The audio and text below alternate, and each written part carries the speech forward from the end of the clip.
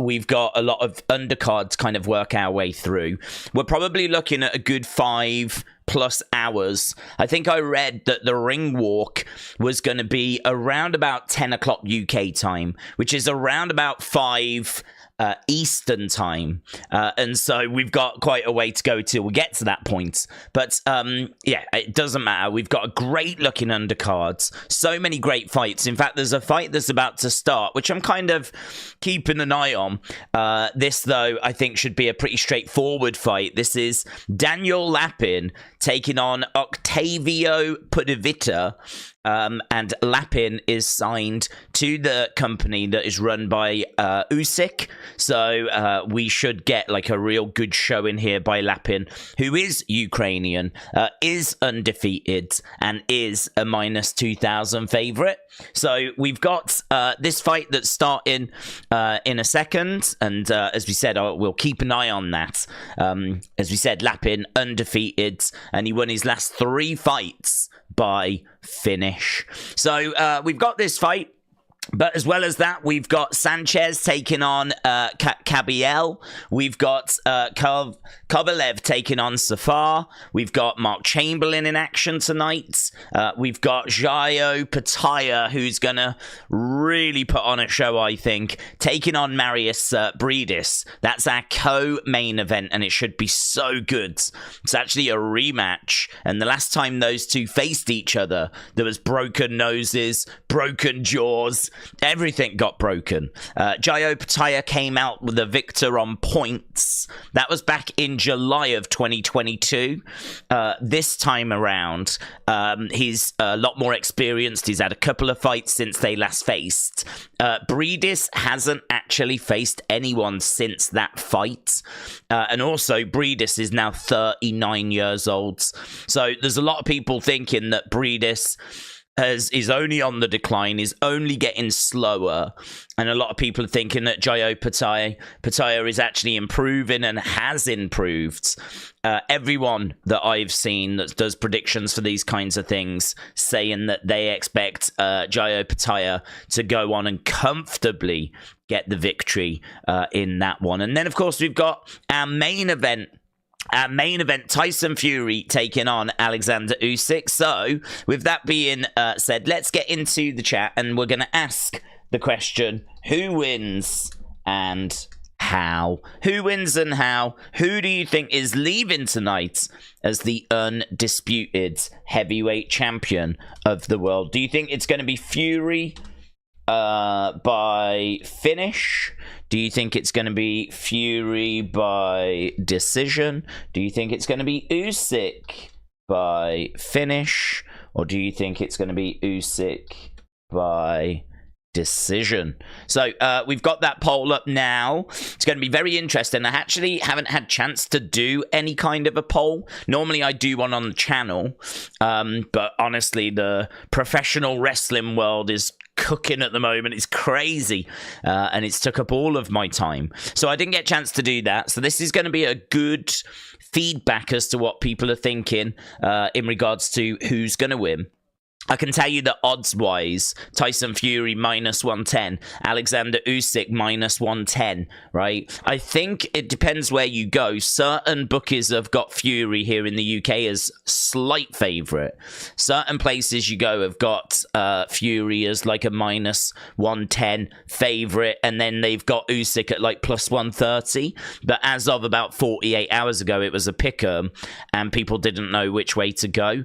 And honestly, I think there'd be a lot more support for Fury if his last fight against Ngannou had gone better, right? I can tell you that Lapin throwing in the shots has got Pudovita in trouble. Referee is coming in and counting. Pudovita is done. Done. I mean, Lapin's got a big smile on his face, and this first opening contest that we are covering has ended with a first round stoppage for Lapin, getting the job done, and his opponent didn't want any more of that. So disappointing, to be honest. I was really looking forward to kind of keeping an eye on this, and yeah, I mean, it just wasn't up to standard, was he, the opponent? Lapin, there's a lot of excitement around him. That was for the WBA Continental Light Heavyweights Championship. Lapin from the Ukraine, 26 years old. Usyk saw him and signed him. And he's, as we said, undefeated. Won his last 3 by knockout. And come in here and managed to pick up a first round finish. So, very good. William said Fury in the first minute by knockout. Do you know, I think what makes this so interesting is that you can sort of see lots of different things happening. I mean, it's hard to see Usyk putting Fury away. That's the one that I struggle with out of all of the options, right? I would say that it's hard to see Fury winning on points, right? The reason why I say that is because we know that Usyk is going to have the volume, right? He's going to have volume. He's going to out-volume Fury. So it's hard to see Fury winning on points when I can see Usyk picking up, like, rounds because of his volume. Obviously, if Fury can get knockdowns, that's going to massively help. But is he going to get knockdowns? You know, when do we see Usyk getting knocked down, right? I think he could finish Usyk. I think he could land a big shot and put Usyk down. I think there's definitely a possibility of that. And actually, his camp are very confident of that. But are we going to get multiple knockdowns? And if people think we are, where are we pointing to for that? What are we looking at that kind of suggests that that is what's going to happen? Because, you know, I look at that Ngannou fight and I see a guy that was struggling, but it is true that's Ngannou, who's a big lump of a man, right? But now you've got Usyk that's going to be so hard to hit. Usyk's going to be like a fly. Fury's going to be like trying to swat this fly, and everywhere he swings and throws, Usyk will have got out of the way. His evasive footwork, his evasive head movements, he's excellent at staying off the center line. He's really good with pre-slips, so he will constantly be like coming forward and moving over to the side, Usyk. So every time shots are getting like thrown, he's not on the center line, so going down the center's probably not going to work for you. And he is constantly moving, pivoting, head movement. He comes in like quite low as well. So, I mean, not only have you got him moving off the center line from side to side, he comes in quite low. I mean, Fury can just sort of swing big and hope that Summit hits. But is that much of a game plan? Is that a great strategy to have coming into this fight, to just sort of swing around and hope that something lands somewhere? Because honestly, he's going to be like a fly. And he's going to be getting his shots off. He's very good at like and then getting back out again. He's very good at like coming in, doing the work he needs to do, pivoting away, using that pre-slip, getting his head off that center line. And I don't know what Fury's going to do to be able to consistently land big shots on Usyk, right? What he needs to do is a lot of clinch work, right? He needs to be grabbing him and kind of using the dark arts, because if he can grab him, bring him in, put all of his weight on him, and you know what Fury's like. Once he's got all of his weight on top, a few little digs into the body, get a bit of the, get some shots landed. What you find is that clinch work, I don't know how much it's going to drain Usyk. I don't know how much it's going to have an effect on Usyk. It will have an effect, but I don't know that it's a match-winning effect. But he'll grab him, he'll put his weight on top of him, he'll lean all of that mass on top of him, and, it'll be a case that's going to be a problem for Usyk when he gets too close. And the other problem that Usyk's got is if he gets too close, he's getting clinched, right? So he can't really afford to keep doing that. So he's kind of got to fight at the mid-range. But the problem with fighting at the mid-range is that Fury's quite good at the mid-range. Fury's got long arms. He's very good boxing from the outsides. But as soon as they get that little bit closer, he's fine, perfectly fine, doing work in that mid-range, right? Not brilliant at close, not great in the pocket, Because in the pocket, obviously, he's got these long arms. He's got like an 80-odd inch reach, 84-inch reach. It's hard for him with limbs that long, certainly against an Usyk, to get his shots off compared to Usyk that can just bang, bang, bang, bang, bang. Usyk's quick in the pocket, can cause real damage in the pocket, more so than Fury. That is definitely where Usyk could have his biggest success. But can he get in, do his work, get back out before Fury grabs him, leans on him? But even if that happens a few times, how much of a problem is that going to be? Because I think Usyk can take some of that. I think Usyk can absorb some of that. So it's really difficult to know where the fight is going to take place. I really think Usyk's going to go after Fury. I think the game plan for Usyk is win rounds and see where we get. I genuinely think that's the plan. Win rounds with the volume, and by the time we get to the ends of, like, you know, round 10, you know that rounds 11 and 12 are Usyk's. He doesn't fade in fights. He gets better. Usyk, for some reason, seems to have this crazy volume, and then always in his fights, round 9, 10, 11, 12, those are his rounds, right? We saw him have a difficult round 9 against Joshua, but then 10, 11, 12 was all Usyk. All Usyk, right? That's when he started to really pull away. So the problem that Fury has got is, I do think he needs a fast start. I do think he needs to come out and really stick it onto Usyk. He needs to kind of use that range, keep him on the outside. If he comes into the mid-range, it's fine, but like really like use that range. Try and not allow Usyk to get in close. And if he does get in close, if he does slip the jab and get onto the inside, you got to grab him before he can do any damage, because he ain't going to need long to go bang, bang, bang, bang, bang, get off his shots, get off his combos, work that volume. And I could see Usyk getting a load of shots off before Fury has been able to grab him. I can see Usyk getting a lot of shots off before Fury is able to control the situation. And you look at the Ngannou fight, you look at the footwork, it looks a little slower. He was not prepared for the Ngannou fight. He's in a much better shape this time. He's very confident. He's camper confident. I want Fury, right? But I think it's not easy this time to put your money on Fury. I don't think it's as easy this time. If you listen to a lot of pundits, there's a lot of people that are split on this. A lot of split opinion on this. And I think it's because it's so hard to visualize how this fight's going to go. I feel like Fury is going to have to come out the gates pretty quickly, actually. He might take the first round to download some information, right? And then after the first round, I think he needs to put the work in, because I can't see him winning on points. I can't see him winning on points. He's going to get out-volumed. Those numbers at the end of this fight, if there's one thing I am pretty confident about, it is that Usyk will land more, right? I'm pretty confident on that.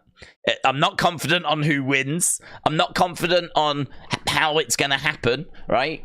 But one thing that I am confident on is Usyk outlands Fury, because look at the previous fights. Look at all the data in those previous fights. Usyk's got the volume. So if he is going to outland Fury, Fury's going to have to land some significant shots. Some really significant shots where he's putting Usyk down in order to be winning rounds. I don't think he's going to win rounds. He's got to stop him then. If he's not going to win on points, he's got to stop him. So how are you going to do that? How are you going to get through and land something of real significance? Usyk has got a decent chin. He got cracked on the chin by Anthony Joshua. So I kind of think that this perception that all he's got to do is just land on Usyk and he'll win the fight, that's not right. That's not right. Usyk's got a chin on him and he can take some punches. Now, granted, can he take Tyson Fury punches? But if you look at Fury, his knockout record is not amazing. You know, if you look at Fury, he is someone that has had 34, 35 fights with 24 knockouts, right? It's not bad.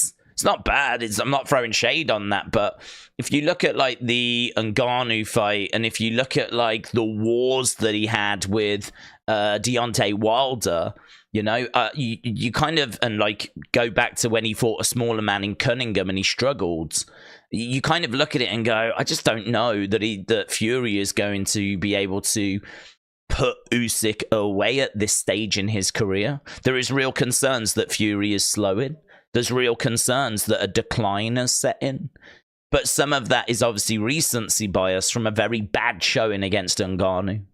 So I like both guys. I really like both guys. It's a shame. Well, it's a blessing and a curse, really, because I can't really lose personally because I really want Fury. But if there's anyone that I'm happy for Fury to lose to, there'd probably be a few names. Another English guy, of course. You know, if it was Dubois, if it was Joshua, I'd be fine with that, right? But if I had to handpick any foreign fighter that I'd be fine with Fury losing to and losing this undisputed fight to, it would be Usyk, because he carries himself with such dignity and he carries himself, and I think, like, with such respect, and he's such a great boxer. He's so skillful that, like, to lose to Usyk just doesn't even feel...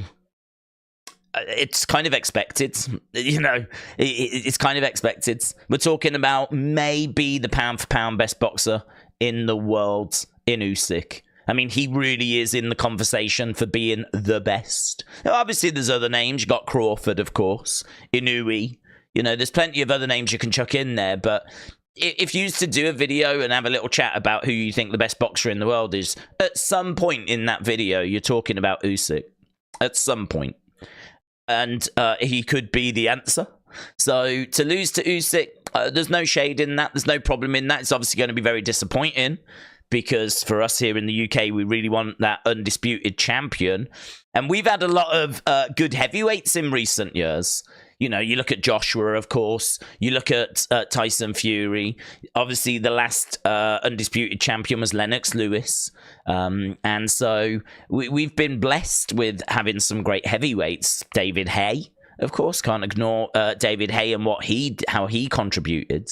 So I think that it would be great for us if Tyson Fury was to get this job done. But if he was going to lose to anyone, I'm fine with it being Usyk. We've got the stats that are on screen. You can see 85-inch reach for Fury, 78-inch reach for Usyk.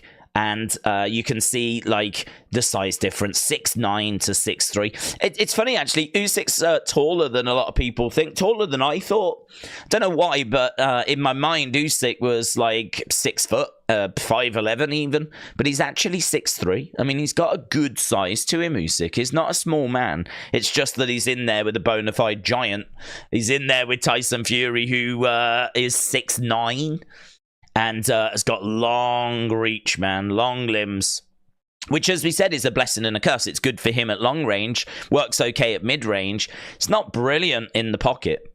So getting in close will be what Usyk wants to do. Usyk even said at the press conference, he's like, after the shove, right? I think it was the weigh-in, actually, after the shove. They asked Usyk, have you got a message? And he was like, Fury, don't be afraid. Tomorrow night, I will not leave you alone. And so, obviously, it could be mind games, but I don't think Usyk really plays those. I think he's telling the world what he's going to do. And that is, he's going to get right in Tyson Fury's face. He's going to land volume. He's going to work. Obviously, try and avoid getting clinched and leaned on. So, you know, there'll be him coming in, doing his job, getting out of there, resetting, coming back, getting in, doing his job, getting out of there, and really getting the work done in the pocket. It's going to be a hard night's work for Usyk, but every time he fights, it's a hard night's work because he is volume, he is movement, and he conditions his body to be able to do that. You know, as an athlete, as a specimen, as a human, so impressive. So impressive. This is why he's regarded as one of the best. So I've waffled for a fair bit. I do want to get people's thoughts, but how are people seeing it? We've had just over 115 votes. That's where we are at the moment, and I can tell you that 48% of people have got Fury winning by finish. 19% have got Fury by decision. Usyk by finish, 15%, and Usyk by decision, 19%. So what that says is Fury finding the finish, which I've probably got as second most likely. I think that's second. I think the most likely is Usyk wins on points because of his volume, and I think he might have to survive a few scary moments, maybe similar to the Joshua fight, where Joshua in that 9th round seemed to be causing a few problems, but Usyk's very evasive, and he was able to weather that and come back and be the better fighter in round 10, 11, 12, right? So I think that he'll have to weather a storm at some point, but by and large, I think he will win rounds. I definitely can see us sitting here going, I think the volume, that's an Usyk round. I can see us saying that for quite a few rounds. So for me, I think Usyk by points. If I was a betting man, that's where my money would go. But Fury, at some point, catching Usyk with something really nice, with something really tasty, getting a few shots off, grabbing him, wearing him down, putting his weight on top, cracking him, right? All he's got to do is find him with something. I mean, the size of Fury, the weight and the power that's going to be behind those shots, if he can find him and catch him clean, like bang on the chin, I mean, that is potentially night over for Usyk. So I've got that as my second favorite. I can't see Usyk finishing Fury, although they're very confident they can. I can't see that happening because I think their plan is that you wear Fury down and put him away in the later rounds. I think that's their plan, that we wear him down, or he wears himself out, we'll wear him out, and then by the time we get into round 8, round 9, round 10, he'll be there for the taking.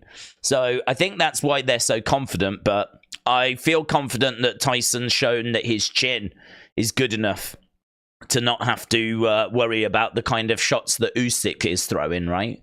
But so I don't see that, and I can't see Fury by points. So for me, it's down to those two. Does Fury win by knockout, or does Usyk win by points?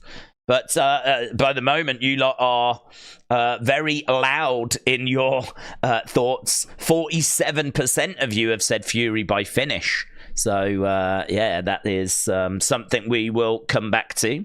I can tell you at the moment that there's no fights or anything that's on because of that first round finish. We are just looking at some video packages, just some shots of the arena. And honestly, there was not really a big need to kind of start as early as what we did, but I wanted to make sure that we were here, we were settled, we were in the groove, we were, you know, having a chat.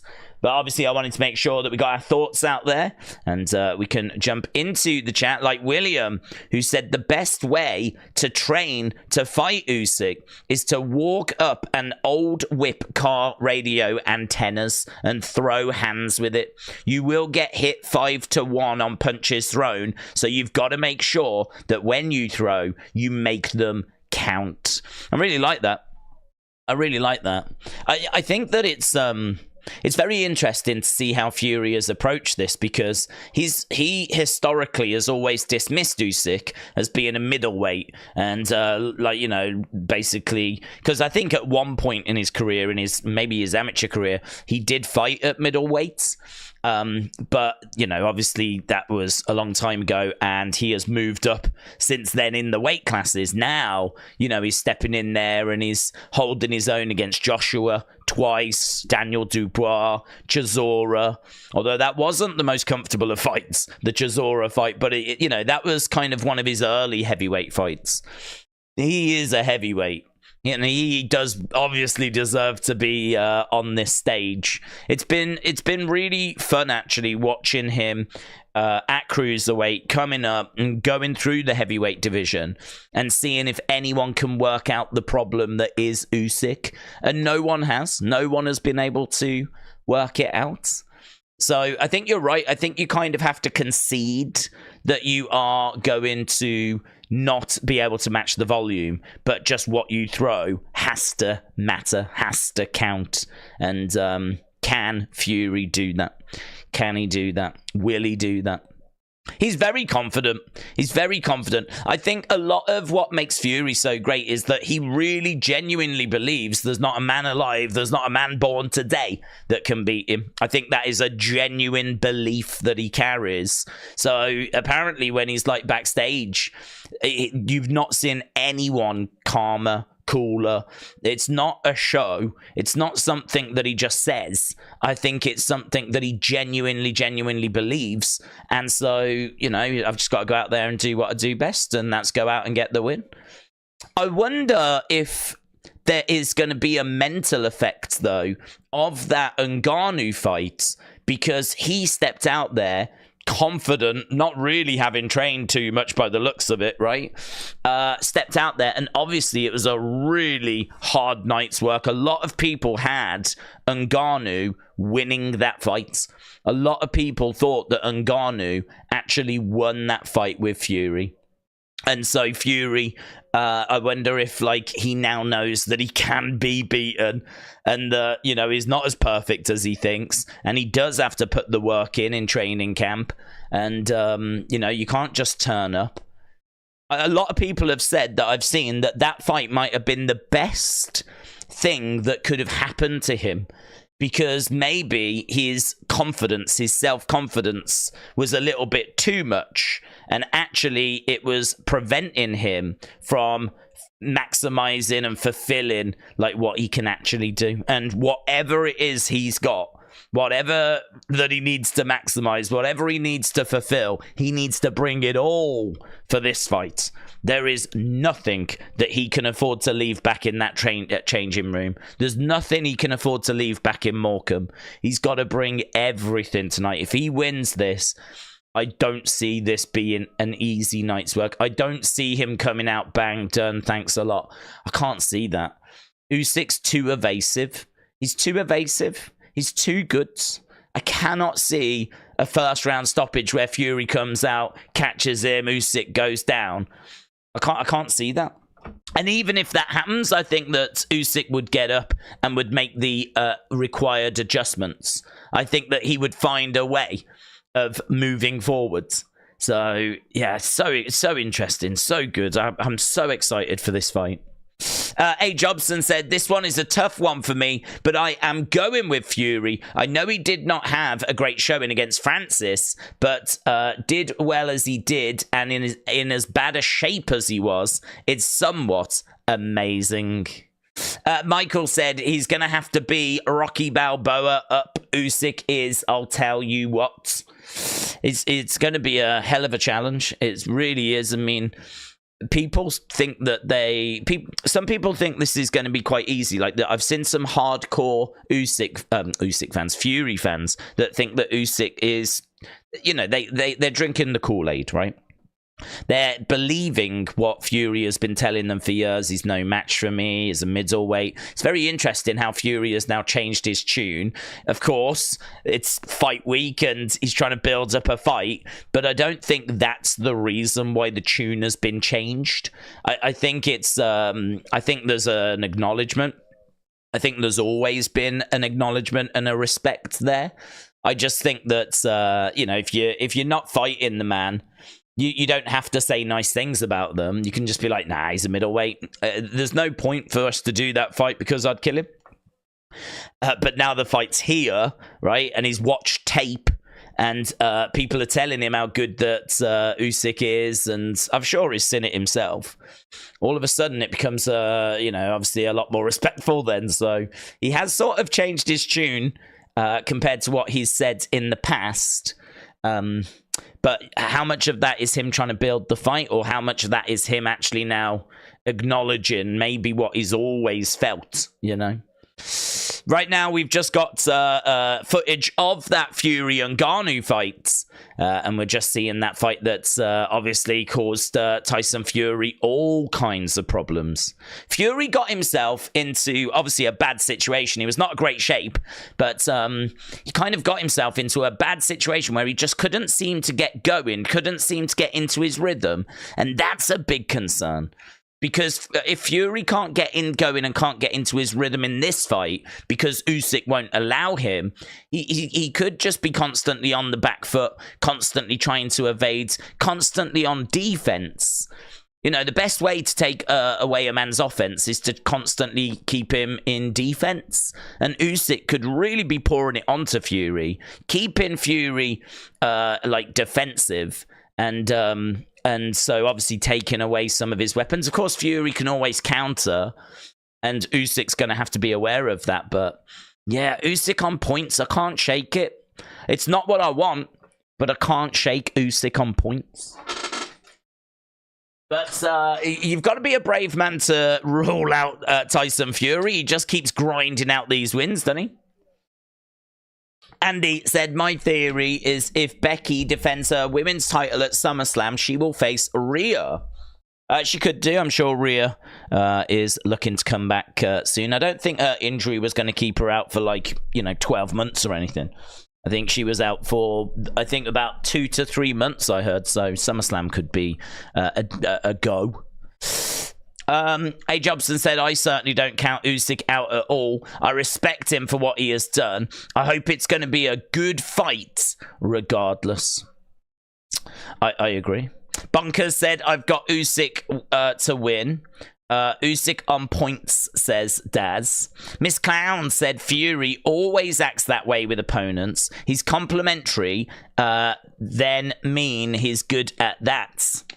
He is quite good at getting into people's heads. I mean, the only thing is, I think it's hard to get into Usyk's heads, but I think that he did kind of manage it to a degree, because Usyk was quite fired up after he got pushed, right?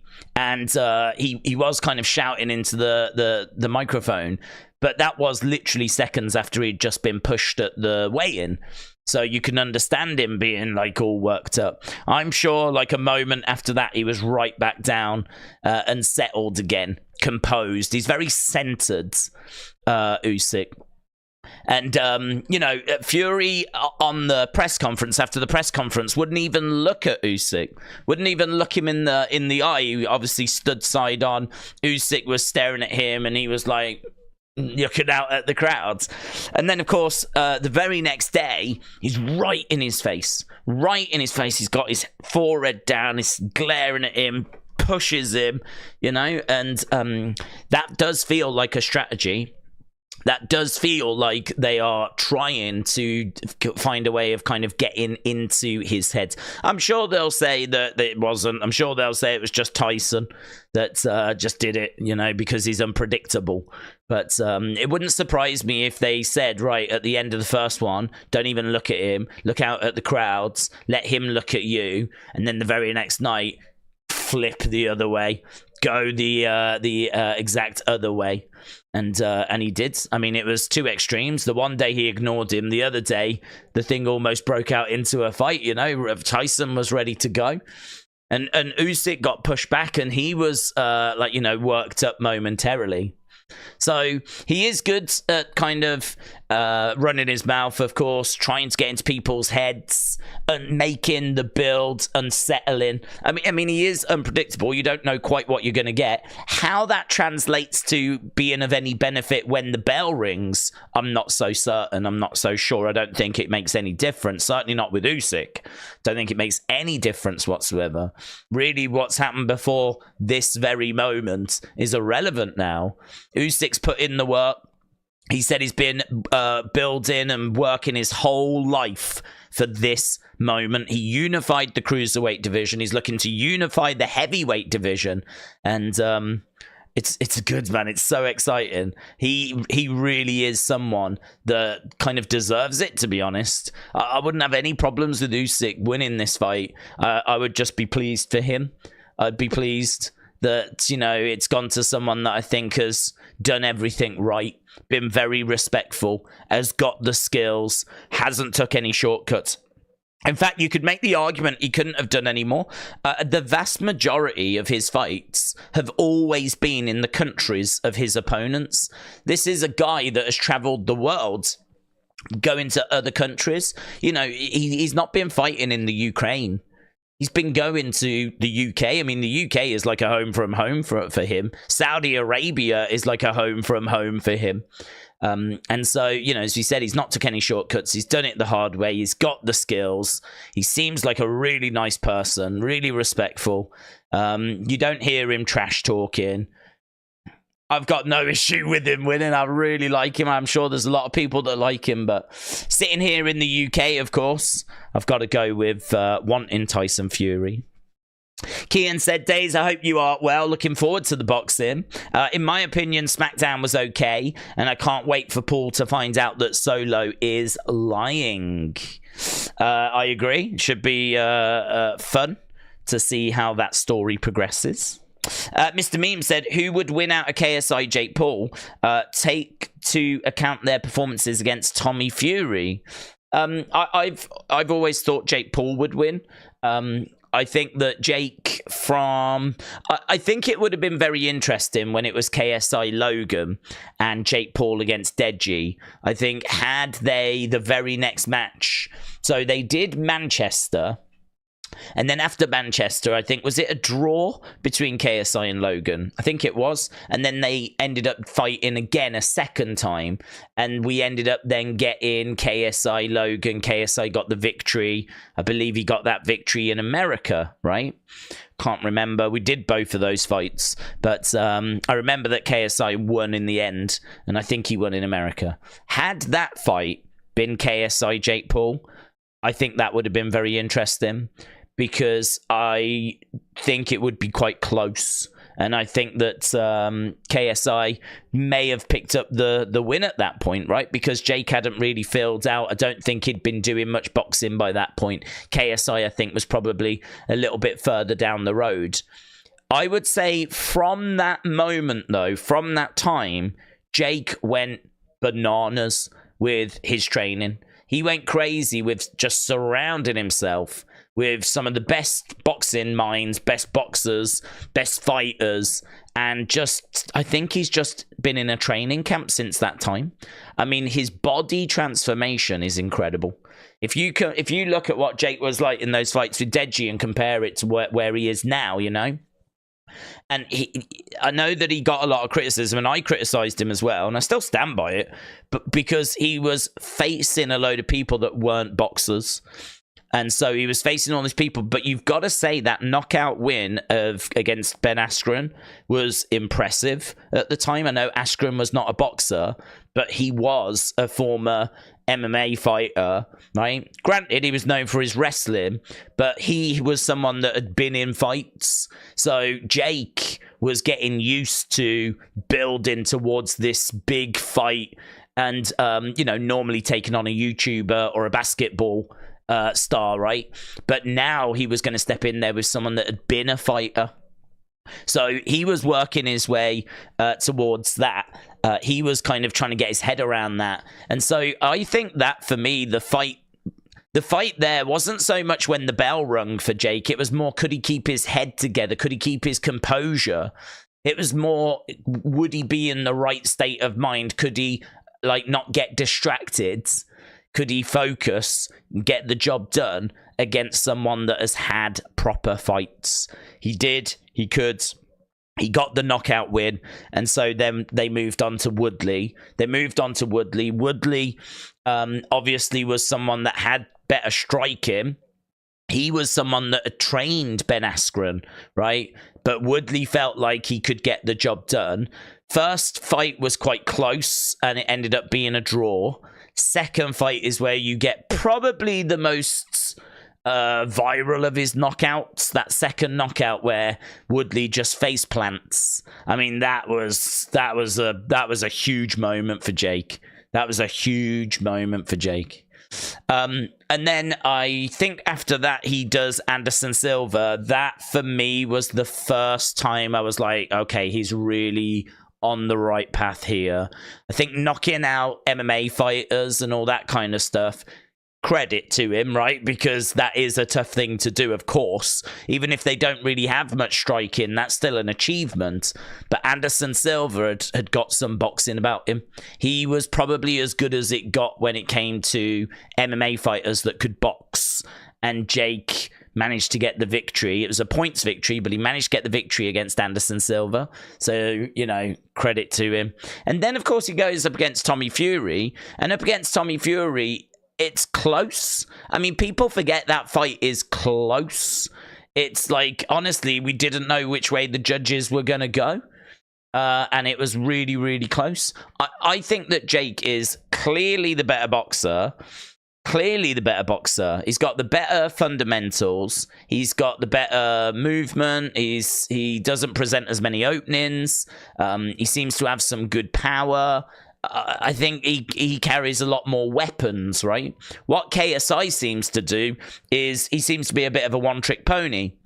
I'm sure that he is improving, but he just bounces back and forth, KSI. Bounces on his front foot, bounces on his back foot, bounces back and forth, stays very light on his feet, and throws haymakers.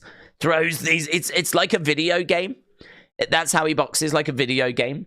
Like, where you just want to just spam the big shots.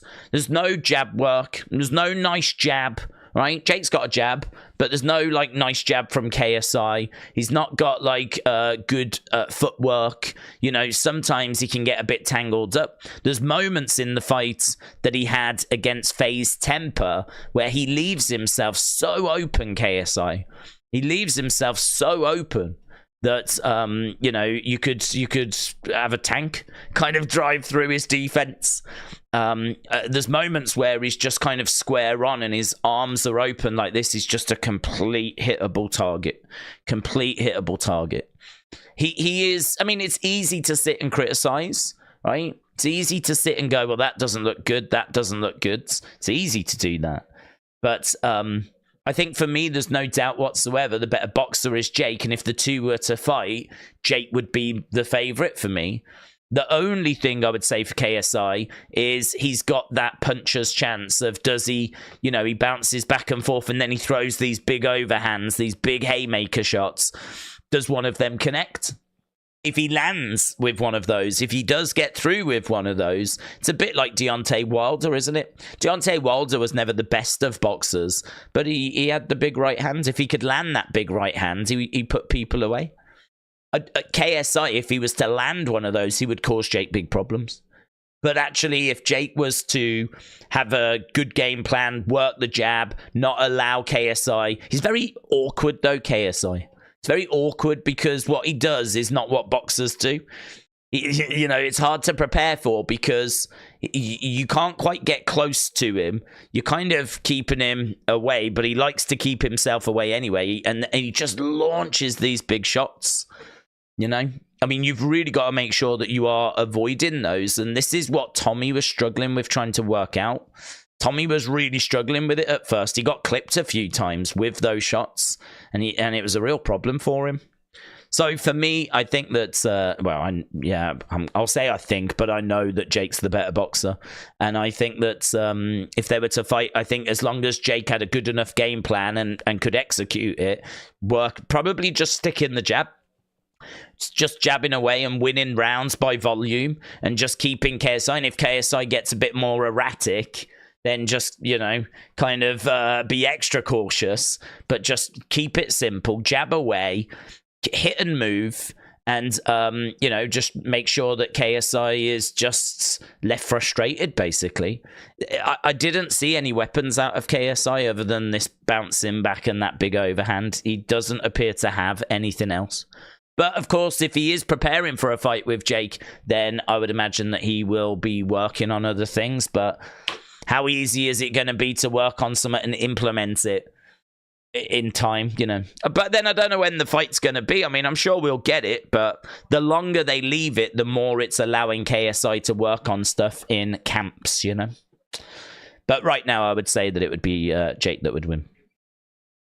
Nathan said, thanks for those Nightbird videos. I do look forward to them. And for all the decoding, I'm really hyped for King and Queen of the Ring. Nathan, shout out to you. I'm glad you enjoyed them, my friend. I thought there was some excellent theory that came out of the one that we got last night. And obviously, we're not expecting anything else over the weekend. Monday will be the next one that we get now. But yeah, I agree with you. I think that some of the thoughts of the community and things that get tagged in are so interesting. And obviously we dropped a bonus one after because there was a few other new developments and thoughts which I thought was worthy of its own video. But I'll have a little look, see what else comes in whilst we're doing and covering this. And of course then we'll put an unseen. That's the plan anyway.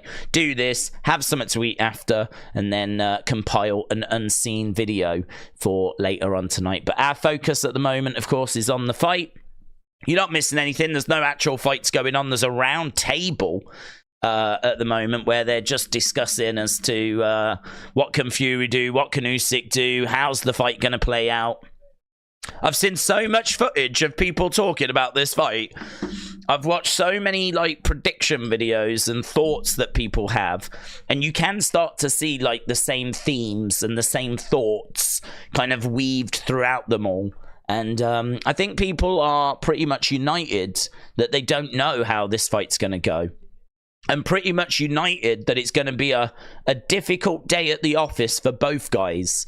And pretty much united that it's going to be harder for Fury to win than Usyk.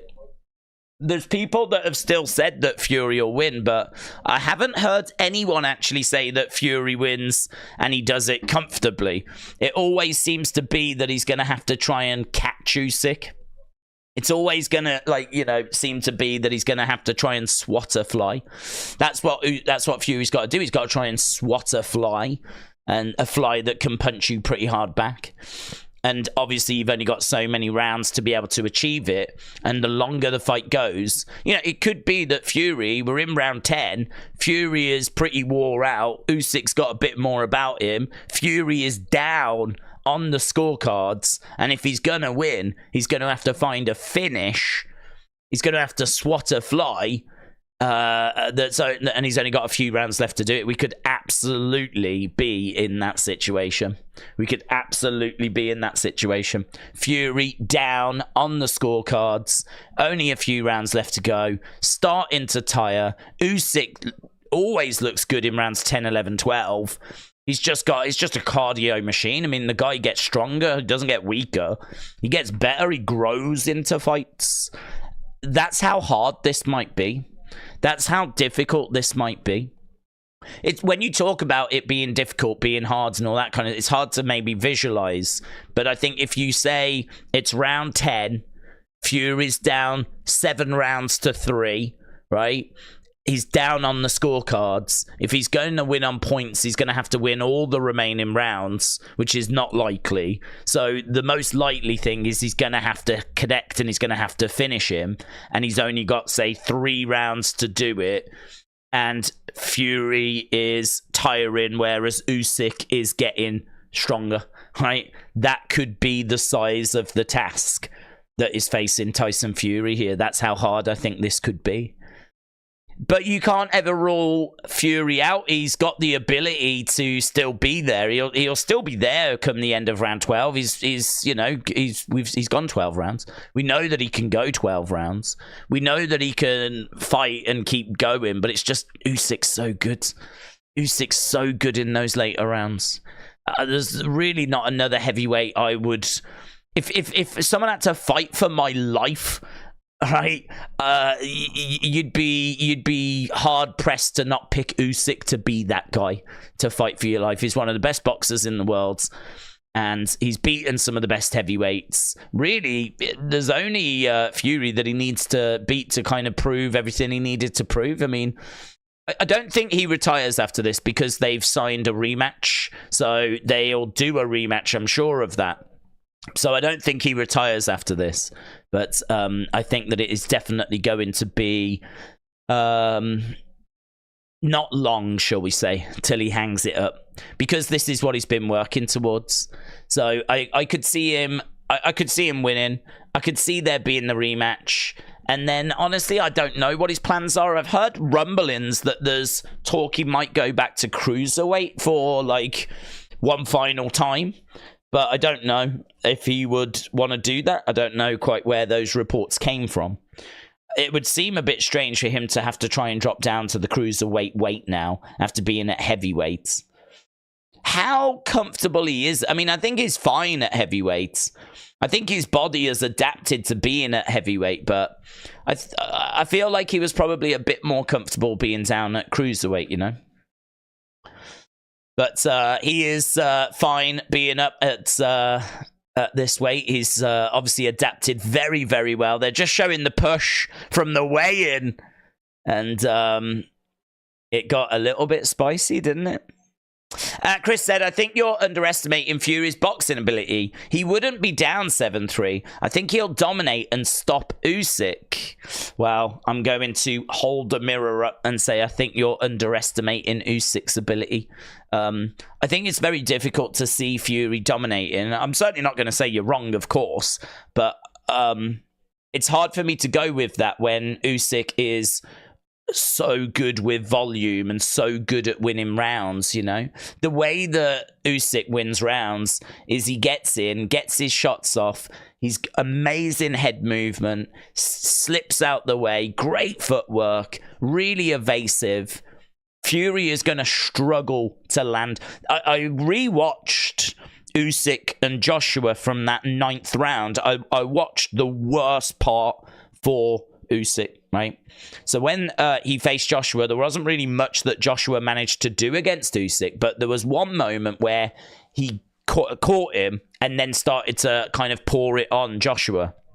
And if you go back and watch it, he actually doesn't hit him much at all. Like, Joshua is swinging away and Usyk is backing up, right?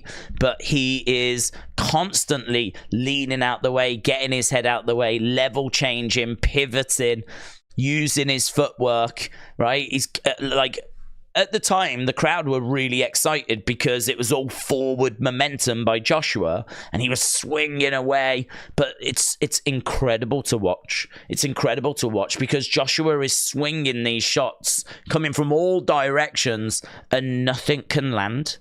Nothing lands. He's so evasive. He is so good at avoiding being punched. Like, he is so good at getting in, getting his work done, and getting back out of there. And this is the problem. Usyk is a machine. He is cardio. He is output. He is volume. He'll come in, do his work, get out, and Fury won't have landed a glove on him. I can see round after round of frustration for Fury. I can see round after round of frustration.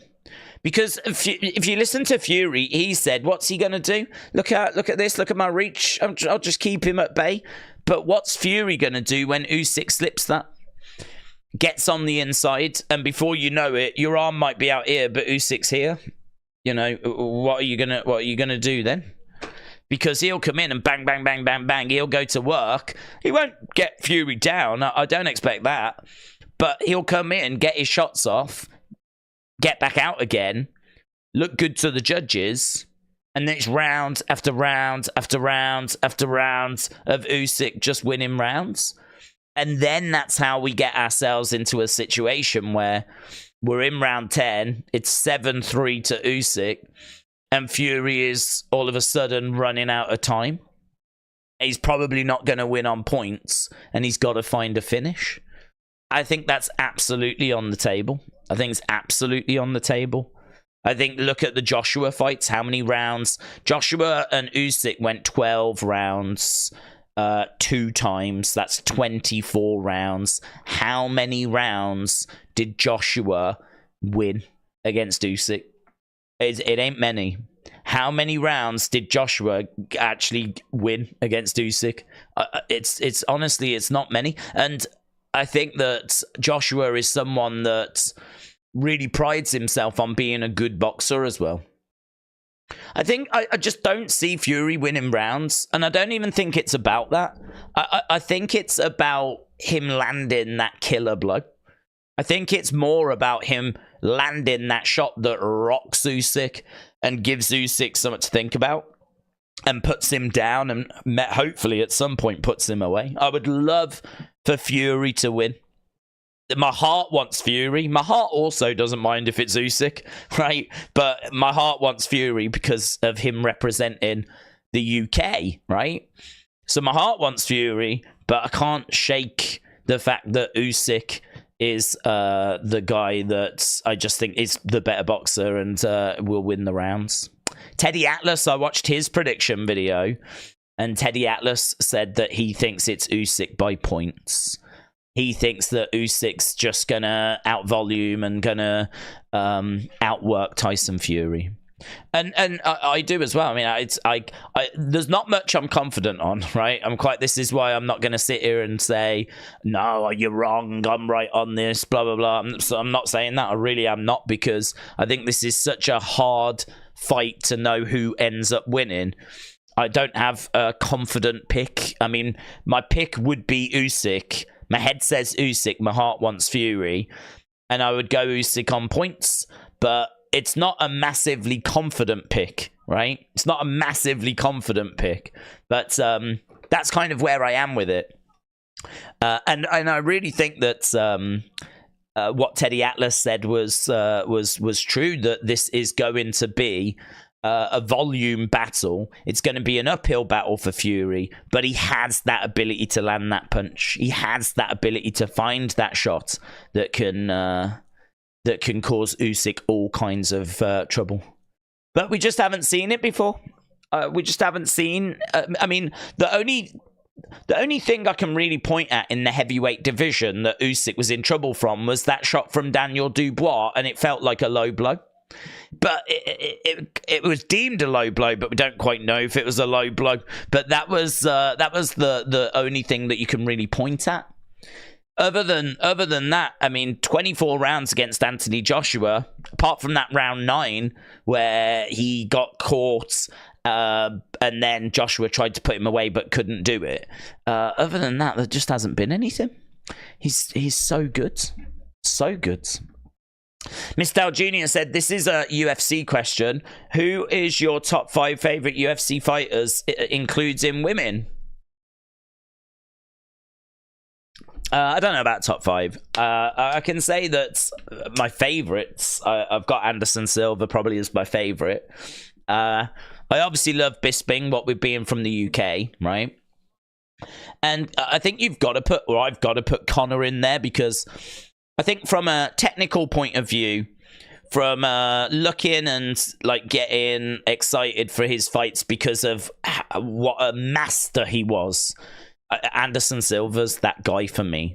A lot of people may say Khabib, some may say GSP, some might say Mighty Mouse, Demetrius Johnson, some might say Volkanovski, right? Some might say Amanda Nunes or John Jones, right? There's loads of people, but for me, it was Anderson Silva. Anderson Silva was the skillful fighter that I enjoyed watching. I loved his striking, his movement. He was like water.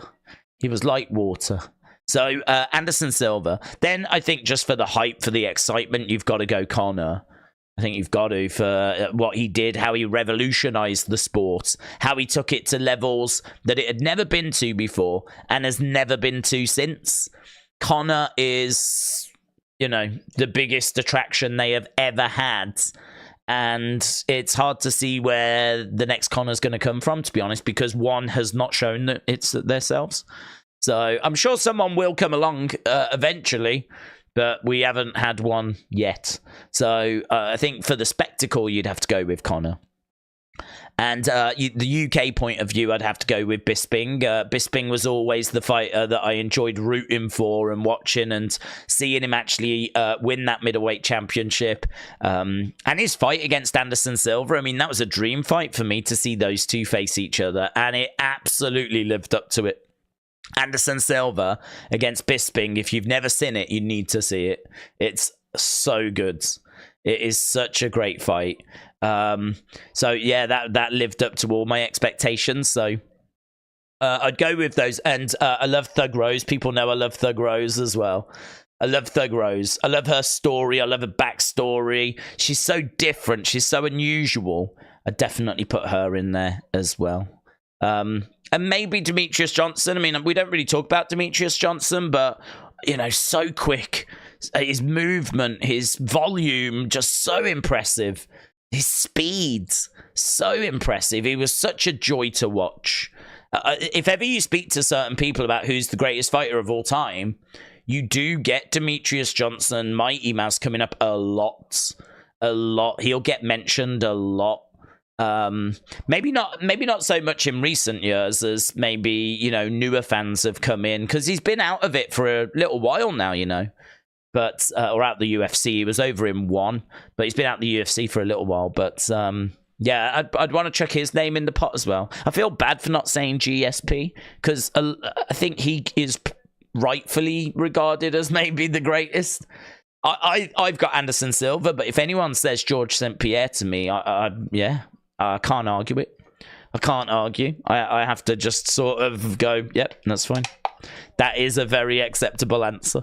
So I feel like he should be in my 5, but he isn't, so sucks to be him. The Grand Prix is this weekend. It is, yeah. I think there was qualifying. Was it qualifying or practice that I saw was happening? But I don't really follow F1, to be honest, because of the fact that it's just Max Verstappen that keeps winning. I know that was it Lando Norris that won the last one.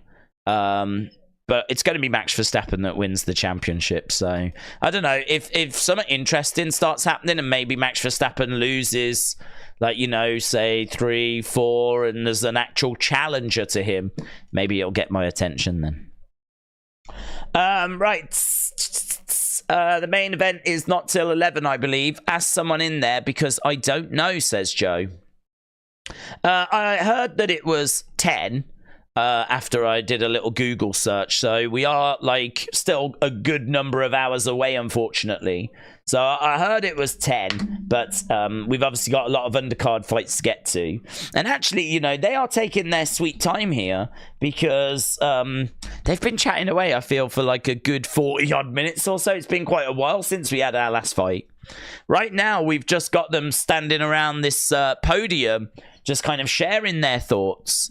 And, you know, hopefully we will go over to a fight soon. And I've got all my notes on the undercard, all my notes on the main event as well.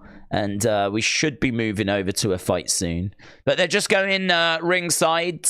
Obviously, we're inside this arena. Apparently, I think 28,000. I think they said there was going to be in attendance.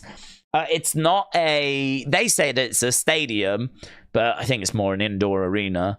I mean, I'm surprised that they haven't done this in, like, a stadium, to be honest. I am surprised that it's not in a bigger venue, but I think a lot of people prefer arenas because of the acoustics and prefer spaces like this for these kind of events. If you go to a stadium, it's kind of hard to see the two boxers if you're quite far away. So here you can sell tickets for a higher price. You can get more money than you can if you sell a stadium even sometimes, because the stadium tickets need to be cheaper to fill it up. So there's a lot of positives to doing this, but I am surprised because for a fight of this magnitude, you would think that you would want to get as many people there as possible. But I suppose in a way, it's not really the Saudi strategy, because how many people are going to Saudi Arabia? How many people are going to go to Saudi Arabia so that they can watch this fight live? I think that only so many people are going to make that journey. And yeah, this is definitely one that the Brits have gone over for, but obviously not in like tens of thousands of numbers. But then would it be tens of thousands if you'd done it in a stadium and there was more tickets available? But that's a conversation for another time. Right. how many hours are left, said welcome to hell. We've got a long way to go, buds. I mean, the main event is not expected, online at least, until about, I think they said 10 UK time.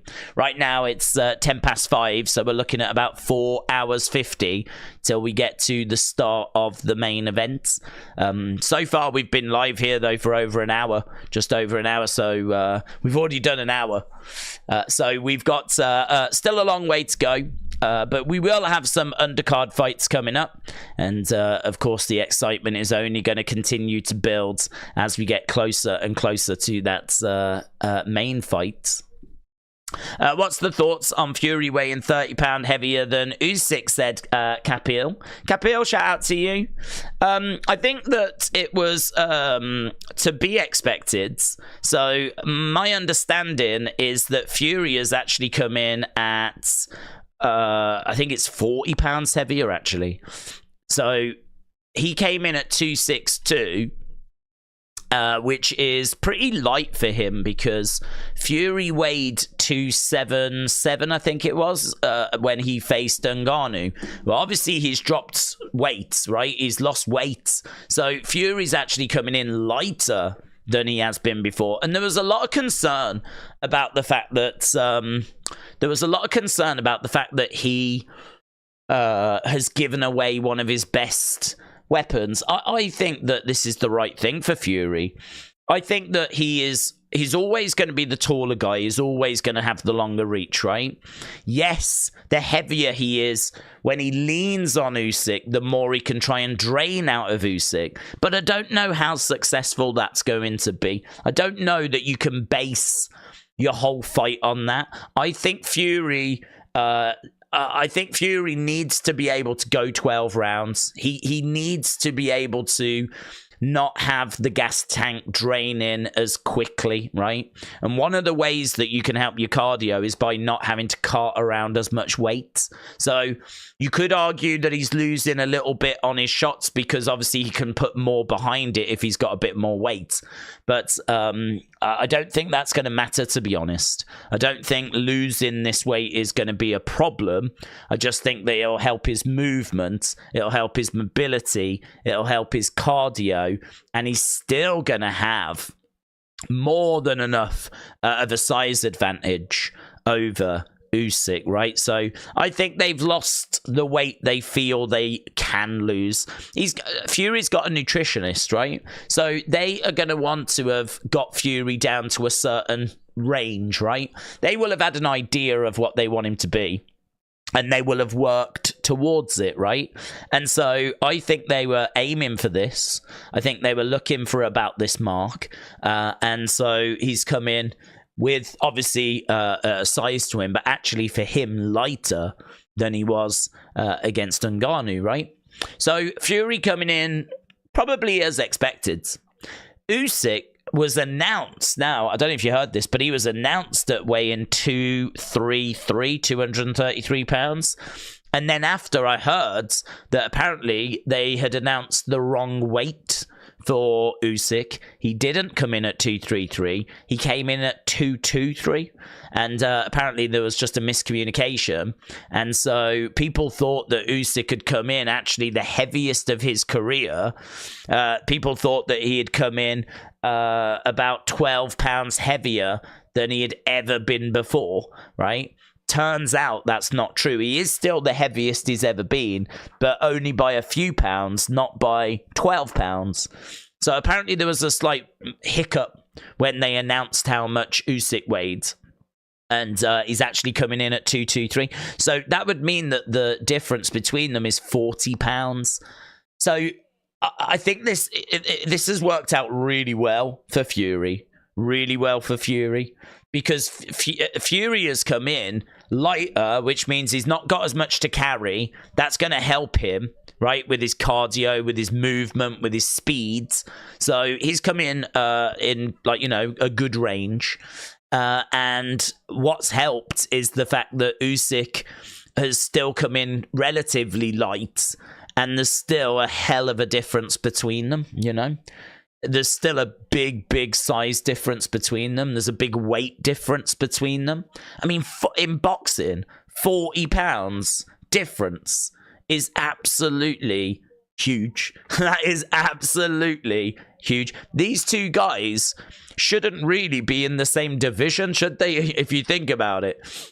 If you think about all the divisions in boxing and how they're all split up, and like how you like step up from featherweight to super featherweight and work your way up, like a 40-pound gap between these two guys, 6-inch height difference, a reach difference of 7 inches.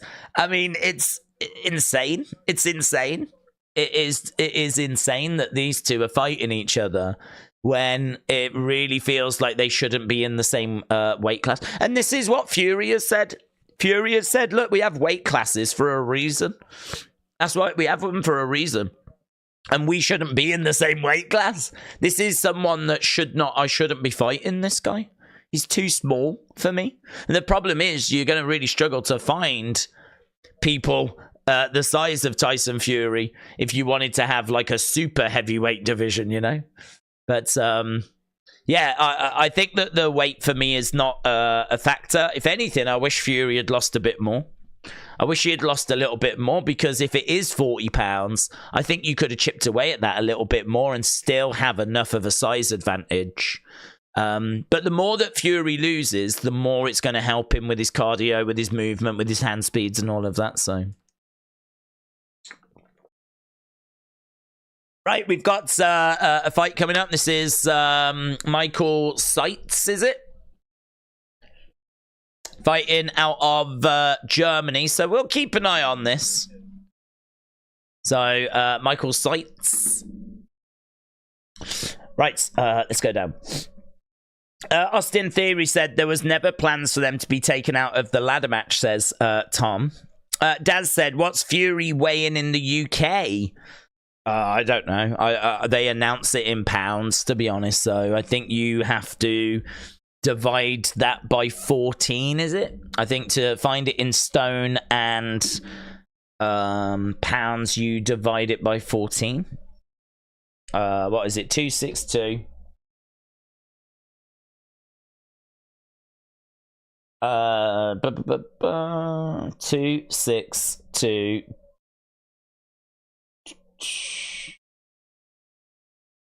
Google will tell me, because I can't do that in my head.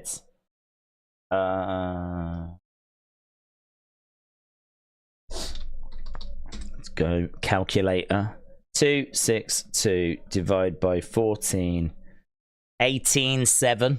So I think that comes out at 18 stone 7, which is about right actually for Fury. So that seems to make sense. Usyk is the same size George Foreman was, but he's known as Big George, said Alex. It's crazy, isn't it? I mean, I think it's because Fury is just so big. He is just so big. Wow, look at that mask. That's like a Transformer mask, isn't it? Yeah, it's always interesting because, like, when the commentators see some of these masks and things, they really don't know what to make of them. I mean, that to me looks like a Transformer mask, but I'll be honest, even I'm not 100%.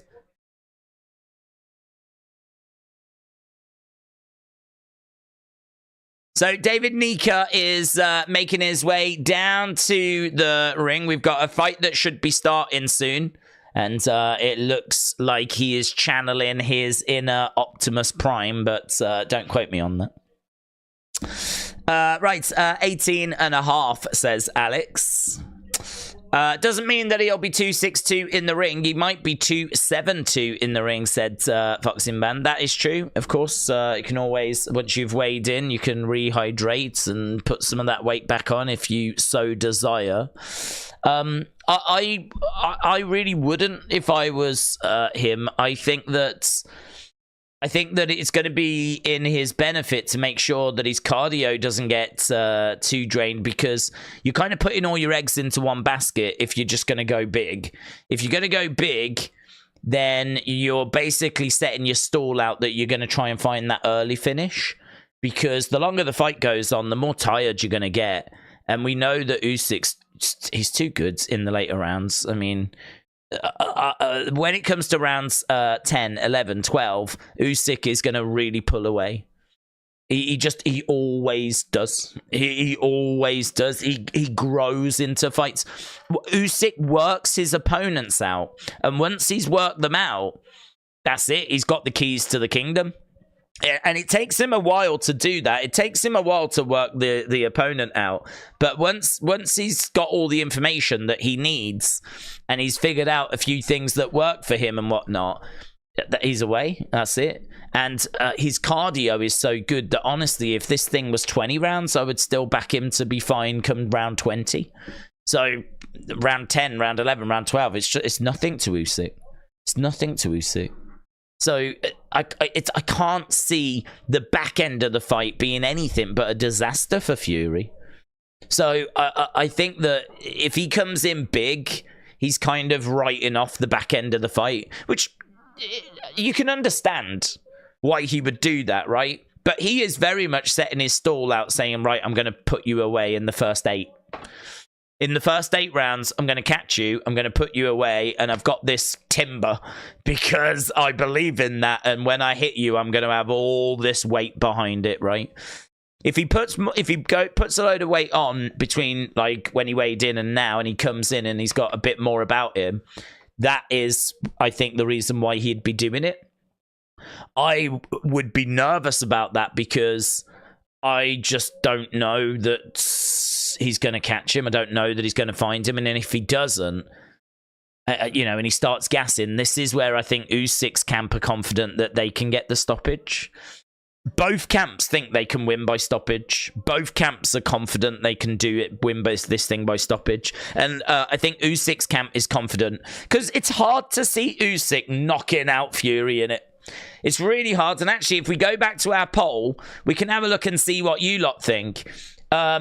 You've got Usyk 24% by finish, right? So 24% of you think Usyk by finish. It's really, really hard to see that being the case because I think Fury is going to have to shoot himself in the foot for that to happen. I don't think Usyk can do that unless Fury gasses himself out.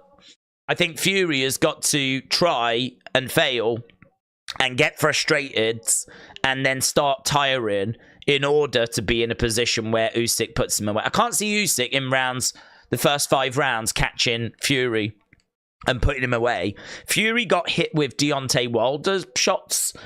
Deontay Wilder's right hand couldn't put Fury away, right? So how's Usyk gonna do it, right? The only way I can see him doing it is late in the fight after Fury has gassed himself out, and then Usyk can turn it on, put on the burners, if you will. So I think that for me, it is definitely but everything's on the table, but the most unlikely is Fury to win by points because of the fact that I think that Usyk will win rounds, and I think that Usyk by finish is unlikely because it's going to have to go a certain way for that to happen.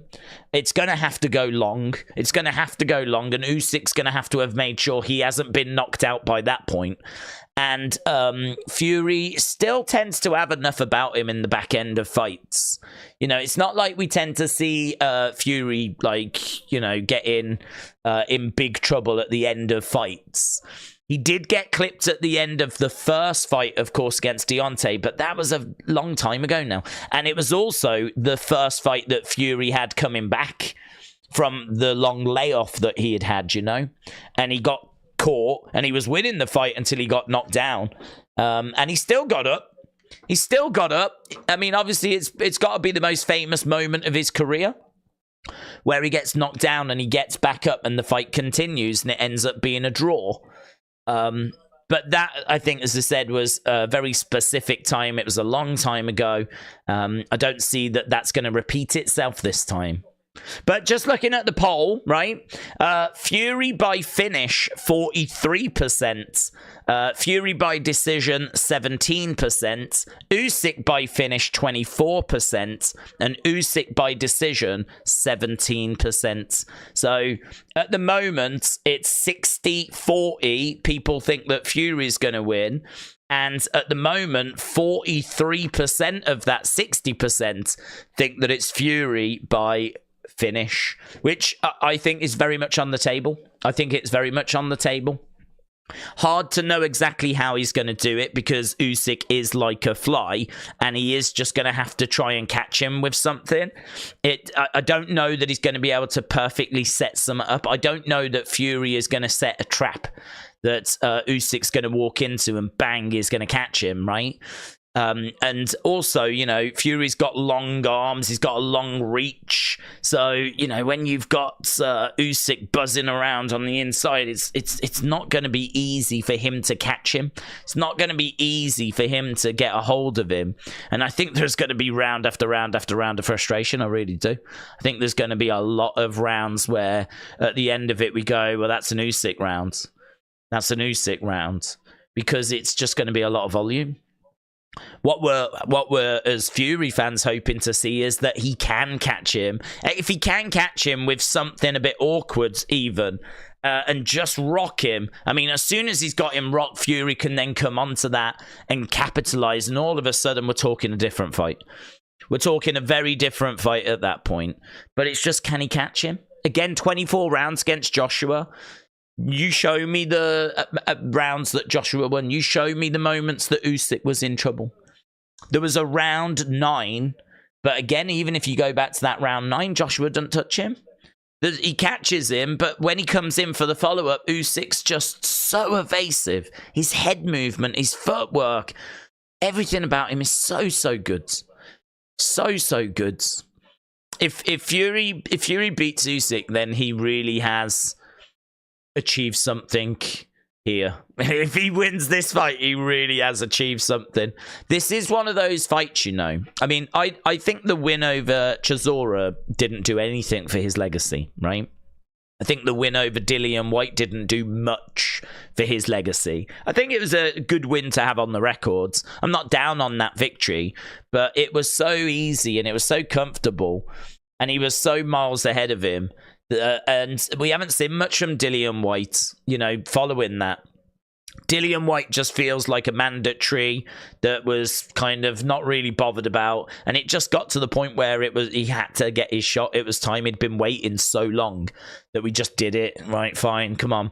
Did the fight. Went the way that everyone thought. Fury dominated and won. And that was it. I don't think that did much. The Klitschko fight, the Wilder trilogy, that's what Fury has achieved, right? The Ngannou fight probably took away from his legacy, if anything, right? Certainly now that we saw Joshua Ngannou. So I would say the Klitschko fight and the Wilder trilogy, those are the moments that you look at for Fury and you say, that's, you know, that's his legacy, right? You could even say getting cut in the Otto Wallin fight and still moving forward, because when he faced Otto Wallin, he had a nasty cut above his eye and it was deep, man. It was a bad cut. And there was real concern the ref was going to stop the fight. Fury, like, told the story this week that Ben, his trainer, said to him, "Is everything okay during that fight?" And Fury said, "I live for this. This is what I live for." And so he was like really dialed in. He was enjoying it, but a different ref could have stopped that. So I think you could look at that and say he gets a little something from that fight as well, as a result of his resilience, overcoming adversity, right? But make no mistake about it, if he wins this fight today, it's the biggest moment of his career, right? It's the best win of his career. I would say you have to still put that first Wilder fight up there, because that fight, after he'd been out for a couple of years, right, and him not being in great shape, coming back, winning the fight, apart from getting clipped in the 12th, and then still getting up I mean, that certain moments break into kind of pop culture. They break into, they escape the world of boxing, and they really resonate with the average person, even the average person that doesn't watch sport.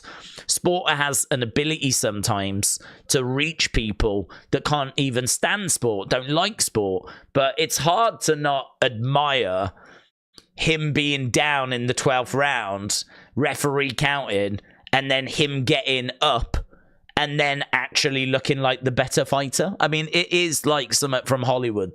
It is like something from a movie script.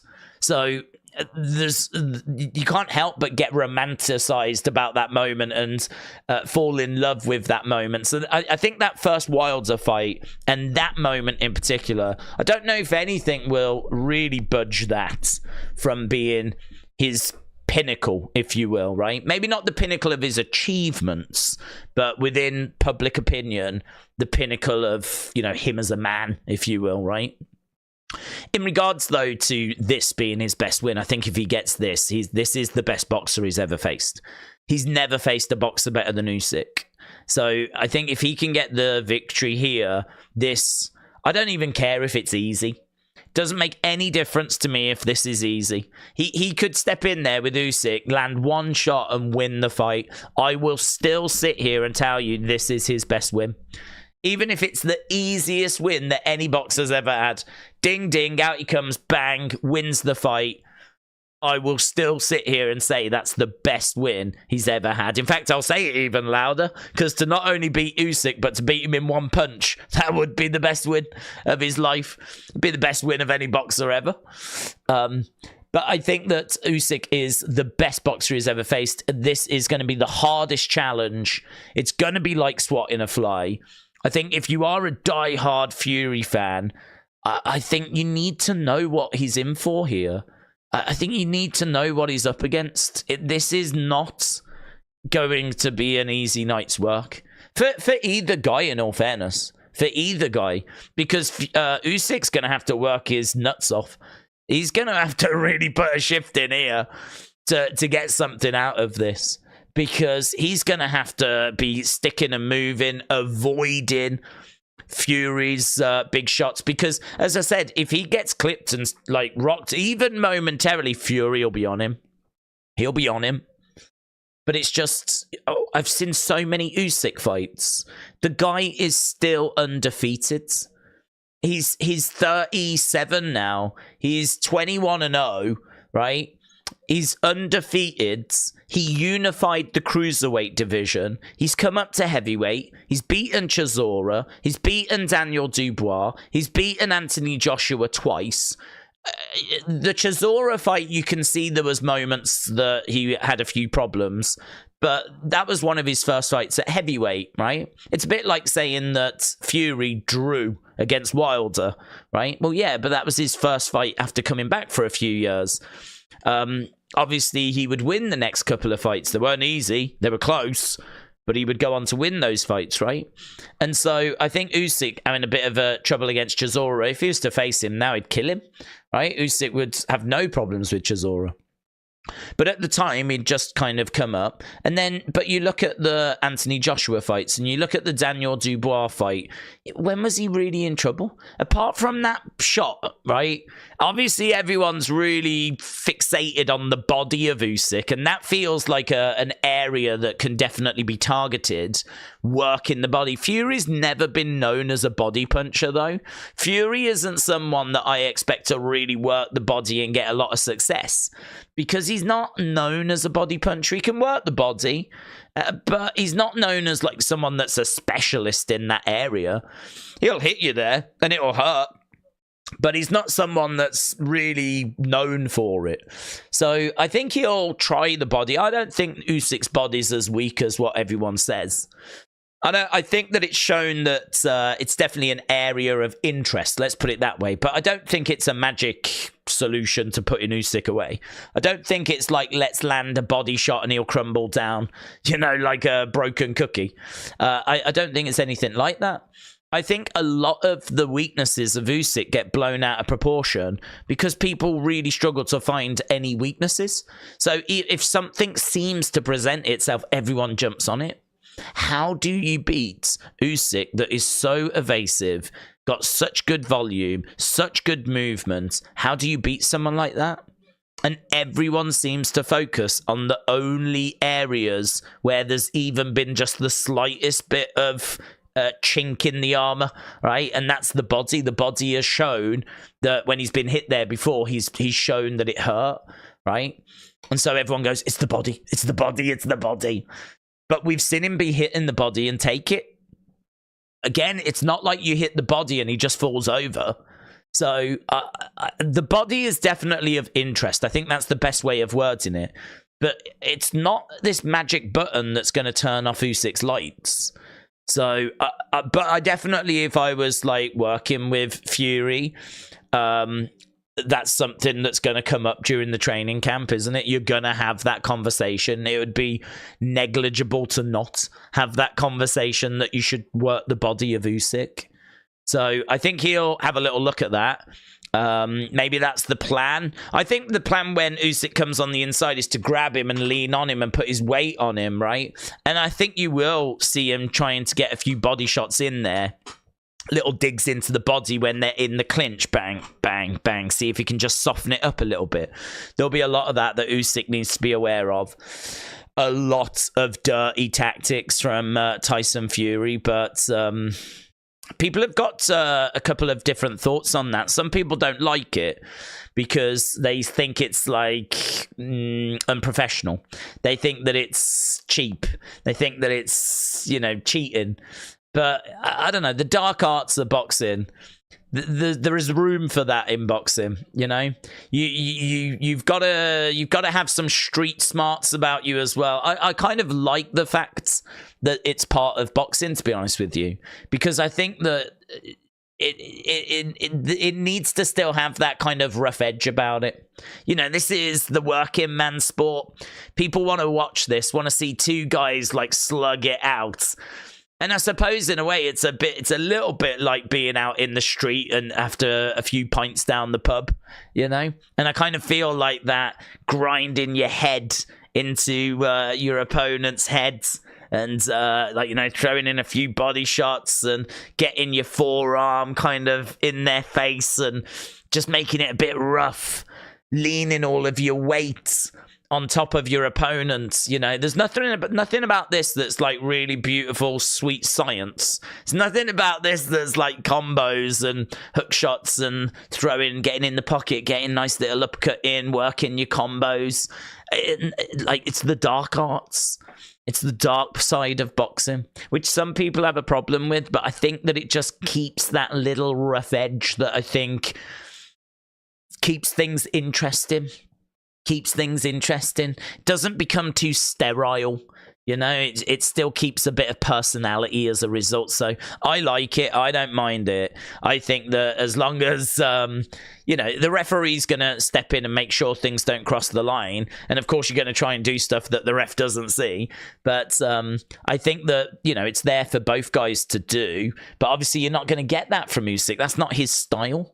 That's not the kind of... And he ain't going to rough up Fury, is he? What's he going to do? He might throw a few body shots when they're in the clinch, but he'll just be like red alert trying to get out of there. He'll have all of his focus on trying to get out of that clinch. I think the clinch is going to be big for Fury. I think it's going to be really big for Fury. How much damage he can do, I'm not sure, but it will be one of the most effective tools that he's got actually for actually landing. Trying to hit Usyk as he's buzzing around like a fly is going to be so difficult because he's constantly going to be all over the place, right? And trying to hit him is going to be a problem. If you've got him here and he is here and you've got him, bang, bang, bang, landing. Yeah, little digs into the body, putting your weight on top, getting the arm, grinding it into the face, putting your forehead on. He loves doing that as well. He loves getting his head, kind of putting it onto his opponent's head, grinding it in, throwing in these little shots into the sides. It's one of the best ways he's going to land on Usyk. It's one of the best ways that he's going to actually do some damage. And what is it that Teddy Atlas likes to say? Put some water in the basement. Put some water in the basement. Yeah. Because, give them something to worry about. Put a bit of water in the basement, and you can do that by working the body and softening it up a little bit. And then who knows? I mean, he's not going to win the fight that way, but it's just going to allow him to land, soften a few areas, and then if he does get through during the fight, if he does, and he is going to hit him, right? He's a boxer with boxing gloves. He's going to hit him, but it's just how significant are those shots going to be? How many times are those shots going to get through, you know? I've got a bit of a concern about it, but yeah. Seems like you lot don't know. 41% have got Fury winning by finish. 25% have got Usyk winning by finish. That means that we're looking at nearly 75% of the 1,100 people that have voted. 75% of those people, so over 750 people have voted that we are going to get a finish. Do you know what option isn't there that probably should be, but I can't because YouTube only gives me 4 options? A draw. A draw should be there, and we do need to think about the draw. Because, to be honest with you, I think the draw is possible. I do think it's unlikely, because if we're going to go to decision, I'm fairly confident I'll be sat here saying Usyk's won it then. If we go to decision, I'm just sticking to what I've said all night long, and that is that it's volume. It's going to be that he wins rounds, Usyk. It's going to be a real tough night at the office for Fury. I think Fury wins moments, not minutes. I think Usyk wins minutes, not moments. So if this is going to go minutes, it's going to favour Usyk. But will Fury get enough moments whereby he can win some rounds? And, round 1 could be a Fury round, because I think round 1 is around where Usyk actually downloads information.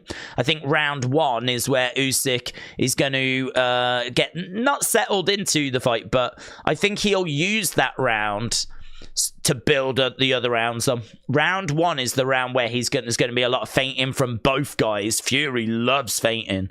Feints from Fury, constantly doing it, constantly trying to get reads. But Usyk's better. He's better at working his opponent out. He's better at setting traps. He's better at downloading this information. No doubt, I will happily argue this. Usyk is the better boxer than Fury. There's no doubt about that, right? I think even Fury knows that. Because if you hear what Fury says, he doesn't talk about being the better boxer. He talks about being the bigger man. That's what Fury says. Fury talks about being the bigger man. He talks about the fact that he's got that size advantage. He never talks about how he's the better boxer. He's the best boxer in the world and all this kind of stuff. He talks about a good big man will always beat a good little man. And it's always the size difference with Fury that he focuses on. So I think that Usyk is the better boxer of the two. I think that he's got the better skill set, the better abilities. But you then add in that size difference, and Fury is still a very good boxer, make no mistake about it, right? Very, very good boxer, but you put in the size difference and all of a sudden they're close. This is why it's a pick'em. This is why the little guy has got such good odds, because it turns out the little guy is one of the best boxers in the world. The big guy, who's not as good, is still damn good, and he's big. He's big. So he's got size, which is a big advantage for him. So, as we said, I think that Usyk is going to use that first round to download information. I could see Fury maybe just doing enough to take it, but it'll likely still be Usyk that takes it. And then I really think from round 2, Usyk should pull away. Then he'll have the information he wants and he should pull away. It's just, can Fury land something of significance? Can he put Usyk down? If he puts Usyk down, obviously he'll 10-8 the round, but or will likely 10-8 the round. Is he going to be able to do that enough times?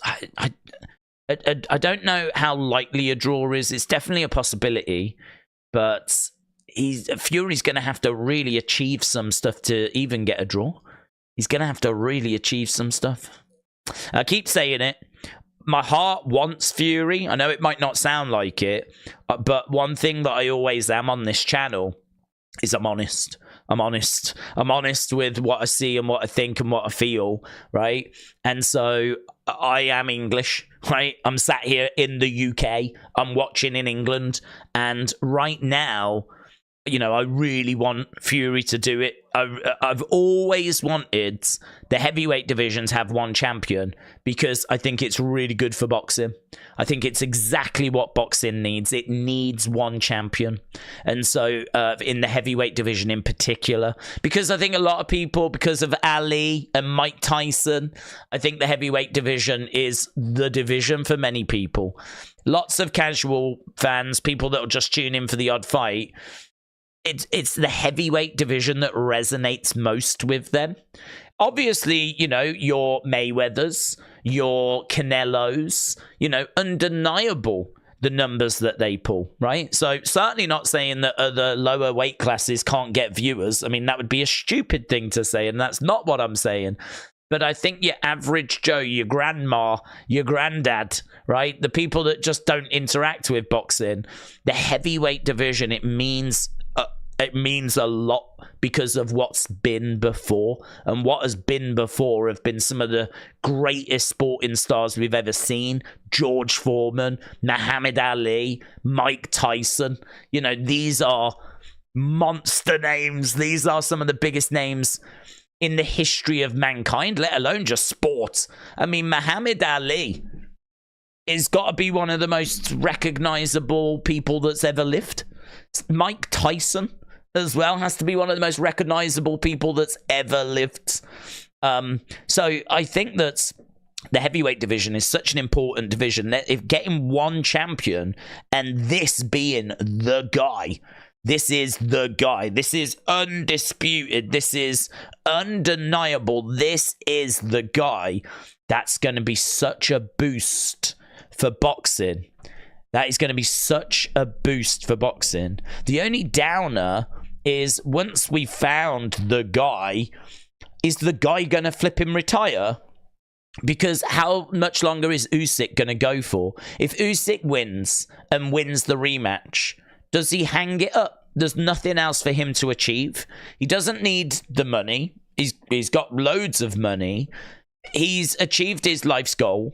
He doesn't have to keep going for the sake of going. You know, does he walk away? It would be so disappointing to find the man who is the greatest and then he walks away. And we have to then find another man who arguably is not as good. You know, that's the problem. Well, ideally, what you would want is to find who's the man and then have them lose and pass the torch. And then that person becomes the man and so it goes. But that's further down the road. You know, that is what it is. But today we're going to find out who is the man, the first undisputed heavyweight champion in the 4-belt era. It's not been done before. It was done before, but only when there was 3 recognized titles, right? So that was obviously Lennox Lewis. So it's been a good 20-odd years. This has been spoken about as being historic. It absolutely is. This is a fight for the ages. It absolutely is. I mean, everything about this is history. Everything about this is going to resonate throughout boxing for generations to come. People will look back on this, just like how when Lennox Lewis won the undisputed heavyweight championship going back 20-odd years, how that's looked back on. This will be the same, right? So this is a marker. It feels like one of those fights, a bit Holyfield Tyson-esque, where it's like one of those fights that will be remembered, one of those fights that will be spoken about. its significance to history is sizable, you know. So I really think that this is a very, very special evening.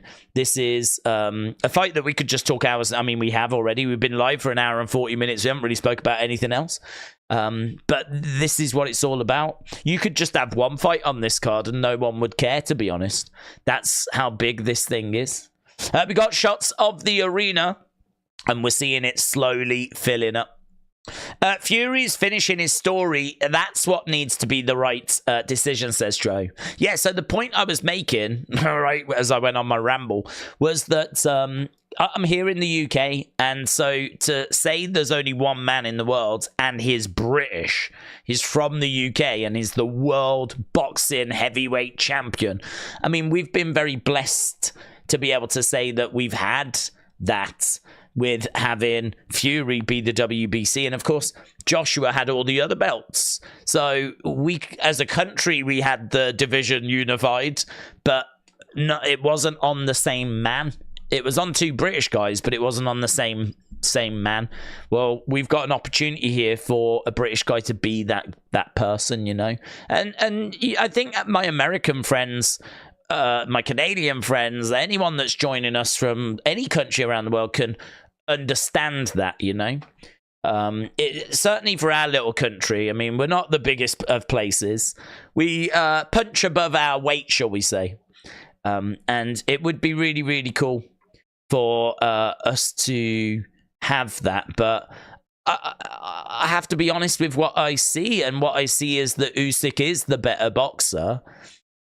He is smaller. That is going to prove difficult for him at times, but it's going to prove difficult for Fury. I mean, honestly, if Usyk was bigger, and I think if Usyk was bigger, was more similar in size to Fury, I think that Usyk then would be the favorite, the firm favorite. But you still wouldn't want to rule Fury out. I mean, Fury is still Tyson Fury. He's still got that dog in him. He's still got a hell of a chin on him. He's still got a great boxing ability. Even if these two were the same size, you would still absolutely give Tyson Fury a damn good chance of connecting and getting the job done. But make no mistake about it, if Usyk was a bit bigger, these odds would flip. At the moment in the UK, I think Fury is the favourite, just. But in other countries, I think it's even a pick'em. I don't know that I've seen anywhere that's got Usyk as favourite, but I think honestly that is probably where my money would go. Would be on Usyk to win by points. That's where my money would go personally. But what I want is Fury to win, and I don't give a flip how it happens. I don't care if it's decision. I don't care if it's knockout. I really don't care. But I would love for him to get the victory. Of course I would. But what exact time is the match going to commence, said Sobo.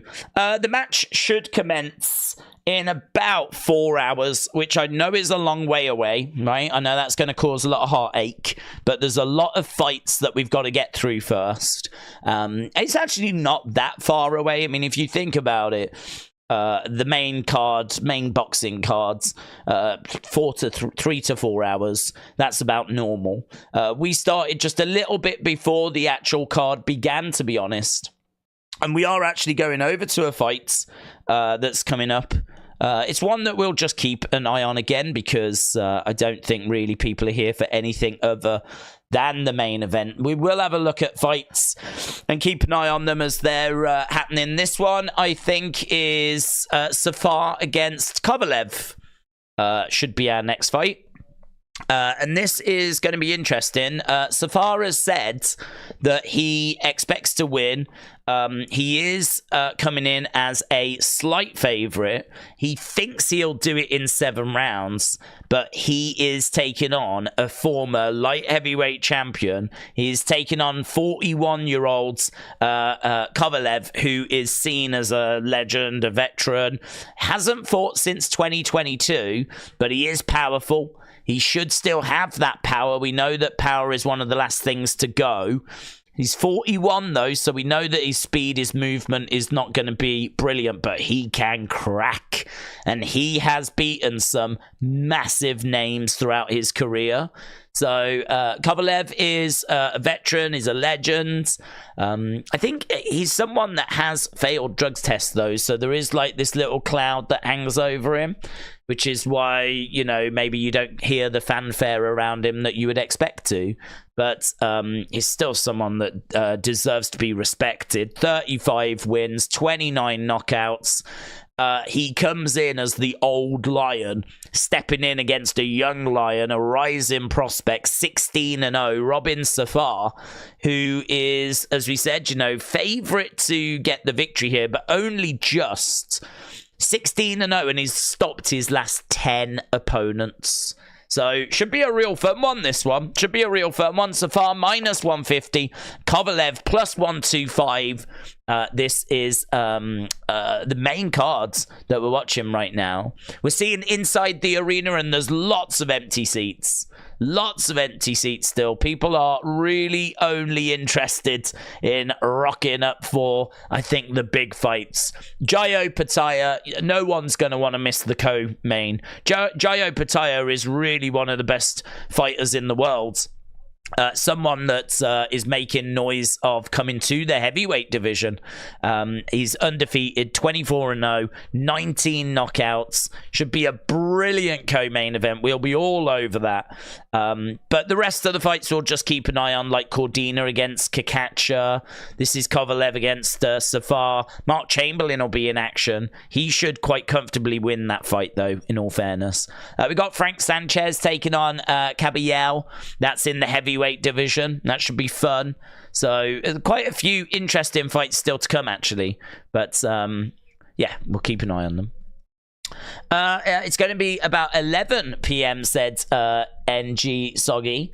It could be, yeah. Online it says 10 p.m. for the main event ring walk, but we know how these things go. I think realistically saying 11 is not bad. It's hard to disagree with that. If you've seen these Saudi shows as well, you know that things don't quite click as planned sometimes. There's been times where we've sat here waiting for fights, and hopefully they've learned from that. But yeah, online, what I saw was 10 p.m. UK time for the ring walk. That's what a few websites were saying was the expected ring walk time. But I completely agree. 10 p.m. can easily become 11 p.m. Easily. We've done plenty of these boxing watch-alongs, and certainly these ones from Saudi as well. I don't know what it is about in Saudi, if they're still trying to work through the logistics of putting on these kinds of events.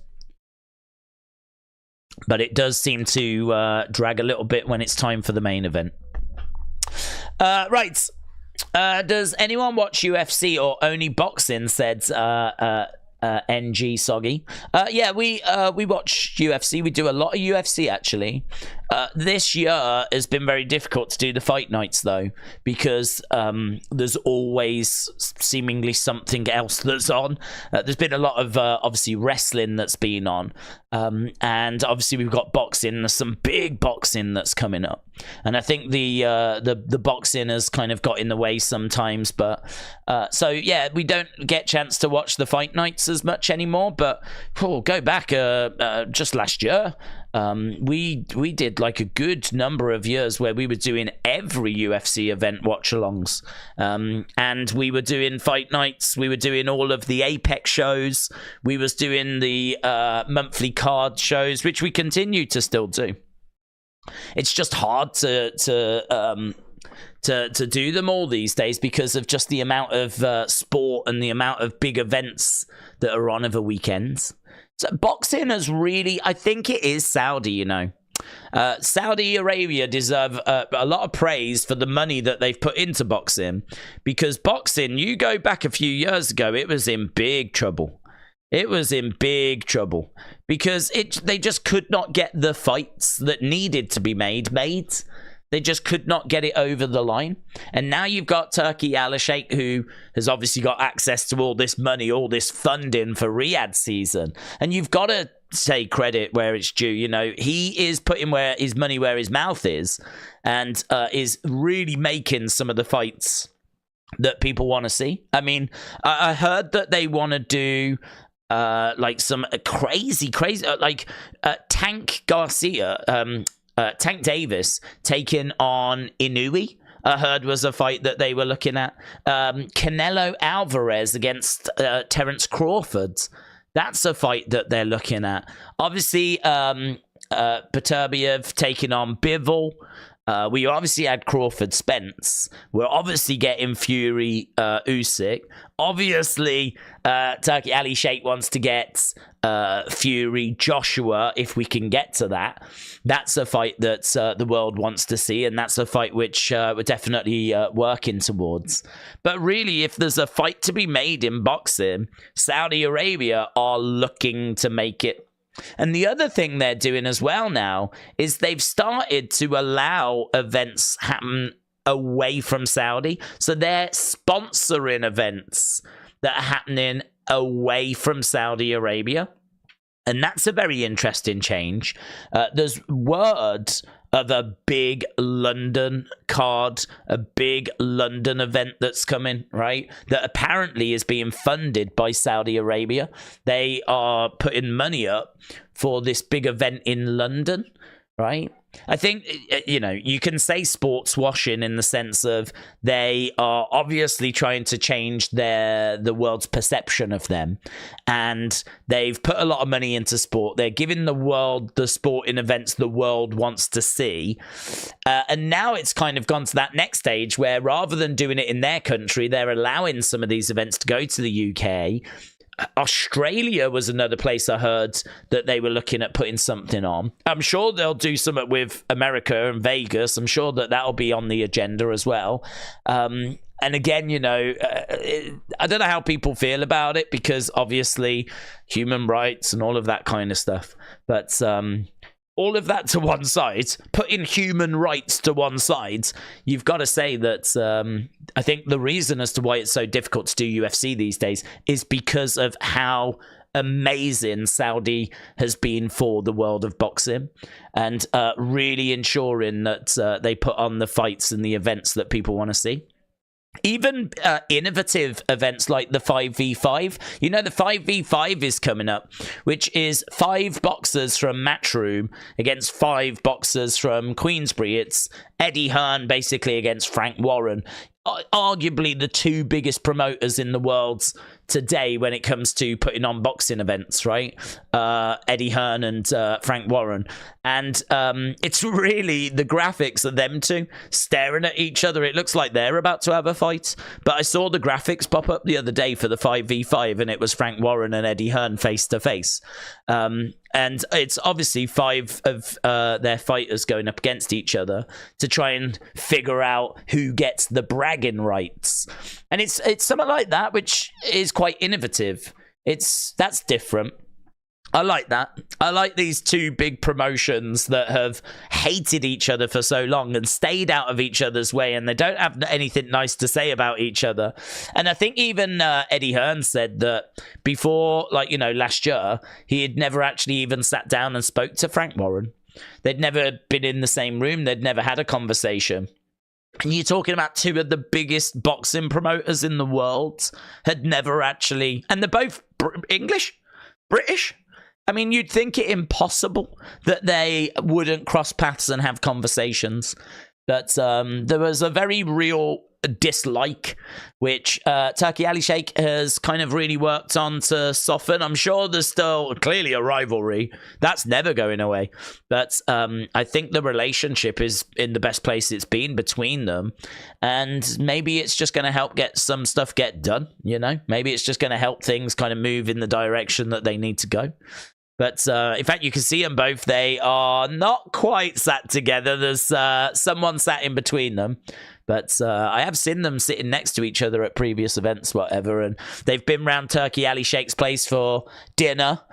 having something to eat. He has a load of people around his place. He had Tyson rounds not long ago. Apparently Lennox Lewis was round there as well. A load of boxing legends went round. So he entertains a lot by the sounds of it.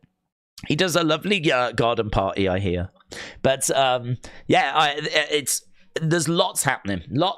There's lots that's lined up. It's not just about tonight, but tonight is probably the biggest. Tonight's probably the biggest event that they've put on so far, I would argue. I'll be very interested to know what the pay-per-view buys are. I hope that number comes out. I would love to know, like, how, I can't get a read of how big this is for the world. Like, for us here in the UK, it's big because, of course, one of our guys is in the fight, right? And so it feels big for that regard. But there's no Americans in the fight, so I think people really have took to Fury, though. Fury is someone that I think is obviously known around the world, and he's performed in America. And he's known in America, and he speaks English, and that always helps. And I think that, you listen to, like, Joe Rogan, or you, tune into a few sports shows, and they'll be talking about this fight. They'll be talking about him. But it's hard to gauge the interest in America when there's not, like, an American fighter. You know, your average Joe. Is he going to be buying this fight? Does he want to see this? Has he got an interest in this? I don't know. Your average Brit, I think, is interested. But what about your average American or your average Canadian? You know, are they going to be tuning in? Probably not, I would think. Probably not. But is there enough interest around the world to make this event the historic event that it should be? You know? I don't know. It's a difficult one. I think it's there. If you look at YouTube predictions and the amount of views that they've gotten and press conferences and stuff like that, this is definitely something that's not, like, under the radar or anything. It's definitely got attention, and more attention than a lot of fights recently. But I don't know that it's getting the amount of attention that a fight of this magnitude should. You know, I mean, we're talking about the first undisputed heavyweight champion in 20-odd years. I mean, this is as big as it gets. In my mind, this is it. For all the marbles. I mean, the Ring magazine is up for grabs as well. Ring Magazine Championship, that obviously goes to who they recognize as the best boxer in the division. So not only have you got the 4 world titles, but Usyk at the moment is the Ring Magazine champion as well. That's in there for good measure. And they've got this commemorative belt, haven't they? That one side of it is the Ukrainian flag, the other side of it is the British flag. Don't know if you've seen that. That's up for grabs as well. It's just for show, but there was gonna be an undisputed belt, but I haven't seen anything about that. Has anyone heard anything about that? There was an undisputed belt that got made, but I haven't seen that getting shown off or even being mentioned. So I don't know what happened with that. But there should be a belt that basically encompasses, like, it's something similar to what they do with UFC, you know? I love the history of boxing. We shouldn't lose the individual belts. But I think if you are the undisputed champion, if you have all of the belts, you should wear that one, and then your entourage can carry the individual ones in the background, right? So here's the WBC, here's the IBF, you know, they can hold those up in the background, but the one the boxer wears, he can only wear one, might as well be one that says undisputed on it. And there was some design that I saw doing the rounds. I heard this was going to be for the Ngannou fight, actually. I'll see if I can find it. Undisputed boxing belts. Yeah, that was it. Turki Al-Sheikh unveils the undisputed belt that's going to be awarded to the winner of Fury Usyk will fight for a new undisputed belt. So there's this belt here, which was shown off, and I've not seen anything about it. If anyone has seen anything about it, feel free to let me know. I've downloaded the image, which I've got here. Let me go up and see if I can bring it on screen. This thing, they showed it off and everything. Premium leather. Premium embossed black and red leather, not only to add dimension, but to also elevate the overall design. Main plate, the central plate with gold and silver, and I think it looks all right, you know. I don't know about the WHUC on the side. That feels a bit unnecessary, but it feels very UFC. This kind of big center plate in the middle. It feels a bit WWE, actually. I mean, I'm getting, like, United States Championship vibes from it. But I don't mind this at all. I don't mind this belt at all. I kind of feel like if you had a belt like this that was in every division and was given out whenever you had an undisputed champion, I wouldn't mind the boxers wearing it. And I don't mind the design. I really don't. Maybe boxing purists might not be a fan because it's really different, obviously, to the history and the tradition of some of the belts. But I don't know what's happened to this thing. I have not seen any mention of it. I haven't seen it. It hasn't been paraded. Look at it. I think it's pretty nice, man. I really don't mind it. I really don't mind it at all. Again, I'm not sure about this WHUC on the side. I'm not so certain they're needed. But feels a bit American football as well. I don't know why. I get American football vibes. I get, like, NFL vibes. Like, that could be a graphic for ESPN or Fox as we, like, zoom in to Monday Night Football. That could say Monday Night Football or something on there instead of heavyweight undisputed champion. I get those kind of vibes. But, yeah, I don't know. I don't know what happened to that thing. Right, what time is the fight going to be on? Well, we think 10. It could be later than that. So we're looking at... I reckon we're still a good 4 hours away at the moment. Fury looked like beep versus Ngannou. So he's lost a lot of luster to the casuals. I think that's an excellent shout, Dick Togo. I agree. Had he have looked better against Ngannou, if that had been the easy night work that I think he thought it was going to be, I think this would be a very different conversation that we'd be having. I think that we'd be sat here right now saying, like, oh, he destroyed Ngannou. Ngannou was no match, but then, you know, Ngannou's never boxed before, so we can't really take much from that. But even so, you know, he still got power and all this kind of stuff. Instead, we're talking about how he almost lost, and in many people's eyes, the casual eyes, I think they think he did lose. For me, I thought he just did enough. I thought, again, it comes down to, it's a real shame actually how boxing can get scored, because I think if you was to score the fight, you would give it to Ngannou, but if you score rounds, I think Fury just edged it. Again, people can disagree. That's absolutely fine. But I think in those rounds where, you know, say round 7, right? And Ngannou lands 5 shots and Fury lands 8.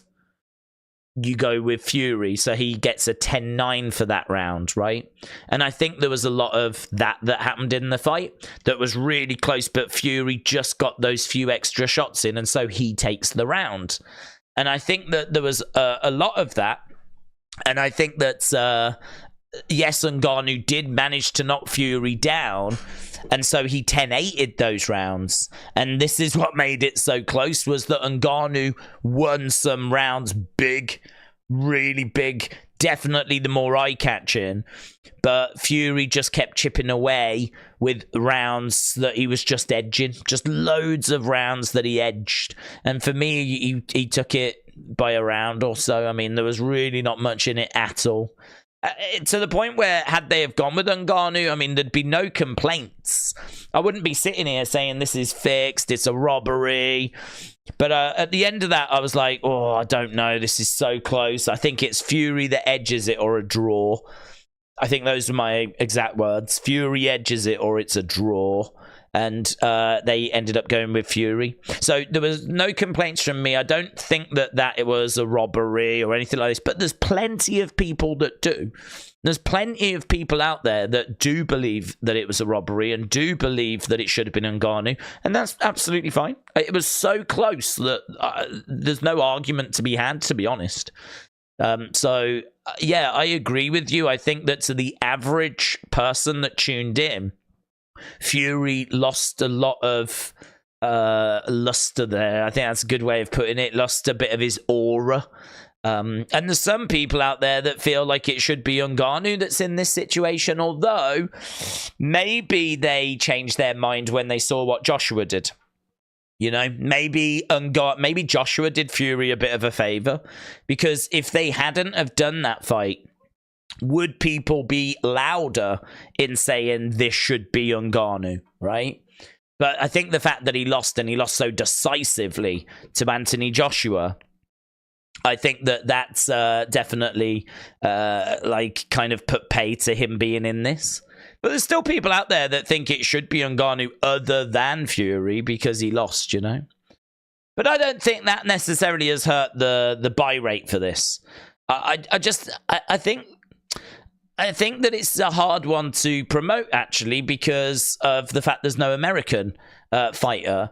Means that you really have to lean into the undisputed thing. I don't get the Ring of Fire. I think that was a real mistake on their part. This is the undisputed heavyweight championship. That's your selling point. Why did it need to be called the Ring of Fire? Why were they dressed up as cowboys? Did you see the trailer when they were dressed up as like cowboys, and there was like this Western kind of poster that got created for this? But what was all the flip that was about? What was that about? I saw a poster where they were pirates as well. Like, someone in the marketing department just really wants to flex their muscles, don't they? Someone in the marketing department really wants to, like, you know, have a day out and do some stuff. To me, the message of this fight is very clear. It's for all the belts. It's for finding who's the baddest man on the planet. I mean, that is it, isn't it? Who is the baddest man on the planet? Who is the man? Who is the guy? I mean, that's what you dial into. So I have been a bit confused by Ring of Honor. That does confuse me, but Ring of Fire and like some of the marketing stuff, you know? Some of the messaging has just felt a bit off. And then like you don't have an American, and the American market is so important because like that is a passionate boxing market. And I think in order for a fight to be a success, you need to really grab America's attention, you know? And I think this fight has got it, but only to I would think a limited degree of like real like boxing fans. I don't know that your average Joe is buying this fight on a Saturday night. I don't know. In America, you know, your typical American dad that'll watch a bit of boxing, but he's not too bothered about it. Is he gonna buy this fight tonight? Don't know. Alan said no one can beat John Fury. Let's go, Big John. That's what it's all about. You're absolutely right. You're absolutely right. David said, I wonder how many celebs will be in attendance. Oh, it'll be rammed. I'm sure that they'll have Ronaldo. I'm sure that Conor likes to go to these things, but Conor tends to go to Anthony Joshua fights. I don't know if he pops up at Fury fights, but this is one of those kind of fights and events that people want to be seen at, you know? I could see the likes of Tom Cruise could absolutely pop up at this kind of a thing. I don't know how easy it would be to get tickets to this, but I think if you're a celebrity that wants to be seen, you know, if you're a celebrity that wants to be shown on screen and wants to be seen at these kind of events, the same kind of celebrities that go to the big MMA fights, you know. I'm wondering, like a Machine Gun Kelly kind of a person, you know. I've seen him at UFC before. I could see, like, Eminem was here last time. Do you remember that? Eminem was in the crowd, wasn't he? I don't know if some of these celebrities want to be there particularly, or if they get paid to be there. I don't know. It might be both. But I don't know if Eminem's like a massive boxing fan, or if like they just wanted to get some well-known stars in attendance to kind of grab social media's attention, you know. But we've had Vince McMahon at ringside before. I don't think he'll be at ringside for this. But I could definitely see there being some rappers. I could definitely see someone like Tom Cruise. I could definitely see something like that. Definitely Ronaldo. I'll be stunned if we don't see Ronaldo. Definitely see Ronaldo being at this thing. I don't know. I mean, I can't really think of what celebrities tend to go. I mean, I don't think Usyk's necessarily bringing the celebrities. I can't. Tyson Fury doesn't hang out with that world, really. He's quite famous for just keeping himself to himself in Morecambe in the UK, you know. As he says, you know, he just picks up like the dog mess. He goes to the tip. He doesn't, you know. He said when he first got started, he prayed that he wouldn't fall into the trap of like late night parties and women and like all those kind of vices. He's a very religious man, isn't he, Tyson Fury? And he didn't want to fall into those traps, and, you know, you got to respect that. It's not what I would do. I'd be in every vice possible. I'd be absolutely drowning in vices if I was in his shoes. But got to respect the fact that he avoided it. So I kind of think that he doesn't really operate in those circles, but it's not going to stop celebrities wanting to be seen. Is it? You know, this is a good opportunity to get on TV and get a bit of exposure. And to be at one of the events of the year. I mean, is there going to be a bigger boxing event than this year? Pay-per-view wise, maybe, actually. Pay-per-view wise, maybe. I mean, they're really churning out some big shows. And as I said, I just can't get a read as to how much interest there is in this one. But it's undeniable the importance of this fight. And I think that as a result, people will tune in. How many matches until Fury Usyk? I think we've got about 4 or so. I mean, there's still a way to go. People saying hello, Sonny. I hope you're well. People talking to Sonny. M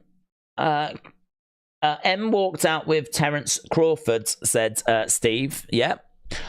You're right. I mean, maybe that's why he was was for just the walkout.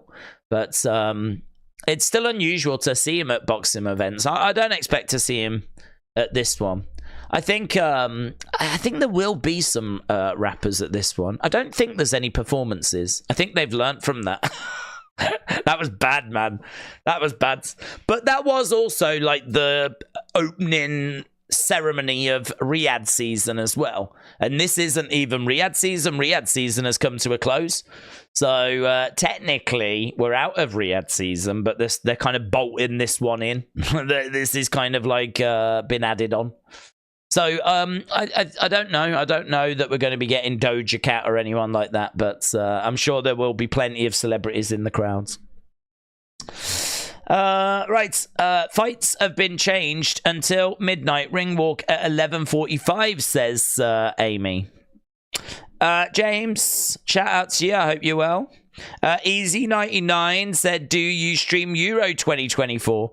Nah, I'm not looking to do that, to be honest. We did it in the past. We did all the matches from Euro 2020, which was held in 2021. And we had a football channel for a very short time, but that taught me a lesson.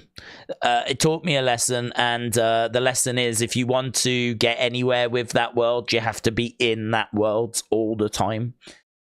Which, you know, in this day and age with YouTube is very understandable. The thing with YouTube is that it has evolved and changed over the years. When I first started back in 2016, which doesn't seem that long ago, but is 8 years ago now. When I started in 2016, I think there was more freedom. You could dabble, if you will, and like, you know, not easily builds an audience or a community. I wouldn't say easy was the right words at all, because it was not easy, but I think there was more leeway, more freedom to do that. Obviously, as time's gone by over those 8 years, YouTube has only got bigger, right? The amount of people that create content on YouTube I don't know how many times it has grown, right? But it has grown. I mean, go back to 2016, the amount of people that were on the platform making content, compare that number to now, it's going to be night and day in it. I mean, the amount of people that create stuff now, I mean, anything that you've got an interest in, I'm pretty sure someone's making a video on it. And if they're not, I would say you should do it, because I'm sure there'll be someone else that's interested in it as well. But we're at the point now where if you're a football channel, you can do the Euros. But if you're not a football channel, I just don't think you're going to really get anywhere, to be honest. Unless you're already a big name. If you're a big name and you've got, like, your Mr. Beast. I mean, if Mr. Beast wants to do the Euro watch-along, people are going to tune in, right? So you sort of get to a level where you've got millions of subscribers. And I think that you can do whatever you want them, really, right? Because you've got a big community and they'll follow you wherever. But obviously, when you don't have millions of subscribers, you're a bit more restricted. So it was very much a lesson learned. I enjoyed doing the football streams, but they were limited with how many people was joining us. I think there was room for growth, but as I said, you absolutely would have to just dial into it. You know, there's boxing channels that will be doing this fight, of course, and all they do is talk about, like, boxing all the time, and I wish them all the best. That's their bread and butter, you know? It's like us with pro wrestling. We do pro wrestling 99% of the time, but we do UFC and we do boxing, and there's loads of boxing watch-alongs on this channel. Loads. I would argue that this channel has done more boxing watch-alongs than a lot of boxing channels that are out there. So this is not like our first rodeo. This is not something that we're just jumping on for the sake of doing it. Like, we've done plenty of boxing watch-alongs on this channel. Tyson Fury fights, loads of his fights, loads of Anthony Joshua fights. We've done Canelo, we've done Tank Davis, we've done Shakur Stevenson, we've done loads of boxing events over the years. Loads of misfits as well, KSI stuff, you know, all the influencer bits. Deontay Wilder, we did Deontay Wilder against Robert Helenius. We did that, which was a good knockout, actually. Really enjoyed that. So yeah, I think that you can do other things. I mean, nothing should really limit you, but I think that you're going to struggle against the channels that specialize in those areas, you know? So that's why, for me, the Euros feels like it's a no-go. We did Olympic streams before. There's to my knowledge, there's not a channel that just does Olympics. There might be. I think you could do a channel that would do that, to be honest, because I think you could do watch-alongs for the Olympics every 4 years. You could do watch-alongs for the Para-Olympics, and then in the time in between, you can look at, here's the top 10 records that got broken, here's the top 10 moments from this Olympic Games, here's the top 10 moments from these Olympic Games, here's the top 10 archery moments, here's the top 10 shooting moments, here's the top 10 weightlifting moments. You could easily do a channel just based on the Olympics and the history of the Olympics and all different records and different moments, and highlight different athletes and look at different athletes' histories and all of that stuff. And then when the next one comes around, predictions, previews, looking at how stadiums are being built. You could easily do a channel based on the Olympics. Easy. I don't know if anyone's doing that, but if anyone wants that as a free idea, you could absolutely do that. But that's a little easier because I don't think there's as much competition for the Olympics. And so we did it last time. It was very successful. So I have sort of had a little, should we? But I think it just gets in the way, to be honest. I think there's too much disruption. Because then you've got less time to do wrestling and boxing, and do you know what I mean? It's going to be 12 hours a day every day. That's a lot of disruption. Nathan said, I like variety of WWE and UFC and boxing. Nathan, shout out to you.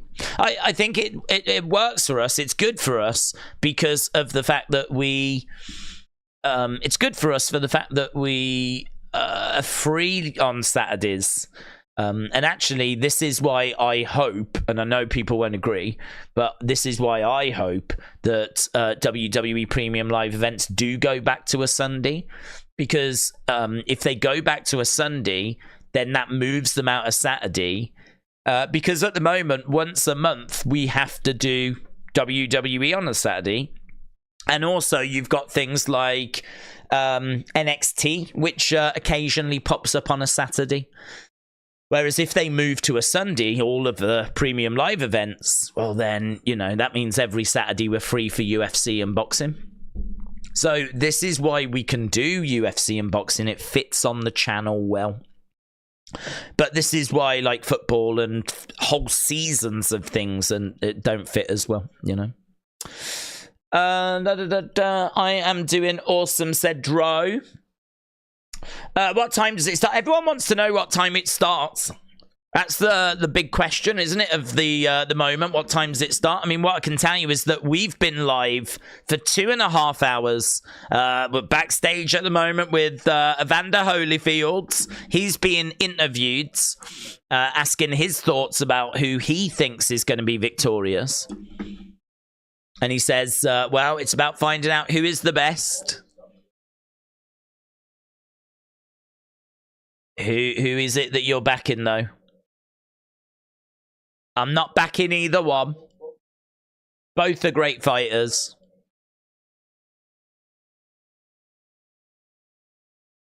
You should want to be the very best.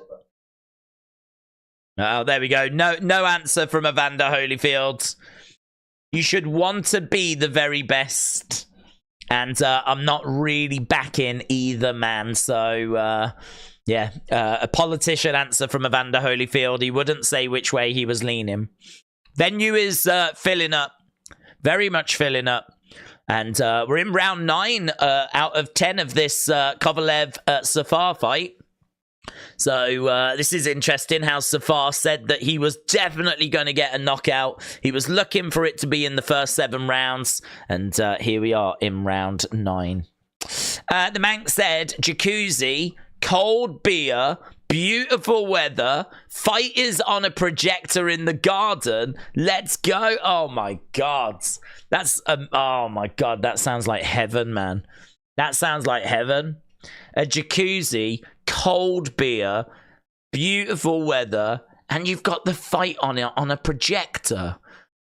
Mate, you've got it solved, haven't you? You have got it solved. What's it like with a projector outside?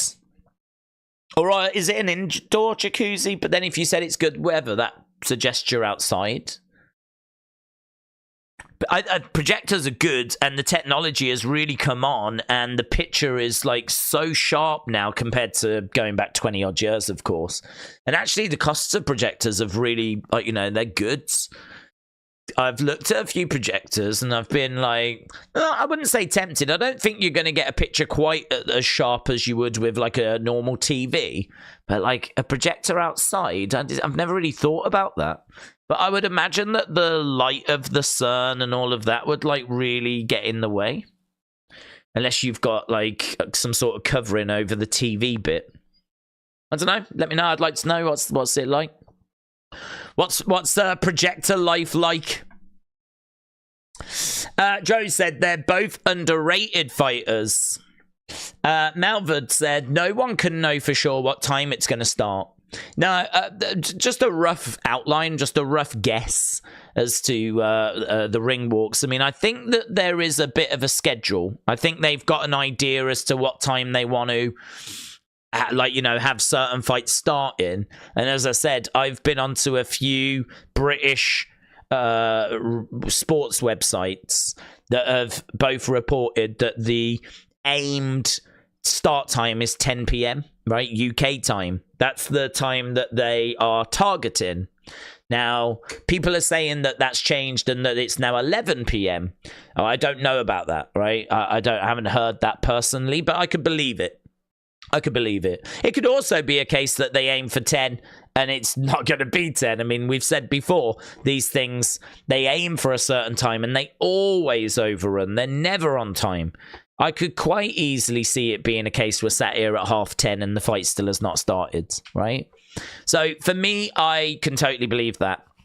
But just going off what the papers have said, main card was meant to be starting at 5, and then 5 hours of main card, and then we get to the main fight at 10. That's still what I'm working towards. So that would mean that we're around about 3 hours, 20 odd minutes from being towards the start of the fight, which sounds like a long time, but I remember sitting here saying that we're still a good 4.5 hours away, right? So we're, you know, the time is ticking down. Every second that goes by, we get that little bit closer. So we'll soon be there. No worries. Sky Sports box office preview says 11 p.m, says Jamie. Well, I can believe that it's changed. I mean, I can only go off the information that I've seen. If you're telling me that Sky has got it at 11 now, I can believe that. I can believe that. 10 p.m. US time? No, 10 p.m. UK time is what I saw. So that would be 5 p.m. Eastern time. But if what Jamie's saying is correct, and I believe it, then, you know, it could be that it's been moved to 11 p.m. now. Or it could be that the websites I looked at were incorrect. But I definitely 100% saw a few different UK sporting websites saying that the ring walks were at 10. I specifically looked for that information because I know this is the main question people are going to be asking. So I need to know a rough idea as to when the expected time is. So 10 p.m. is what I saw, but I can totally believe that that has been moved to 11, or that there's been some adjusting, or maybe the websites were wrong. So the answer is we don't totally know, but it's going to be around that sort of ballpark, yeah? It's going to be around about that sort of time. So we've still got a good few hours to go. I feel like, though, this is going to be like a never-ending conversation that we're going to have for 3 hours, and I don't really want to sit here for 3 hours just saying the same thing. We've been breaking down the Fury fight, and I know there's people coming and going all the time, so it might sound like I'm a bit of a broken record. It might sound like I'm just repeating myself and going through like the same things, but I am aware there's people that are coming and going all the time, as we said, and so there's a lot of people that won't have heard the things that we've covered before. It is worth just kind of going down some of the notes that I've got for Fury and Usyk, so that we can kind of box off a few things. The notes that I've got for Usyk are actually quite comprehensive. I mean, he is a southpaw. He's very smart. He's very efficient. He's got 21 wins, 14 of those knockouts. He's someone that there's question marks around his body, as we said, but I think that's a bit blown out of proportion. I think it's just a case that it's so hard to find a weakness that when you do actually find a weakness, people get quite excited about finding that weakness. And I think that people have kind of jumped on that, to be honest. So I think that definitely he is a rhythm fighter. Takes him a bit of a while to get into that rhythm. It takes him a round or so to get settled in. And, you know, boxers, and definitely Fury, like to get a downloading of data. They like to get information that they download in the early stages of the fight, because they'll download that information and then use that information to set traps and to exploit weaknesses throughout the rest of the round. So round one, I think, is going to be very cagey. I think it'll be cagey. I think that neither guy is going to want to make an early mistake. And I think that it'll be a case that I don't think there'll be a great deal. It'll be one of those where we're like, I think such and such has edged it. I could see that being the case. I do think that Usyk's going to be on Fury. I don't think he's going to leave him alone, but I don't think he's going to apply himself like he would at the end of the fight. I think he's going to come in, have a little look, lots of little feints, try and get a few shots off, see if there's any openings. If anything shows itself, he'll try and exploit them, of course. Equally, you know, Fury's going to try and find some weaknesses of his own, do a bit of feinting, but that first round, I think, is going to be cagey. Second round could be cagey as well. And then I think by the time we're definitely at the third round, we're into the fight then. We're into the fight then. And then at that point, I think it's a case of Fury is going to have to try and land on Usyk, and I think he'll try and set some traps, and he'll try and do something, but I just don't think Usyk's going to fall for anything. I think if Fury's going to land, it's going to have to be a big swing and a hope kind of a situation. I think it's going to be a case that he will hit Usyk. You know, Fury's a big guy, you know, swinging away. Something's going to land. It's just, can he land with anything of any significance? Can he get through with anything of any significance that is going to rock Usyk, that's going to cause Usyk trouble? And that will be the story of the fight then. I can see round after round after round being Usyk rounds as he lands the volume, more volume. And I think that it will be round after round. Usyk picks up the rounds. And I said earlier, and I still stand by it, I really wouldn't be surprised if we're looking at a 7-3 as we're in round 10.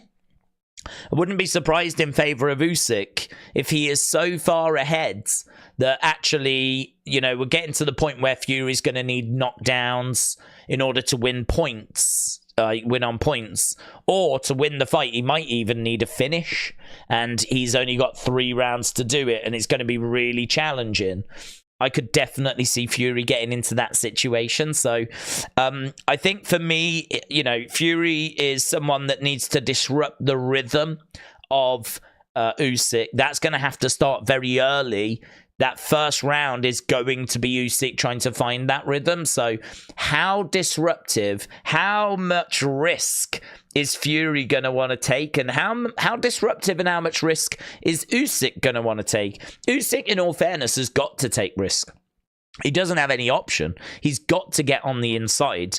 Usyk on the outside is going to do nothing. He can't do anything. He actually physically can't do anything because of the reach difference. I mean, the 7-inch reach difference. If Fury just keeps throwing out his long arms and keeps jabbing away and keeps Usyk on the outside, Usyk's done for. I mean, he's done for. But Usyk is not an average boxer. He's not someone that is going to be kept on the outside and he's not going to know what to do. I mean, a bad boxer would be kept at bay by the jab, right? The jab of Fury would keep the average boxer or a bad boxer at bay, and they would struggle to get on the inside. Usyk's going to have no problem whatsoever slipping the jab and getting on the insides. He's going to have no issue with it. Fury is not going to keep Usyk at distance. He's not going to, because Usyk's constantly moving. As Fury throws a shot in, Usyk will get out the way. He's in. He's in. I mean, he can slip underneath. He can get on the inside. He's constantly ducking down. I mean, he will duck down like before a shot is even thrown. Like, Usyk is constantly like moving down, going over to the side, getting his head off the center line.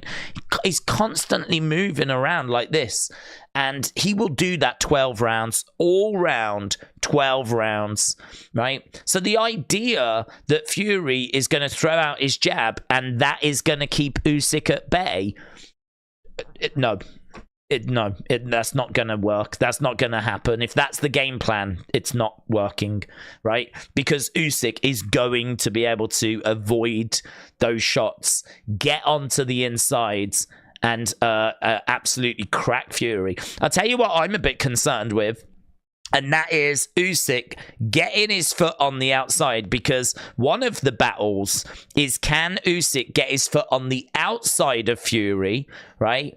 Step in on the outside. Because he's a southpaw, he can then load and land this big left hand and crack Fury in the face with it. We've seen him do that against Joshua. It's a constant battle with the southpaws.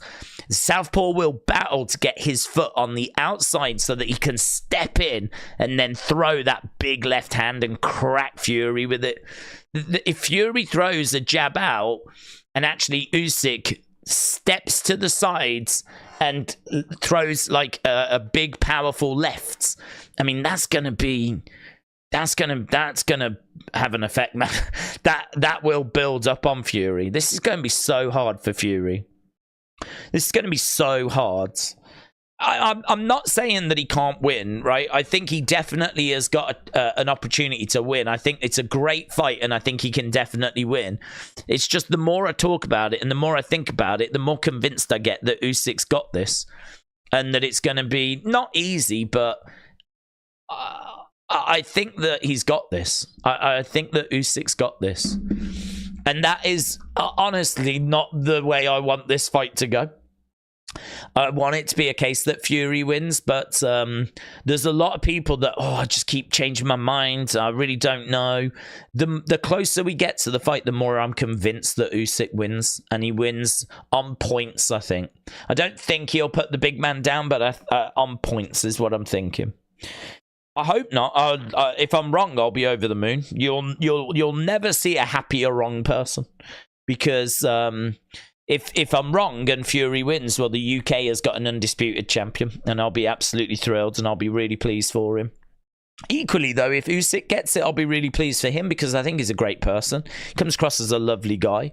Comes across as very respectful. And comes across as the kind of person that you would want to be the undisputed heavyweight champion of the world, you know? He comes across as being like a lovely guy like that. So, but he's a rhythm fighter. And once he's in that rhythm, he's so hard to stop.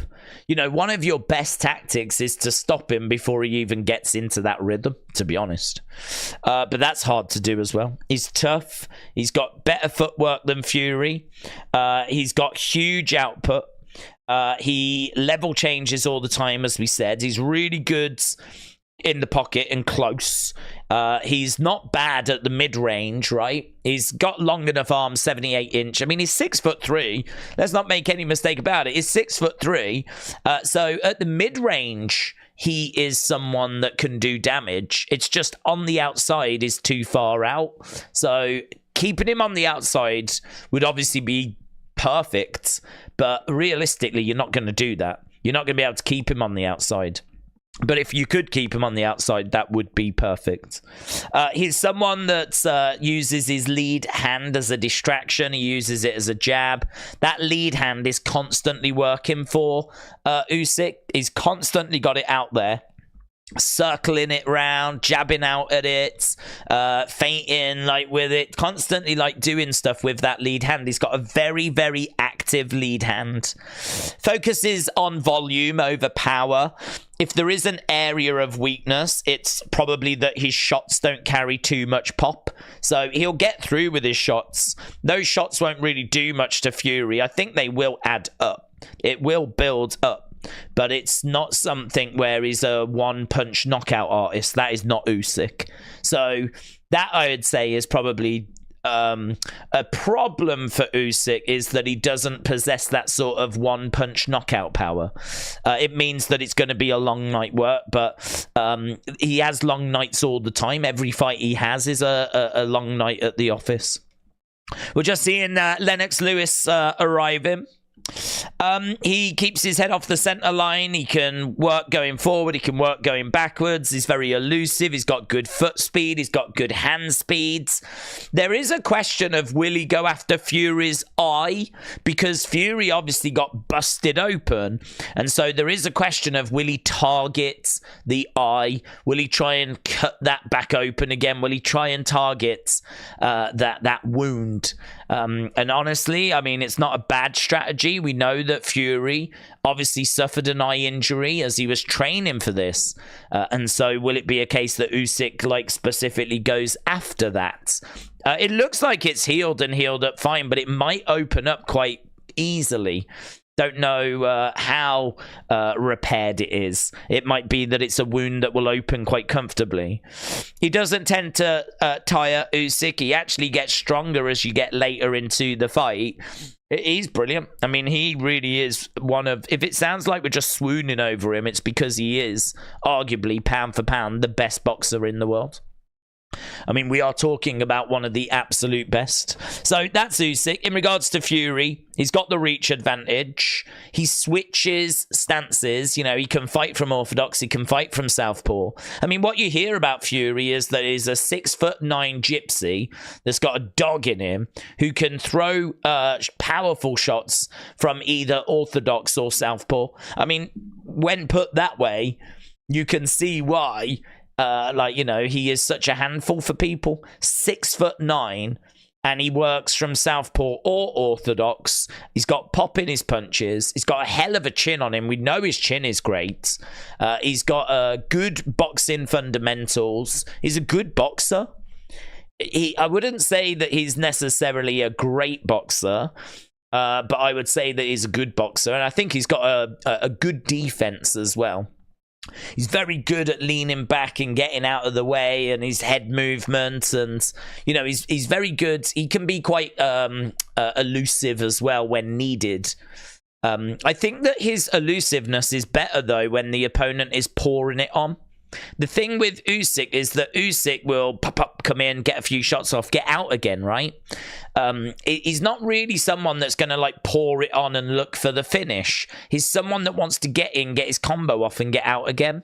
And that's going to be hard to be elusive of, right? It's a different thing when you've got someone big that's like, you know, coming towards you, that's trying to put you away. That's where Fury's really good at leaning back and avoiding those big shots, right? When someone's coming onto him and he's got to really like weather the storm. It's not so much a storm that Usyk's going to bring. He's not going to bring a storm throughout the whole fight. He's just going to come in, do his work, get his shots off, pop, look good to the judges, get the volume and get out of there, reset and go again.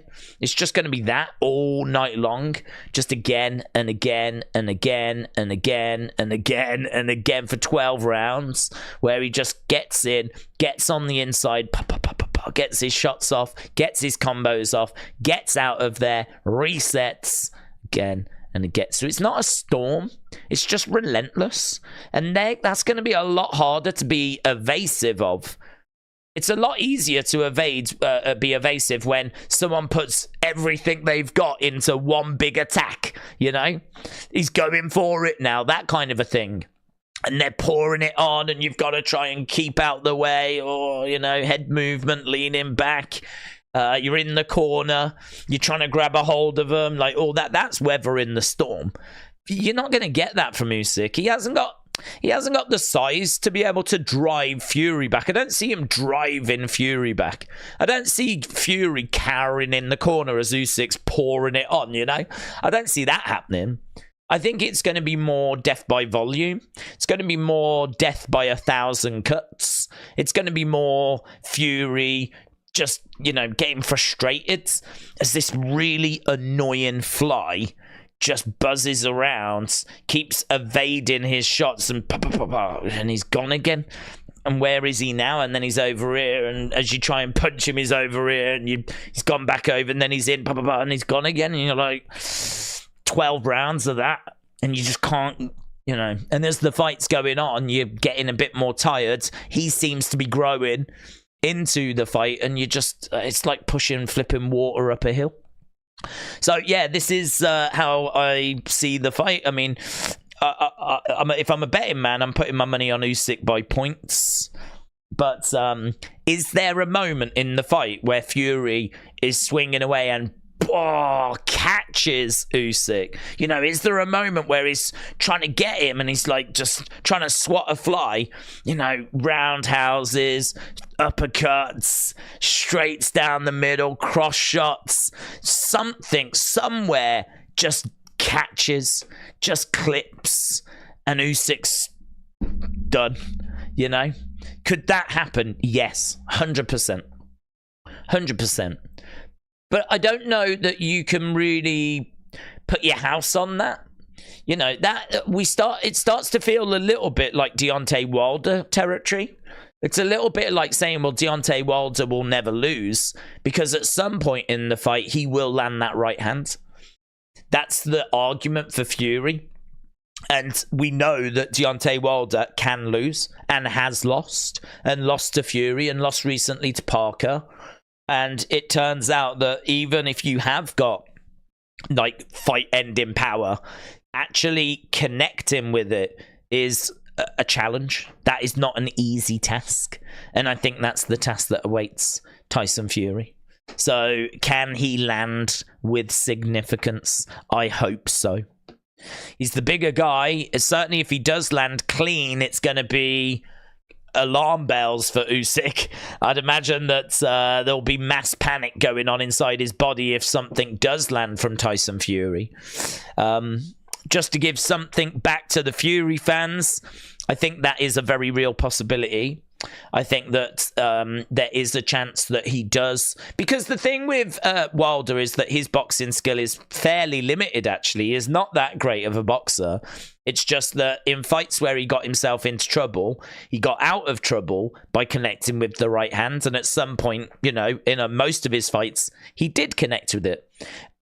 Fury is a better boxer than Wilder, and I think that Fury can definitely set some traps and do some stuff and actually stand a better chance of landing that shot against Usyk than I think Wilder would. A lot of people want to see Wilder against Usyk.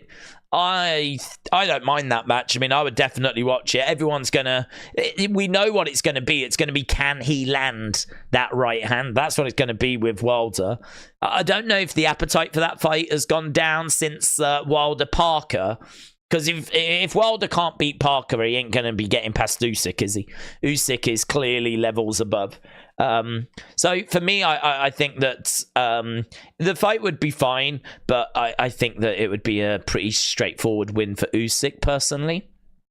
I think he's too evasive. It's too evasive. And I think that kind of fight where you're just hoping that the shot might land, I think I've seen it enough times to know that it doesn't.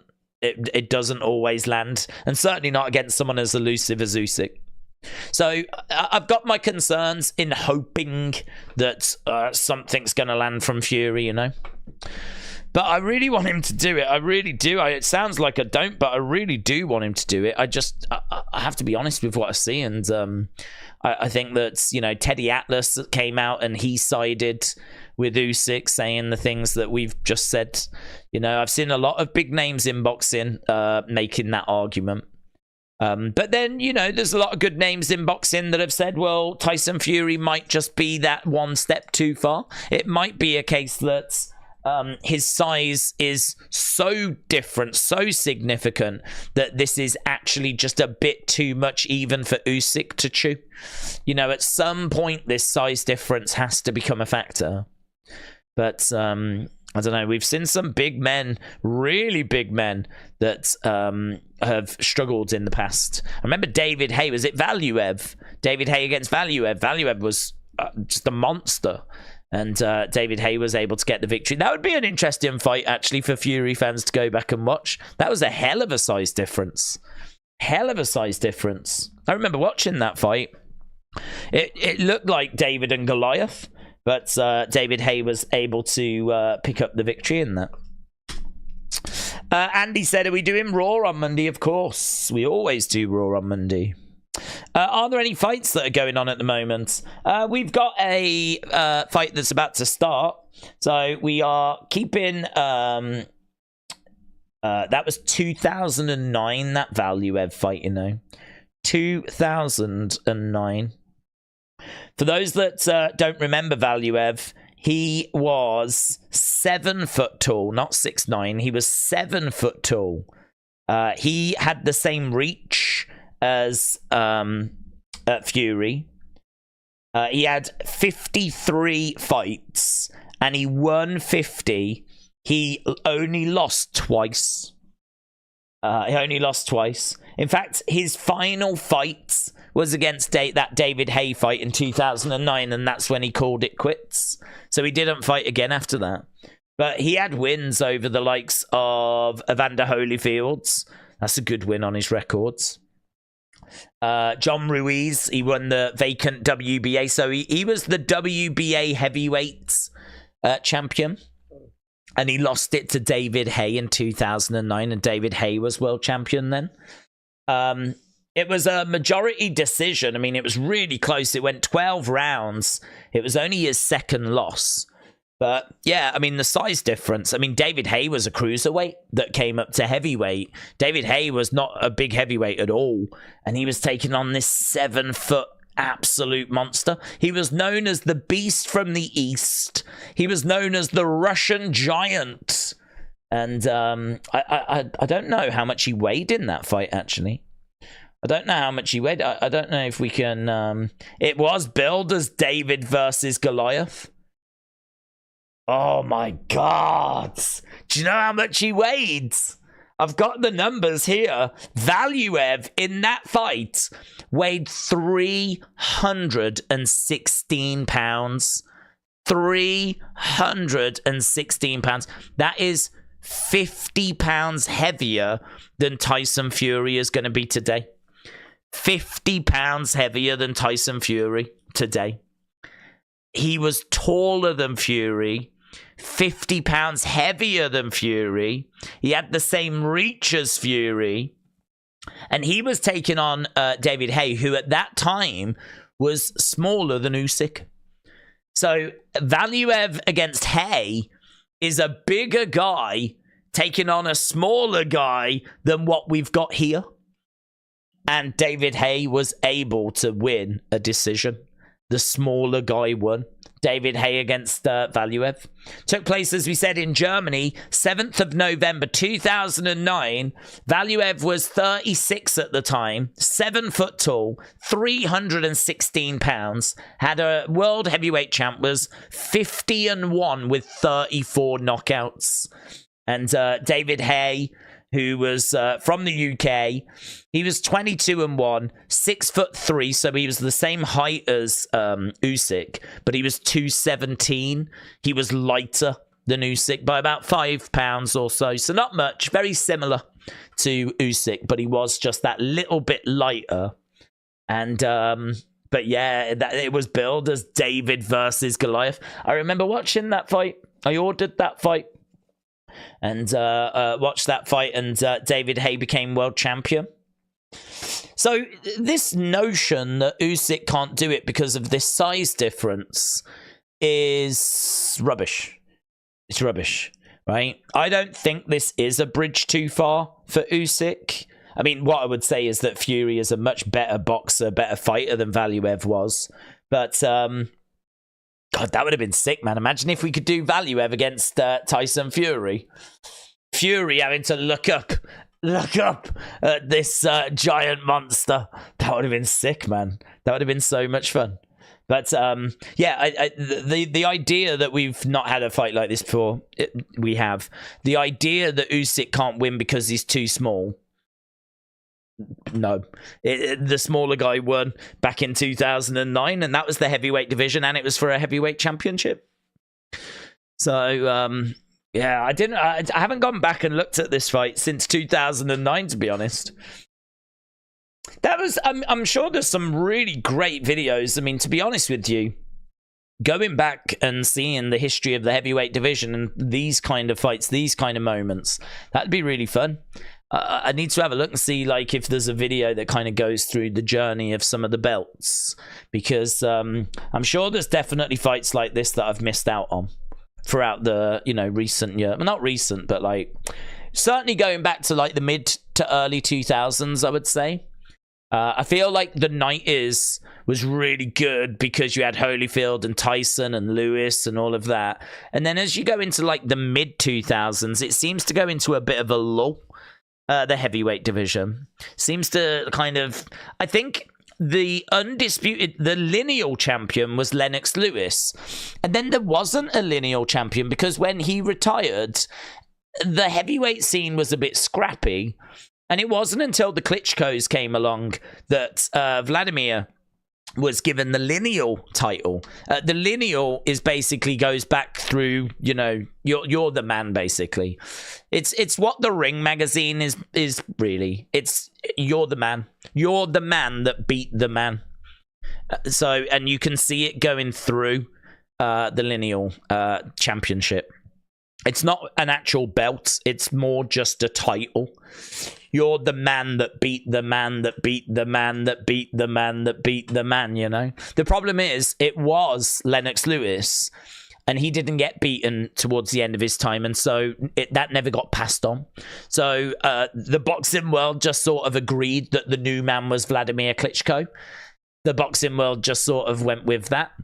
And so he was kind of recognized as the new lineal champion. And obviously Tyson Fury beat him, and no one has beaten Fury. So this got brought up at the press conference the other day, actually. I think the manager of Usyk said, I've just got one question for Tyson Fury. How can you say you're the lineal champion when Klitschko was never the lineal champion? And I think he said that because he knows that that is something that's going to bug Fury. Fury knows about the history of boxing, and he knows about like the lineage of the lineal champion, right? About being the man. You're the man that beat the man, right? So the fact that Lennox was never beaten for that honor, right? And the fact that it was just given to Vladimir, if they say, well, Vladimir was never the lineal champion, so how can you call yourself the lineal champion? That's like taking away something that Fury is quite proud of, you know? He could argue it. I mean, he could argue it. He could say that it was agreed that Vladimir was the guy. But you're just starting to sound a bit petty at that point, aren't you? You're just trying to... it doesn't sound brilliant. He didn't answer it, you know? He didn't say a word to that. Fury is always outspoken. He's always got something to say. He didn't say anything back to that.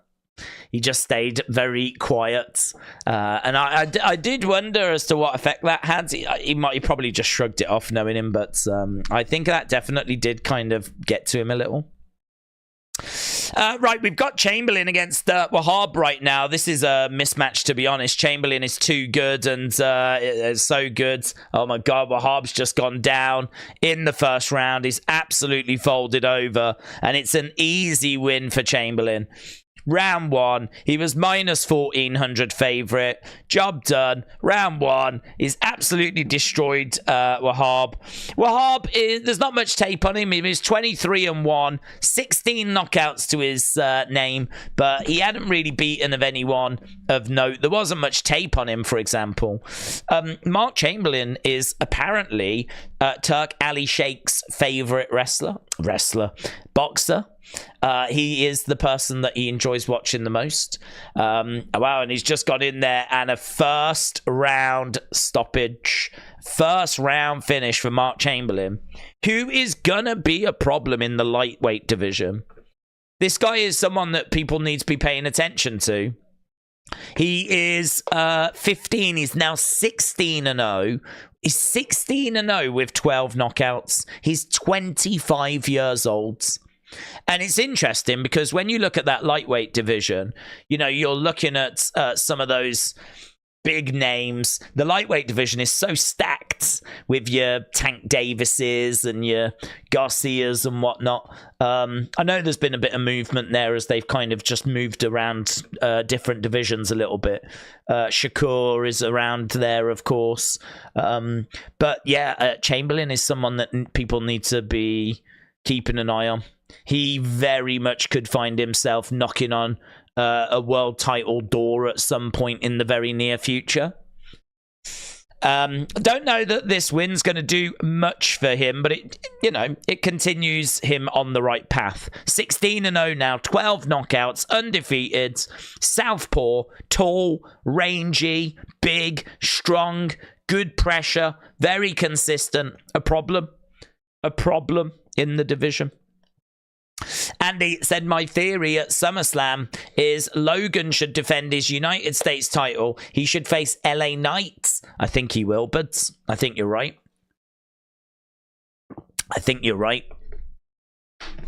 Modern Warfare said the fight card has started. Main event is going to be at 6 p.m. if you're in the US and 11 p.m. if you're in the UK. Modern Welfare, shout out to you. Miss Clown, I hope you are well. I can see people firing in their thoughts, like Braden asking how many more fights till we get to Tyson against Usyk. I think I mean, it's not so much about that, to be honest with you. It's not so much like if we can get through the fights quickly, we get to that fight quicker. It's not how it works. Because I think each fight has got its scheduled start time. And so if one fight ends in the first round, it just means that we fill the time with video packages and everything until we actually get to the next scheduled start time. So the idea that we can get loads of first round knockouts and we'll get the main event done really soon, it's not how it works.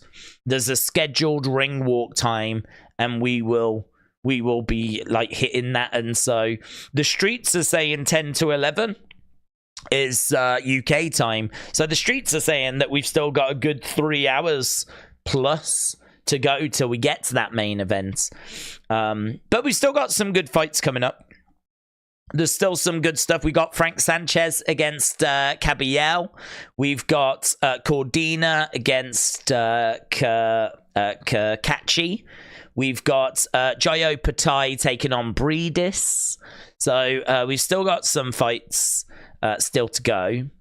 So to my knowledge, 3 fights to go and then the main event. But even if all of them were to end in the first round, we wouldn't get to that main event like hours earlier. They would just keep filling with video packages, interviews, just bits. Here's Saudi Arabia, tourism video, all that kind of stuff, you know. Chamberlain has defeated Wahab. He has, yeah. Comfortable. Round 1. Had him down. Fight continued. He put him away, put him down again. And we've had a few first round finishes actually already in this event. So definitely an event full of finishes. Will we get a finish in that main event? We're just seeing that Wahab is back up on his feet. Everything's good. It was a nasty put down, actually. He really folded him over. Frank Warren is in the ring, and they are talking to Chamberlain. Chamberlain said he thought he was going to be in for a really difficult night. Never been stopped. There was only 1 defeat on his record. I thought I was going to be in for a real difficult night. And he thanks his excellency for the opportunity. Frank Warren's in there. I want to know if this is going to go anywhere. I want to know if he's going to call anyone out or if he's going to say anything. Because I really think that he can be a problem for people, you know.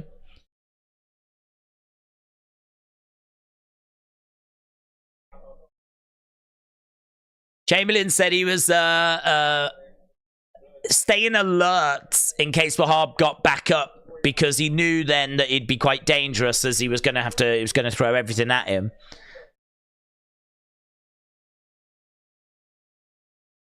It's my first time out here, and we knew that we had to stick to staying focused and stick to the game plan. Hope to be back soon.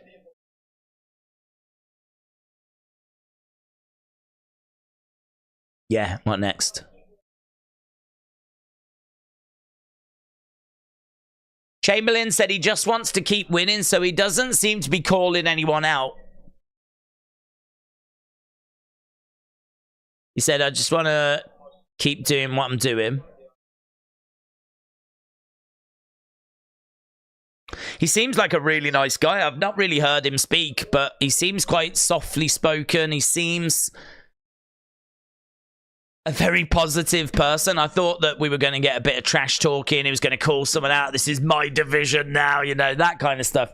None of that. He's just talking about putting the work in, keep moving in the right direction.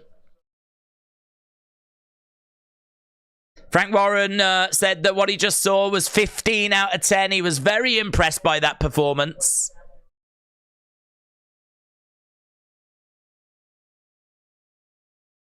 It's the start of a great journey. So there we go. Definitely someone to keep an eye on. Peter, Matt Vive, shout out to you, my friend. Appreciate the support. Shout out to Jason Cross as well. Thank you, my friend. Really appreciate it. Welcome. I hope you're excited for the fight. Feel free to put in your thoughts. I mean, I've been talking for hours, 3 hours, about this fight. Talking about, you know, how we see it going, who we're favoring, how we think the fight plays out, what the most likely outcome is, what the least likely outcome is. Talking about previous fights. You know, talking about how Usyk did against Joshua, how Fury looked against Ngannou, why he struggled at first against Wilder, but then looked better in the following fights. Like, we've really got our teeth into things and broken things down. But what do you think? What have you seen of the builds and the previous fights, and what's your gut feelings? I would like to jump into the chat, get a few thoughts. Like JP Ville, that says Fury Usyk is going to start at 12 p.m. Eastern time. Also, Fury Usyk, the fight doesn't stop till 6 p.m. Eastern time. So, I mean, honestly, I'm not worried about it. It's the honest answer. I mean, I looked at 2 British sporting websites that told me that it's going to be a case that the ring walks will be at 10 p.m., right? So that's what I'm based everything on, is that 10 p.m. UK time. Anything from then, I don't expect anything before that point. So nothing before 10 p.m. So I can tell you right now, I don't expect any main event talk for another 2 hours, 45 minutes, right?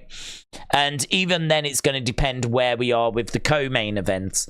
And people are telling me that actually the scheduled start time is later now, and it's 11 p.m. And I can believe that. I don't dispute that. I don't argue that. I could absolutely believe that. So I think there's a little bit of confusion as to when we're actually going to get the fight. It's not something that bothers me, to be honest, because we're here anyway and we're not going anywhere. But I ain't expecting anything till 5 p.m. Eastern, 10 p.m. UK time. I'm not expecting any main event before that point. So I wouldn't even think about it until we at least get to that point. And then even then, as we said, people are saying that it won't be till 6 p.m. Eastern time or 11 p.m. UK time. So I think it's going to be around that range. I think it's probably safest to say that it'll be around that range. So JP Ville, I hope you're well, my friends. I hope you're excited as we continue to move forward. As Miss Clown said, this is sexy. Maybe we will get a ring slither or a saunter rather than a ring walk. Imagine that. I wonder what the ring walks will be like, actually. I wonder if there will be a bit of showmanship.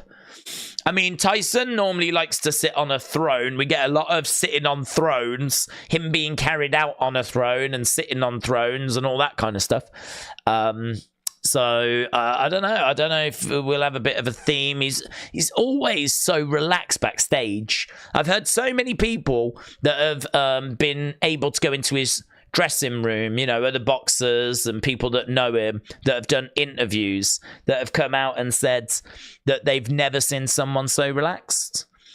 And I believe it. I don't think they're just saying it. I've seen enough different people say it to believe that he's just... It's funny, if you're a fan of Fury, if you're a British boxing fan, I could understand right now you being nervous. I could understand right now there being nerves because this matters. It's important. You know, we are going to look back and we're either going to talk about how close the UK came to having another undisputed boxing champion, right? And we've never had one in the 4-belt era. So could the UK be the first to have a 4-belt undisputed heavyweight boxing champion, or is it just going to slip through the fingers? And so if you're a British boxing fan, this is a big night. If you're a Tyson Fury fan, this is a big night. And I could understand the nerves, but the one person that I'm absolutely convinced is not feeling any nerves whatsoever is Tyson Fury. Like everyone says that he just doesn't care. He's just singing along backstage, might have a little nap, just waiting to just get going. But just everything about him is so relaxed and so comfortable. And I believe that. I mean, when he says there's not a man alive that can beat me, and when he says that he is the best in the world, I believe that he really believes it. It's not just something he says for show, not just something he says for bravado. I think it is something that he really believes. And he could be right as well. I mean, he's not been beaten, so he could absolutely be right. But I think this is the biggest test. I think this is the biggest test. He took on Klitschko when Klitschko was, I think you've got to say, in the decline, right? I mean, Klitschko didn't stick around after. So it's not like we got loads of, 5 more years of Klitschko. So Klitschko, I think the peak of his career had been and gone. And then Deontay Wilder was someone that people always had question marks about, in regards to if you could just avoid the big shot, which no one could. But if you could avoid it, could you actually outbox Deontay Wilder? There was questions about his fundamentals. And of course, Fury got hit with that shot. I mean, if Fury had lost that fight, if Fury had got hit and knocked out in round 12, I mean, I don't think we would have got the rematch. And who knows where we would have ended up. I think Fury would have carried on, won fights, and got himself another title opportunity. I don't know if it would have been against Deontay Wilder, but obviously the course of history would be very different if he had have not got up and beat the count, right? And a lot of people say that he didn't beat the count, but it's still an amazing moment in it. That moment when he gets put down in the first Wilder fight, and then he gets up. Amazing. I mean, that is, one of the sporting images of this generation. It's him getting up off the canvas when he got put down in the 12th round. And I really think that, things would have looked very different had he have not made it, had he have not got up at that point. But he went on to get the win. He showed that he is the better boxer compared to Deontay Wilder. He showed that he could take that right hand, maybe not many times, but a couple of times in a fight he could take it. And that was job done. But now he's got to take on an absolute boxing master. He's got to take on someone that legitimately can make a claim for being the best actual pure boxer in the world. So this definitely feels like it's going to be a real test. A real test. Dre Soupy said, I'm watching the actual fight live with commentary now, said Dre Soupy. Dre Soupy is watching the actual fight with commentary, with everything right now. So, Dre Soupy, please don't spoil it, because we haven't got there yet. We've still got a few hours to go. But I like the William type thing, says Miss Clown. Tyson is too arrogant, says Joe. Net said he'll be relaxed all week. Yeah, he really is. He's so chilled. So chilled. I mean, he doesn't give a flip. I mean, there are people that looked at the press conference, right? There's people that looked at that and made the claim that that was signs that he was nervous. And I don't buy that, to be honest. I don't think he was nervous. I think there was a bit of games that were being played. I think there was a few little tricks that they were pulling, as Tyson didn't even look at Usyk, and then the very next day is right in his face, right?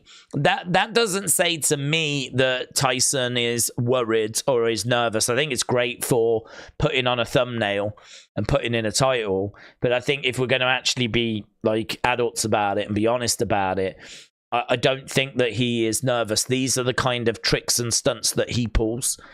He is someone that tries to get in his opponent's head, tries to do stuff to throw them off. Sometimes he'll rant and he'll rave, and that's what he does. He gets the microphone and he's off, and your little sausage, you're a dosser, all that kind of stuff, right? But I think he knows that with Usyk, if that doesn't work, I think he knows that he can do all of that, and it won't have any effect on Usyk. Part of the problem is that Usyk needs the English translated. So, you know, he can call him a dosser and all this kind of stuff, but Usyk's not going to understand it because he doesn't speak perfect English. I mean, he speaks a little bit of English. I'm sure he'll understand dosser. Someone will explain it, but it ain't going to have an effect. So I think that he's just switched it up a little bit, and he's gone, well, let's go and do something physical instead then, shall we? And so at the first one, didn't look at him, showed him as much disrespect as you could, really. I mean, short of turning your back on him, I mean, he just turned to the side and just looked out at the fans whilst Usyk was here staring at him, right? And message sent, right? Might not be able to do it verbally, but physically, message sent.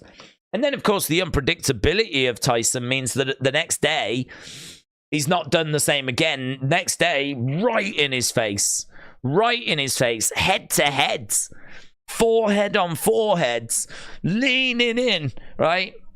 Putting his presence across, getting his present, and then he's pushed him. And I just think it's message sent. The idea that Tyson is intimidated and scared, and where are people getting that from? Where's that come from? It is true. How people have all of a sudden become body language experts, you know, that they can look at this and decipher that it now means that Tyson is scared now and all that kind of stuff. It's like, nah, come on. He's chilled. He don't give a flip. He in his interviews, he is so relaxed. And I just think that he had to mix this one up because Usyk doesn't speak English. Doesn't speak English very well, and he's decided to kind of send his message in a more physical way this time.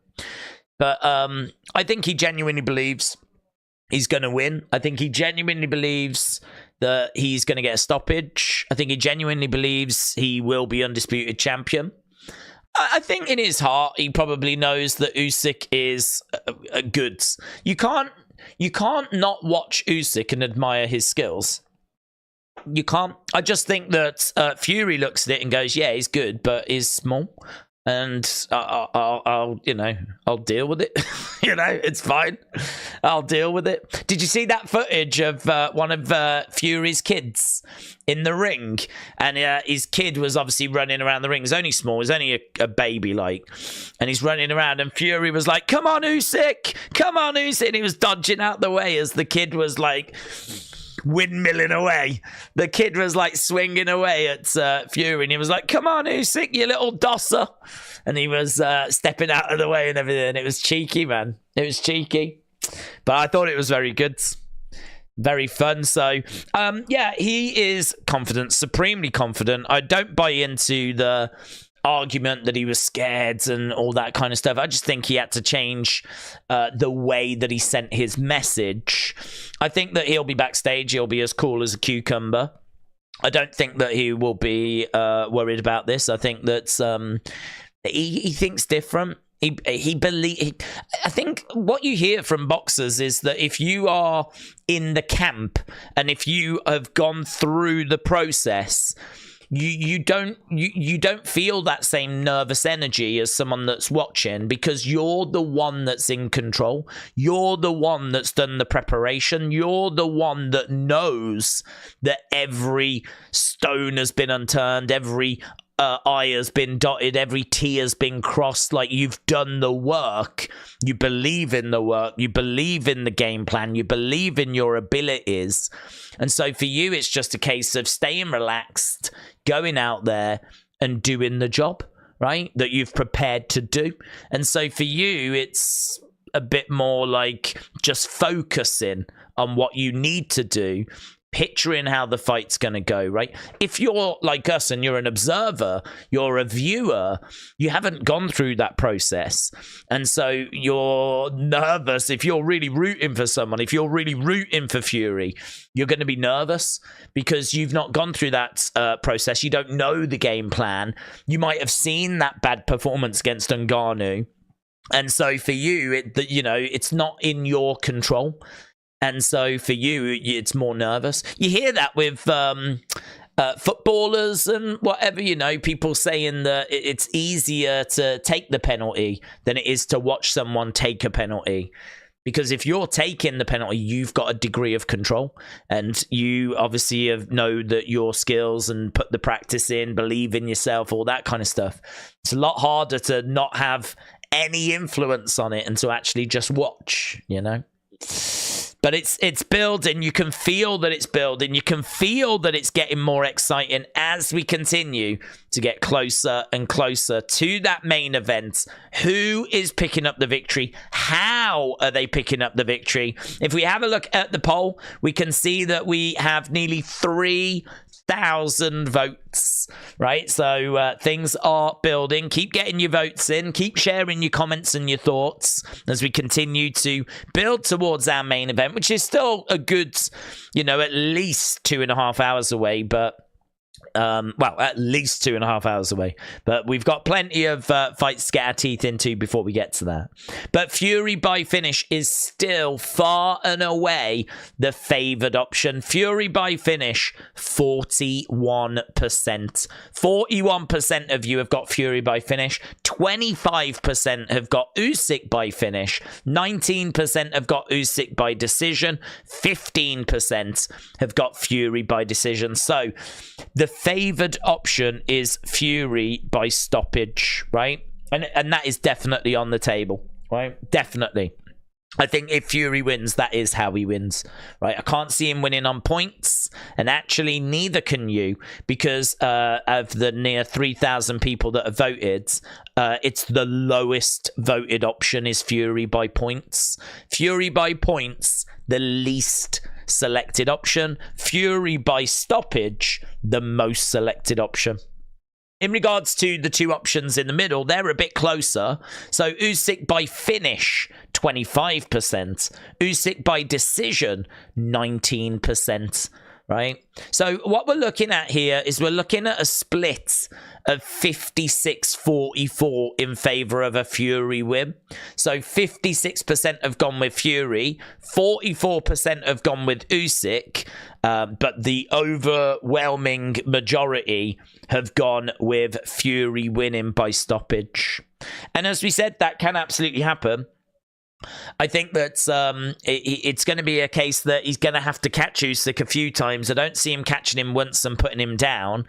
I think that Usyk has shown that he can take a shot because he got hit by Joshua with a real nice shot, which was right on the chin. And it did stumble him, but he composed himself and he carried on. So the idea that a heavyweight just needs to land on Usyk and it'll knock him over is not true. It's not shown itself to be true. Obviously, Fury could be a different beast. Fury hitting you could be a different factor altogether. But I think that he's probably going to have to catch him a few times. And catching him is going to be hard. Catching him is going to be really, really difficult. But across 12 rounds, can it be done? As I said, it does feel like we're straying into that sort of Deontay Wilder territory, but, you know, Deontay Wilder won plenty of fights with that big right hand. So it's definitely a chance that Fury can do that. Let's just have a look, see what we've got. JP Ville said Deontay's talent got in the way of his progression. That's interesting. Are you saying that his big right hand got in the way of him developing his other boxing skills? Because I think that's a really interesting way of putting it, to be honest. His big right hand prevented him from like really developing and learning the things he needed to learn. Because once you take that right hand away, what are you left with when you've got Deontay Wilder? I mean, I think you are left with someone that is pretty average at best. I don't think you're left with someone that is really all that good. Like, can't really set traps, can't really cause problems. You know, we saw he's someone that can jab and, like, you know, hold his own. He's not horrific or anything, but it is true. He's someone that has lost plenty of fights and turned it round with a big right hand, you know. Right, well, we've got another fight that's just started here. This is one, actually, which I thought had already happened. This is Atama in action. Now, he is someone who there is so much excitement around him. He is from the UK, right? He is someone that there's a lot of hype around, a lot of belief in him. I believe he's 19, and he is a heavyweight. He's someone that people are saying should go on to, he spars with Fury, he sparred with Joshua. He's someone that should go on to get world title opportunities, and he's very much like the rising prospect of British heavyweights. So Itama is someone which haven't seen much of, actually. I've heard the hype on him. I think he's only like 6-0. Lovely left hook shot there. Trying to keep his head out the way. Mazentsev is who is facing. I don't think there's much to this guy. I think he's a bit of a journeyman.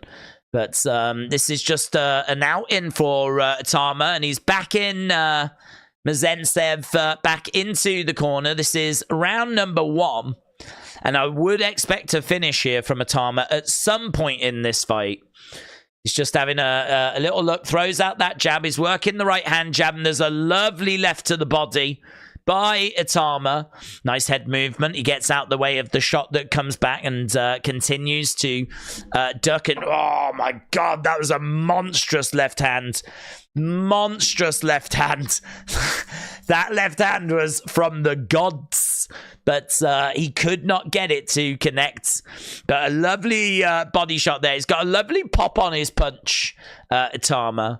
Heard so much about him in recent times, and certainly in the build to this, people saying that this is, you know, someone to watch. It's going to take him a few years to get where he needs to be, but he's still young. There's no rush. He's building up his record. Is as I said, 6-0 at the moment. But he's in there, and there's a good crowd that's in now. Crowd has definitely built up. So we'll keep an eye on this one, but definitely feels like a finish is possible, likely, and probably going to come sooner than later.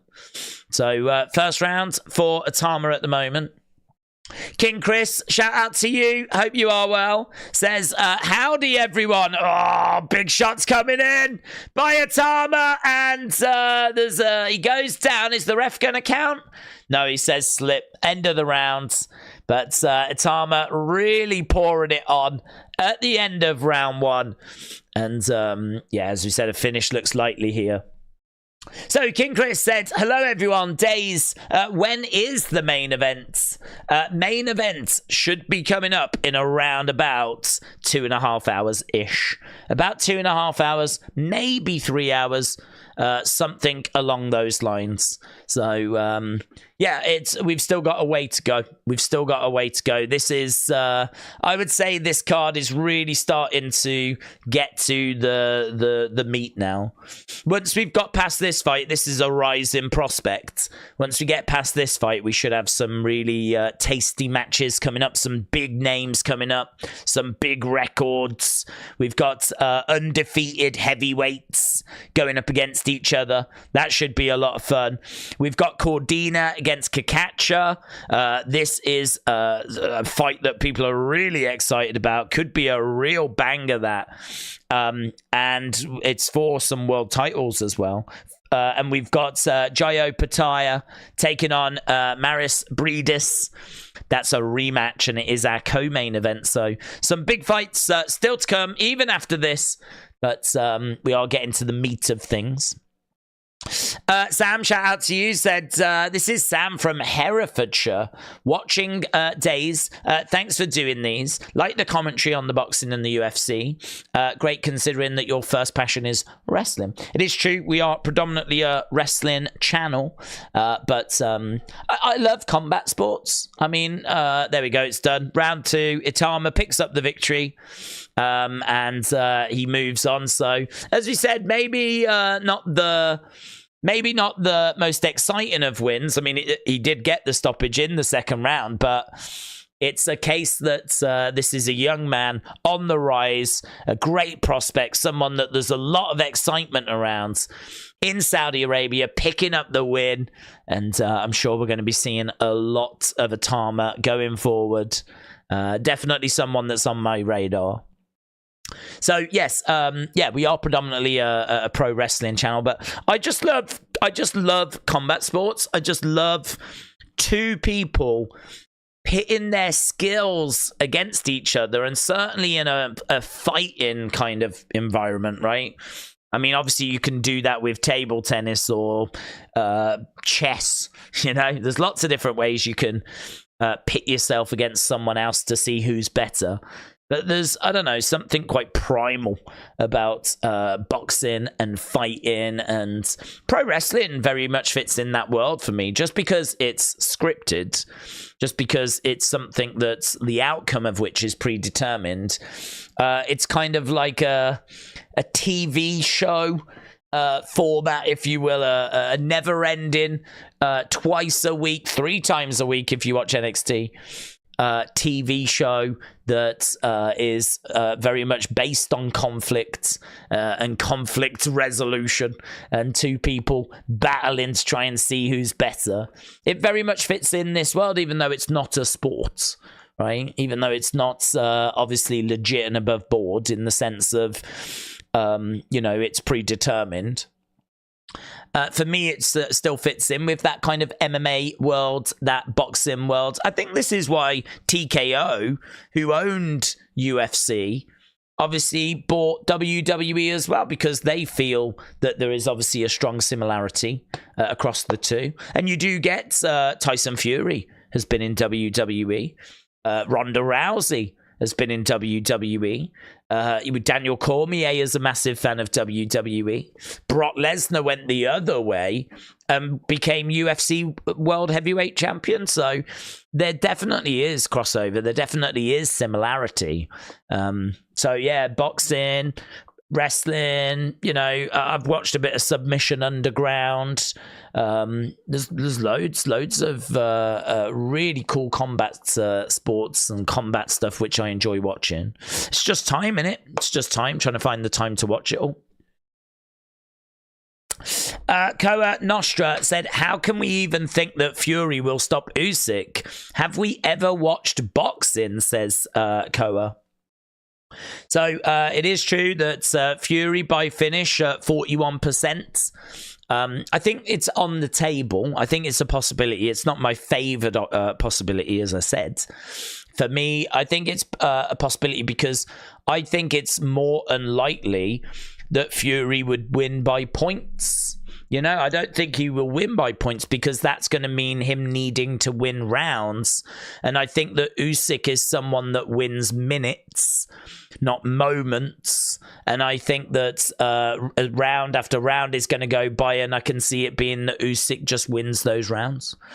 But the thing is that he's going to have to get in close to do his work on Fury, and Fury is going to have, as a result, opportunity to try and land on Usyk. It's not a case that Fury is the smaller guy, he's going to be on the outside, he's going to struggle to get in close. It's actually the reverse. It's going to be that he needs to keep Usyk away from him, because Usyk being kept over there on the outside, if he can do it, if Usyk can't get in close, which he will be able to, but if he can't get in close, that's obviously going to be a massive benefit to Fury. If Usyk can't get in close, he can't do any damage. The reach difference is 7 inches, right? So if he can keep him like all the way over here at bay, well, I mean, Fury's going to be so comfortable. But he ain't going to be able to do that because Usyk is too quick, too elusive, great head movement, great footwork, can, dodge and weave and pre-slip and get in, do his work, get out again. The challenge for Fury is going to be when Usyk is in that mid-range, before he's even coming closer than that. Once he's in the mid-range, can he hit something significant? I don't think he'll land anything significant at range from the outside, but at mid-range, can he land? Or even in the pocket, Is there an opportunity to get an up? It's really close. I don't know quite, you know, you're going to get little digs in and, you know, bits, but I don't know quite. He's got long arms. I mean, in the pocket, in close, it's going to be really hard for Fury to, like, really get through with anything.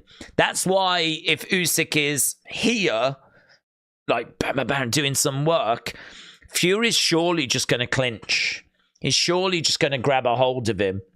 Because he'll grab him, he'll put his weight. That does two things. It stops Usyk from landing, right? But it also means that Fury can grab and put his weight on him. He can put his weight on him. He can throw a few shots into the side. He can kind of grind his head into the face of Usyk. Might even be a forearm that kind of shows. So for me, when Usyk comes in close, Fury will clinch. When he's in the mid-range, that's dangerous for both guys because at that point, everything's on the table. I think at that point, Fury has enough room to land a hook shot or like land something of significance coming from the side, coming up. Probably not straight down the middle, but, you know, I'd imagine it'll be some sort of hook shot from somewhere or uppercut that could connect. It's going to be hard for it to connect. It is going to be like swatting a fly, but flies can be swatted. So I agree. It's going to be tricky for him to catch him, but over 12 rounds, at some point, can he do it? And it seems like people think he can. It seems like people believe that he will catch him. I think from range, from distance, that's going to be hard. That's going to be difficult. I think you can throw in your jabs from that point, but I'm struggling to see him being able to throw. I mean, that's got to travel a distance to reach Usyk, right? By the time he, like, throws it straight, if Usyk's, like, really that far away, he's got... We're talking milliseconds, but that's all you need in boxing to just get out the way, right? As a shot's coming in, could go back. Do you know what I mean? So from distance, it's hard to see Fury being able to catch him. You know, once Usyk's a little closer in the mid-range, that's when it becomes a bit easier. But the problem that Fury's got is if Usyk's in mid-range, he could be doing damage himself. I don't think that Usyk's going to be putting Fury down unless Fury gets tired, wore down, and is then put away towards the back end. But I think that the range in this fight is very interesting. Very interesting. And how both fighters are going to deal with that range is going to be very, very interesting. So I think if Fury wins, he's going to win because of moments, not minutes. And I think it'll be a case that if he wins, it's because he's landed some moments of significance. It's going to be because he has got through with some moments. But if Usyk wins, I think it'll be because of minutes and not moments. And he'll win because he won rounds. So those are my thoughts on it. Sam said they will try and set up the rematch if it goes to points. There's endless cash that's flying around, and hopefully there's a finish. Apparently there's a second rematch anyway. Second match that's going to be taking place. I think whatever happens here, there is a rematch clause. And the belief is that the loser will... ask for it. So if Fury loses this, I mean, unless they lose and they lose absolutely devastating comprehensively, maybe they won't call for the rematch. Perhaps, you know, if Fury loses and loses bad, he might think to himself, I can't do any better than I did. I can't see that. That's not really his mentality. So I can't see that. I think we will get the rematch, but the belief is that this is the first of two fights between them. Yeah, we will likely be back here watching this fight later on this year. I think Frank Warren said later this year we'll do this fight, and then next year, early next year, they hope to do Fury Joshua if everything goes to plan. And I heard that UK event, right? Apparently Saudi Arabia want to do a fight in the UK, which they're going to sponsor and they're going to put a load of money up for. The streets are saying main event could be, I can only say could be because this is far from confirmed, but I've seen a few people talking. It could be Anthony Joshua in the main event taking on the winner of Hrgovic or Daniel Dubois. So I believe Hrgovic, Daniel Dubois are going to be going up against each other. That's going to be a very interesting fight. And whoever wins that will then go into a fight against Anthony Joshua. And seemingly whoever wins that will then be going on to face maybe Tyson Fury. Or I don't know if they can get themselves into a match with Usyk. I don't know. I mean, Joshua has kind of done a lot of work, to be honest. He's been very active. I think he's reaping the benefit as a result. He's someone that has been inactive in the past, and it's really hurt him. But he's a lot more active now. And that has massively helped. So he is in a really good place at the moment, Anthony Joshua. I don't know. I mean, like, great performance against Ngannou, of course. And we saw him against Otto Wallin. We've seen him against a few people, and he's looked good. He's looked good. Didn't he face Hellenius as well? I mean, he really has been churning out the fights. He really has been putting in the work. And looking good, and I think he wants another fight relatively soon as well. And the streets are saying that it could be him against the winner of Hrgovic, Daniel Dubois, which then sets up the Fury fight, as long as everything goes the way people are hoping it goes and everyone keeps winning, sets up the Fury fight early 2025. So we've got Frank Warren, actually. He's saying a few words as we're continuing to work our way to the main event.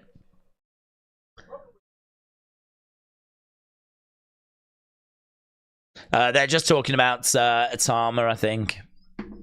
Right, there is talk of some step-aside money for Usyk so that we can get the Joshua fight going, says Sam. That's interesting. That's interesting.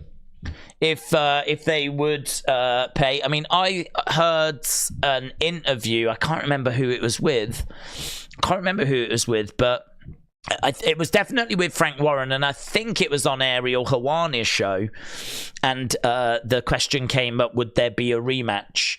And Frank Warren says there are 2 matches. Like, there will be 2 matches. There is a rematch clause. We do this one. There will be the rematch, and the early 2025 is when they target Joshua. But I haven't heard about step-aside money, but that would be interesting. People really want that fight, man. They really, really want that fight. And Saudi Arabia can make it happen, you know? The problem is that the longer we wait, the more you are obviously open to disaster. The longer we wait, the more chances are that Joshua loses against someone at some point, or Fury loses against someone at some point. And that massively then hurts the fight.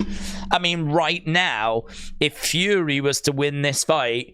yes, it would feel like the next match should be Fury-Joshua, and God only knows what numbers that would do. God only knows what numbers that would do. I feel like Joshua and Fury have been spoken about for, I don't know, 8 years, something like that. These two like have been on people's radars and have built up their kind of following, and everyone's got opinions on the fight, and... I don't know if that's the biggest fight that you can make in boxing, but I feel like it is, actually. I feel like it is. I can't really think... Crawford-Spence was always the fight. That was the one that people were always talking about. I think there's a lot of love for Tank Davis. I think he definitely is someone that's got a lot of support and a lot of eyeballs. So Tank Davis I'm always aware of as well. And of course Canelo, but he tends to, his opponents don't tend to really grab the imagination so much. Unless it's the rematch with Bivol. I mean, him against Bivol, I think, would be monstrous, of course, if we was to go back to that. But all of that aside, I think Fury, Joshua's, I think for me, is the biggest fight. I can't think of one that's bigger than that in boxing. So if we could get Usyk to stand to one side and we could do that fight next, that would be absolutely awesome. But let's take it a step at a time. A. Jobson said, I certainly don't count Usyk out at all, and I respect him for what he has done. I'm hoping for a great fight regardless of the result. Averted Vision said, the only way the rematch doesn't happen is if one of these guys knocks the other out and it's just a complete mismatch. Gilbex said Hrgovic or Dubois will fight the winner of Fury Usyk. AJ will fight Wilder if he beats Zhang. That's not what I heard the other day. I mean, I'm not going to argue because that was just a rumor that was going around. But definitely it was the Dubois Hrgovic winner that I heard was lined up for Joshua. But in the boxing worlds, you know, these things are ever evolving, ever changing, and we'll have to see where we go next. But to be honest with you, I don't have any issue with seeing Joshua face the winner out of Wilder, or did you say it was Zhang? Joshua Wilder is a fight people have wanted to see for a long time, so I wouldn't be down on that. But I think that Wilder losing to Parker has maybe dampened people's appetite now for that. Wilder feels a bit more like he's in the twilight of his career, like he could hang it up now, and I think he's achieved about everything he's going to achieve. So he could walk away now. I think a fight with Joshua would be a big payday.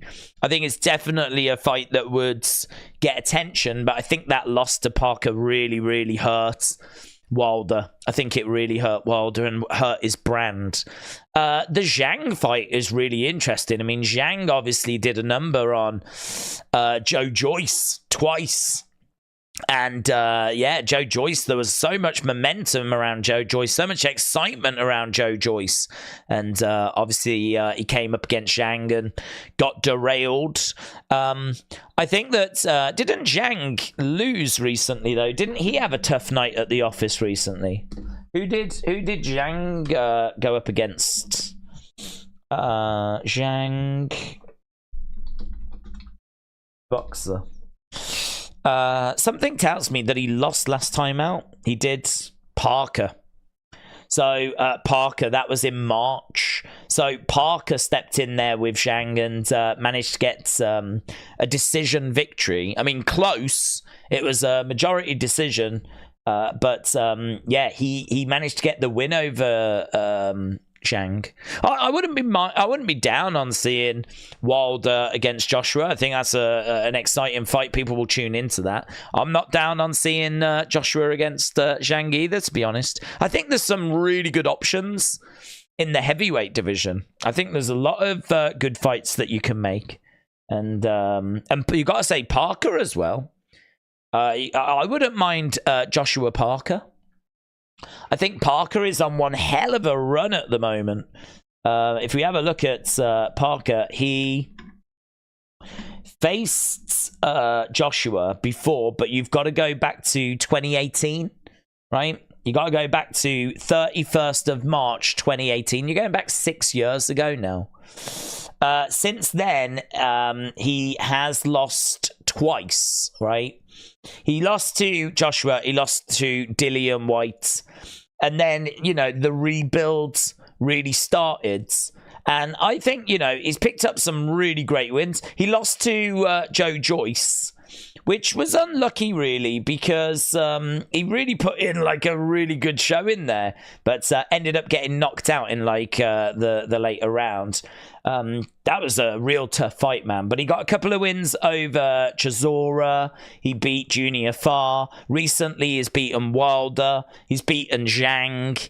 He's on a good run. He trains with Fury, putting the work in.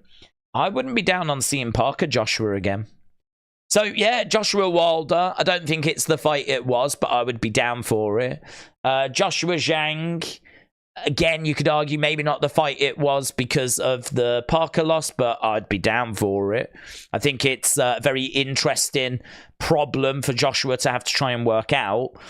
I think you can do Joshua against Hrgovic, But I don't know how great that fight would be for Joshua, because Hrgovic, I think, could be a problem. Joshua Dubois would be interesting. I think people would be into Joshua against Dubois. You could definitely do that fight as well. There's still lots of fights for Joshua outside of Fury, but Fury is the one that people want to see. They want to see that Joshua Fury fight. And I would love to see that sooner than later, because I think the longer we go on, the more risk we're running of one of them losing. I mean, Joshua's already lost twice to Usyk, and that really derailed things. You know, if Fury loses tonight, I mean, what does that do? I think there will always be a hunger for Joshua Fury. There will always be a desire to see that fight.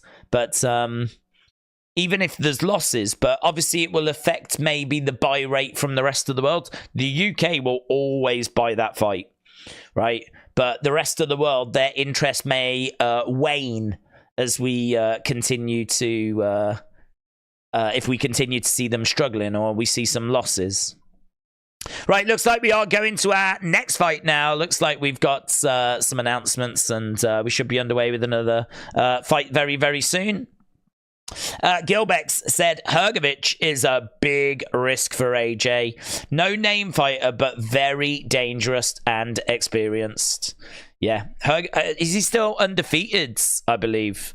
I think he's still undefeated. And someone, let me have a look actually. Hrgovic. Philip Hrgovic is, let's go down, still undefeated. His win over Zhang was very hard, right? He only just got past Zhang, but he did get past Zhang, and that win back in August of 2022 in Saudi Arabia, that definitely was one that I think kind of people were looking at as a good win for him. And then he's gone on, got a TKO against McKean, got a TKO against Damori. He's got some good wins on his record, but definitely would like to see him stepping in with a Parker, or stepping in with a Wilder, stepping in with someone that's been there, done it, been a world champion, got that experience, you know? I agree. Hrgovic is he's a problem. He is a problem. Age-wise, he is 31, which isn't that bad, actually. I mean, Hrgovic has still got plenty of years in this division, so I don't know how long Usyk's going to stick around for. I don't think it's long. I think he'll be gone. Fury already had his foot out the door and came back. I could see Fury doing the Usyk fight, doing the Joshua fight, and being done, right? I don't think he's interested in anything else, to be honest. I think that he very much is getting a couple of paydays, big paydays, and that'll be him done, right? He'll probably do some exhibition fights or something. So, yeah, I think that Hrgovic could find himself in a year or two with a thinned-out heavyweight division where he could very much find himself being a world champion. But I need to see him against some other names first. Need to see him against some former world champions first. Because at the moment, he is looking the part. But again, you know, if you look at his resume, he's not faced the biggest of names. But that win over Zhang was very good, and it's aged very good as well.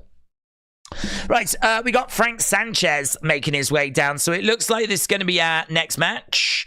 Cabial taking on Frank Sanchez. This should be a really fun fight, you know. Should be really good. These two are undefeated, both heavyweights, undefeated, both 31 years old.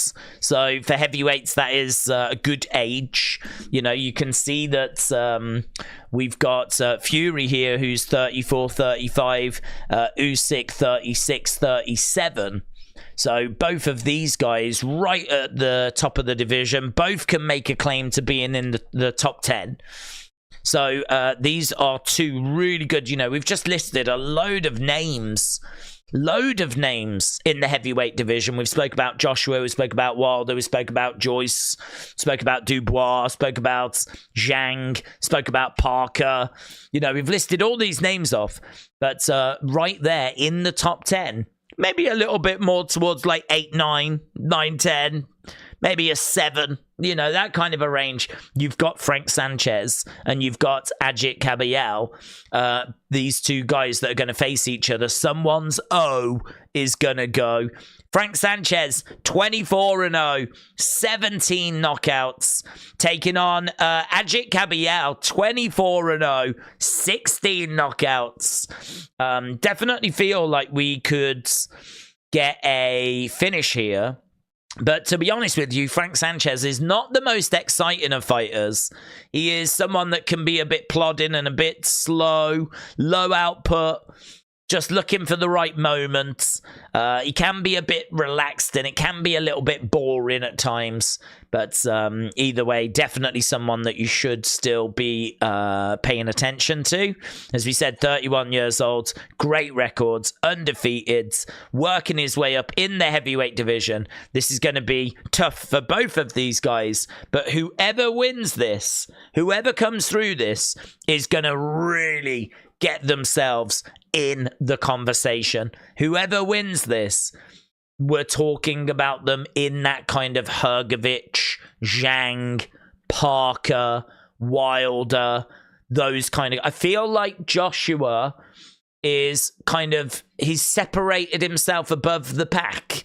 I feel like you've got Fury, Usyk, just below them is Joshua, and then just below them you've got this pack, really, of people that are trying to break out. Parker definitely looking good, and you could maybe make an argument is up there with Joshua. Hrgovic, loads of potential. You could maybe make the argument is getting up there with Joshua.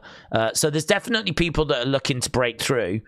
But with that pack of Wilder, Hrgovic, Zhang, Dubois, I think in that mix, whoever wins this gets their name added to that group. So good match this will be interesting. We'll keep an eye on it.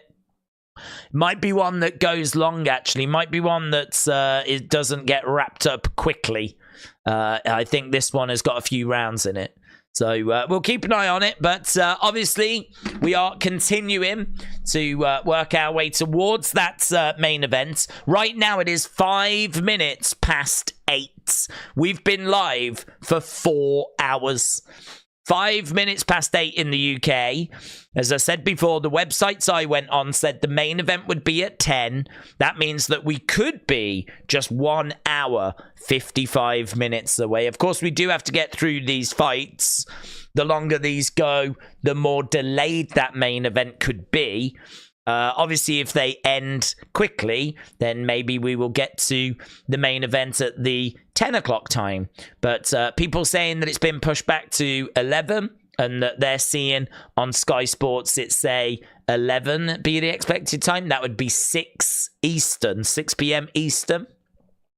So, again, we're going to have to wait and see. I'm not too worried about it because we're here whenever it starts. It's going to get only more and more exciting as we get closer and closer and closer. And we've got a few fights to get through first. A. Jobson said, I'm all about Frank Sanchez at minus 220. He's got a yucky, quivering palm death touch and a kosher reverse side kick, and also a cybernetic triangle choke. Sanchez could captivate the cake. Dick Togo said, I've been watching the card since it started. There are plenty of other sites too. Sam said, if still in your chair, it looks like you're on an open face Darth Vader helmet, or I've had too many. It looks like I'm on an open face Darth Vader helmet. I would say pace yourself. That's what I would say.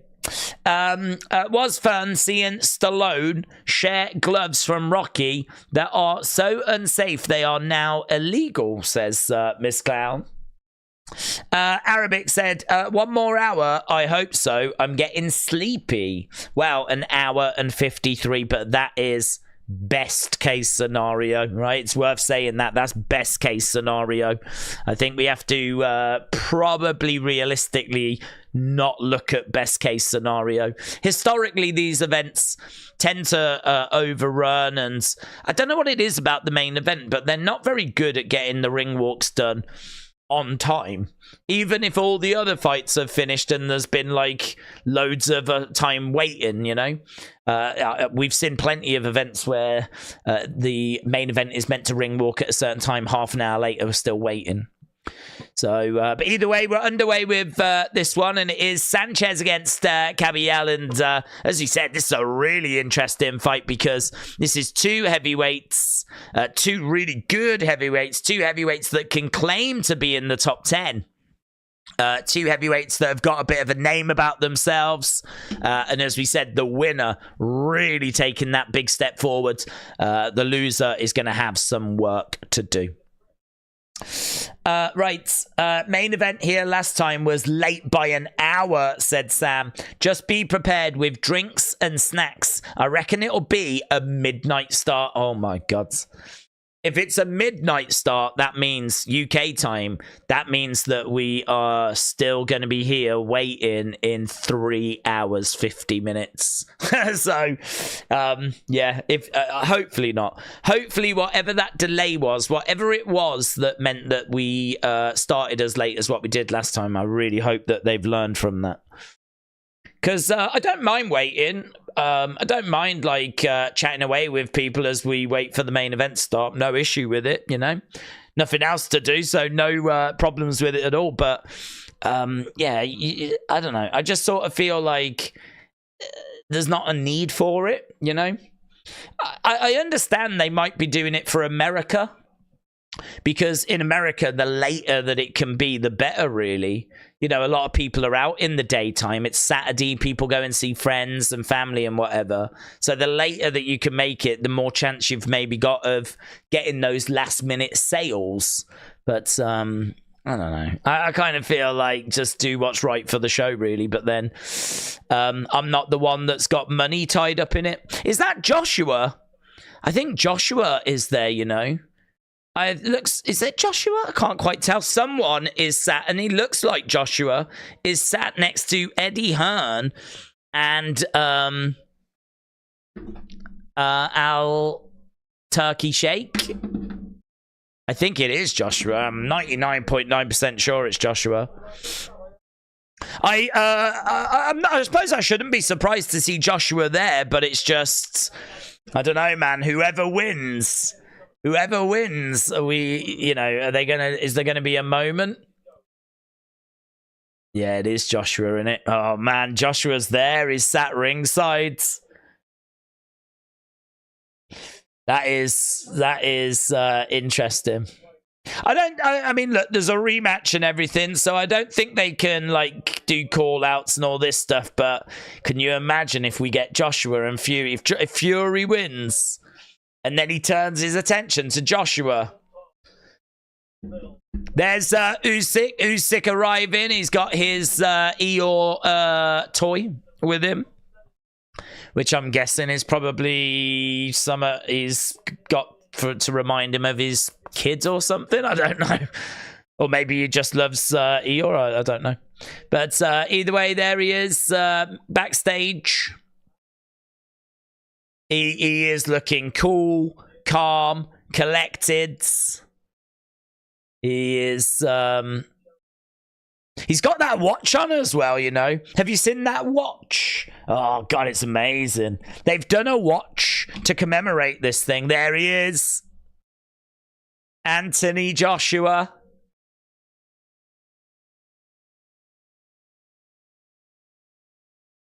Sat next to Eddie Hearn, and apparently they're going to look to try and get a couple of words with him at some point. So Joshua there wanting to obviously watch this. He's got dreams of fighting for the Undisputed Championship further down the road. The frustrating thing is the rumor is that as soon as this fight happens, they could actually strip one of the titles away because there's a mandatory. And so it could be that I don't know if the rematch would be for the Undisputeds. That's the upsetting thing, is that this is undisputed, but it might not be that all the belts stay on the same person very long. Which I just think is boxing shooting itself in the foot.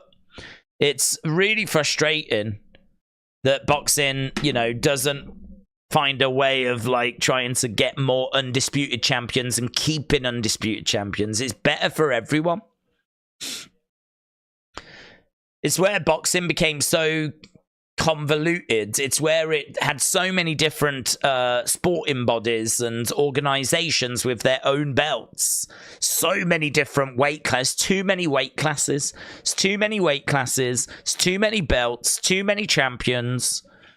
And boxing really trying to make a bit of an effort here, or I should say Saudi Arabia really, trying to make an effort of putting on the best fights possible, which is unifying a lot of the divisions, and is hopefully going to result in less champions and more well-known stars, which is going to really help boxing.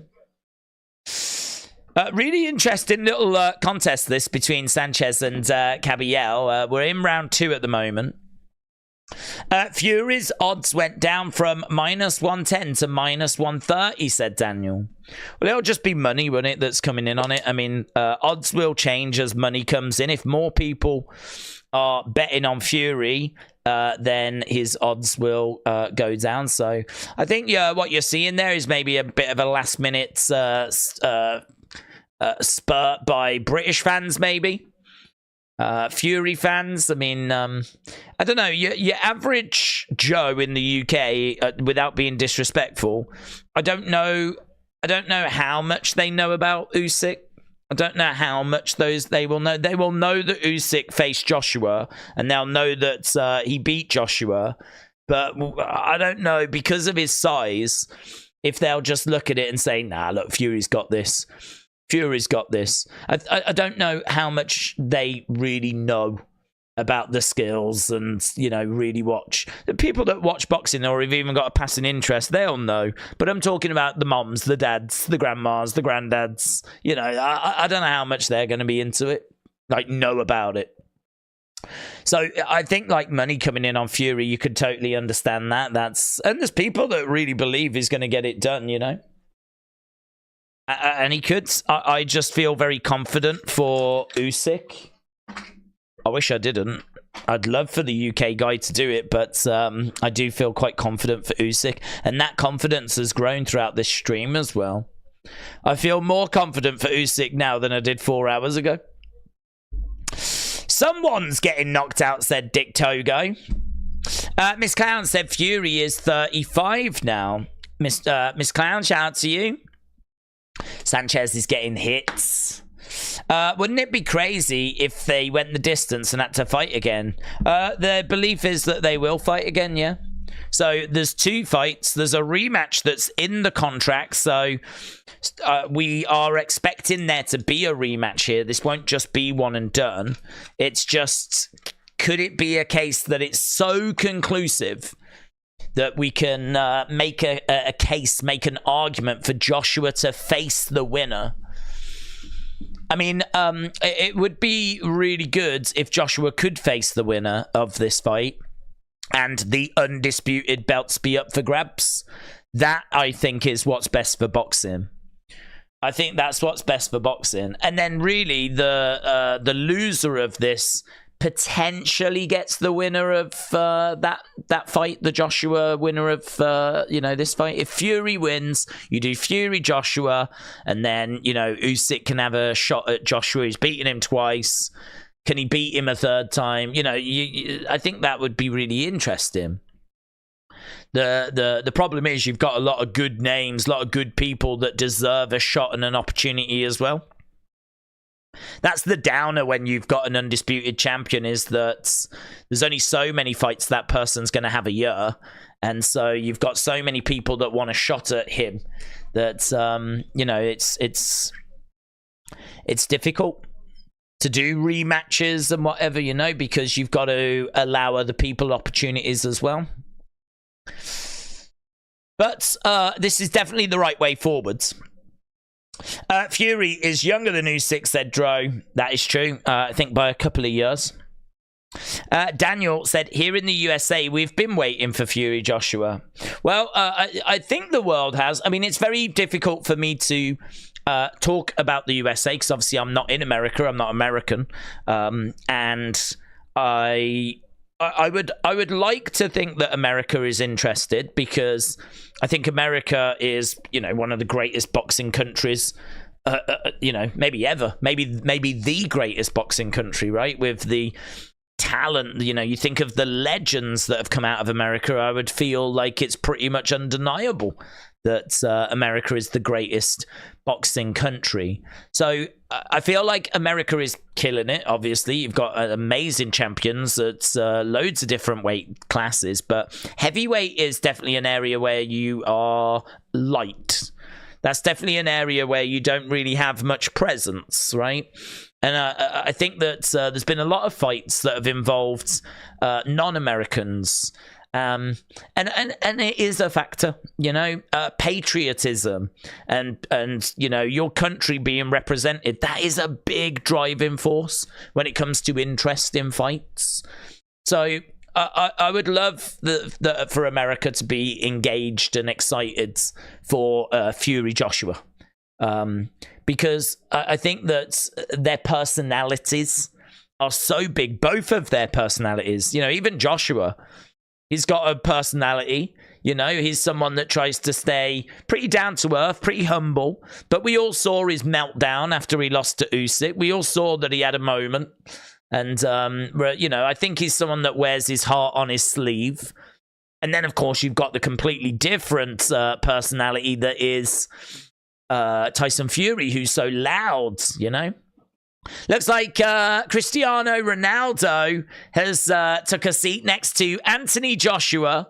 So Cristiano Ronaldo, as expected, has arrived and has took a seat in the front row. Front and center, Ronaldo is there, sitting next to Anthony Joshua. And we've gone backstage as the arrival of Big John Fury. Big John Fury is here. He's brought his son with him as well. So Tyson is here, but the bigger news, Big John Fury arriving, and there's cameramen and people being pushed out the way.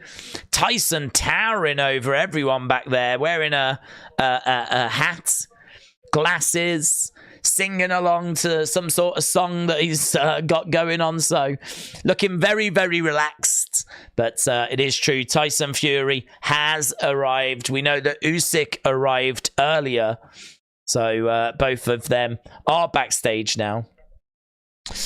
Right, Daniel said, one of my favorite non-American content creators. All my boys have subbed to your channel. Keep up the great work. Daniel, shout out to you, my friends. Shout out to you.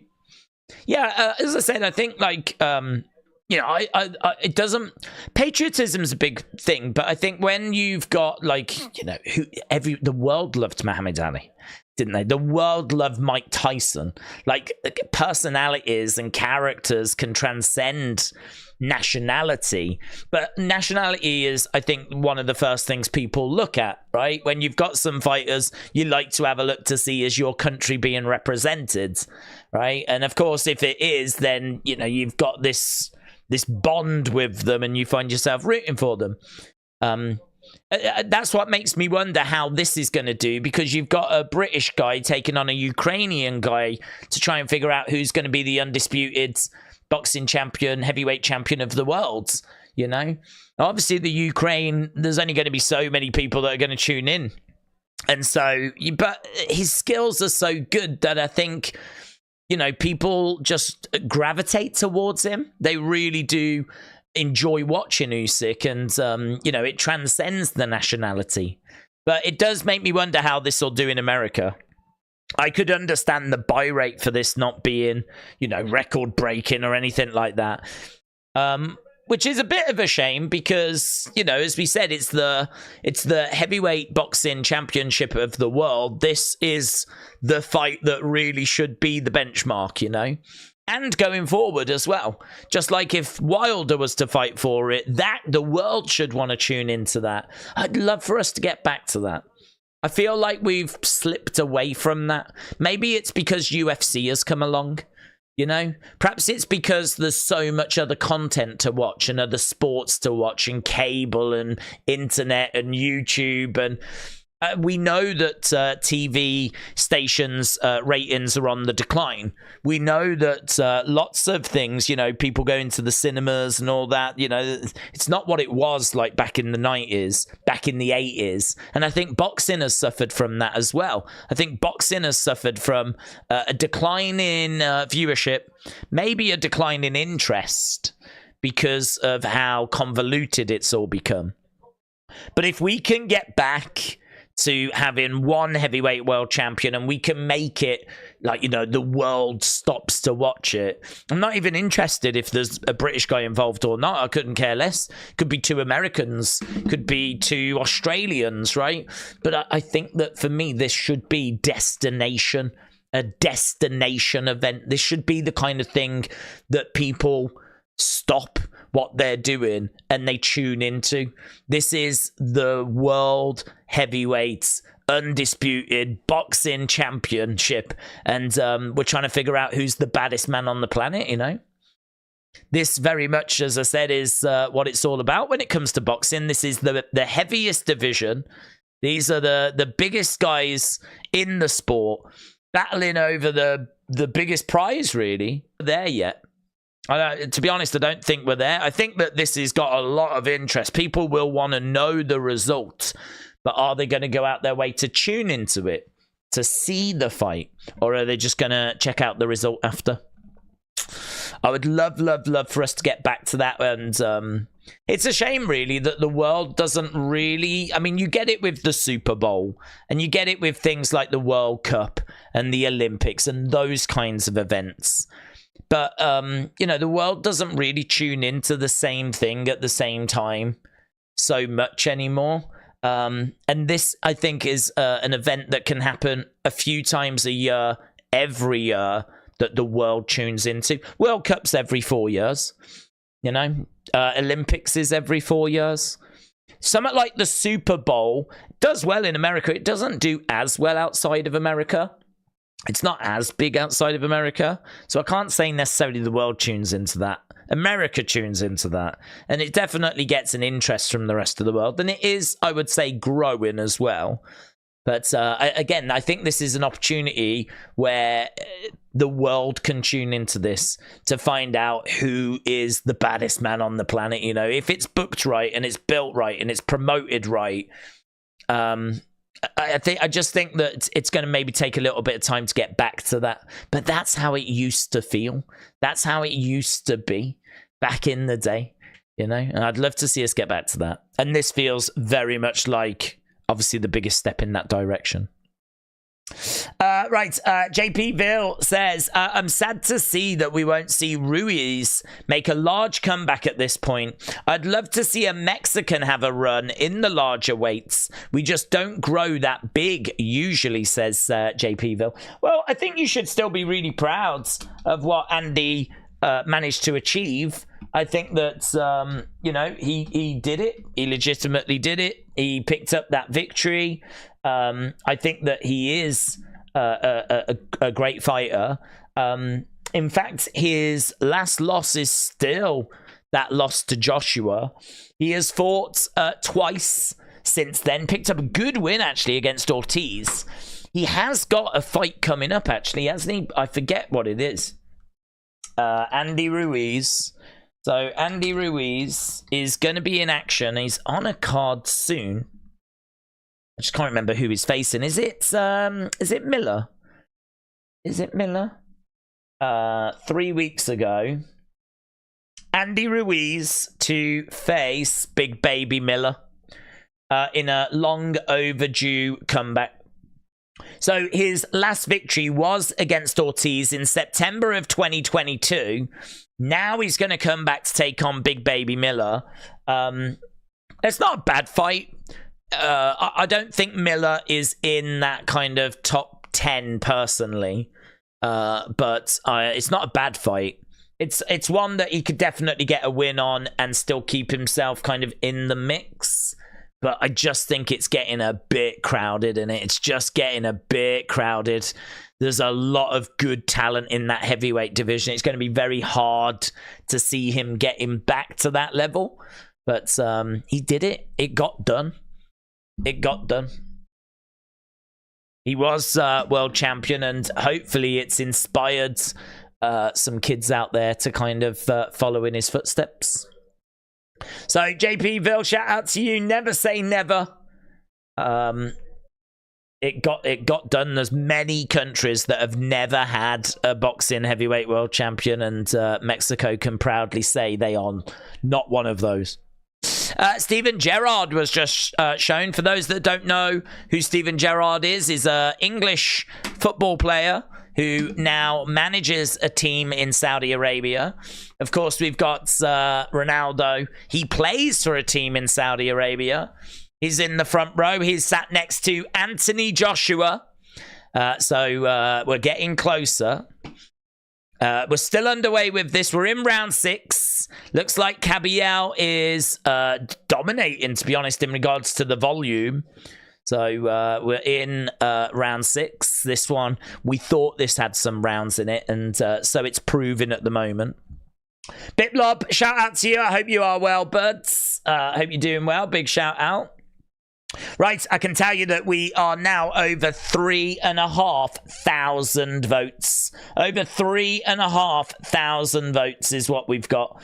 And we are looking at the numbers slightly changing. So we saw a massive lead for Fury in our poll at the early stages. As the night has gone on, that lead has kind of come down a little bit. As we're sitting here right now, Fury by finish, 41%. Fury by decision, 15%. At the moment, we're looking at about, it keeps changing, but it's about 55, 56% Fury wins, right? It's really close. It's really close. About 55, 56% to 45, 44% for Usyk. What isn't so close and what has been outright leading all night long is who wins and how. Who wins and how. And Fury winning by stoppage has far and away been the favoured option, right? Fury winning by stoppage, 40%. And that has been favourite all night long. So 40% for Fury to win by finish. Fury to win by decision has been the least favoured option all night long, which I agree. I think Fury by decision is looking very, very unlikely. Usyk by finish, Usyk by decision. Those two options have been strong all night, but neither have come close to Fury by stoppage. So that's where we are. That's what the community thinks. Good sample size as well. We're at nearly 3,700 votes there, so a good sample size. Russell Andy said, what's your favourite Rocky film? Also, Steven Gerrard is now a Rangers legend. Rangers legend? Yeah, I suppose he is. Favourite Rocky film? I really like that question. To be honest with you, my favourite Rocky film would probably be the first, but I don't like that answer because it seems like it is the predictable answer. I've obviously seen all 5 of the Rocky films, 6 actually, if you include Rocky Balboa. And then, of course, it went on to the Creed films. I haven't seen the latest Creed one. I've seen the previous 2, but I haven't seen the 3rd. I really like Rocky Balboa. I actually went to the cinema twice to go and see that. Really enjoyed it. I ended up going with 2 different sets of mates who wanted to see it. And so I ended up going twice. So I was quite happy to see it twice. I really enjoyed it. So I thought that was a good film. I think 5 is probably the weakest. I think 1 is the one that really sets the tone.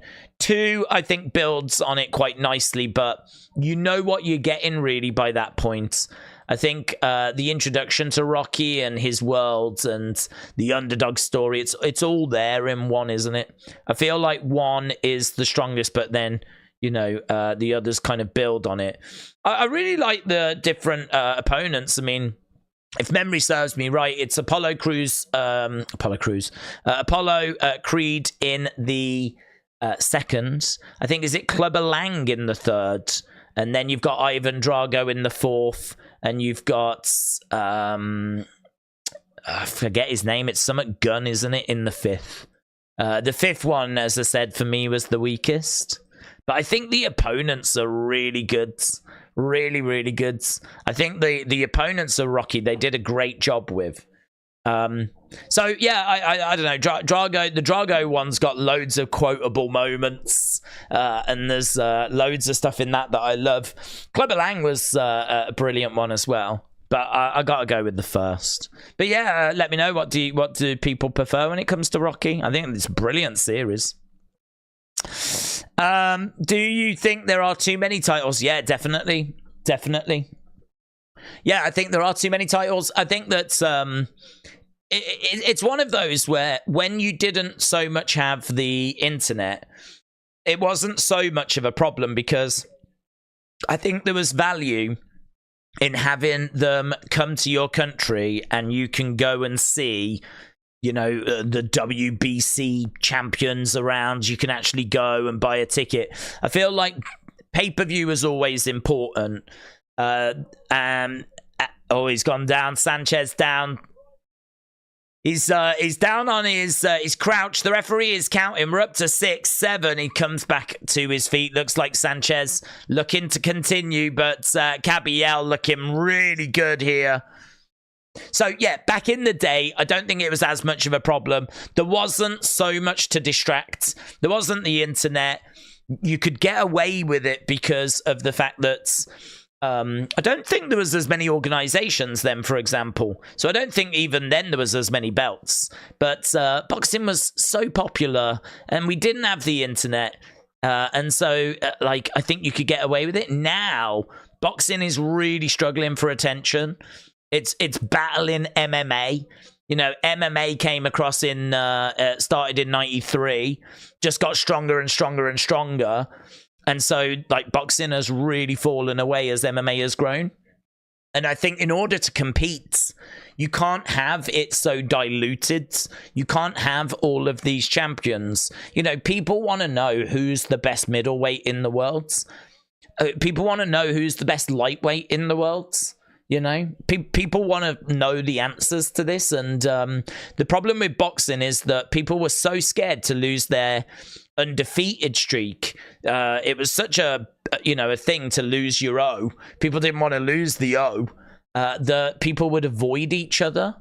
And of course, then you've got different networks that have signed exclusive deals. We've got all the exclusive rights to this fighter. But then if they've got the exclusive rights to that fighter, how are you going to make that match? If you want to do fighter A against fighter B and both have got exclusive deals with different networks, that's been a massive barrier. Massive barrier. So it's not only that there's too many belts. I think exclusive deals have been a big problem as well. Fighter pay, you know, people wanting more and more money. You know, greed has very much come in as well to boxing. And it's fighters should get paid a good amount of money, like a respectable amount of money, like depending on how much money is being generated. Of course the fighters should get paid, but we've seen fights not happen because the money is not right. And I still don't think they were being offered bad money. It's just that, you know, greed comes in, and that's been a barrier as well. So it's definitely something which is changing. It's definitely something which we are seeing move in the right direction. But yeah, there are too many belts. I'm just looking here as Cabiella stopped Sanchez. They just showed us backstage, and the Fury camp were applauding the stoppage. They seem to be impressed with that. So, boom, look at that. It's just a jab to the midsection. Jab to the midsection, and Sanchez went down. He'd had him down before, actually, but that was the shot that really put him away. So that's another fight down. That's Cacace and Sanchez. Cacace picking up the victory, takes a massive step forward. Not someone that I think Fury's going to have to really worry about. I don't think he's going to really plan on sticking around much longer. I think he'll do exhibitions and whatever to make money. But actually putting his record on the line and taking on some of these young guns, I don't think he's got any interest in that. I think get the undisputed, do the rematch, the Joshua fight, done. Tyson's argument was, why do I need to face Usyk? Because there's always going to be someone else. There will always be someone else that comes along. And I think that's right. I think, like, as fans, it's probably right that we do draw the line somewhere. And I think for most fans, when it comes to Fury, we're not really looking at Cacace. We're not really looking at Hrgovic. We're not really looking at people like that. We're looking at, for Fury, do the fight with Usyk. If you have to do the rematch, do the rematch. But we want the Joshua fight. Those are the fights. Those two. We're obviously getting one tonight, but people want that Joshua fight. And really, other than that, then he can go, and I think he'll go with love and blessing from people. There will still be people going, oh yeah, but he's ducking from Cacace. He's ducking from Opetaia, who might be coming up soon to heavyweight. But you're always going to get that. You're always going to get that. I think if he fights Usyk, which he is, and then he fights Joshua, I think he's done. He's done everything he needed to do, to be honest. I would love to see Wilder against Paul. Oh, my God, yes. Yes. I'd love to see that as well, actually. I would love to see that. I think Wilder would win that, of course. I think he'd win that. I think that's... who do you think wins that? Jake Paul and Mike Tyson? That's another event that we're going to be doing. I mean, I've got Jake Paul winning, but I don't think he knocks Mike Tyson out. I am a bit worried about Mike Tyson's age.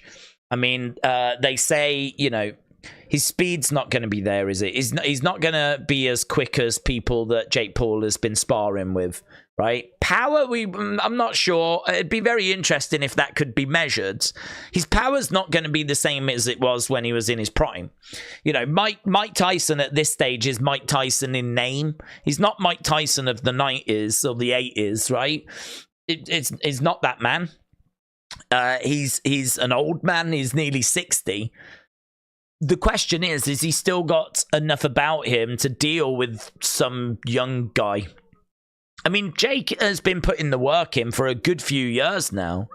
And I think that Jake is someone that can avoid a 60-year-old man. I mean, that's what it comes down to. Granted, he's a 60-year-old man who used to be the baddest man on the planet. But I think Jake can stay out the way of Mike Tyson, use the jab, keep Mike Tyson at range. And the longer the fight goes on, the more that Tyson will tire. Tyson will be dangerous in the early rounds. Really, Jake just needs to avoid Tyson in the early rounds. By the time we get into round 5, round 6, round 7, I mean, I've got to be thinking that Jake's going to be looking the better at that point. So I think Jake gets it on points, but I don't even know if we can do points. It was said before that there was no judges, but I heard that things changed. I heard that then they changed the rules and now it's professional. It goes on the records. There can be knockouts now. But originally I heard there was no judges and it was going to be an exhibition. But it seems like everything changed. So if you can go to judges, then I'm thinking Jake Paul by points. That would be my prediction, and it might even be something that they've kind of agreed. You don't want to think that, but it could be something that there's a bit of a backstage deal that's been done, and it's even been agreed that he'll get the points victory.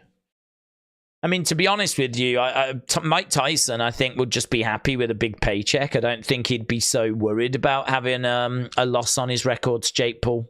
I don't think that kind of a thing would bother Mike Tyson at all.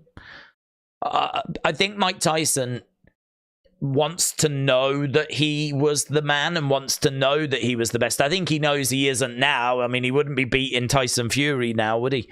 He wouldn't be able to step in here and become the undisputed champion at the age of 60. But I think he wants to know that he was the guy, and he was the guy. So, you know, where he is now in his mind is like, not bothered. I really think that he would be quite happy to take the money and just wouldn't even think twice about, like, not bothered taking a loss tick, because you can't take away the fact that he was the guy. It doesn't change that. The most important thing about Mike Tyson is in the 80s and the 90s, he was the baddest man on the planet. In the 80s and the 90s, he was the most feared man on the planet. He was, you know, he is a legend. His legacy is assured. Him losing in 2024, even to a YouTube, it doesn't change anything. It doesn't change what he was in the 80s and the 90s. It might make you look at him a bit different now, but all he's going to do is turn around and go, I'm nearly 60. I'm nearly 60. And I just stepped in there with someone that wants to be a Cruiserweight world champion, right? Someone who's in their prime, that's living boxing and has been doing boxing training for the past few years. And I just stepped in there, having not been active for like 20 years. I just stepped in there and went 5 rounds with them. And you're going to tell me that I'm a disgrace? I kind of feel like that's how he would look at it, to be honest. So I think that I've got Jake winning by on points. But as I said, part of me thinks, is there a little bit of an agreement that was in place, maybe? Don't know. Edward said, apparently the winner of this fight will face the winner of the AJ in September. I have to say, if it's AJ Ngannou, we're going to get no one beats him, mark my words. Have to say, if the AJ against Ngannou, then no one beats him. So you're saying that the winner of this will go on to face AJ? Well, the word on the street that I saw is that there's 2 fights here. There is a definite rematch. And so my belief is that we get the rematch next. But it was mentioned earlier that there is a bit of hope that we could postpone it. And hopefully we can get the AJ fight next. I mean, if Fury wins this and then he calls out Anthony Joshua, calls him a dosser, right? Calls him a sausage. Get up here, you sausage! Get up here, you dosser! AJ, you dosser! Calls him up. Anthony Joshua stands up.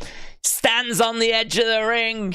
Fury, right in his face. The people taking pictures. The world is talking. Man, that would be sick. That would be sick. If we was to get that. But my belief is that we get the rematch. That's what I've heard. We get the rematch. Whoever wins here, there's a rematch clause that's in place. And I don't know that the loser of this fight will willingly step to one. I can't see Fury stepping aside for anyone. I can't see him stepping aside for anyone. If he loses this, I don't know if he would step aside for Joshua. That's just, I don't see that in his makeup. I think that he would want to do the rematch, or he would want to fight Joshua, or he would want to be involved. I can't see that. I could see Usyk accepting it, to be honest. I could see him. He seems like a nice guy that would be willing to do that. Pay me the right amount of money and I'll do it. I'm not so sure that Fury would. Right, let's go down. KSI won't be a world champion. No, KSI won't be a world champion. I don't even think KSI can get past Jake Paul.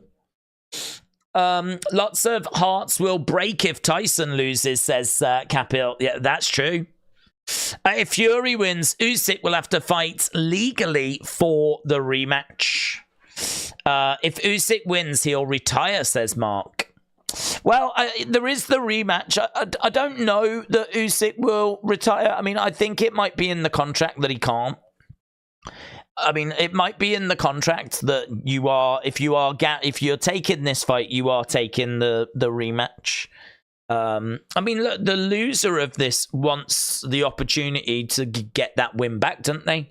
You know, both of these fighters are very proud and they believe in themselves. There's no doubt about that. You know, Tyson Fury believes that he is the best boxer in the world. I mean, that is, I don't think, something that he just says. I think it is an absolute belief that he's got in himself that he is the best boxer in the world. And I think that's the same with Usyk. Usyk believes that he can overcome any challenge. So I really think whoever loses this, I think they will still have that confidence, unless, as what was mentioned earlier, it is a destruction. If Usyk destroys Fury, Fury just can't land on him, and Fury in his heart knows he's missing a step, you know, and he knows he doesn't have it. That would be interesting. That would be interesting. But even then, I think he would take the rematch. What's he got to lose? He's already got a loss on his records. So what's he got to lose? Take the rematch. You know, he's got a chance. Try and win the belts back. Try and restore his legacy. And if he can't, he gets paid. And he ends up with 2 losses to Usyk, just like Joshua has got anyway, you know? So, yeah, it's really difficult, to be honest with you. I think, I don't know if anything's decided. I don't know if anything's decided. I think it's really difficult to know, like, how this will play out. I think it's hard to know who wins the fight, but I feel more and more confident. It's weird. Normally, I'm sitting here, and as we get closer to the fight, I normally get less confident. But actually, now we're getting closer to the fight, I'm getting more confident. I'm more confident that Usyk wins this fight as we're getting closer to it. I wish it wasn't. I wish it was Fury, and it could be Fury. He's got a chance. But for me, I'm probably looking now at like 60-40 Usyk. When we started the stream, I was probably 55-45 Usyk. But now I'm like 60-40 Usyk. I'm heading in that direction. But, you know, you can never really count out Fury. He's never lost. He's always come through. Even when he was down against Wilder in that first fight, you know, he got himself up. He scraped himself up. And he managed to carry on and actually was the better fighter at the end of that fight. It's just, I don't think that that's going to be possible here because we know that Usyk gets better as the fight goes on. Tyson Fury's window of opportunity is the first part of this fight. That's the window of opportunity. The first part of this fight. The later it goes, the harder it gets. So if I'm Fury, I'm thinking, let's figure this guy out, right? Let's use a round to figure this guy out. But then from round 2, pedal to the metal. I'm on him. I am on him. I am hunting for his head. I'm looking for that knockout. I am really looking for that finish. And I'm giving myself like a bit of a deadline of round 8, really. I've got to get it done by that point. The problem's going to be if I haven't.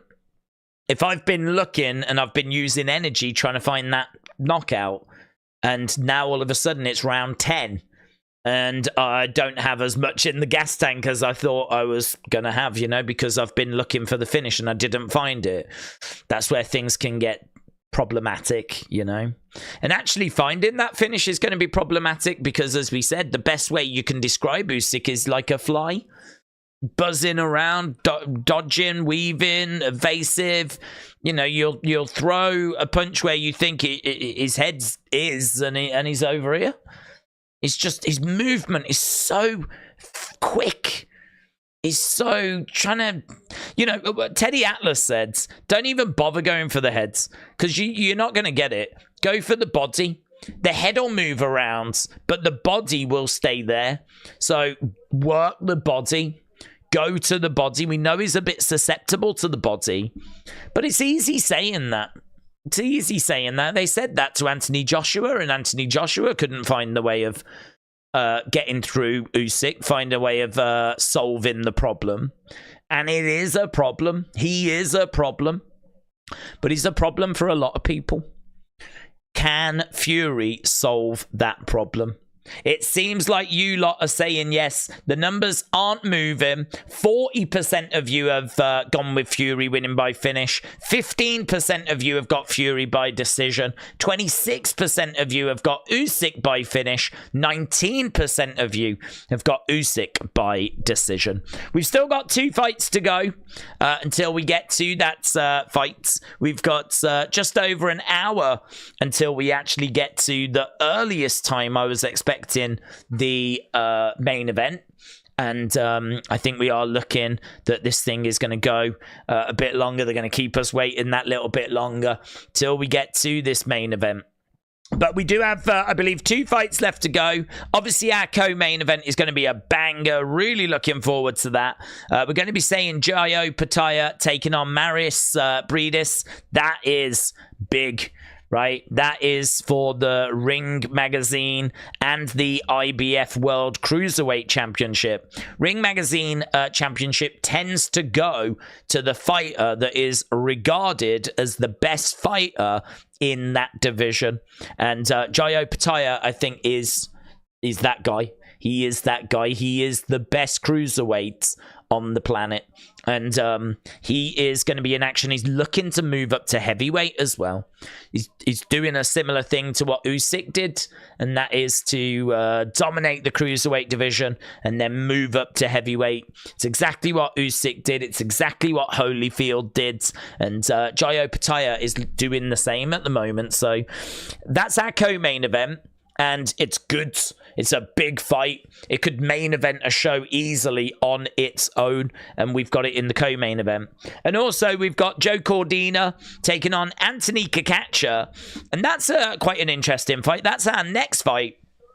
This is going to be an interesting fight because Cacace is someone that has been really well respected within the industry, but has not really had loads of opportunity, and this is that opportunity.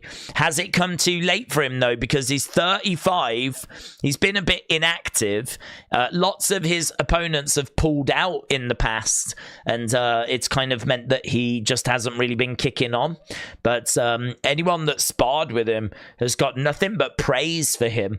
And so Anthony Cacace getting his opportunity, but the feeling is that Joe Cordina is just going to have too much. So that'll be interesting. Cacace, Cordina for the IBF and the IBO World Super Flyweight Championships. Then we've got the Ring Magazine and the IBF World's Cruiserweight title on the line as Opetaia takes on Mairis Briedis. And then it is time for our main event, the undisputed heavyweight championship of the world, right? All 4 belts coming together and the Ring Magazine belt on the line as well. Who takes everything?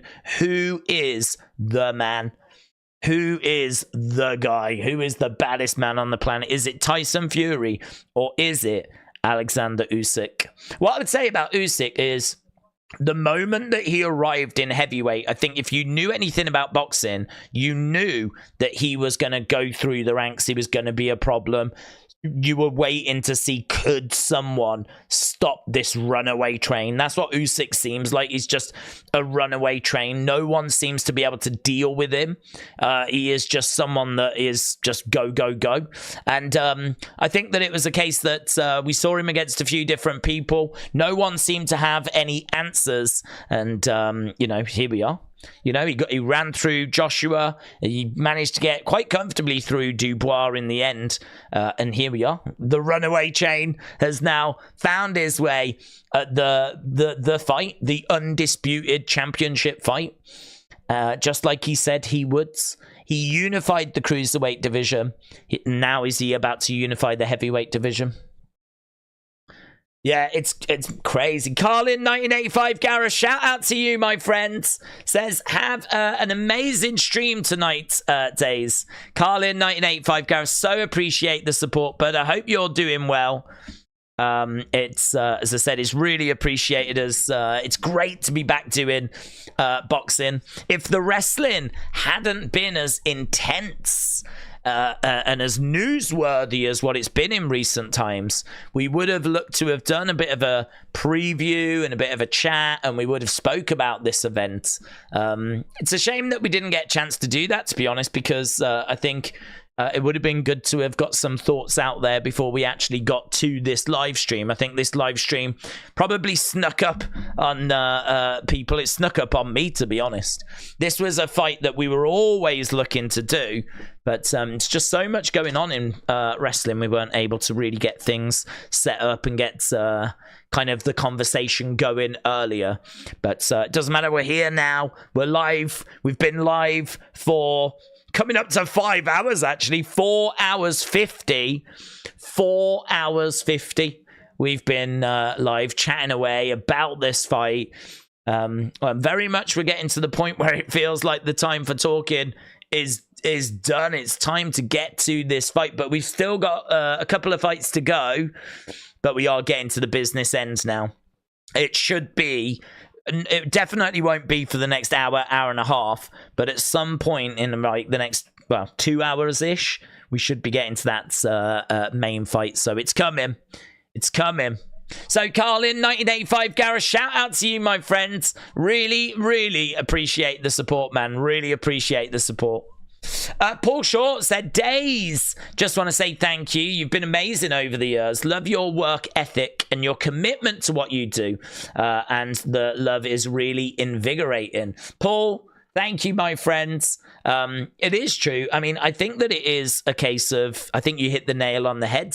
I think if you love doing what you do, I think it's very easy to, do you know what I mean, kind of share that enthusiasm.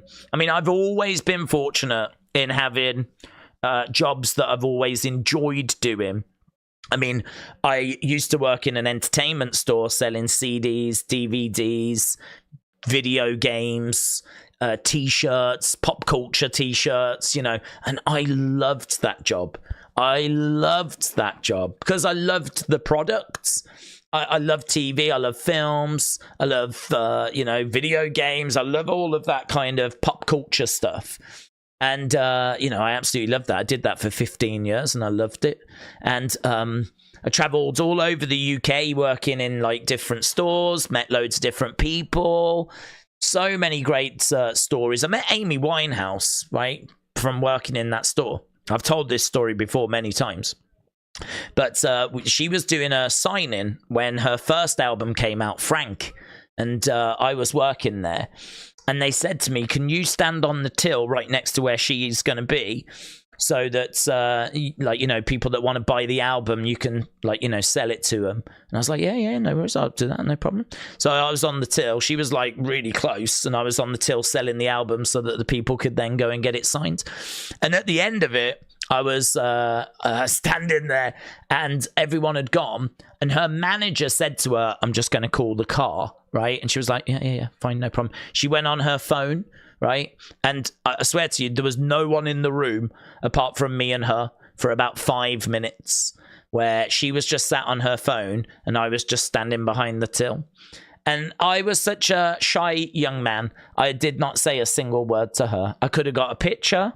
I could have got an autograph. I could have done absolutely, could have had a chat with her about her inspiration. I could have saved her, right? I could have saved her. I'm sure I could. But I didn't say a flipping word. And to be honest, you look back, and I wouldn't say it's a big regret, but it's definitely an opportunity I wish I'd done more with, But that's an opportunity that I got because I did something that I was loving. I loved that job. Honestly, if it wasn't for YouTube, I'd still be doing that job. So, but YouTube came along, and I absolutely love doing what we do now, So that's, I think that it's great that kind of enthusiasm does come across. I mean, it's hard for me to know what actually translates, But it's good to know that that does come through. Because, how can you not love this? How can you not love the build for this? How can you not get excited for the fact that we're about to crown the undisputed boxing heavyweight champion of the world, you know? This is as good as it gets. This is as exciting as it gets in the world of boxing for me. So, again, I don't know that others feel that way, and certainly in America and whatever, but for me, that's very much how I feel. This is huge. This is big. I just wish I hated Usyk more. I wish that I was really behind. I mean, I am behind Fury, and I really want him to do it, but I can't help but go, but it's all right if Usyk wins. Yeah, no, I like Usyk. It's all right if he wins. I wish it was a case where I hated Usyk. I really hated him, and I just, oh God, if he wins, I'm going to be in such a bad mood. But I don't feel that way. I'm all right. I'm all right with Usyk winning. I really like him. He's a really nice, respectable man. He's got good morals, and he seems like a really good person, and he's a bit quirky, and I like that about him, and he's so skillful at what he does, you know. He's so skilled. I mean, it's hard to not respect someone that's got that level of ability, you know, that's got that skill set, that's dedicated their life to just being the best at something like that. You can so appreciate that. So appreciate that. So if he gets it, all you can do is go, he deserves it, to be honest. He deserves it, and I'm really pleased for him. Right, it looks like, I don't know what we're doing here, but it looks like there's some moments. We're seeing Turkey Ali Sheikh backstage, and we were seeing Steven Gerrard as well. Is he walking Steven Gerrard out or something? I don't know what he was doing. We've got Cacace and we've got Cordina, so we are getting to our next fights. We can see a few empty seats still on the ground level. But those seats are filling up. Ronaldo and Anthony Joshua are ringside. They're chatting away. Biplab said, I'm doing well. I'm picking Fury to win by knockouts. Yeah, I mean, look, he can absolutely catch him. I mean, would people have predicted that Joshua would knock out Ngannou? Certainly after Ngannou looks so good against Fury, would people have predicted that Joshua could go in there and put Ngannou down, and put him down relatively comfortably? I mean, not just put him down once, put him down a few times. I mean, that to me was quite a surprise. I felt that Joshua had a good chance of winning. I thought that now they had some tape, it gave them a big advantage, right? Because obviously Fury didn't have any boxing tape to look at. And so Fury had definitely had the harder task going in there and blind, really.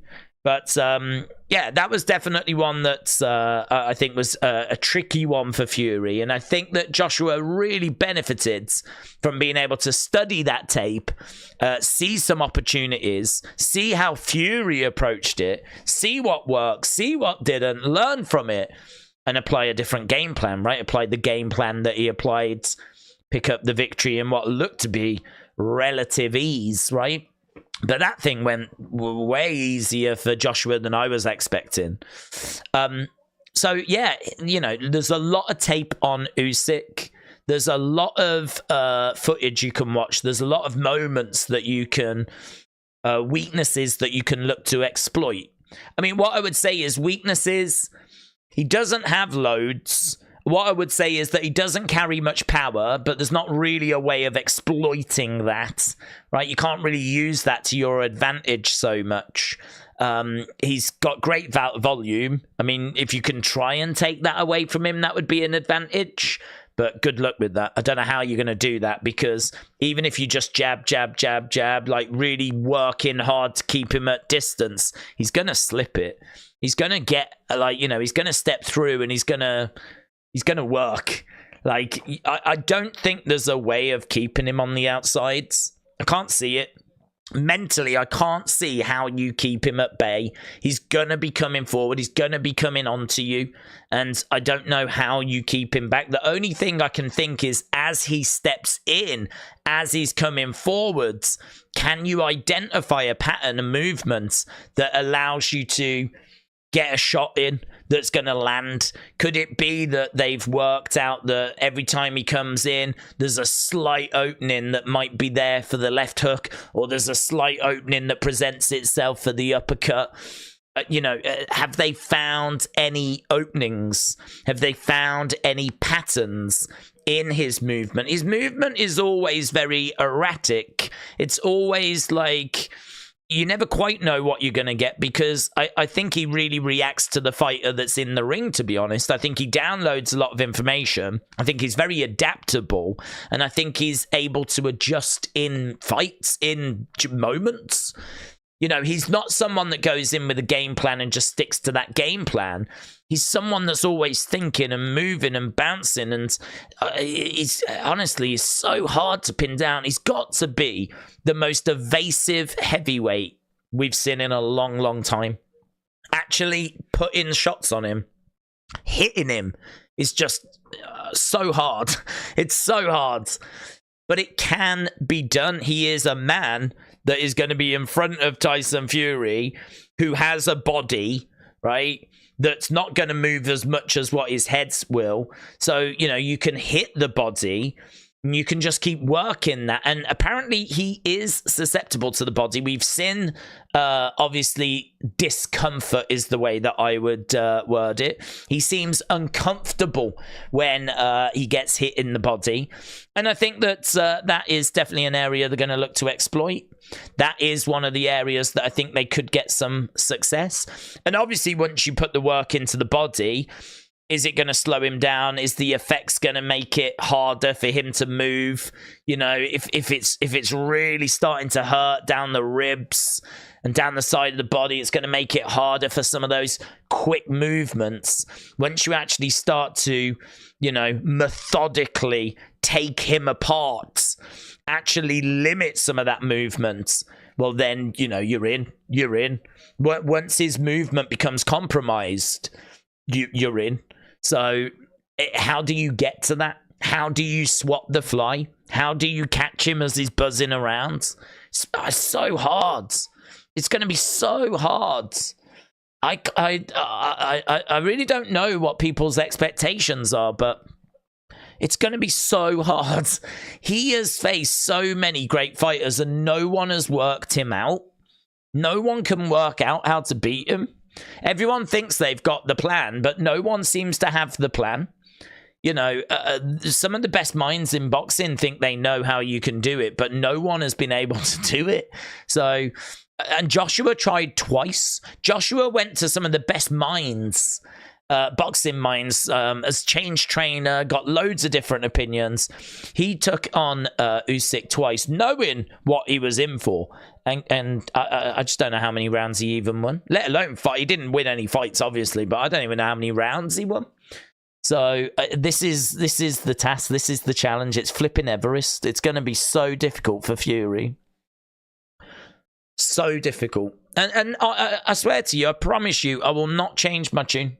It won't be a case, even if he goes in there and knocks him out in the first round, I will not change my tune in saying, it was easy and all that stuff.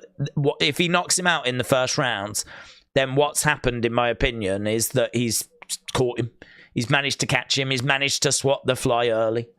But this is still the hardest fight for him, because this is the best boxer that he will ever have faced. This is the best boxer I think he ever will face. It's funny because when he took on Wilder had that right hand, and that was such a threat. That was such a problem that people said, like, if he gets hit with that, he's done. And people said that that was going to be his biggest challenge, because no one could avoid Wilder's right hand. And, he's a big guy. How's Wilder not going to land on 6'9" Tyson? He is, of course he is. I mean, like, it's you know, really hard to figure out how Tyson Fury, that had been inactive as well and had big difficulties, how was he going to deal with the big right hand of Deontay Wilder? And then, of course, he went in that first fight and showed that he could. He went in there and showed that he had enough about him whereby he could deal with that big right hand, and actually took the big right hand and got up again. You know, and that shocked the world. I mean, that moment is, as we said earlier, and we've said a few times tonight, one of the greatest moments in the modern era of boxing is when Tyson Fury pulls himself off the canvas. I mean, the replay of that was being shown all over the world. The world was talking about that. That was one of those moments that transcended sport. That was one of those moments that they show on the news. That was one of those moments where you don't even need to be in boxing and be a boxing fan, and you saw that moment, you know. It was huge. So he showed that he had the answer for that, and he had the answer for Deontay Wilder. He had the heart, he had the chin, he had the grit, he had the determination, but he also had the boxing skill to make sure that he didn't get hit with that right hand repeatedly. You know, he got hit with it a few times over the 3 fights, and he got dropped a few times over the 3 fights, but it never put him away. It never put him away. So the question now becomes, how does he swap this fly? How does he swap this fly? And can he swap this fly? He's got 12 rounds to do it. What's going against him is time and his cardio, because as he keeps trying to swap the fly, he's obviously using energy, and he's only got so much energy, and eventually he's going to tire. And I think Usyk's camp think that if we can get him tired, that's when we can come through. You know, Usyk won't tire. Usyk won't tire. Usyk has shown enough times now. We've seen enough Usyk fights to know that rounds 10, 9, 11, 12, they're going to be Usyk's rounds. He grows in fights. He gets better in fights. At the end of the Joshua fight, Usyk would look like it was round 1. It was round 11. And he wasn't even sweating. He looked amazing, and he will look amazing here if we get to the later stages of this. He is a fly that can keep on buzzing for 20 odd rounds. Well, this is only 12 rounds, so he's going to be absolutely fine. So that's a problem. The conditioning, obviously the extra weight that Fury has got, can help, but it can also hinder and will drain his gas tank. You know, how's Fury going to look in round 12 compared to round 1? I feel confident Usyk will look better. And the other problem he's got is that he's got 12 rounds to try and swap the fly, you know? If he had 20 rounds, then he'd have a bit more time, but time is against Fury.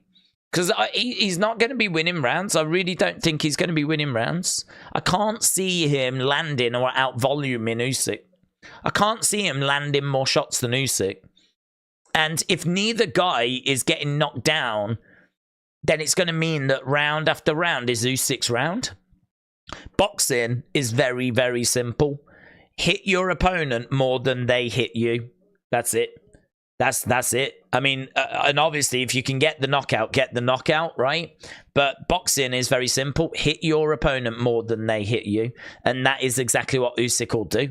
He will work the volume. He will hit Fury more than he gets hit. And I can see him taking round after round after round after round after round. The big question becomes, can Fury at some point land, maybe even more than once, something really, really significant, something that sets the alarm bells off in Usyk's head, and he's probably going to have to do that more than once. You know, we're going to be looking for knockdowns, we're going to be looking for knockouts, of course, ideally, but we're looking for stuff that's really significant, that's going to set the alarm bells going off, you know? And that's hard. That is really, really hard. Swatting this fly is going to be really, really difficult. We've got Cacace pouring it on Cordina, backing up into the corner. Cacace swinging away, big smile on his face. These two coming into the clinch right now. Round number 3. Cacace taking this opportunity. Those people that spar with him saying that he's a great talent, and he's showing that talent right now. Pouring it on, and Cordina's having to weather a storm, but a lovely counter shot coming back there. Counter shots, and Cacace getting his head out of the way of those shots that are coming back. Big uppercut. Oh! Cordina down. Cordina goes down. Referee counts. Cordina is back up on his feet, though. We got 40-odd seconds to go. Referee having a look. I think he's happy. Boom. Shot coming in. He's not all there, Cordina. He's not all there. Referee allowing him. He's back up. Oh, he's a bit rocked. He's a bit wobbly. Cacace coming forward again. 30-odd seconds to go. Straight down the middle. Round the back of the guards. Cordina is hanging on for his life. For his life. 20-odd seconds to go right now. Referee separates both fighters. Cordina backs up. Cordina's in reverse. He's trying to get out the way. He's trying to survive. Cacace swinging away. He's got him up against the ropes. Big hook shot. Big overhand. He's looking for that killer blow. But what a round. What a round. They get through to the end. And oh my God, he was hanging. Oh my God. Cacace was absolutely all over him. Punches thrown in that round. 113 to 28. 113 by Cacace. 28 by Cordina. He just absolutely went to town. He just absolutely destroyed him in that round. I don't know. That was such a devastating round. I don't know that Cordina's going to be able to come back. I mean, obviously, boxer's power of recovery is incredible, but I don't know that he's going to be able to come back from that. I don't know if he'll be able to get back to 100%. I mean, look, Cacace just wants to get at him right now. Cacace desperate to move forward, and oh, he's all over him again, and he's clinching up. Yeah, Cordina doesn't look like he has recovered. It's going to take him a round or so, I think, to... this is the opportunity here for Cacace. Cacace, I think, teeing off, but Cordina trying to throw in some counters, trying to make sure that he can stall the momentum of Cacace as Cordina covering up. Cacace, again, having a little look, but Cordina doing a really good job at the moment of just trying to weather this, try and take a bit of the sting out of this, try and recover, and he's slowly but surely coming back, but, oh my God, what a moment, man. What a fight. Brilliant. So this is our Coco main event. We got Opetaia going to be in action after this, and then it will be time for Tyson Fury. VMAX said Fury by finish. Do the voters watch all his fights? This is an actual challenge. He hasn't had one really. Wilder was a joke, and most should be able to beat him. Fury is just false hope or false hype. I have leaned Usyk for quite a while, to be honest with you, and as we have been chatting about it, and as we've kind of been going throughout this evening, my kind of lean to Usyk has only got stronger. So at the moment, I'm like 60-40. And as I said at the start of the stream, I was probably 55-45. I do think that Fury has that puncher's chance, because puncher's chance definitely exists in boxing. And he's too good to not give that kind of acknowledgement to, you know? I mean, he's undefeated. He's got a 34-0 record, 24 knockouts. You know, he's got wins over Wilder. He's got wins, of course. I mean, his win over Dillian White was all right. Had to dig deep against Otto Wallin.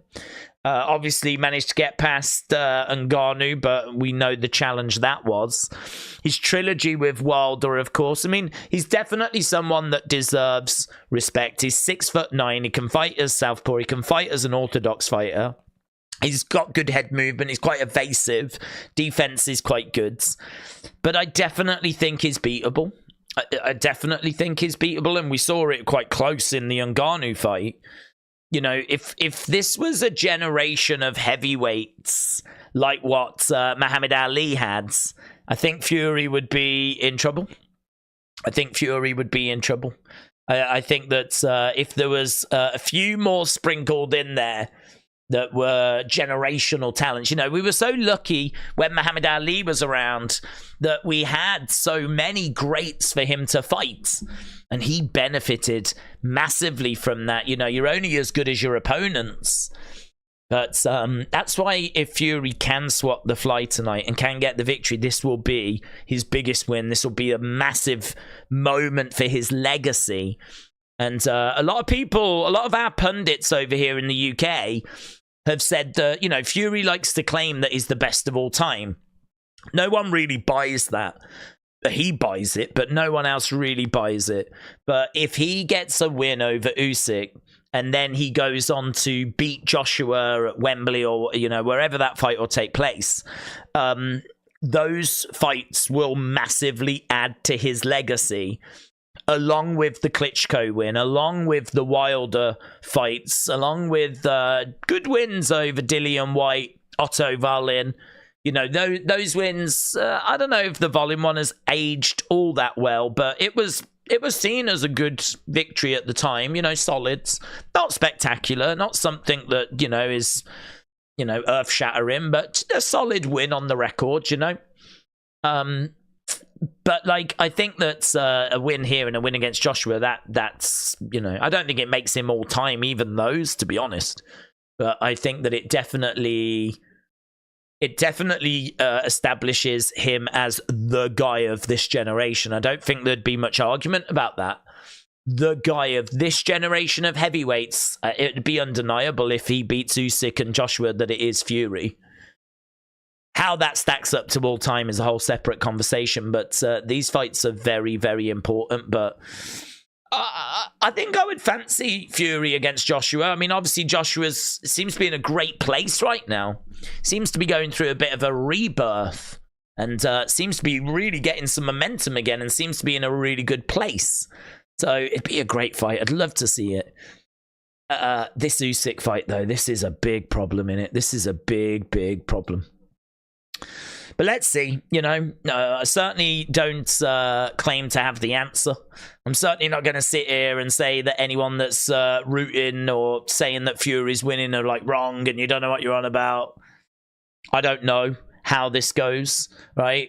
No one does. But what we can confidently say is that this is going to be one hell of a challenge, one hell of a task for Tyson Fury tonight.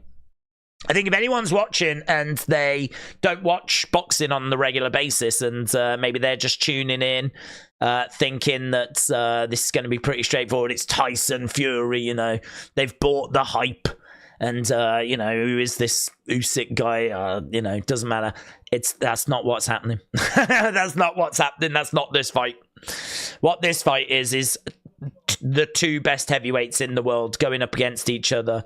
And we've got real concern for Tyson Fury in this fight. If he does it, he deserves all the flowers, man.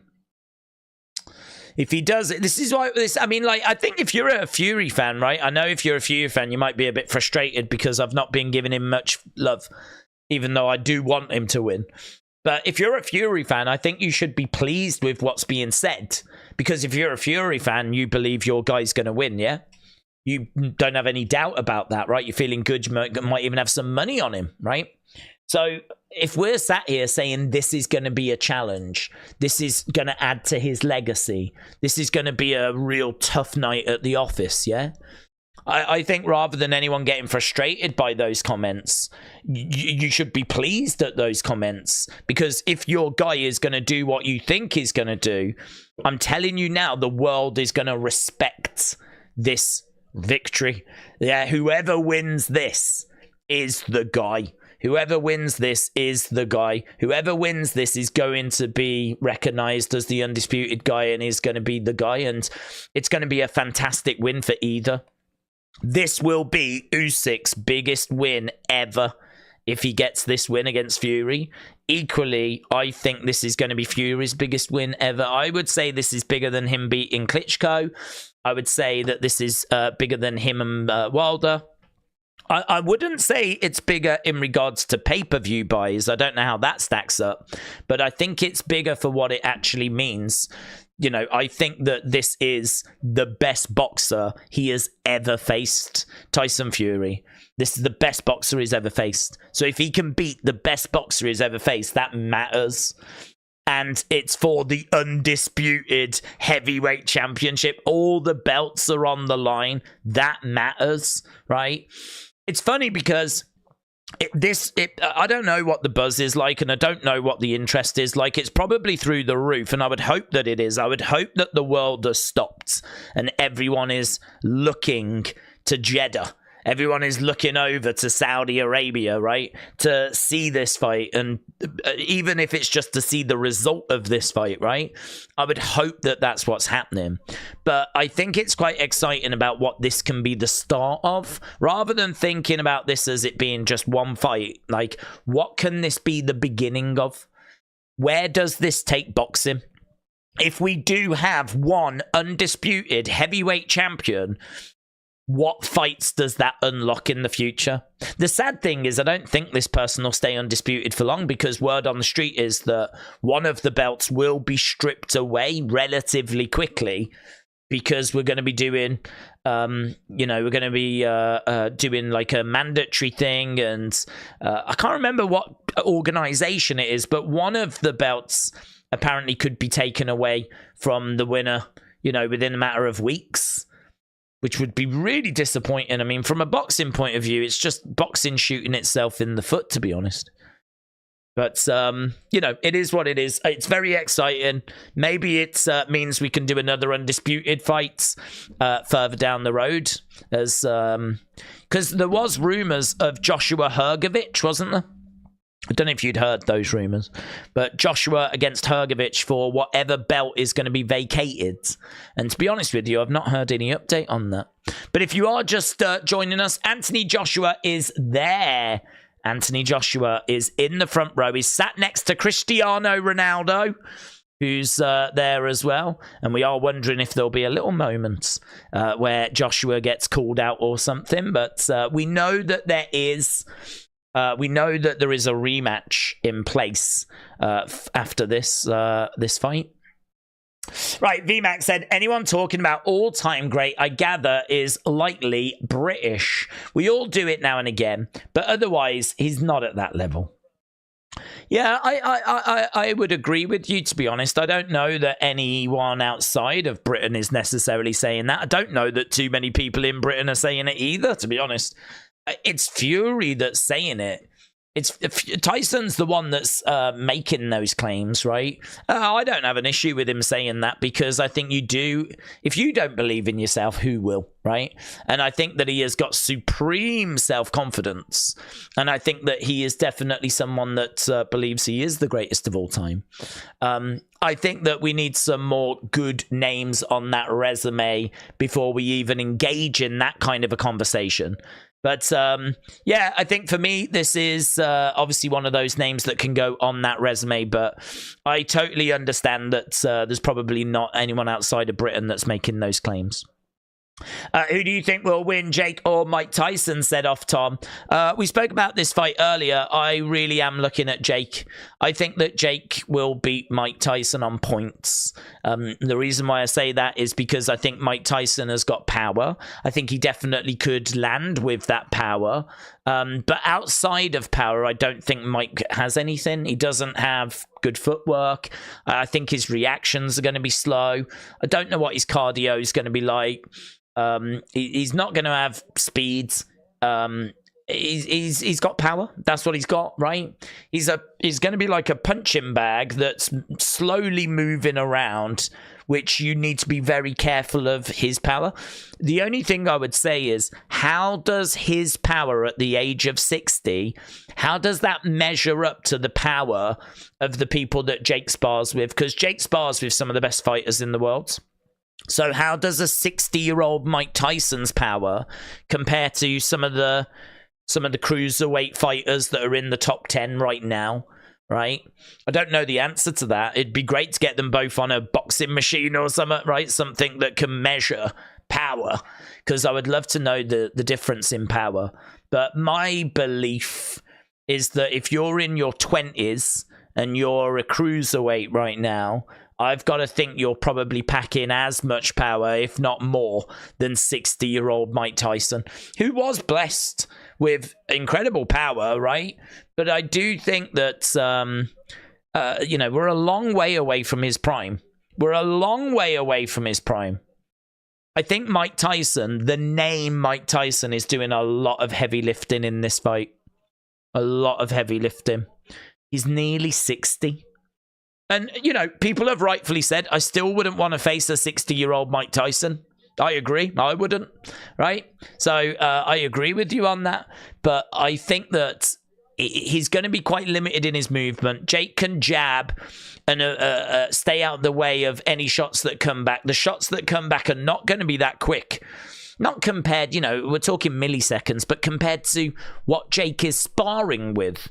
It's just, again, does Tyson connect with anything? But even if he does connect with something, is it going to be as bad as a 26-year-old cruiserweight that Jake spars with? How does that power compare?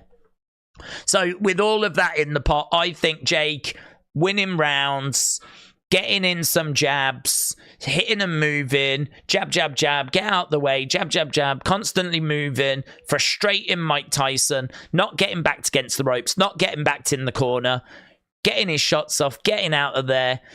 And I could just see that happening for 8 rounds and it being a case. I'm sure there'll be a moment that's a little bit hairy for Jake, right? And I'm not a Jake fan. I'd love for him to get knocked out, right? I'm not a Jake fan. But I think that this is a big name, big money, big interest. But actually, if you sit down and you go, he's 60, right? He hasn't fought in 20 years. I mean, just think of it from that point of view. Just even from that point of view, he's a 60-year-old man that's not fought for 20 years. He had an exhibition fight against Roy Jones Jr., where he looked okay in that, but he also looks slow compared to, and limited compared to modern fighters, current fighters. So, yeah, for me, it's one of them where I think the casuals will be like, oh my God, Jake's going to get killed. It's Mike Tyson. I can't believe it. What an idiot. He's going to get murdered. But he's 60 and he's not fought for 20 years. And if you know anything about boxing, you'll know that one of the things that kills a boxer is inactivity. Inactivity is a nightmare for boxers. It throws you off your rhythm. It throws you off your momentum. He's been out the ring for 20 years. So, and he's 60 and he's going to be slow. And actually, Mike Tyson, even going back to like 2002, lost his last fight. So, Mike Tyson, towards the end of his time, he wasn't the same Mike Tyson as he was. Even during the early 2000s, he was not the Mike Tyson of the 80s. He was not that guy. And I think a lot of people, when you say the name Mike Tyson, they think of 80s Tyson. And it's hard to not do that, isn't it? It's hard to not do that. It's hard to not think of that person. But that's not the person Jake's facing. So for me, I'm sure there'll be people that disagree, and that's fine. I welcome it, right? But for me, I think that Jake gets it on points. I don't think Jake knocks him out. I don't know if Jake would want to knock him out. I think he probably would. But I really wouldn't be surprised if there was a little agreement backstage that's like, we won't knock each other out, right? We won't go for the knockout. I won't go to knock you out. You don't go to knock me out. And it's a win for Cacace. Cacace's managed to... Okay, that goes over to Frank Warren. They're absolutely bouncing all over the place. Cacace has managed to get it done. And do you know what? People were saying that he stood a really good chance. People were saying that he stood a really good chance of getting the victory in this. And he was a good underdog, actually. If you put 100 quid on him, you would have got 370 back. And then your 100, so you would have got 470 back. So you could have 4 or 5 extra money if you had it on Cacace here, and Cacace has picked up the victory. So he goes over to Cordina, who was minus 500 favourite, but Cacace looked good all throughout this fight. That's a big win. And maybe more importantly, that's another fight down for those that are so desperate to get to our main event. Brother Jack Johnson has more game than these guys, yet they all are courage and deserve our respect. Facts are facts. Take care. Let's hope it's brutal. It will not be brutal. Okay. Tyson Paul is off the table in most people's minds. It seemed like a great chance for a Tyson destruction, but then they started changing stipulations and are acting like friends. I do not trust it. Well, I haven't seen the build, to be perfectly honest with you. I mean, it's really hard to kind of pay attention to things that are so far out. We tend to operate, or I tend to operate on the week of the fight. Because it's just, there's always something going on. Like now, of course, we've had the build for this. So it's very hard to pay attention to a fight that's not even happening yet, right? I'll worry about that when we like get to it. So I can't really comment on that stuff. I can't really comment on, but yes, the change in a stipulation. I mean, the fact that this thing looked like it was an exhibition and then it became a professional fight. Very strange. Very, very strange. And I don't know what happened there. I don't know if the feedback was so bad and people sort of scoffed and people were like, nah, I'm not watching that. It's going to be fake and all that stuff. 'Cause to be honest with you, my reaction was that it was going to be a draw. I thought that it'll just go the distance and that'll be that. I was convinced. I was like, it'll go the distance. There won't be a winner. They won't knock each other out. And, you know, it'll just be a money grab. And maybe enough people thought the same, where they were like, we've got to change something about this. Otherwise, this thing's going to be dead in the water. You know, I would still think enough people would have bought it. I'd still think there's enough Jake fans and, you know, people that want to see Mike one last time, you know. I would still think there would have been enough, but perhaps the big numbers that they wanted, it was apparent that unless it becomes professional and it goes on the record and all of that, that it wasn't going to get those numbers. I think this has helped.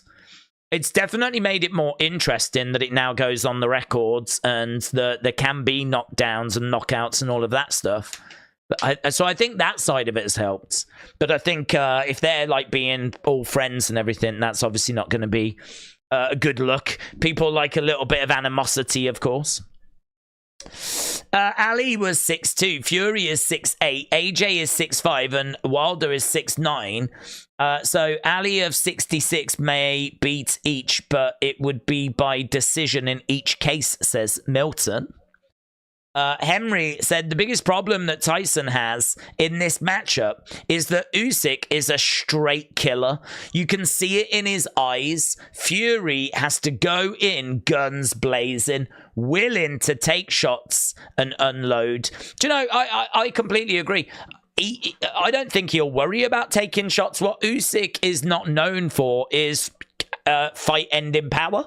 He's not known for having power that can put someone away, right? He is death by 1,000 cuts. He is someone that's going to unload volume, and, you know, before you know it, you're in round 7, 8, and you're feeling the effects. Right? Then a shot that he throws could put you down, right? Because you're weakened, right? But in these early stages, you know, round 1, round 2, round 3, round 4, that is a golden opportunity for Tyson Fury. It is a golden opportunity for Tyson Fury. Earlier in the fight, is definitely the window compared to later in the fight. Later in the fight is not the window because Tyson will be tired. Usyk doesn't tire as badly. He's not carrying as much weight. I think, Tyson's made comment before that he doesn't go into training camp until about 6 weeks before a fight. He said, you only need 6 weeks training camp. You don't need to do any more than that. Because why do you need to do more than that? I know how to box. I'm not going to forget how to box. I just need to get my body into shape, really, and watch a bit of tape, and, that's it. That's not the mentality that Usyk subscribes to. Usyk is just always training, improving, I feel like Tyson does what he needs to do to get ready for a fight, right? That's what Tyson does. I'm having a fight. Let's get myself into some sort of shape, right? And let's, watch a bit of tape, see if we can get the hand speed going, see where we are with that, blah, blah, blah. Usyk is someone that, for me, is just in constant search of perfection. He is someone that is not putting on loads of weight and then losing it again, putting on loads of weight, losing it again. He's not yo-yoing with his weight. He is someone that is putting in that work so that he can be that little bit more explosive, so that he can be that little bit quicker, so that that hand speed is the quickest it's ever been, right? That he can pivot and he can escape quicker than ever. That his shots have got that little extra pop. The increases for Usyk might only be by about 2, 3, 4, 5%, right? Over each month. 2 months, 3 months, it doesn't matter. He is doing everything he can to maximize everything that he's got. That is not what Tyson Fury does. Tyson Fury does not search to maximize everything he's got, right?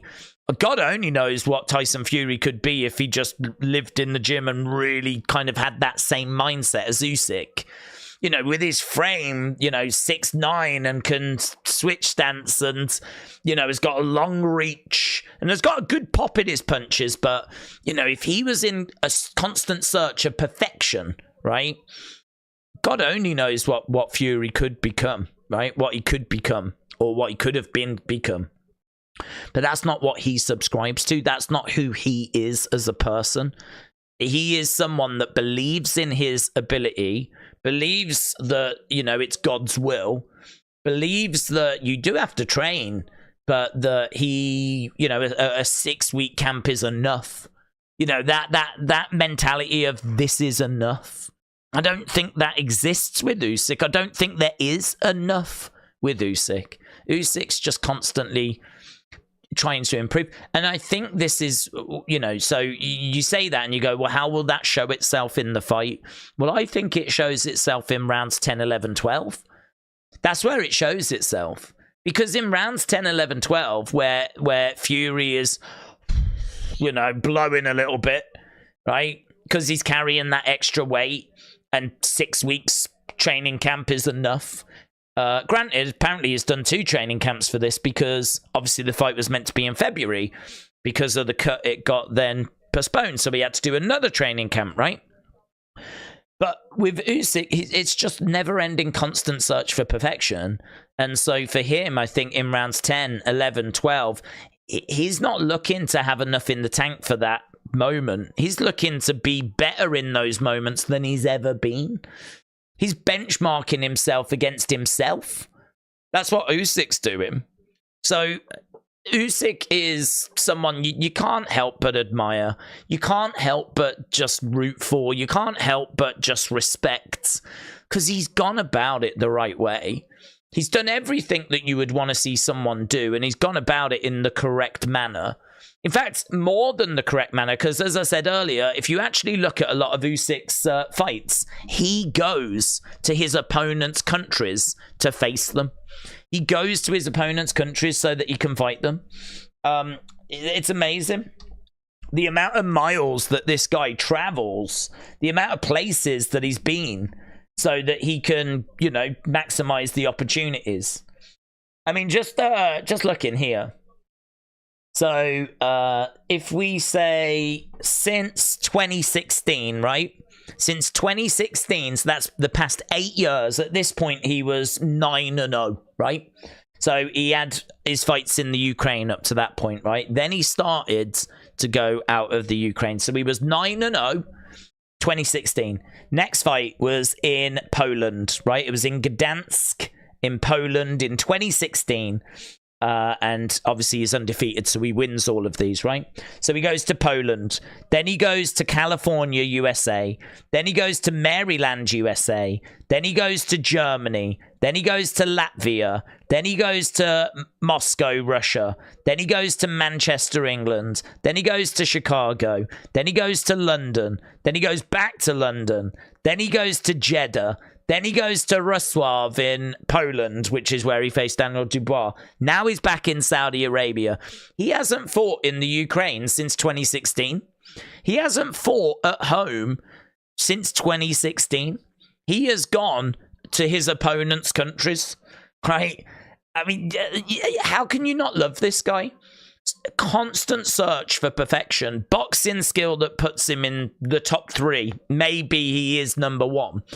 And this willingness to do whatever it takes to climb this ladder. And he has gone where he has needed to go to basically get to where he's got to, and that is unifying the cruiserweight division. And now literally potentially 2 hours or so away from unifying the heavyweight division. It's amazing. He is amazing. And there's some incredible victories on this list. You know, the win against Tony Bellew was brilliant in 2018. That's one of his best wins. And of course, the Joshua wins in 21, 2022. The Dubois win was okay. You know, it was okay. I think it was marred by a little bit of controversy. It was okay. But the Briedis win in 2018, we're going to be seeing Briedis next. Usyk beat him back in 2018, January of 2018. You know, what a year that was for him. He beat Briedis, he beat Gaziev, and he beat Bellew, all in 2018. And that's the point then where he moves up and he takes that big step up and goes to heavyweight. So, yeah, he was amazing. There's so much to admire about Usyk. So much to admire. He is someone that's gone about it the right way. And as I said, I think I can't think of any heavyweight boxer I would rather a British fighter lose to than Oleksandr Usyk.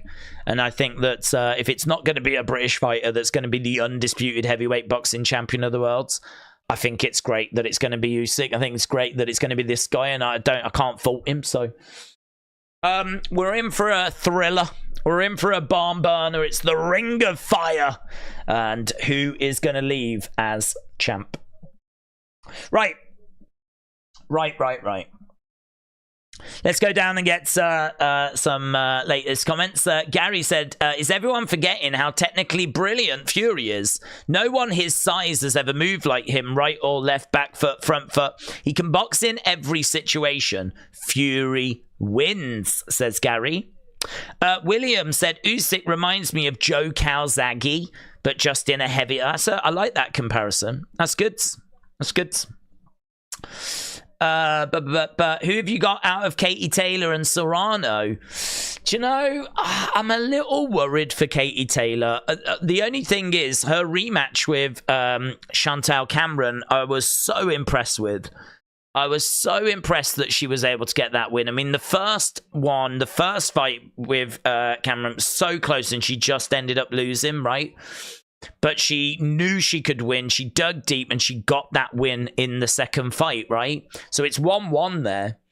I think that Amanda Serrano fight, that was another example of a really close fight. When we got to the end, we didn't know which way it was going to go. I was leaning Katie Taylor, but it was another one of those where if they'd gone with Serrano, you would have been, or I would have been like, okay, I don't have an issue with that. I always score fights as I'm watching them, and it's difficult. There's normally rounds where you're like, I don't know. You know, it's so hard to know what actually has landed. So many punches get thrown, and it's hard to know what actually is getting through, because sometimes the camera angles are not brilliant. You know, people have got backs to you, and, you know, by the time the shots have been thrown, you don't know if it actually connected or not.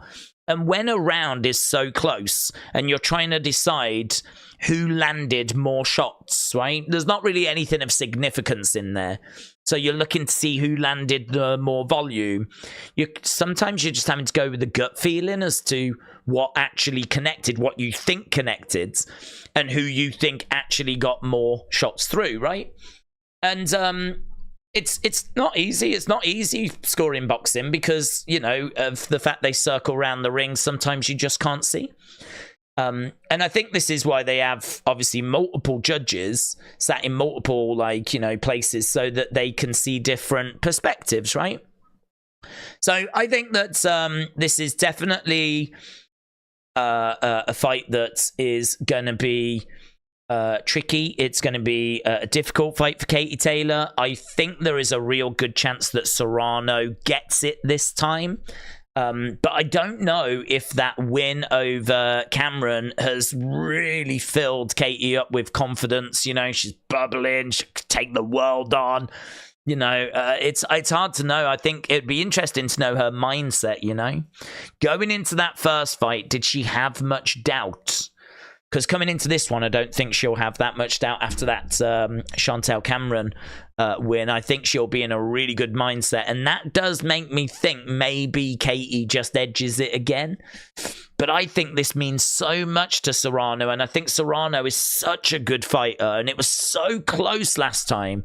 This is one of those series that you could see needing a third fight. This is one, I mean, like, if Katie wins it, that's it. It's done in it. 2-0, thanks, right? But if it's 1-1, we could end up getting the trilogy fight. And I think this feels like a series that will get that trilogy fight. So I'm probably just leaning Serrano, but it is so close. And that Chantel Cameron victory that Katie Taylor got has got me second guessing again. But I think right now, if I had £10 and I had to put it down somewhere, I would go Serrano on points. I'd go Serrano on points. But I can't give you any more than that, really, because they're so well matched. I mean, it was so close the last time they fought. So close. I mean, it was, I think, was it even a split decision? I can't remember if, I can't remember if it was unanimous. I don't think it was. I think it was split. And I think it was like, which way is this going to go? It was so close. Katie was in big trouble at times in that fight. But she gave as good as she could get, and I had her just edging it that last time. But this is going to mean so much to Serrano. She won't want to lose again. Right, off topic, but did anyone mention that Rowan's real last name is Rude, and that Veiled Rude could be a reference to Rowan, allegedly being the man with that freaky mask? No, that's I don't think that's been mentioned. I didn't know his surname was Rude, actually. So that's interesting. Let's have a look. Eric Rowan. It's spelt different. It's spelt different, so I don't think that it's that. I think if they wanted this to be the reason, right? If they wanted this to be the connection, I think it would be spelt the same. So this is spelled R-U-U-D, whereas the Rude we saw was R-O-O-D. So these little differences, some people might look at and go, yeah, but it's still the same pronunciation. But I think that if that was meant to be the meaning, if that was meant to be the clue, and it was meant to lead to this, you would spell it the same. So for me, I don't think that's the reason personally. But it's one that I would be interested in just mentioning, because even if I don't think it's the reason, doesn't mean other people out there might not think it's the reason. I see the same Fury that fought Francis, but this time the judges can't lie, said Daz. DJ Chip said Usyk is a phenomenal boxer, but Tyson is an absolute freak of nature. I think this will be a masterclass from both, but I just think the sheer size and reach that Tyson has takes it in the 5th. If Fury doesn't establish control early, he gets stopped late. Don't believe Fury can keep up if Usyk sets the pace. Edward said, Days, what if Fury beats Usyk twice, then AJ beats Fury? Then what would people say? I know what I would say. I would say that I told you all and to put respect on the man's name. Well, I think that if Fury was to beat Usyk twice and then AJ beat Fury, that is clearly best case scenario for Anthony Joshua. How likely things are to go that way is obviously up for conversation, up for debate, right? I think that Joshua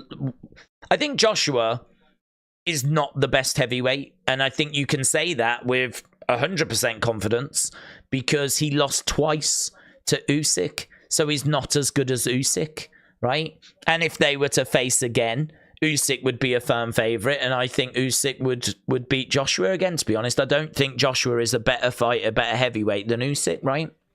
It would be very interesting if Joshua feels that now that he's got Ben Davis in his corner, Ben Davison, and that he's got this momentum, would he find a better game plan? Would he find a better strategy for dealing with Usyk? Because what he did before didn't work, did it? So I think that him and Usyk obviously have a history. It didn't go well for Joshua. We don't know how Joshua would do with Fury. I think that best case scenario for Joshua would be to get a match with Usyk, win it, and get a match with Fury and win it, and show that he has avenged those losses, you know? Those Usyk losses. So to answer your question, what would people say if Joshua beat Fury and Fury beat Usyk twice? I think people would say, respect. It's a big win. That puts him right in the conversation. But he still wouldn't be able to claim to be the best because he's got 2 losses to Usyk on his records. And so he's in the conversation, you know. It's a messy world, the heavyweight world. It's messy. And those 2 losses really hurt Joshua. He's to the point where it's took him so long to now try and build himself back up. You know, they really did knock him down. So the best, I think Joshua shouldn't worry so much about all that. I think what he needs, best case is he beats Usyk and he beats Fury. But I think what he needs to do is get back to a world title. That's what he's desperate to do.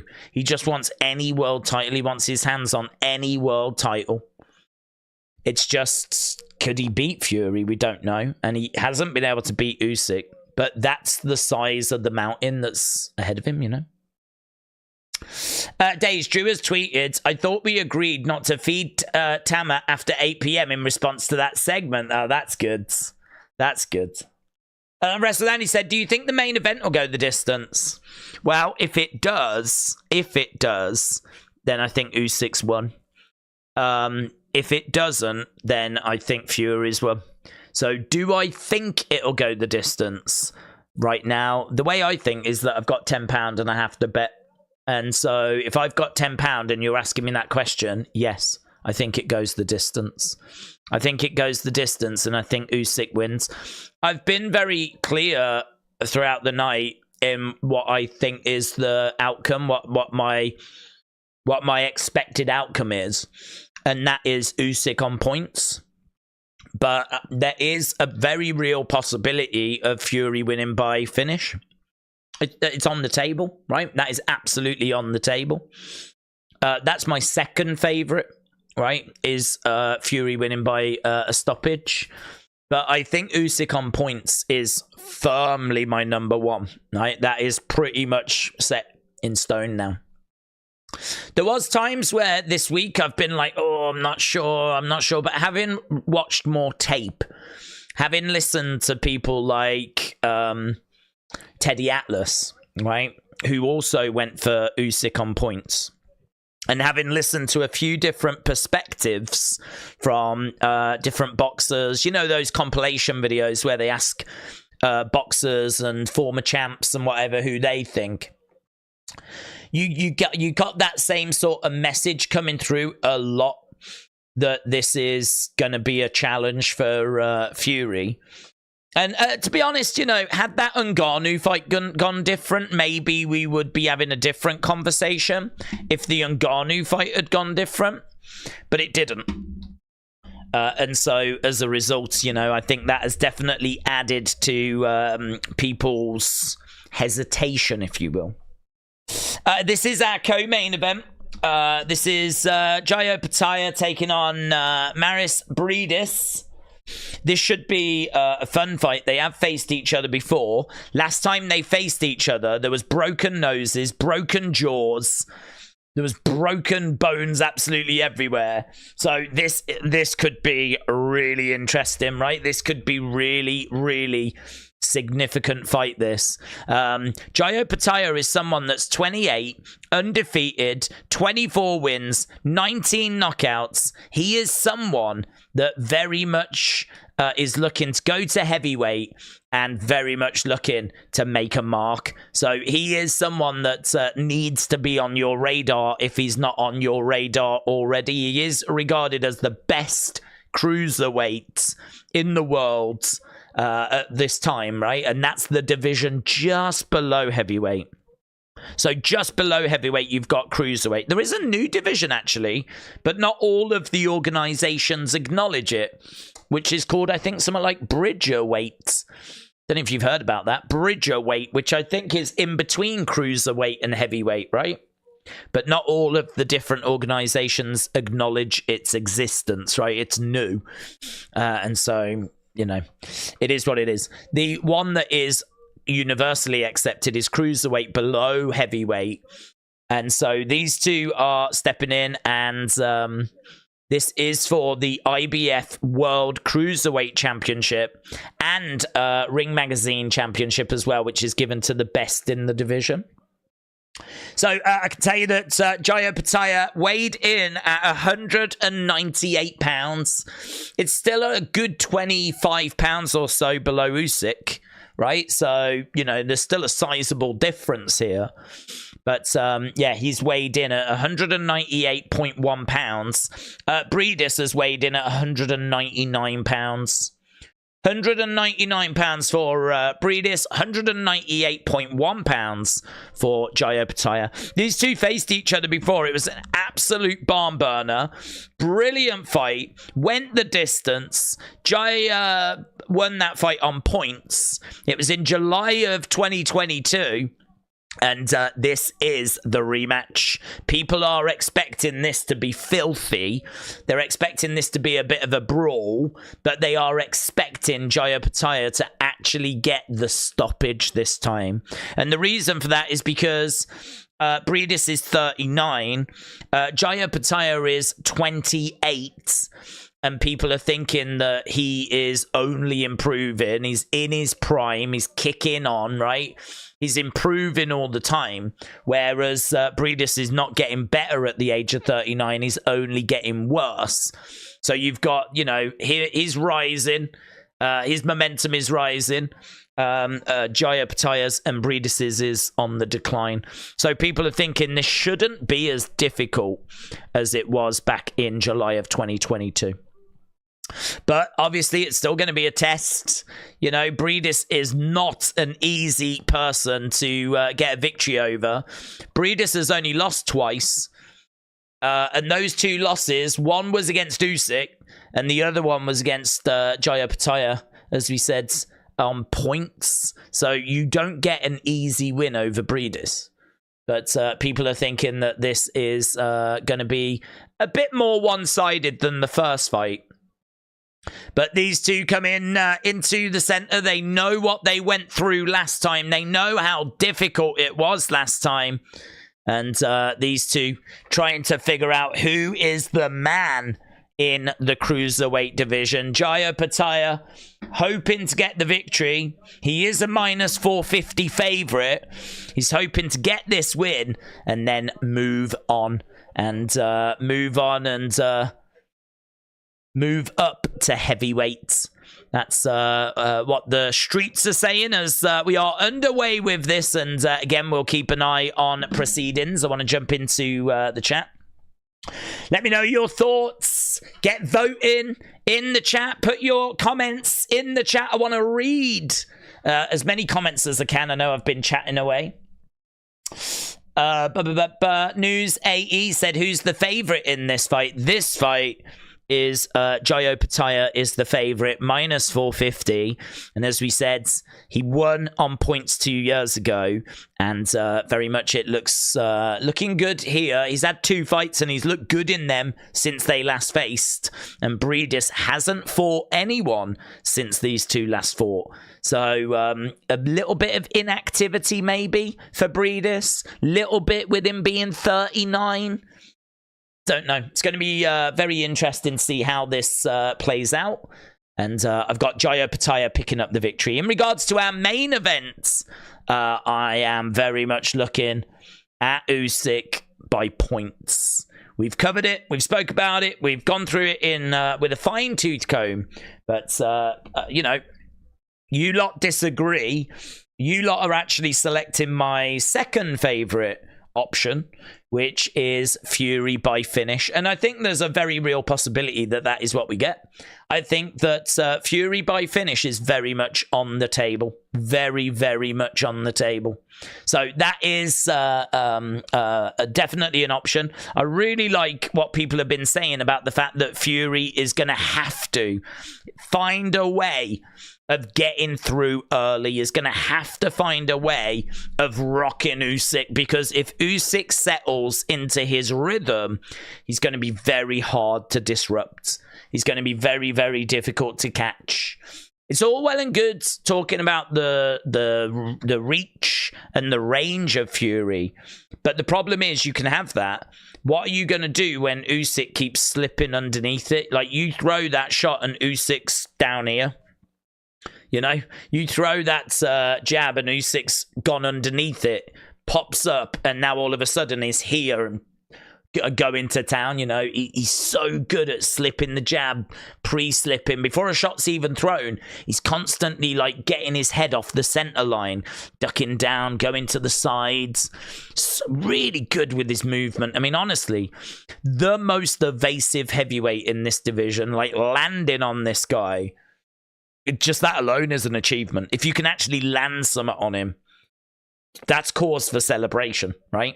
So he is someone that is so good. His footwork, pivoting out the way. I mean, he's going off in this direction. He's going off over here. He's down here. He's up here. He's at this distance. He's at this distance.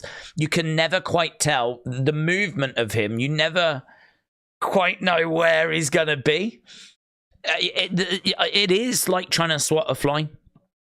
I mean, you're not going to be able to just keep him at bay with that jab. That jab is just that's not going to do anything against Usyk. That'll work against a big lumbering heavyweight, right, that can't really move. But Fury is going to be in here with someone that is just, do you know what I mean? Like, oh man, it's going to be so hard. It's going to be so hard. Usyk's an Olympic gold medalist, right? Is an Olympic gold medalist. This is someone whose movement is his technical know-how of getting himself into the right positions, the sheer mechanics of boxing. He understands it all. He understands it all. If this is a chess game, then Usyk always seems to be 2-3 steps ahead at any point. If it sounds like I'm just gushing over Usyk, it's because I've seen so many of his fights, and I've just not seen anyone work him out. I've not seen anyone work him out. I've not seen anyone come close. I just don't know. I don't know how you beat him, is the honest answer. I don't know how you beat him. I don't know what you have to do. The only thing I can think is that you just swing. That's all I can think. All I can think is that you disrupt his rhythm, but how do you do that? I mean, you have to catch him. You have to hit him. So how do you do that when you don't quite know where he's going to be? You don't know what level he's going to be. You don't know where he's going to be. You don't know where he's going to be. He could be anywhere here, right? He could be anywhere here. And he could be anywhere here at any one time. And when you figured out that he's there, he's now over here. It's just going to be flipping nightmare. It's a nightmare. Fury's really confident. I mean, like, I really hope he knows something I don't know. I really hope they've watched tape and they found a pattern. That would be amazing. Do you know what I mean? Like, imagine if, like, Fury just all of a sudden goes bang and just punches in, like, this weird location, and Usyk was there because they've worked out bang, bang, bang, bang, bang. Like, that would just be incredible. That would be, like, one of the best moments in heavyweight boxing history, right? Because Usyk is always a couple of steps ahead. What if Fury has found a pattern which allows him to be that step ahead? But that's the kind of thing I think it's going to take. That's the size of the task. I think you're going to have found something in the tape which allows you to kind of know where this guy is going to be at a certain moment, and you connect, you get through, right? And then once you've got through, you know, if you do that and you catch him, I don't know that he goes down, right? Because he's got a good chin on him, actually. So I don't know that he goes down, but it'll definitely be like, whoa, that's never happened before. You know, that would give him something to think about, right? That would be a big, big moment. And that would be so exciting. Outside of that, I'm really struggling to see how Fury gets him. I'm really struggling to see, unless you just swing and you just throw and just hope that he's here somewhere. He's here somewhere. It's like fighting the Invisible Man. It's like fighting the Invisible Man. You know that he's here somewhere. You just don't know exactly where he's going to be, you know? And when you think you know where he is, he's not there anymore. And the problem is that whilst you're trying to find him, you're getting hit because he's popping up and bang, out. Then pivot away, you know? Pre-slip, head movement, uppercut, bang, bang, bang, bang, bang. It's going to take quite a few shots for it to have any effect on Fury, right? I don't think it's going to be a case that these shots are going to come through and Fury is going to, just go down, right? But what I would say is there is a move to watch out for, and that is when Usyk has his foot on the outsides, he sort of opens his body, right? And he steps over to the outside on the right.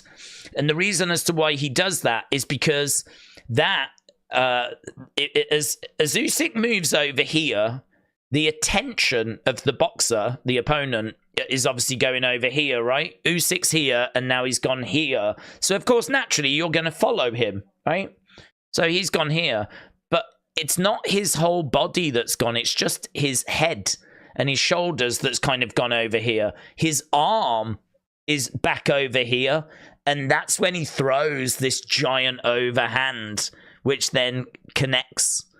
So he will step over to the side. He'll get, this is obviously what you get from southpaws. He'll step over to the side. He'll shift his weight. And as he's coming over, the arm, right, will come over. And as you're watching it go over there, boom, this shot just comes into the side of the head. That is something which needs to be watched out for very much so by Tyson Fury. Is, not getting clipped with this flipping overhand, right? Which actually got Anthony Joshua quite a few times in the fights that they had. So there's lots going on here that's going to be really interesting. There's going to be so much stuff in this fight. The things that I'm looking for is first rounds, who gets the advantage, right? I think it's going to be a round of both guys wanting to get data. I don't think either guy is going to commit anything at that point. I think they both want to get some reads, right? I think that both guys are not going to stand off each other. I don't think it's going to be timid and they're going to circle rounds. I think they will engage, but I think there'll be a lot of feinting in that early round, right? As they're trying to get reads. You know, Fury gets reads all the time. He's constantly feinting like this, right? He's constantly trying to... And it does... It keeps his head moving, which makes it harder to hit. But also... If he's feinting, he's getting reactions, and you want reactions because, okay, if I do that, he does that, there's my opening. So you do it again, they react the same, boom, you get your shot through. And so you're downloading that data, you're getting that data. That's what you're doing in the early stages of the fight, right? And he's very good at doing that. He's very, very good at doing that. But so is Usyk, right? Usyk's a master of it as well. So in those early stages, I'm looking who's getting the advantage here. Has anyone landed anything of significance in that first round? You know, I mean, if Fury just comes barging out and just, you know, starts going at Usyk and forget the reading, right?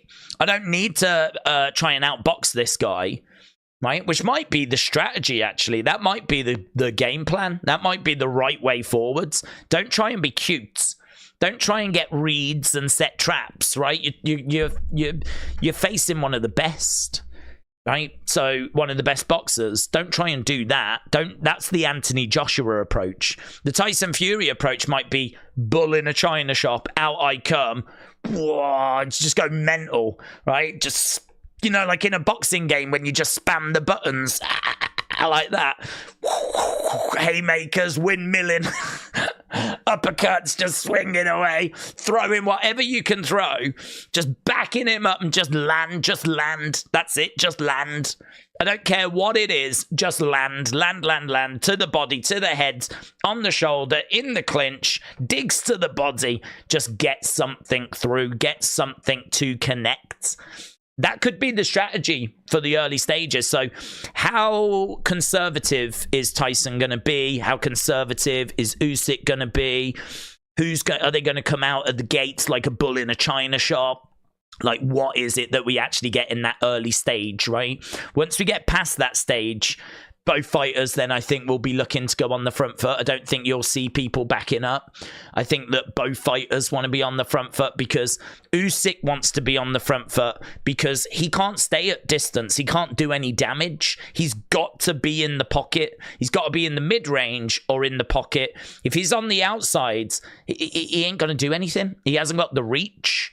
He's got to be here. He's got to be here, and you're only going to get there if you can get close. So he's got to be in Tyson Fury's face to do damage. He has to. So he will, and he said, it's no secret, he said to him at the press conference, after he got pushed, right? I think it was the weigh-in, after he got pushed, they interviewed him and they were like, have you got any words? How do you feel? And he said, Tyson Fury, like, don't be scared. I will not leave you alone. Right? That's what he said. I will not leave you alone. And I believe him. I believe him. Because it doesn't make any sense for him to leave him alone. If he's going to get the work done that he needs to get done, he's got to be in the mid-range or he's got to be in the pocket. And he will do that, right? Might take him around because I think he will want to get reads. I don't think he will want to just get in and just do that kind of a work. I think he'll want to get the feints and the reads and the data. So I don't know that he'll be the aggressor in the first round. The question is, will Fury, right?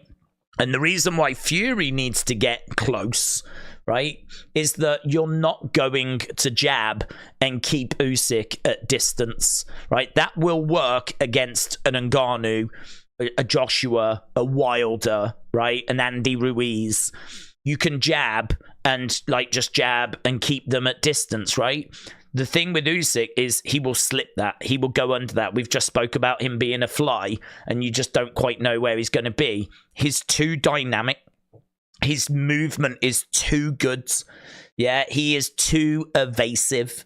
He's changing levels. He's everywhere. You can't just jab and keep him at bay. It won't work. It won't work. Whilst you're jabbing and doing that, he's gone underneath and he's here. And he's now, like, in the pocket about to unload, right? Whilst you're jabbing away, right?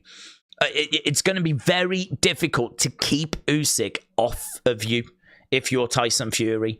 What Fury needs to do is when he does come in here, grab him. Just straight away grab him, clinch, right? And as soon as you've got him, put that weight on. Put the weight on, little digs into the body, land. Get as much stuff, get water in the basement, and just put that weight on top of Usyk, right? So if he does slip under your shot, grab him straight away, right? If he's here, this is where it gets interesting. If he's in the mid-range, right? If he's in the mid-range, that's a nice range for both guys, actually. Both guys can land when they're in that range. So Fury can do damage in that range, but Usyk can do damage as well. I don't think the mid-range is great for Usyk, to be honest. I think that you want to get in and out, really. You want to be able to get in, do your work, and get out. You don't want to stand there. So the mid-range is fine to get some shots off and get out of there, but it's not the range that I think Usyk wants to stand and trade, because, you know, you can get caught by Fury. You really want to be outside of Fury's jab, and then you want to find a way of coming in, slipping it, and then doing the work and getting out, right? In, out for 12 rounds. That's what Usyk's surely looking to do. And as he said to Fury, I will not leave you alone. I will not. Don't be scared. Don't be scared. I will not leave you alone. Right? Which is pretty terrifying. That's a terrifying thing to say, right? If he said that to a child, if he said that to me and I was a kid, I'd burst into tears. So he's going to be all over him. So he's going to be over him so that he can get into the areas he needs to. Fury is going to be all over Usyk because it's true. He needs to not be afraid of getting caught. He needs to not be afraid of being punched. And I don't think he will be afraid of that because Usyk doesn't carry power, right? So he won't be afraid of being hit. But he's got to find the finish. He's got to find the finish. He's got to find shots of significance. And he's only got like 8 rounds, right? 9 rounds. Because rounds 10, 11, 12 are Usyk's. He always looks good in those rounds.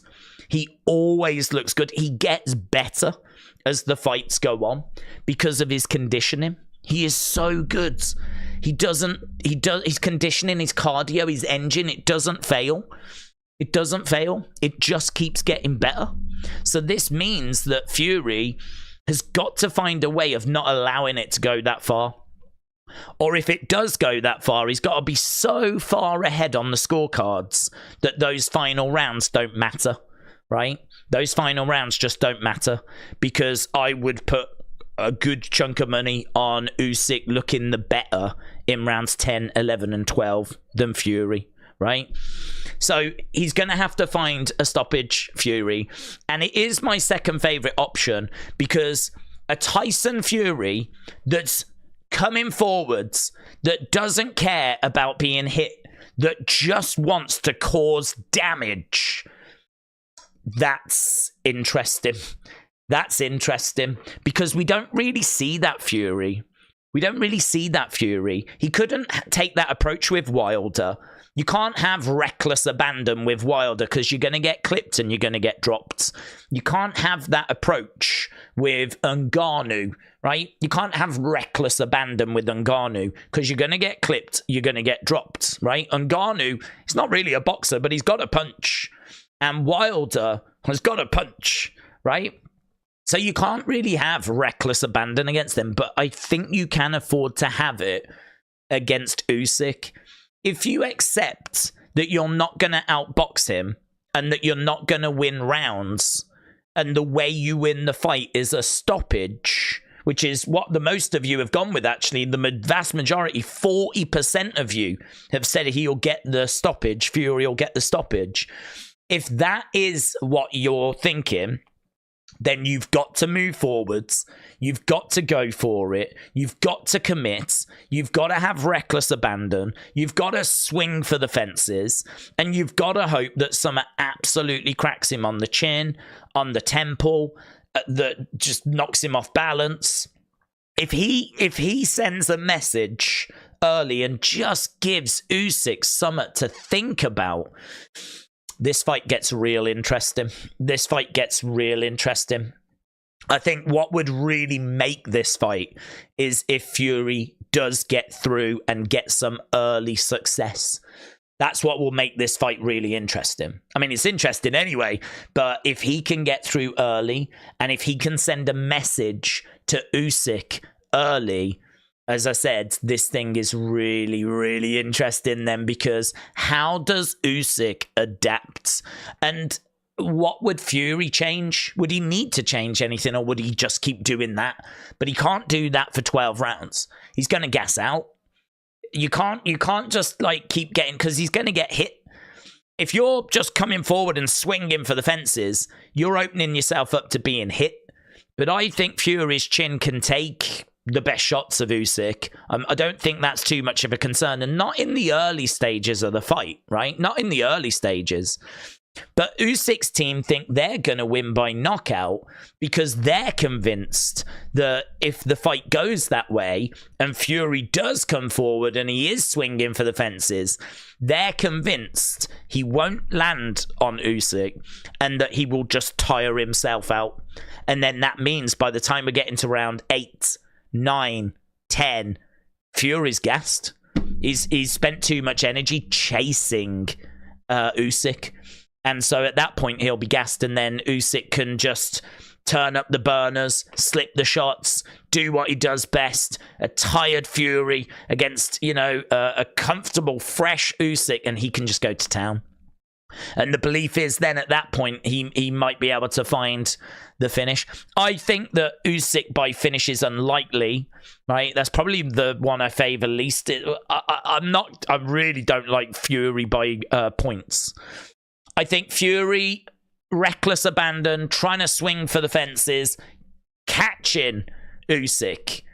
I think there's a real possibility of that. Yeah, a very real possibility. But my favourite option is that Usyk just wins too many rounds. Might get caught at some point, but it's not enough to derail him. And we just go to the judges, and the judges give it Usyk on points. So that's what I favour as number one. But number two is that he does get through. Fury does get through. He does catch Usyk at some point.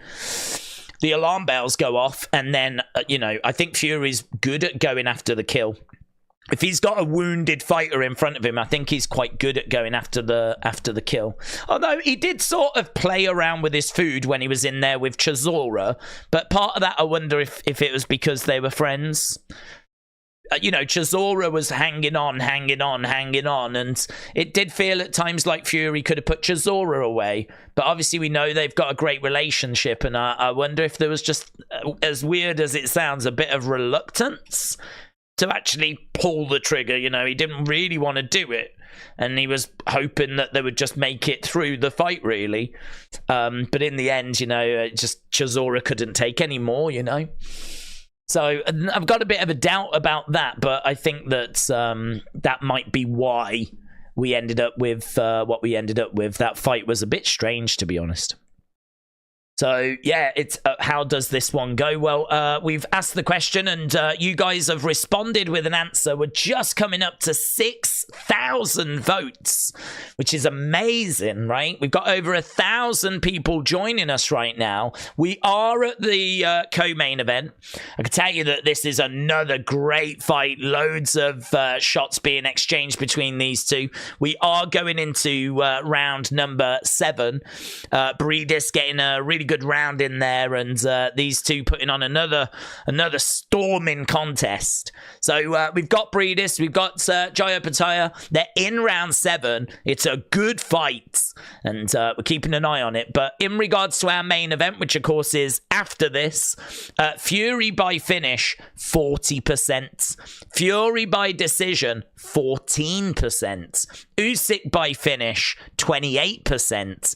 Usyk by decision, 18%. So the favored option is Fury by finish. Second favorite option is Usyk by finish. Third favorite option is Usyk by decision. And then the next one is Fury by decision. So we've had 6,000 votes. It's 54% Fury, 46% for Usyk. 54-46. So it's close, isn't it? It's that close. It's that close. Both fighters definitely have a chance. Both fighters definitely have a chance. Tyson Fury is undefeated. He is someone that has had problems to work out in the past and he's worked them out.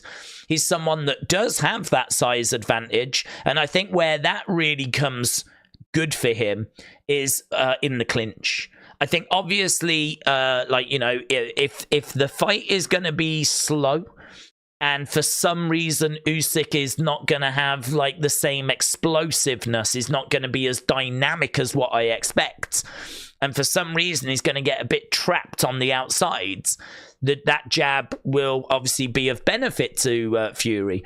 I just can't picture Usyk being trapped on the outside. He will just circle round and he will be dodging and weaving, and I really think he will find a way of getting past that jab quite comfortably, like not a problem. And I think so. The jab, I don't know how effective that's going to be for Tyson Fury at keeping this fly at bay, right? It would be like trying to jab a fly. Do you know what I mean? Like, I don't think you can. I think that the fly is going to find a way of avoiding the jab and getting here, right? And that's going to be a problem once he's around here. But once he's here, that's when the clinch comes in, yeah? He clinches in, puts his weight on him, little digs into the body, all of that stuff. And that is going to be of an advantage. So the size is definitely a massive plus for Tyson Fury. Of course it is. That's why people have really given him, like, you know, all of the kind of the favorite. They've given him like the chance of winning. The size plays a big factor in this fight. But I don't know. The one that I see is Usyk just winning rounds, volume, getting in, getting out, and winning on points. But Fury has a chance. He could absolutely catch him. And as has been pointed out, he is a good boxer with really, really good fundamentals. And for a heavyweight as well, you know, he moves so well for someone of his size. Yeah, he's a great fighter. He's a great heavyweight. But he's up against someone which, even by his own admission, is not a real heavyweight. I mean, I think he has grown into a real heavyweight, but you know, he's as good as the movement of Fury is. It's not as good as Usyk. Usyk is better. He's better. He's smaller. He's more nimble. He's got better movement. He's got better footwork. I feel like these things are undeniable, right? I mean, this is a guy that's just unified the Cruiserweight division. This is a guy that was the king of the cruiserweights. And now he's come up and he's beaten Anthony Joshua twice. And he's beaten Daniel Dubois. And he's beaten Chisora. And he's got good wins on his heavyweight resume, you know? Good wins on his heavyweight resume, let alone what he did at cruiserweight. But good heavyweight victories. So This is tough. I know I keep saying it all night. There's people coming and going all the time, of course. There's people that obviously really want to just get to the fight and, like, you know, get stuck into that now. But it's worth just reiterating a few times, like mapping out how we think the fight's going to go. I feel pretty good about it. I don't feel like what we're going to see is a completely different fight to that, because that is how both guys fight. You know, that is how both guys fight. You know, he is the master of feints, Tyson Fury. The question is, though, you do that to read your opponent so that you can try and outmaneuver them, right? Is it worth doing that against Usyk? This is where Anthony Joshua went wrong. Anthony Joshua tried to outbox Usyk. And a lot of fans at the time were like, what are you doing? You're not going to outbox Usyk, right? You're not going to do that. You should use your size. And is that what Fury does instead? You know, I think even Fury said that. I think they said to Fury, like, what would you do? And he said, I would use my size. My size is my advantage, and I would use that to my advantage. You know, I wouldn't be in there trying to do all this lovely little intricate stuff. So I do think this is what we see. I think we do see that forward momentum from Fury as he tries to impose himself and tries to find something of significance. Coach Co said, King of the Cruiserweights. That's Neville. Shout out to you, Coach Co. I hope you're well, my friends. I hope everyone is excited and looking forward to this fight. Obviously, we're in round 8 of Jai Opetaia against Briedis. The commentators' scorecard just flashed up. They've got Jai Opetaia up by 2 to 3 rounds, right? So it's close. Both guys getting rounds, both guys having moments. The last fight between them was exactly the same. Some good moments in this fight. But at the moment, the TNT Sports commentators have got Jai Opetaia up and ahead by 2 to 3 rounds. Right, can we concentrate on this? We've had the opinion for 6 hours. The co-main event is happening, says Stephen. We're keeping an eye on the co-main events, and it is true that we have repeated ourselves over those 6 hours, but I am conscious that people are coming and going all the time. So it's obviously the main event that the vast majority of people are here for, and that is the fight that people want to have conversations about. So we're keeping an eye on this fight at the moment. We've only got about 3-4 rounds left to go in it, and then we will be at the main event. But yeah, I'm not going to apologize for repeating myself, because as we said, there's people that are coming and going all the time. Edward said, I found out my godmother's nephew is a good friend of Fury. My godbrother is as well. I've got connections that I just found out. Connor said, I can't watch the fight, and that is why I am here. Well, it's coming up. It's coming up in, well, we don't know. When this fight comes to an end, we've probably got about half an hour or so. What time? Well, it's always hard to say what time, because it's obviously something which they kind of have a walkout time, and then they don't always stick to that. So a couple of British sports sites I went to said that the walkout time was 10, right?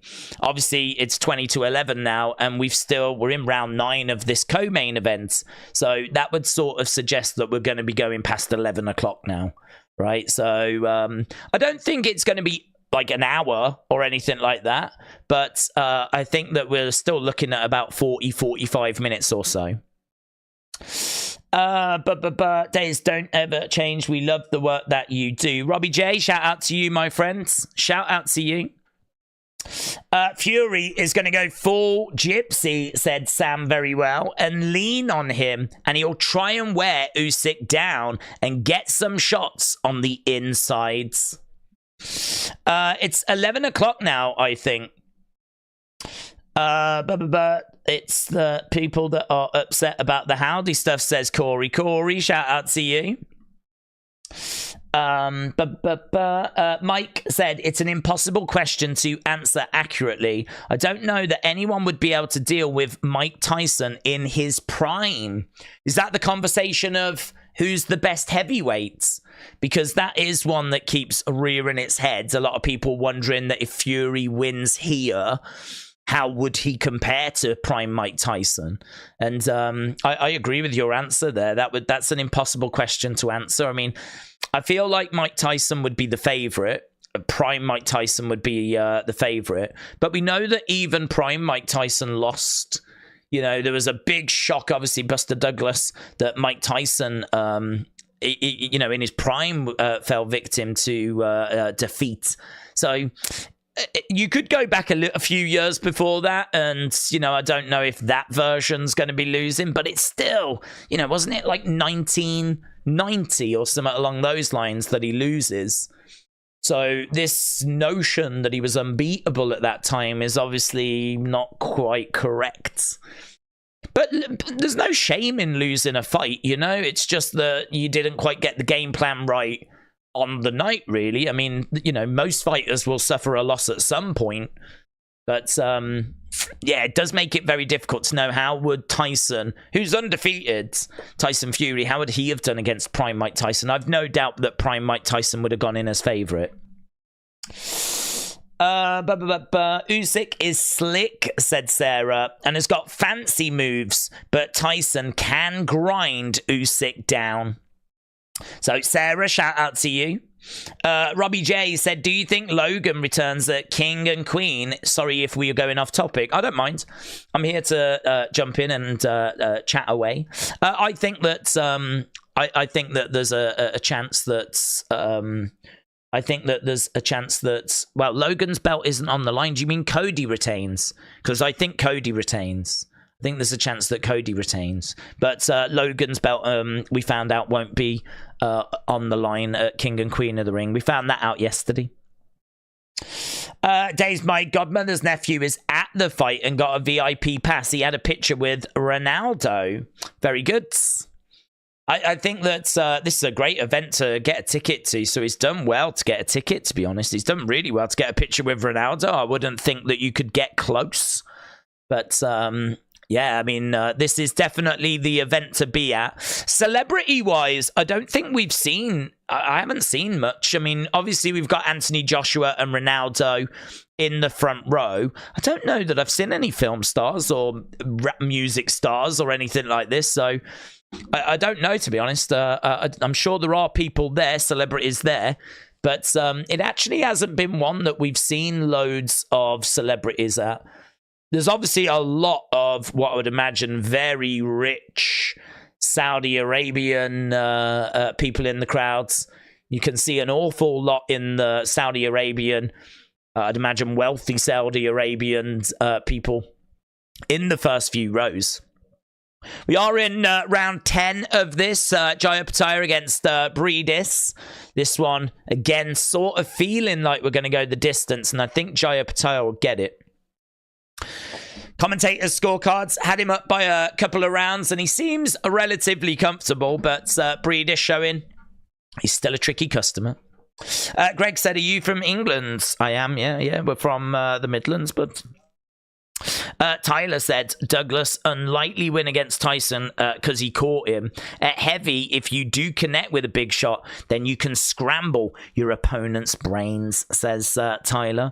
Well, that's certainly what people are hoping Tyson will be able to do tonight against Fury. Can he connect with one of those big shots? Can he scramble Usyk's brains? So it applies here as well. Madman Tom said, I don't know who would win, to be honest, and it might be a close fight. Okiki said Neymar is there as well. Oh, I've not seen Neymar. That's interesting. Shout out to you, Okiki. Al said, what time will it start? Tiffy time. Yeah, I mean, we're in round 10, and this definitely feels like we're going the distance. So, round 10, we got 2 more rounds after this. Obviously, we could get a finish soon. But I think if we was to say 40 minutes, 45 minutes, something around that kind of ballpark, I think that would be a good projection. He's got a VIP pass. There's a chance that he would be in Fury's corner or part of the walkouts. Well, you'll have to keep an eye out. Joe said Tyson Fury needs to go full Mike Tyson mode against Usyk, says Dro. Nomad said, came over from a different place. I always enjoy watching for UFC. I should never have gone elsewhere. Nomad, shout out to you. There's a lot of places doing this tonight. I mean, obviously, the world is watching, and there's so much interest in this. But honestly, I mean, it's... You can go around and find the right place that you feel comfortable, you know? There's a lot of people that really know their stuff. And I think that's it's really good that on YouTube, you know, you've got so many places that you can go.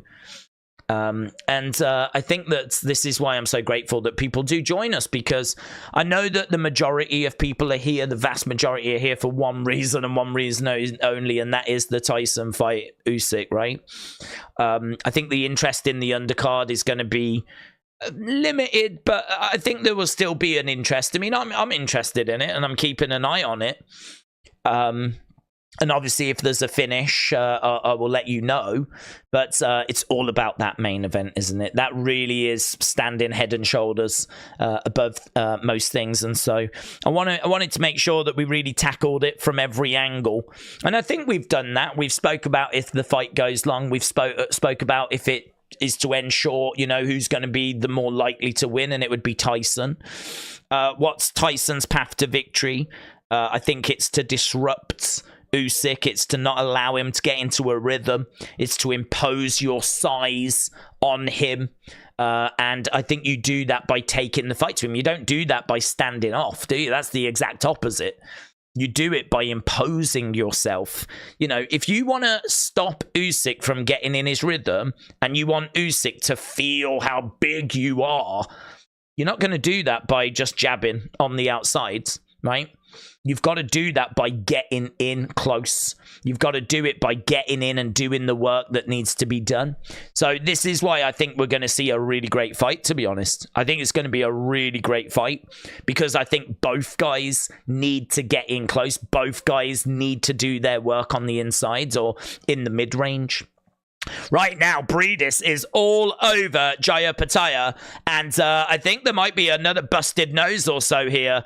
Both guys have got blood coming down their nose from, it looks like the bridge of the nose. If it turns out both of these guys have broken their noses, wouldn't be surprised in the slightest, right? These two are just throwing absolute anvils at each other. Absolute anvils. And you can see blood coming down the nose of both guys. You can see black eyes as well. That's normally a giveaway, isn't it? Opetaia's broke his nose. He's got like bruising kind of all around here. It sort of suggests that the nose has gone back and has broken. But you can see swelling and everything on the face of Briedis as well. Opetaia over against the ropes. Some nasty uppercuts coming in there, though, by Briedis. Briedis has only lost twice. He lost to Usyk, and he's lost to Opetaia. This is the rematch, trying to figure out who is the man at Cruiserweight. The Ring magazine title is on the line, and that traditionally goes to the person that is the guy, basically, of the division. Ring magazine is up for grabs in the main event, so whoever wins that will be regarded as the best in the division. Of course, they'll be the undisputed champion as well, right? But in this fight, the Ring magazine title is up for grabs. Who is the best in the Cruiserweight division? I can tell you that people were convinced that Opetaia was winning this. Convinced. I don't think I saw a single person going for Mairis Briedis, but he's doing well. He's holding his own. I think he is down, though. I think he is down, and I think he's at the point in the fight where he's sort of looking for a finish. If this goes the distance, I think Opetaia could get it, but Briedis giving a really good account of himself. Really good account of himself. There's only 20-odd seconds left in round number 11. And it looks like we're going to go to round 12, the final round. And then, of course, after this, it will be our main event. As we've got a shot coming back there by Opetaia. Opetaia went down at the end of that last round, said Corey. Volunteera said, doesn't the ref check the gloves for anvils? Well, you'd think so, yes. I want to have a look at the commentators' scorecard. I don't know if we've got that showing up, but there's some real damage on the face of Jaya Opetaia there. I think that Briedis is really hunting for a finish. I think he's really looking to see what he can find. Punches thrown in that last round, 67 to 20 odds. Punches landed, 18 to 10. That last round is going to be a Briedis round. Aggression, 34% to 17 for Briedis. And scorecards. So scorecards of the TNT Sport commentators have got Jaya Opetaia 106, Briedis 104. So they have got Jaya Opetaia up by 2 with 1 round left. So it's going to need to be, if those scorecards are correct, and obviously they're not official, but it's going to need to be a knockdown. It's going to need to be a knockdown in this round to even things up, which would result in a draw if those scorecards are correct. Or it's going to need to be a finish. But they're both absolutely swinging for the fences right now. They're in the clinch. Referee separating both fighters as these big shots coming in. Swinging away. Briedis pouring it on. And we got 2 minutes 20 odd here as blood is pouring down the nose of Jaya Opetaia. Big shot to the midsection and into a clinch.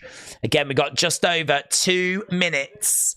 Blood all down the shirt of the referee. You can see that this has really took it out of both guys. Lots of clinching. They're very tired. You can see that they're tired. But we've got both guys swinging for the fences. We've got Briedis on the outside.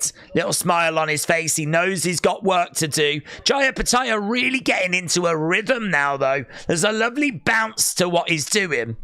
He's getting into a rhythm. He's circling round on the outside. Oh, Briedis catches him, though. Briedis catches him. Jaya Opetaia had to take that. Briedis catches Jaya Opetaia. Opetaia just caught that big shot and he was rocked. He was stunned. But Briedis wasn't able to capitalize. 1 minute 10. Yeah, he's done amazing. He's done brilliant. No one gave him a chance.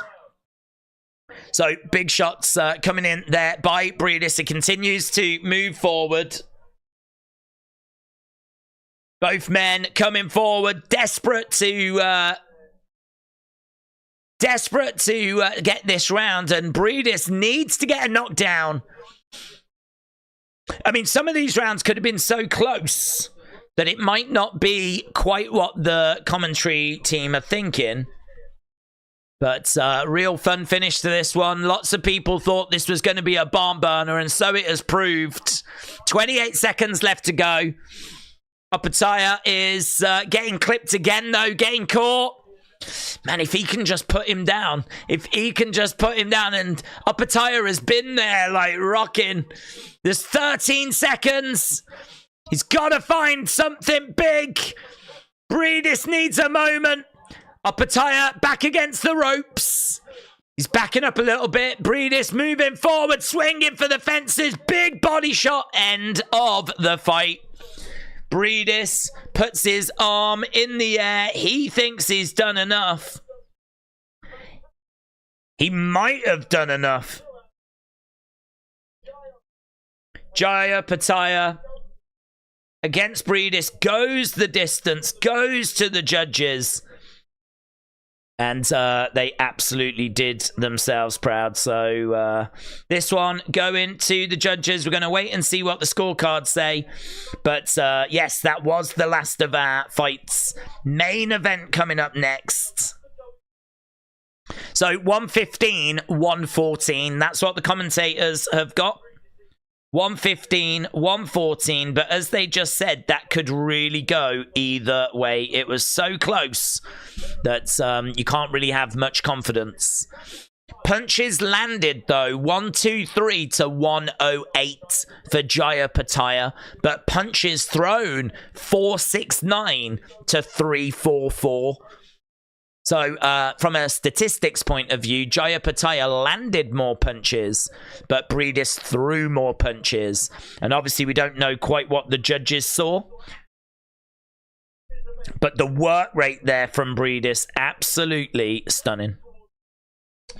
Briedis is great, but Opetaia needed to do that fight. He looked average, said Cruiser.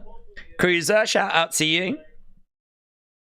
So, yeah, that was a barn burner, man. That was a lot of fun.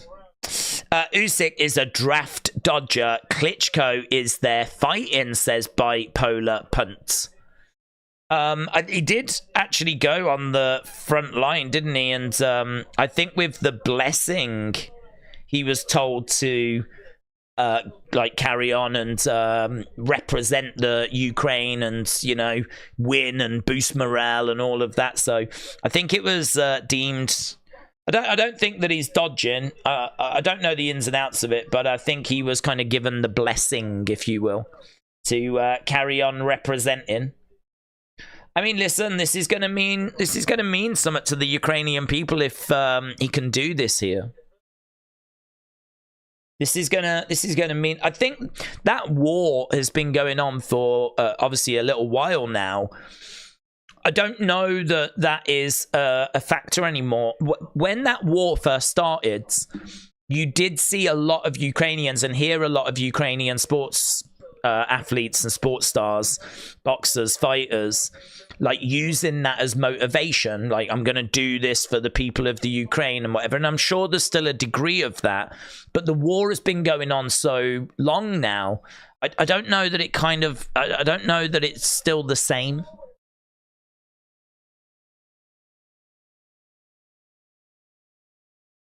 Okay.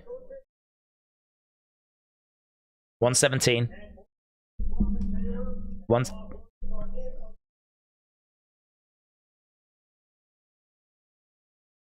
It's going to be unanimous. All three.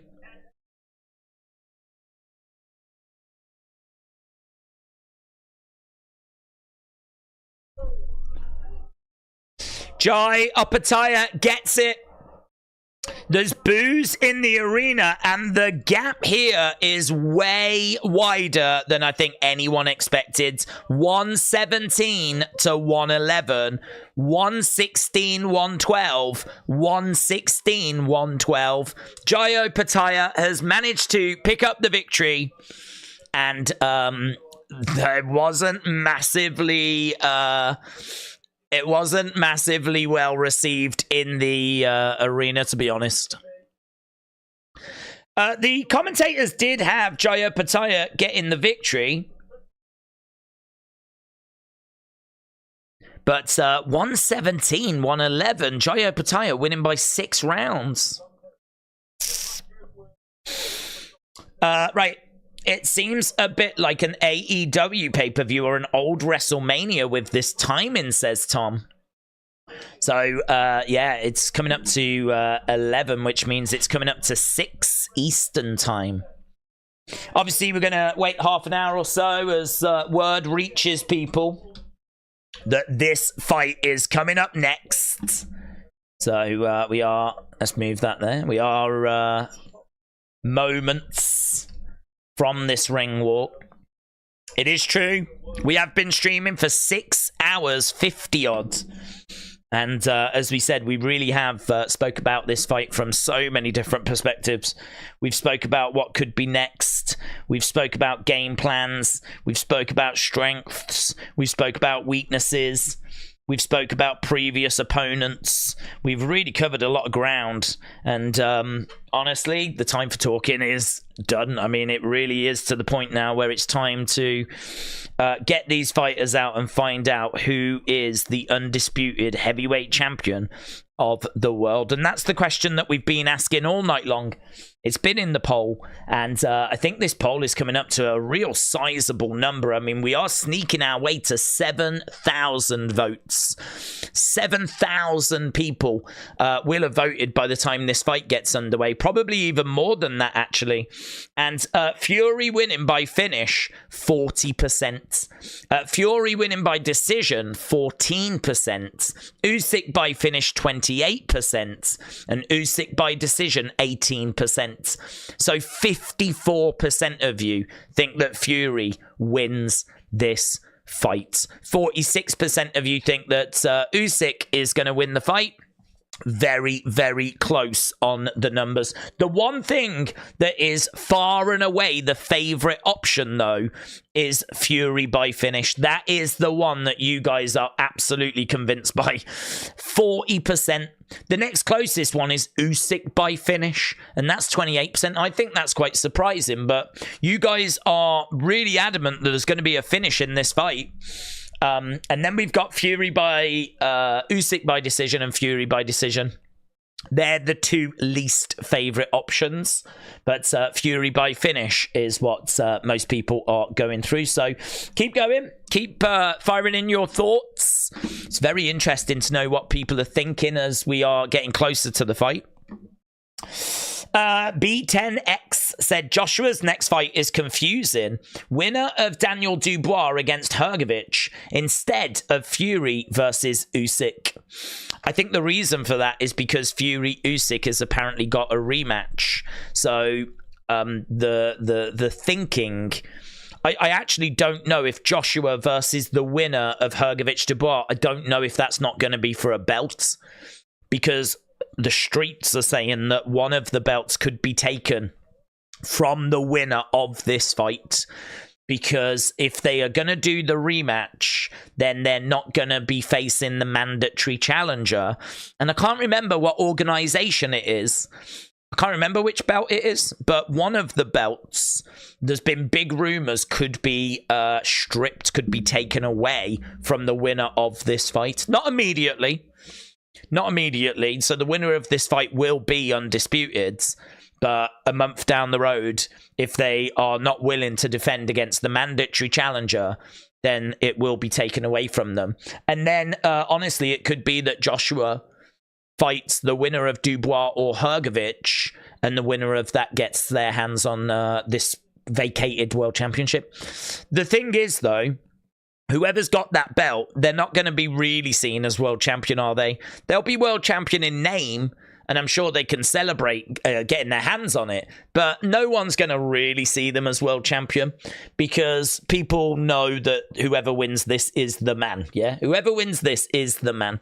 So I think if you do Joshua against Hrgovic or Dubois, it could be for a belt. I would like to think they can negotiate a way of it not being for a belt. It would be much better if now we've got all the titles unified, if we can keep them unified, right?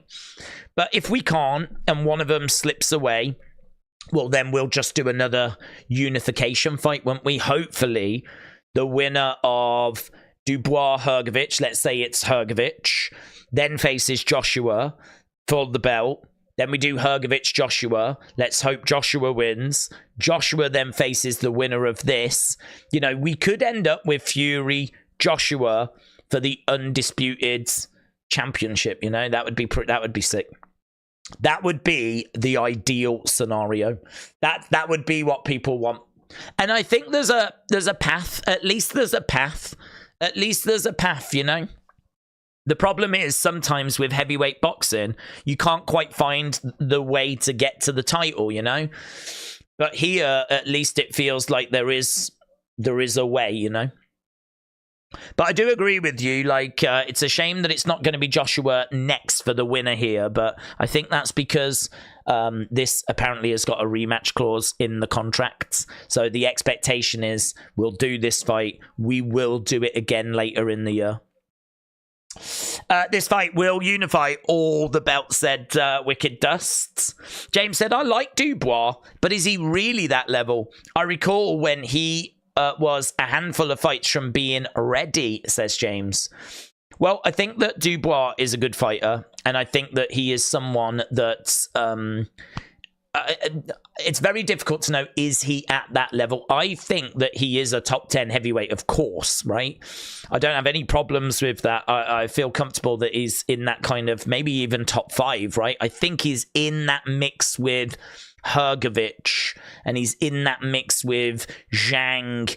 Obviously, he lost to Joyce, and that was a bit of a setback. But then, you know, he's gone on to get wins. And then recently he's gone on to lose to Usyk. There's no shame in losing to Usyk. There's no problem in losing to Usyk. But, you know, that does now kind of push you to the back of the queue a little bit. So now he's got to get back to a world title. He's got to get past Hrgovic. That's no easy task. If he does that, he's got to get past Joshua, a rejuvenated Joshua. That's no easy task, you know. And then that's what he's got to do just to get to either Usyk or Fury. And facing the winner of those is not going to be an easy task. So, you know, Dubois is finding himself really, really up against it. Dubois is really finding himself in the deep waters. But, you know, this is heavyweight boxing. We're trying to find out who is the best. Who is the best? We're always looking to see who is the best. And honestly, it might just be a case that it does mean he's going to have to take a difficult walk, you know, and he's going to have to face a lot of good talent, a lot of good names, and he's going to have to prove that it is him. You know, becoming world champion should never be easy. Should it? Becoming world champion, should it? It's easier for some people, in all fairness. There's definitely moments that people have had opportunity, and Andy Ruiz. You know, Andy Ruiz stepped in for Big Baby Miller when Big Baby Miller dropped out. Wasn't able to because of, you know, failed drugs test. So he got this last-minute opportunity against Joshua and shocked the world. You know, that was a hell of a lot easier than what Daniel Dubois is having to do at the moment. But heavyweight boxing is in a good place at the moment because of how many people there are in it, how many contenders there are in it. It's in a really good place right now. And obviously, we just saw Caballero take a big step forward earlier with that win over Sanchez. So, you know, he's someone that's in the mix as well. So, yeah, lots to talk about with boxing and heavyweight boxing in particular. Little pleb, shout out to you, my friends. The first stream I turned into was Holloway against Calvin Cater. Oh, that was still one of my favorite fights. Still one of my favorite fights. When the big fights come, I know who to turn to. Little pleb, shout out to you, my friends. That's really cool. That's going back a good few years now, isn't it? That was a fight night. I want to say it was a January. And it was, because I believe it was one of the first fight nights of the year, maybe 2022. And that was Holloway against Calvin Cater. And it's one of, I will still say, maybe the best performances that I've seen since we've been doing watch-alongs. Like, I mean, it was so, he was in such control. And his volume, the numbers, I mean, I thought the counter was going to break at one point. I mean, he was just pouring it onto Calvin Cater. And he was all over him. And he was talking to the commentary team. He was talking to the commentary team as he was absolutely destroying one of the best in the division. Calvin Cater is a very well-respected fighter. And Max Holloway was just talking to the commentators as he was dissecting, dismantling Calvin Cater. It was an amazing fight. So, yeah, I remember it fondly, my friend. And we've done many events since then, of course, and there's been lots of great moments. Is tonight going to be one of those? I don't mind who wins. I would love for it to be Fury. So, Little Pleb, shout out to you, my friend. I don't mind who wins. I would love for it to be Fury. But I've said, if it's going to be Usyk, I'm really pleased. I'm really pleased for him because he is someone that's gone about this the right way. He is someone that's put that work in, put that graft in. He is someone that deserves to reap the rewards, reap the benefits. He's unified the Cruiserweight division. Can he unify the Heavyweight division? I think we're about 20 minutes from ring walks. I think we're about 20 minutes. Right now, the ring has been cleared. We're looking at video packages. We're looking at Tyson Fury and some of his previous moments. He is someone that is very dangerous. This is the biggest challenge of Usyk's career by far, right? Easily the biggest challenge of Usyk's career. So this, I know we might have painted a picture of like, what is Fury going to do? How is he going to stop Usyk? It is interesting to flip that and look at the other perspective. How hard is it going to be for Usyk to get in, do his work, not get clinched, Can't afford to keep getting grabbed and leaned on, right? Can't afford for that to keep happening. So how easy is it going to be for him to get in, do his work, and get back out again? And honestly, it's not going to be easy. That is going to be a challenge. But what I would say is that that is a challenge that Usyk has faced many times before, and he's done it many times before. So as hard as it's going to be for him, it's a road that is well traveled. It's a road that I think he's got the sat-nav for. He knows how to do it. He's been there, he's done it, he's got the experience. He's never done it against Tyson Fury, though. He's never done it against Tyson Fury. So Fury, you know, and what version of Fury are we going to see? If it's the version that was the version we saw against Ngannou, this is not going to be good night, is it, for Fury fans? But if it's the version of Fury that did so well against Wilder, well, then this, you know, could be a great night. This could be a great night for Tyson, so lots of excitement. We're with the pundits right now. They're obviously going through the matchups and which way they think this is going to go. So let's get to some of the comments. My comments not coming through, says Edwards. I can see your comment, Edward. I can see it. Michael said Usyk to open up that cut. That's a really good shout. Michael, that's a really good shout because that cut, I can't remember which side it's on. I think it's even on the side that is best for southpaws, right? I think it's on the side that Usyk can quite comfortably get at, right? So this, I agree with you. That is definitely something that Usyk can target, is opening that cut up and just making it more uncomfortable. There is a bit of a target there. I don't know how much of a focus it'll be. I think it's a bonus if he can. I think, though, get in, do your work, get back out again. Rather than specifically get in, target the cut. I think it's get in, do your work, land anywhere, volume if you're Usyk. In, volume, out, right? If you can land on that cut and you can start to open that up as the fight goes on, that's a bonus. If you're Usyk, that is a bonus. So right now we've got the commentary team. We've got Richie Woodall. We got Darren Fletcher.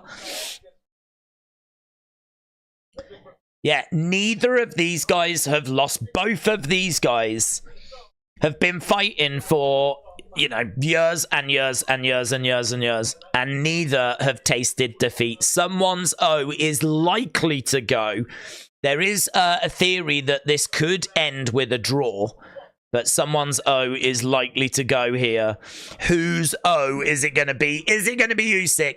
Is it going to be Fury?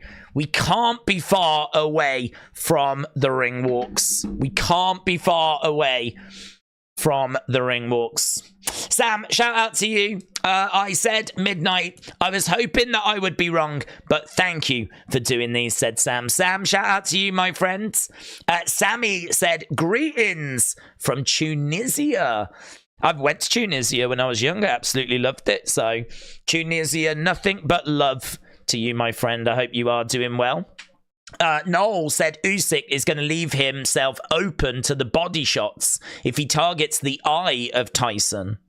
Well, I mean, I think that he's going to be open to body shots all night, to be honest, in the sense of, but is Tyson going to go for those body shots? The reason why is because as he comes in, like Usyk has got to do his work in this distance, right? He can't do anything over there. He's got to get in close. So as he comes in, now there's a couple of things that can happen. Straight away when he's in, he's going to be in range for the body, right? So Tyson can go to the body as soon as Usyk comes in. I think if the game plan for me would be, if Usyk is in the mid-range, you swing for the body, right? You go for the body. You just try and land anything really of significance. But we know there's question marks around Usyk's body. So, and the other thing as well is that Usyk's so evasive, trying to hit his head is very difficult, right? Trying to actually hit his head as it's moving around. I mean, it's you know, it's like trying to shoot fish in a barrel. But the part that doesn't move as much is the body, right? You know, that's not going to move as much as the head that's darting about, right? So you can afford to go to the body a little bit more. So that's when he's in the mid-range. But I don't know how long he's going to stay in the mid-range, right? Because he might just step into the mid-range to come into the pocket. Now, when he's in the pocket, you can do some little shots into the body. But at this point, if I'm Tyson, I'm clinching, I'm grabbing a hold of Usyk and I'm putting my weight on, right? Every time he's close enough to grab, I'm grabbing, right? I want to disrupt his rhythm. I want to actually, if possible, I want to kind of get into his head so that he knows he can't afford to get here. This is my space. This area here, right? This is the pocket. It's mine. This is mine. If you come into this space, I've got you, right? I've got you because I'm grabbing you. And you better know I'm going to have my head in your heads. I'm shoving my elbow where I can. Like, it's going to be dirty, mate. You even dare step into this area here, you're mine. You are flipping mine. This is my area, right? So I'm thinking if he comes in there, I'm straight into that. If he's in the mid-range, that's where I feel like I can't grab him at that point. It's too far out, right? I can't grab him. So once he's like here, I can dig in a little bit more. I can maybe go to the body a little bit more there. But the problem is, how long is he going to stay there? Is he going to stay there long enough for me to actually connect with the body shot? And the other problem is, whilst I'm doing that, what the flip's he throwing at me? What's coming back as I'm digging into the body, you know? So it's a cat and mouse game. This is why boxing is the sweet science, because you can set traps and have game plans and come up with all of this stuff. But, you know, they're doing the exact same. And honestly, trying to outmaneuver Usyk is going to be like trying to beat a chess grandmaster at chess. You know, like it's just when you think you've got the answers, they change the questions. It's going to be a very difficult night's work for both guys. I really believe that. I don't think either guy gets it easy. I think it's going to be a really, really difficult night's work. But for us, the fans, I can't see a way that this fight is boring. I really don't see it being a case that we're sat here just twiddling our thumbs going, well, this is dull, right? I don't see that. Neither guy can afford to stay at distance. Neither guy can afford it. Because Tyson, even though he's got the reach advantage, he's not going to be able to hit Usyk and just keep jabbing him and keeping him away. That's not going to work. His movement's too good. He's too explosive. He's too dynamic. He'll be able to get past that. So he can't rely on that. So he needs to get in and go to town, you know, dig in the shots, hooks, body shots, do whatever he can, really. He needs to pour it onto Usyk. He needs to allow Usyk to not get settled. Usyk wants to get here and to do his damage. He needs to make sure he doesn't. And so what he's going to do is charge in, and he's going to stamp his authority. This is why I think the fight's going to be amazing, because neither can back down. Neither can afford to stand off. Neither gain anything by standing off. They've got to take the fight to each other. Maybe Tyson a bit more urgently, to be honest. But I wouldn't read too much into the first rounds, because the first round, I think it could be cagey as they try to work out each other, right? And they try to work out the game plan, and they try to maybe outmaneuver and outthink and, you know, kind of outfox. There could be some of that in round 1, but I have no doubt round 2, round 3, round 4, round 5, round 6, round 7, round 8, they're gonna engage. They're gonna engage. So what we've got is a giant screen right now, and we've got Michael Buffer doing his announcement. It sort of looks a little bit like hologram-ish. It's this giant screen, and they're showing... It's all around the ring. These giant screens have kind of risen up. It looks sick. I mean, it looks something from, like, Vegas would do, to be honest. These giant screens, and this thing is rising up to show us the ring that we've been looking at all night. But that comes rising up. I mean, it's pretty sick at what they've got. You need this, America. You need that. You should be doing this. So it's, you know, like the giant screens that sit on top of the arena that people in the crowd watch. Imagine if that was able to be lowered and cover the ring and then was able to, like, rise up. That's what we've got going on at the moment. Oh, who's this boomer? Is he inside the box? What's he on? I don't even know what he's on. Some boomer singing. He's on top of the lighting rig. Turns out the lighting rig has come down, and that's actually a stage. So right now we've got the ring, we've got the lighting rig, and we've got Coolio. Coolio is doing a rap number at the moment. I never know who these people are. I never know who they are. When we opened Riyadh season, we had a load of boomers on, and I didn't know who they were. Oh, that's pretty cool. They just showed some video of, I'm guessing, pre-recorded, and it had him, like moving around this stage that he's on. Like, he was here, then he was here. This guy was like Usyk. He was here, then he was here, then he was over here, then he was here. And he was darting around. Right. This is Charmer. Is that who this is? Charmer. Big fan. Big fan. I've been into this guy's work for the past 2 minutes. Did you see Natty's tweet that she lost her cat 2 Paws? No, I didn't. Oh, that's a real shame, because 2 Paws was, you know, there were shirts of 2 Paws and everything, wasn't there? So, oh, so much hurt.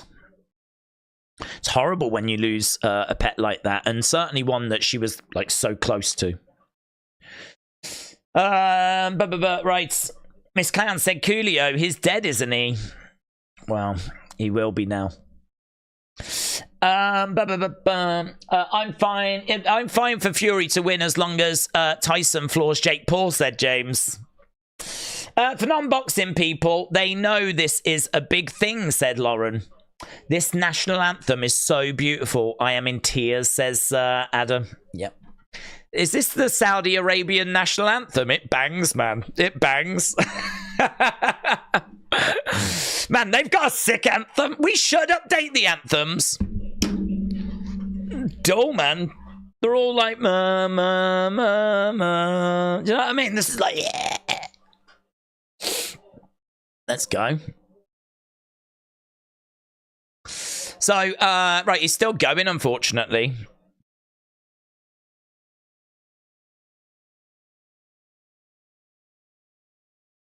Okay. Yep. Let's go, Riyadh.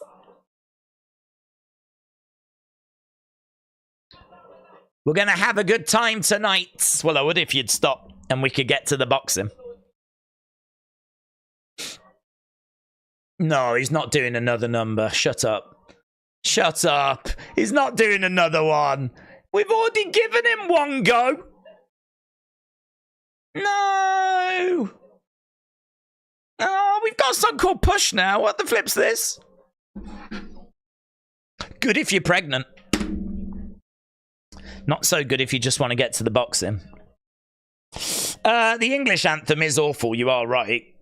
Yeah, it is. Well, I think, like, when the Queen was around, there was a lot of affection for her. I think, like, King Charles doesn't have, like, as much affection, you know? The whole Diana thing, you know, we haven't forgot. So it's kind of like, now it's a bit like, I still like it, I still pay respect to it, you know, you kind of have to, but it's a bit when it was the Queen, though, right? Do you know what I mean? The world's princess. That was, that felt a bit more, you know? Not so much now. It's a bit more man now. But, you know, it is what it is. He'll be dead.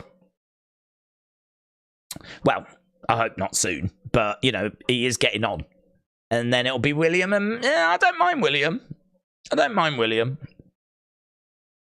I think he's doing a third song, you know. If you're tuning in thinking, why is this boomer talking, right? I understand. I am also waiting for the fight, and right now we've got this guy doing like a concert. I mean, I'm all right with one song, but like this is now song number 3, and I just don't have time for this, you know. So yes, I'm waiting as well. But people are saying that King Charles is not a good king, and that people like William. Says Lauren. That, well, I mean, I don't really feel like this is the venue to kind of really dig into it. But yeah, I think that the British people certainly preferred the Queen over King Charles, right? And I think that that's the Diana effect, you know. Again, I don't think people have tuned in for like a royal family kind of review, right? Where we do a tier list of our ranking of the favourites, yeah? But yeah, I think that King Charles is, I think, undeniably not as popular. But you know what is popular? The fact that this guy just finished. That's popular. So let's go. Tell you what, if Tyson Fury wins tonight, maybe we'll change it to him. He can be our national anthem going forwards. God save Tyson Fury. So that guy has finished his concert. I don't think anyone cared. Now we've got Michael Buffer on the screens again. And we should be getting underway with this very, very soon. James says there's a lot of baggage with Charles. I love the fact that we've really struck a chord. This happens sometimes on the streams where, like, some sort of little side conversation will sneak in. And, like, you know, all we're doing is we're just trying to get to this main event fight. But now we've got people in the chat going, do you know what? There is baggage with King Charles, isn't there, when you think about it? There is. I knew I didn't like him. I just didn't know that people felt the same. How do you feel about Harry and Meghan? What do you... No one cares right now. It's all about this flipping fight. Right, here's Usyk getting his intro. There he is. There he is. Usyk. Look at that. Look at that. He's got a great looking jacket. He's got a furry shoulders. He's got his traditional. It all looks very traditional, right? Traditional attire for Usyk. He's got, he looks great. He looks the part, man. He looks the part. He looks like a proud Ukrainian warrior making his way to the ring. And that is exactly what he is. If a British guy, as I said, was to lose to anyone in the heavyweight division that's not British, I'm really pleased it's this guy. I've got all the respect in the world for Usyk. All the respect in the world. He's I love watching him. He's an incredible fighter. He is an incredible fighter. And it has been a real pleasure watching him kind of rise up through the heavyweight ranks, you know? It's been a real pleasure. Oh, the undisputed belt is there. What? The undisputed belt is there? We showed that earlier, and it's in the ring. Have I got the picture of it? This is in the ring. I never saw this as part of the press conference. I don't know if I've missed it. But the undisputed, what do you think of that? What do you think of that? This is the undisputed World Heavyweight Boxing Championship. What do you think of that? I like it. It's very UFC, isn't it? It's very UFC. Look at all them belts. He's got everything but the WBC, WBO, IBF, Ring Magazine. Look at all them belts. Whoa, what a decorated fighter he is. He goes over to the corner. He nods. He acknowledges that he is ready. I'm sure there's got to be some nerves. There's got to be. I don't think that Fury will have any, though. I don't think Fury will have any. But this guy knows what he needs to do, man. He knows the job. He knows the mission that is awaiting. And it's not going to be an easy mission for either man. Right, that was Usyk. Ring walk done. Now, here comes the Gypsy King. Tyson Fury. Normally likes to have a little fun with his entrance. I'm sure he'll have a little outfit for us. I don't know what it'll be, though. We've seen him in all kinds of things in the past. So we'll see what Tyson has got, as we're just seeing a video package right now. What has he got in store? Saudi is eating good, said Spartan Major. Boxing this week, WWE next week. That belt is horrible. Roman's belt is better. Al said, Usyk, Usyk, Usyk. Don't chant too loud. You'll have John Fury after you. John Fury will track you down. Okay, here's Fury getting introduced by Michael Buffer. And he doesn't. He doesn't. There is no outfit for for Tyson Fury. He's got a backwards white baseball cap. He's got a green like body warmer, gold zipped up, just normal, the kind of thing that he was lounging around in backstage. There's no outrageous costume. I tell you what, though, he's absolutely loving his entrance all the same. He's getting he's loosening up. He's getting in the mood.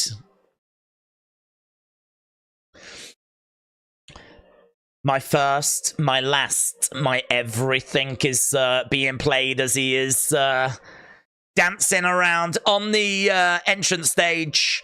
His whole team are with him. Pyro going up. Oh my God, this is a medley. It's turned into another song. We've got a medley. It's Barry White into Bonnie Tyler. Oh my God, man. He puts on a show, doesn't he? I don't know that it's a good show, but he puts on a show. I need a hero. Oh, man, he reckons it's just turned into like karaoke down Friday night down at Morecambe Bay, right? We got a bit of dancing going on. I mean, I'd like for him to keep his energy, to be honest. I think he's going to need it, but he's having a great time. We got some of this. We got a little bit of this. I Need a Hero is playing as he comes running down Superman style. He is loving it. He was born for this. If anyone was born for these moments, it's Tyson Fury. I mean, is it cringe? Yeah, of course it's cringe. But it is still endlessly entertaining. You want a show, if you need a showman, this is the guy that you call as Fury goes right over to Usyk, starts dancing away in front of him, goes over to the other side, and he does not look phased in the slightest. Neither man does. One man has come prepared for a real tough sporting event. The other one has come for a party. So, Michael Buffer is the master of ceremonies. Fury is looking 10 times compared to his Francis fight, says Tame Impasta. Fury is going to smash Usyk, said Plockund. The crowd is quiet behind you, says on like, no, they're on their feet, look. On their feet, they're into it. We've got the Ukrainian national anthem. Obviously, I don't know it, but it's obviously very traditional sounding. Blah, blah, blah, all of that, right? I'm not knocking it. As is just as bad, you know? It's hard to listen to the anthems when you've just had Bonnie Tyler, isn't it? That's what I think, you know. You've got Bonnie Tyler, you got Tyson Fury dancing away, like running down to the ring like he's Superman, and then we get into the national anthems, you know? I wonder if there's any, like, really good party vibes in any of the national anthems, you know? I've heard a lot at, like, the Olympics and at, like, Euros and World Cup and everything. I can't think of any. Not off the top of my head that are, like, real good vibes. I think if I was starting a country, I would that would be my priority. I wouldn't worry about the economy. I wouldn't worry about, like, basic human rights. I'd just want a banging national anthem, yeah? Right, well, that was the Ukrainian national anthem. Now we've got the UK one, and my Ukrainian friends, this is just as bad. Yeah? This is blah, blah, blah. Right? So, we've got God Save the King playing. Tyson is just pacing around, to be honest. He's not observing. It is obviously in a different headspace. He's kind of singing along, though. I mean, I think he'll sing along to pretty much any song that gets played. I think Tyson Fury will start singing it. So, there's Anthony Joshua. He's not singing along. He's just standing and observing. We've got the Union flag waving on the screens. And we will be underway with this very, very soon. But how long is it going to go for? How long does it go for? Both camps are confident that they will get the stoppage. I've got Usyk winning on points. But Fury winning by stoppage is a very real possibility. Which way does this go? Right, here we go. Big John's in there. Big John won't have any doubts. Big John already knows. Already believes. So, right, Michael Buffer just doing the final announcements now as we've got both fighters in the ring, in their corners. We've had the national anthems. We've had the ring walks. No major talking points apart from the party vibes that Tyson was just bringing. We do have a lot of people still in the ring. I can tell you that Usyk has took off his entrance attire. He's just wearing a t-shirt at this point. Don't know quite what his t-shirt says. It's in Ukrainian. Tyson Fury has still got his body warmer on. He's looking down on the ground. He's thinking about things. There is, believe it or not, there is actually a degree of focus that I can see with Tyson. There is a degree of focus. You can see that he's like looking down and I don't know. I mean, like he's not just goofing around all the time. There is a degree of thought that's going on in there right now. There's Anthony Joshua, though. He's on the edge of his seat, man. He's leaning forward. He's got his hands together as he's really watching all these proceedings. How much does he wish that he was in that ring, eh? How much does he wish that this was his opportunity? He's got to make sure that he wins his next fights and that he gets this moment himself, you know? How heartbreaking if Anthony Joshua can't get back to this sort of a moment, you know? He's worked so hard. He's worked so hard. I know that people don't really care so much. It's not about him today, but he's worked so hard to try and get back. And he's got win after win after with good opponents as well, right? Some good wins. Great victory over Otawalin. Great victory over Francis Ngannou. And he's within touching distance of getting back to a title opportunity. And imagine if it loses and it's all over and that's it. It's such a harsh game, this boxing game.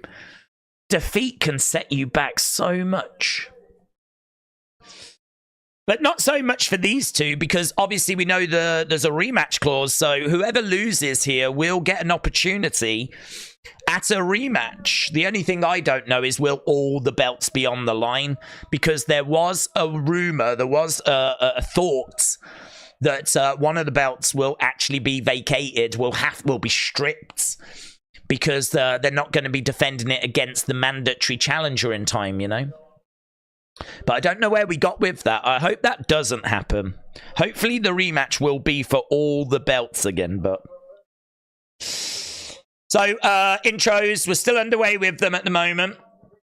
But Spartan, shout out to you, my friends. Appreciate the kind words. We're at over 8,000 votes now. Over 8,000 votes, and this fight is still to get underway.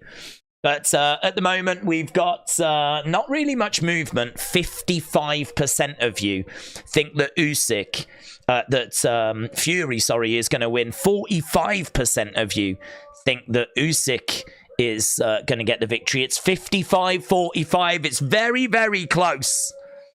But a massive 40% of you that voted think this is Fury by finish.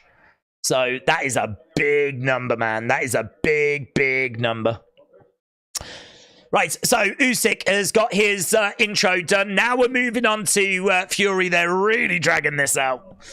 Really dragging it out, but they're just building the anticipation, of course. Suzanne said, I had Bonnie's first album, and it was a good one. Joshua could beat Usyk before Fury. Usyk will dominate and play a smart game, says Little Pleb. So Joshua could beat Usyk before Fury does. That's an interesting thought, isn't it? That's an interesting thought. Fury gets his intro and he steps forwards. He points over at Usyk, gives a little wink. Oh my God, we've been live for 7.5 hours just building to this fight, and we are there. Look at Turkey Ali Sheikh, man. He's like, he's loving it. Oh, he is loving it. The world is loving it. I can't imagine right now the world watching anything else. It's got that feeling right now that it feels like everyone is watching this. This feels like what the world should be paying attention to. As we've got Fury in the middle of the ring. We've got... he looks good. He looks in such better shape than he did. Usyk steps forward. We got Fury. We got Usyk. Here we go. Here we go. Smile on the face of Fury. Little smirk. Eyebrows being raised. Little bit of that from Fury as Usyk just stares forward. No. Nothing. Be it poker face. He's gone Lady Gaga. He's got a poker face on as Fury just bounces around. Ukraine written on the thumb of Usyk. They touch gloves. They back away. And this thing is about to get underway. So round number 1. Usyk looks up at the heavens. And round number 1 is underway, and Fury comes straight out the gates. So does Usyk. And both guys go right into the center of the ring. And body shot coming in there by Usyk.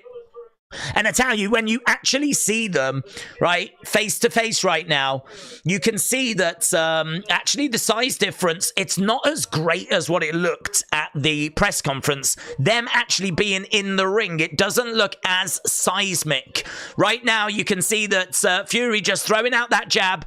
Usyk standing his ground in the center. And again, he's trying to keep Usyk back. Lots of downloading of information in this round. There's going to be lots of them feinting and throwing out little shots, little moments. Body shot coming in there. We're not expecting anything massive here unless someone finds like a big opening. But at the moment, they're both just kind of staying on the outsides. I don't know if this is a good strategy by Fury, to be honest. I feel like he needed to really take it to Usyk. Really get in there. But at the moment, he's staying back. He's got a little smile on his face. And again, some feints there by Fury. And again, he's moving, and Usyk is edging forward. There's a couple of jabs that come in. He tries to follow with a right hand behind. I mean, Fury is actually going for stuff there. He's not just flicking. He's not just feinting.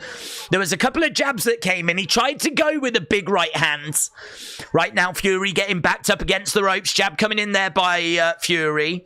Fury, I would say, has been the aggressor so far, which is what we would have expected, but I would have expected him to have been even more aggressive. Couple of body shots coming back there by Usyk, but they're just going to the body. That was better by Usyk. That was a body shot. Right now, he's got Fury back in the corner. And right now, Fury in the corner, playing a bit of games. And Usyk just backed away there. Jab coming in there by Fury. Usyk has not got into his rhythm yet at the moment. You can tell that he's just staying on the outside. That's not the range that he needs to be. He's trying to get some shots into the body, and he can't get them through. And jab coming back there by Fury. Got about 20-odd seconds left to go here. It looks like Usyk is the aggressor in this round. Movement-wise. But actually, like, throwing shots-wise, shots of any significance, Fury looks like he's landed the bigger shots. Volume. Oh, good moment at the end there, though, by Usyk, and Fury was able to just get out of the way. So there we go. End of round 1. What do you think of that round?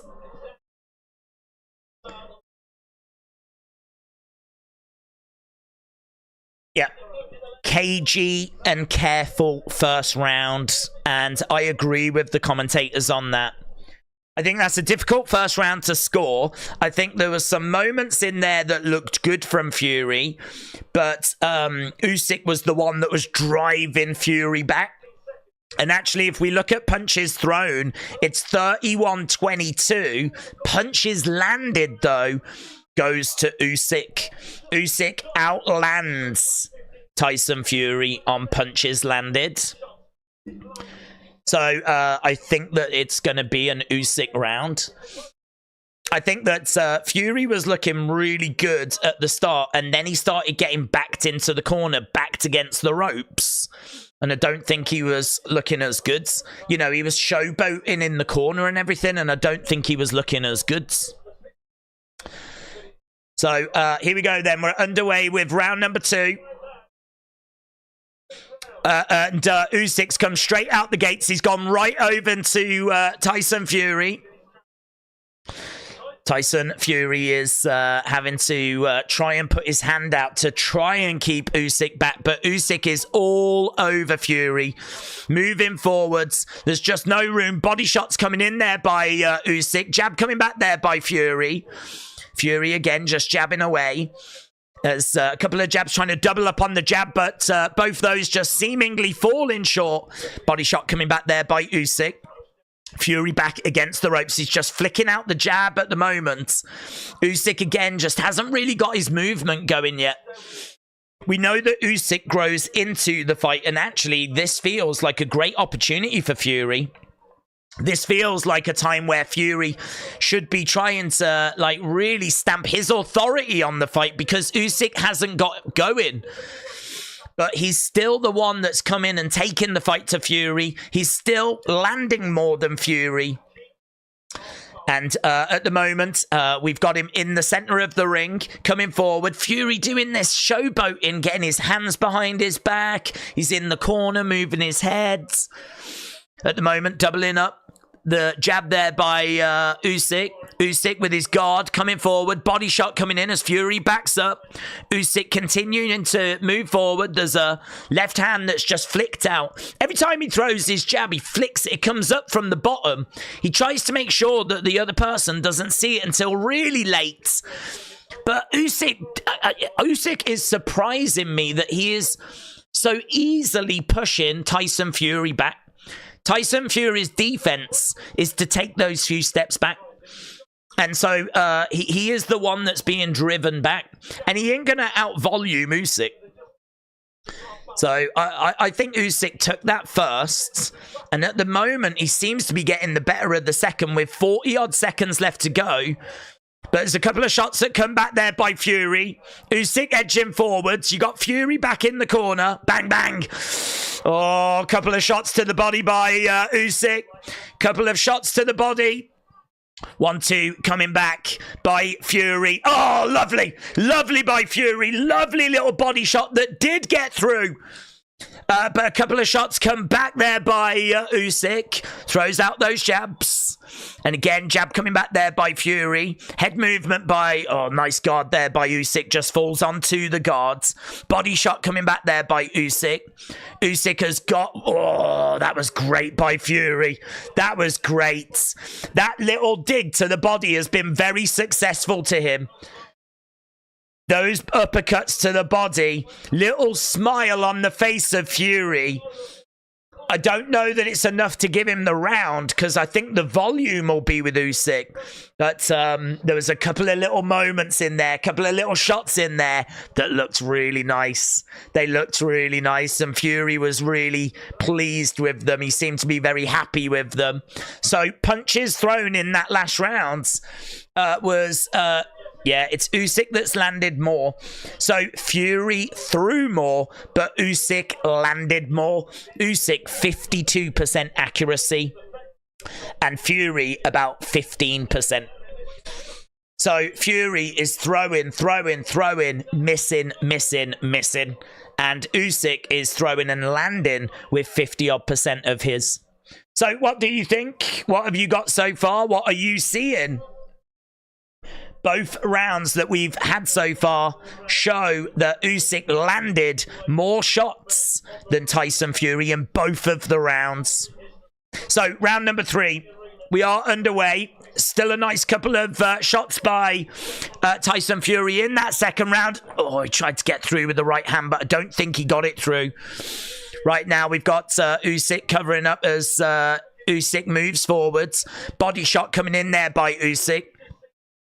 And again, look, we're seeing Fury just kind of upping the aggression a little bit. And as he flicks out that jab, bang, bang, he just cannot get the shot to land on Usyk. Oh, look at that. Lovely work there by Fury, though. Just went that little bit lower. But a shot comes back there by Usyk. Usyk all over Fury, goes to the body, puts the work in. He said, don't worry, I won't leave you alone. And so far tonight, Usyk has not left Tyson Fury alone. Body shot, body shot, body shot. He's really going after the body, Usyk. He's really going after the body. So Usyk standing his ground in the center. And those body shots, they're going to add up. He tries to go upstairs, tries to go downstairs. Again, he's having a little look as Usyk moves from side to side. Fury backing up a little bit as Usyk continues to move forward, covers up there. Fury looking, can he land some of significance? This is round number 3. He's had a few little digs to the body. It's been a few nice little moments that Fury has had, but nothing of significance. No moment that has really caused any danger. And there's a nice shot that gets through there by Usyk. Usyk standing his ground in the centre. Fury staying on the outside. He backs up into the corner. Every time that Usyk comes forwards with these jabs, Fury has a little look to see if he can land that body shot. Again, he goes in. He loves that body shot. He comes in with that body shot, and then he grabs a hold of him. I mean, if anyone thought that Usyk was just going to crumble with one shot to the body, well, he's been cracked a few times, and he is still absolutely fine. But, yeah, the volume is with Usyk. But Fury getting through with some nice body shots. Maybe a moment there where he just, comes forward with a couple of shots down the middle. Couple of questions being asked there by Fury. And again, throws out a jab. And again, straight down the middle. Swings it round the side of the head. Backs up a little bit as Fury continues. But a couple of shots coming back there by Usyk. They get into the clinch. Shot coming into the body. I'd like to see a little bit more clinch work. Usyk complaining about the back of the heads. Complaining about the back of the heads. Swinging for the fences. And Fury seems quite happy right now. Fury seems quite happy, but it's...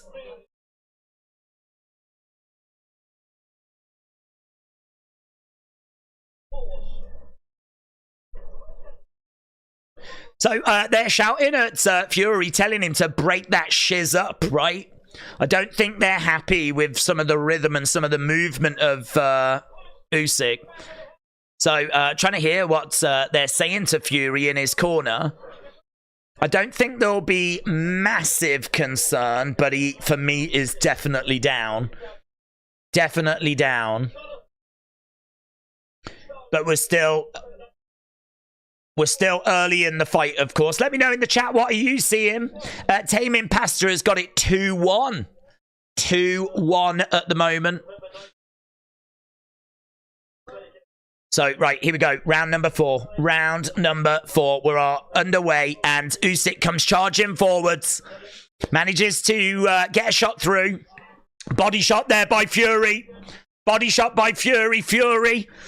Quite, again, I think they really want to go to the body.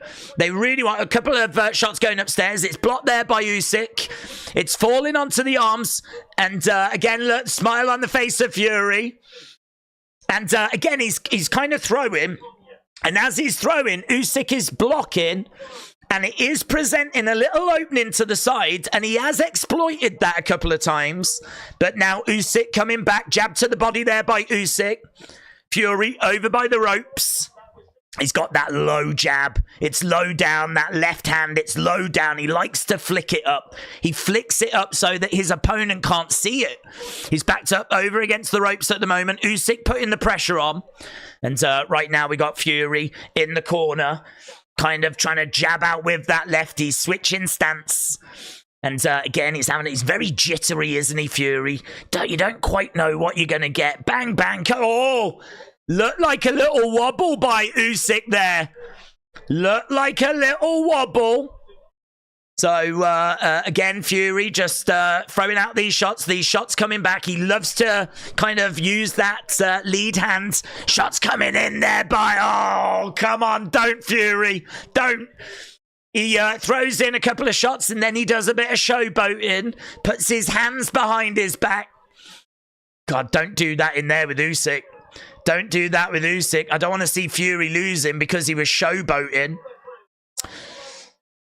Yeah, they're saying like the clowning is slowing things down. And, uppercut. That was good there by Fury. Nice looking uppercut there by Fury. Usyk trying to find a way forward. I think Usyk has took some punishment, you know. He has took some punishment. He has been given something to think about. Look, and there's Fury going. Go on, have a free shot. Have a free shot. Jabs coming in, shot coming into the side of the head. Usyk trying to find a way forward. Fury back in the corner, trying to use his head movement. And again, little hook shot coming in. The mindset of Tyson Fury is so strange. It's so strange for him to, like, you know, be showboating so much in these moments. And certainly where it doesn't feel like he's winning the fight as well, you know? If he was up like 8-0, then you could maybe understand it a bit more. But I suppose the message is being sent, is this all you've got? But I don't know that those mind games are going to work against Usyk. I don't know that this is I don't think this is what they've told him to do. This is just pure Tyson Fury here. Tyson, again, over against the ropes as Usyk's trying to find a way of backing him into the corner, and that's the end of the round. There were some nice moments in there for Fury.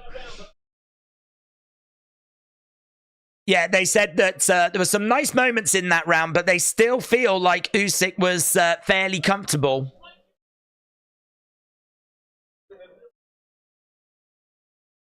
So they think that there might be a little bit of clowning in there, which is to try and slow things down. A little bit of clowning to try and break up things, and maybe there's a bit of strategy to it. I think they might be giving him a bit too much credit, to be honest. I don't know that there is any strategy to this other than, can we just have a little bit of banter? Can we have a little bit of fun? I think he's trying to keep it interesting for himself, to be honest, and show the world that he's in full control. I think that, but look at the pressure, 66% pressure from Usyk so far. Let me know in the chat, what have you got? We could be looking at 4-0 Usyk, or we could be looking at like 3-1. I think Usyk's up, definitely up.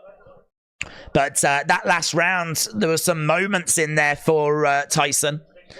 There was definitely some moments. There was a moment that felt like Usyk had a little wobble, which I'd like to have seen the replay on. But we are underway, and Usyk, round number 5, standing his ground in the center as Fury stays on the outside and throws out that jab. Right now, Usyk has landed 48 shots. Fury has landed 53, but Fury has thrown 171. Is that going to show itself later in the fight? There was a big uppercut that didn't connect there. Big uppercut that didn't connect from Tyson Fury. If that got through, that looked like it could have been good night to Usyk, you know. That thing looked absolutely massive. Right now, Fury against the ropes. Right now you can see that he's in a great condition here. It's a much better showing by Fury. This is not the Fury that we saw against Ngannou. He's really put the work into this camp. Oh, body shot there by Fury. But didn't really get much behind it. He tries to go upstairs. Fury showing a little bit of anger there. Ah, but that low, that was low. That did look low as well. That's a low blow. That did look low from Tyson Fury. Referee just has a word. Fury won't care. But that did look low there by Fury. I think it landed on the top of the thigh rather than on the dong. Again, that's a lovely little dig to the body there by Fury. And again, can he keep doing that? You can see that Usyk is very concerned about those body shots. I mean, every time he even feints, you can see that Usyk really reacts.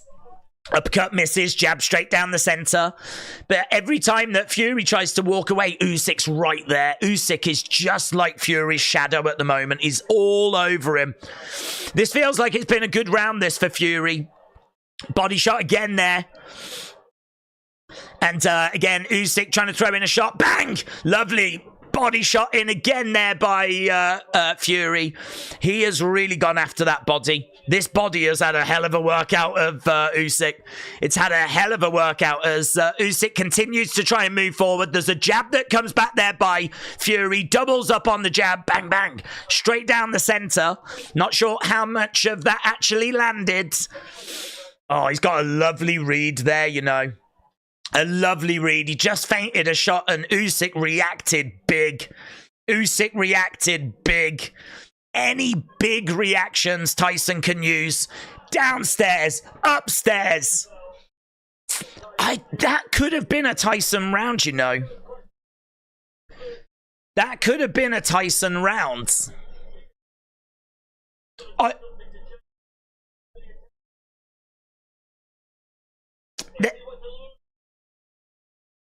They're saying there's not a lot in it right now. That's what the commentary team are saying on TNT Sport. There is not a lot in it. I've got it 3-2. That's what I've got.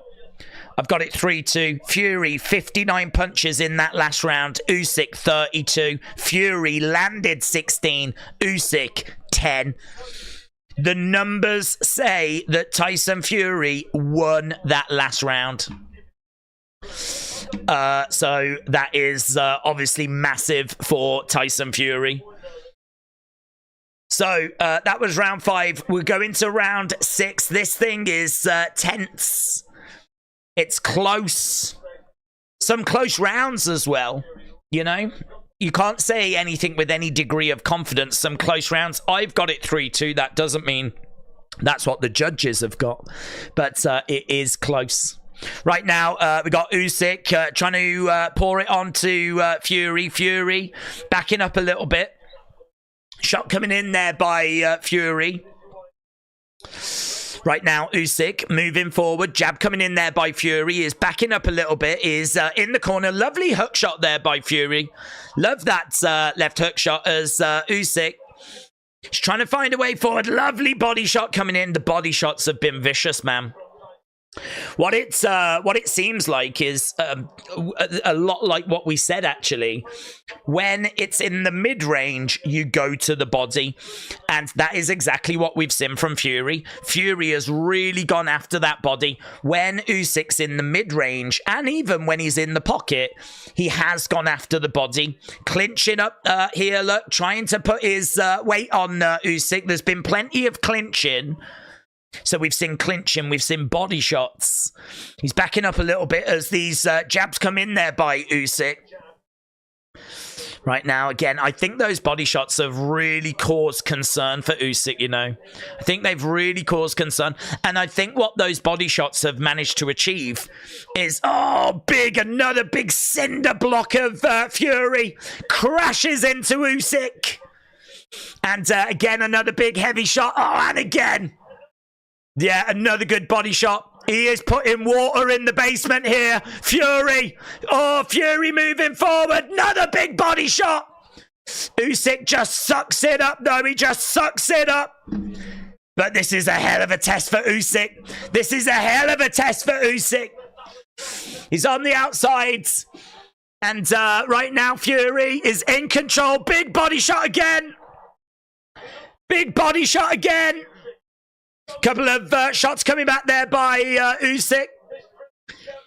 Yeah, brilliant. The body shots have really caused massive problems for Usyk, and it's created hesitancy. The Usyk that we were talking about, the fly that buzzes around, well, that fly has very much been controlled, has been contained, and it's the body shots that have done it. It's the body shots that have really stopped this fly from buzzing around like we would have expected. And we can see that Usyk's trying to find a way forward, but every time he gets in that mid-range, bang! And I tell you, Fury is loving it. He is loving it. And that's a Fury round. And I've got it 3-3 right now. He is in control. Fury is in control, and it's all come from the body shots. The body shots have just created this hesitancy. You know, we're not seeing Usyk stepping to the side, stepping underneath the jab. That movement has been so restricted because the body shots have done the damage. The body shots have caused massive problems for Usyk. And it shows, because when Fury goes to not throw it, but just feint it, look at how Usyk reacts. Look at how he reacts. When Fury goes to just even feint one, oh, it's massive. It's a big, like, emergency. No, no. He doesn't want those body shots, man. He doesn't want them. But he's not gone down. He's not gone down. We're going into round 7 and he's not gone down. So, you know, if I'm Fury, I definitely want to keep working that body. Of course I do. I mean, the momentum is with Fury. And Usyk standing his ground in the center. He's trying to find a way forward, but he knows whenever he gets here, bang, it's a body shot. And again, going straight down the middle there. Oh, and a little shot to the sides. Tyson would love to land. Oh, yeah, he does. As soon as he gets in close, he grabs him. Oh, right into the side of the body. Oh, have that, mate. 1-2 down the middle into the body again. This arm came round the side. Couple of jabs coming in there by Usyk. We know that Usyk doesn't really have the power, like the one-punch power. It's death by 1,000 cuts. But the problem is that Tyson does have power that certainly for someone the size of Usyk could be a problem. But again, he's trying to move. Usyk having a little look. Look how hesitant he is. That's not the Usyk we see. That's not the Usyk we see. The movement is just not what you expect. This just is not the Usyk that we see. This is not the Usyk that buzzes around. This is a lot more static. This is an Usyk that really seems to be trying to figure this problem out, and to be perfectly honest with you, has not found the solution, really. I think he took a good opening start to the fight. Oh, uppercut there by Fury. And Usyk has to try and shake it off. Little dig coming into the side of the body there by Usyk. Usyk staring over at Fury. Oh, that was good by Usyk. Lovely straight left. Right down the pike. And right now we've got Fury, who's not really landed loads of significance in this round. Little scrappy round this, actually. I hope that he's not letting Usyk back into the fight here, because he's just had 3 great rounds where he's really landed some big bombs. But, yeah, right now we've got Fury back up again. Oh, again, that was a lovely body shot. But look at this. Usyk doesn't go away. He's right on him. Shot coming in on the arm there as Usyk continues to move forwards. This is where Usyk's engine is cardio. This is where this could really kick in now. You know, if you're Fury now, this is where you might have a little bit of a concern, to be honest. Uppercut coming in there by Usyk. Shots coming in, but smile on the face there of Fury. Swing and miss. Fury backing up. And there we go. End of the round. That one definitely felt closer. That one definitely felt like a trickier round to score, to be honest with you. I had 3-3. That round, both guys had moments. Both guys had moments. I don't know as to who landed more. What do you think? What do you think? How are you seeing it after 7 rounds? Get your scores in. People watching right now are going to want to know as many opinions as possible. Get your scores in after 7 rounds. What is your score? Is it 4-3? Is it 5-2? Fury managed to land 40 hooks to the head, compared to Usyk with 17. Body shots 24-2 there by Fury. But I don't know about jabs. He did finish the round well. He did finish it well. Tyson Fury coming out swinging away. Here we go, round number 8. Usyk, we know, is going to have an engine that's going to get him to the end of the fight. It's just what damage did the body shots do? Lovely shot coming in, and this, they're getting right in each other's faces right now. Throwing in the jabs. Lovely body shot there by Usyk.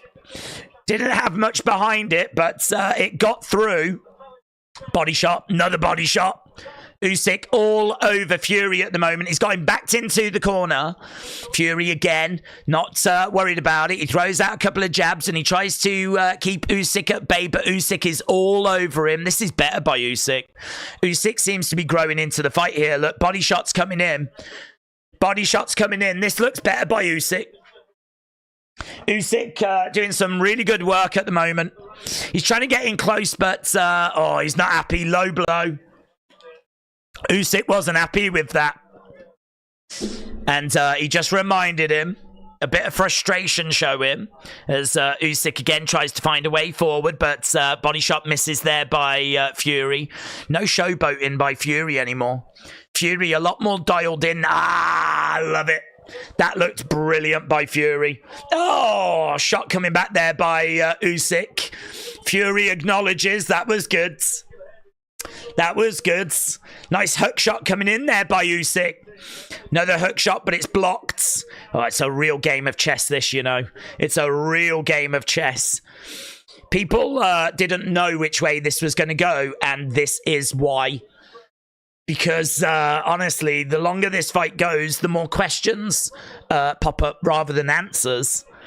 Right now, it feels close. And this round feels close. And we've got a minute left to go. We've got Usyk on the outsides. He's coming forward, trying to go to the body. 55 seconds left in round number 8.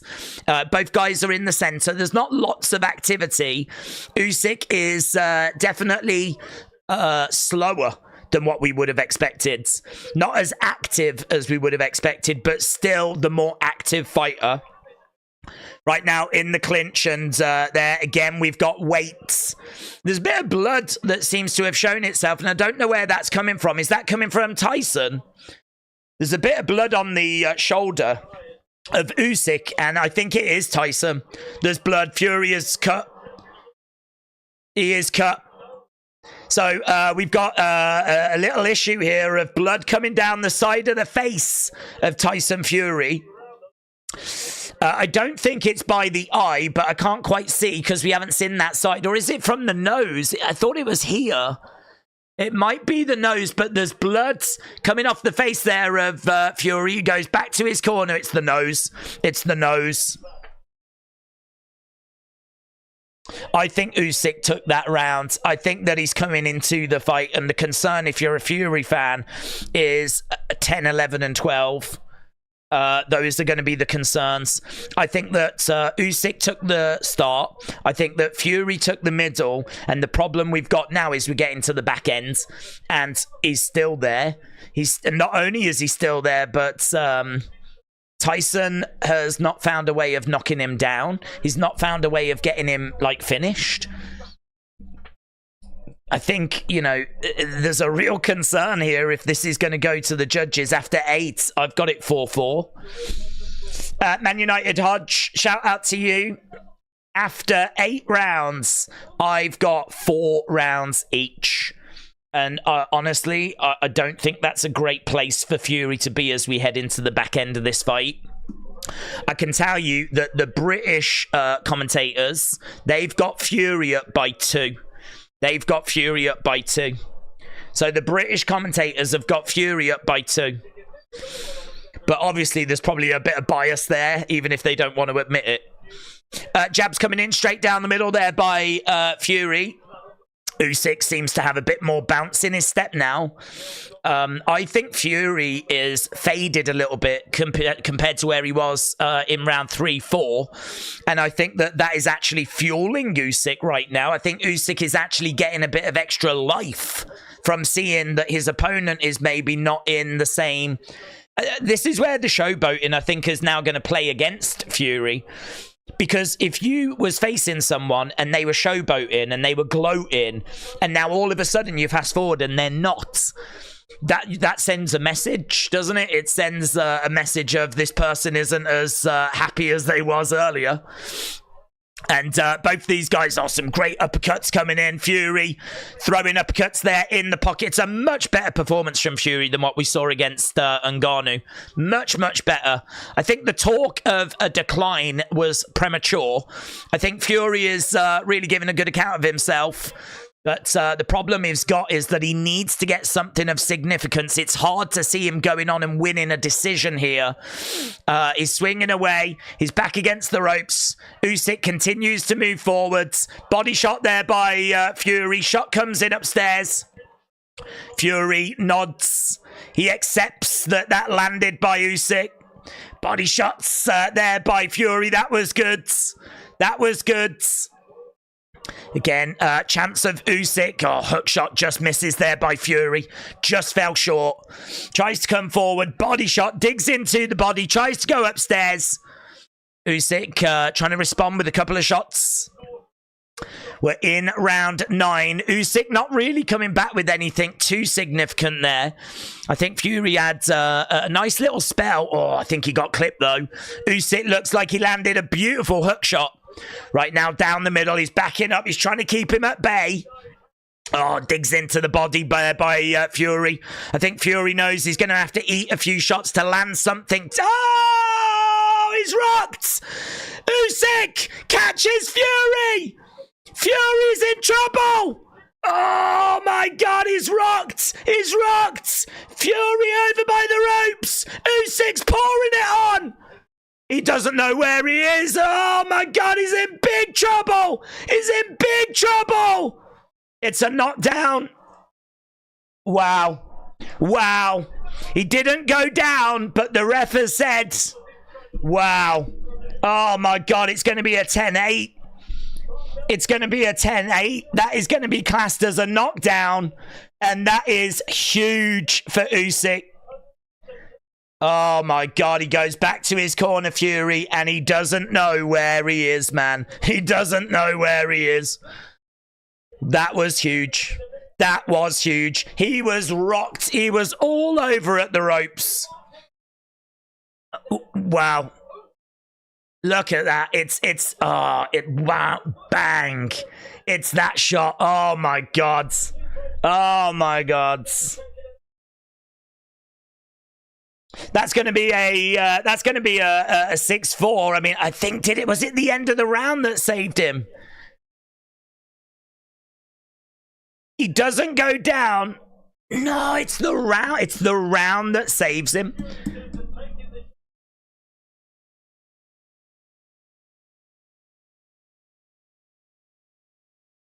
That could be massive. I don't think that's going to be scored as a knockdown. I didn't realize, but it was actually the end of the round. And I think as a result, that might not be a 10-8 because it's not a knockdown. Oh, look, it's all Usyk right now. It's all Usyk right now. It's all Usyk. Fury is back against the ropes, but he's got his wits back again here. The power of recovery. Right, he's backed up. He's in the corner. Usyk continuing to move forwards. He needs to get back into the land of the living. I think that Usyk's only going to get 1 point for that round, you know. I think he's only going to get 1 point for that round. This is a big problem, man. This is a big, big problem for Tyson Fury. I've got him down. I think he's only down by 1. But as we said, you don't want to be in this position going into the 10, 11, and 12. Look at Usyk. He's too good. At this stage in the fight, he's too good. Right now, Tyson Fury into the center of the ring. Swing and a miss there by Fury. Tries to cover up. Jabs away there as Usyk. Oh, body shot. Again, his corner. Shouting to Fury to put some, get some, some shots coming in. Upstairs there by Usyk. It is so cagey. There's not loads being thrown, but it is absolutely edge of the seat stuff. You can't take your eyes off this. It's Usyk that showboats. It's Usyk that showboats. Usyk puts his hands... You don't see that from Usyk. You don't see that from Usyk. Jab coming in there by Tyson. Usyk not able to capitalize on that amazing 9th round. Back in the corner, a couple of shots coming in there by Fury. Fury goes back over to the other side as Usyk continues moving forward. Swing and a miss there. Side of the head, shot to the side of the head. Oh, lovely shot there by Tyson. Nice shot there by Tyson. He's still got his wits about him. He's still battling away, but there's a shot that comes in there by Usyk. We got 30 seconds. Absolutely incredible action. Incredible action. You just cannot take your eyes off it. Oh, he's got Tyson again. Couple of shots as Tyson's over by the ropes. Jab coming into the body there by Tyson. Fury, again, waiting. Is a bit too reluctant there, Usyk. I think there's an opportunity for him to get in and really take the fight to Fury. Oh, he's trying for that big overhand. He's trying for that big overhand. But we don't get anywhere. That, I think, might be a bit of a frustrating round for Usyk.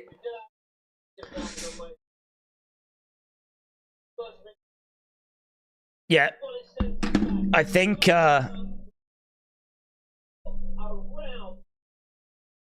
what a few rounds we've just had. I'd love to see the judges' scorecards. How have you got it?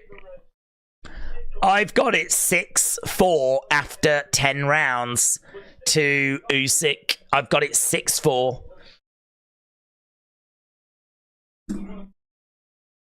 Yeah, they're saying this must be close.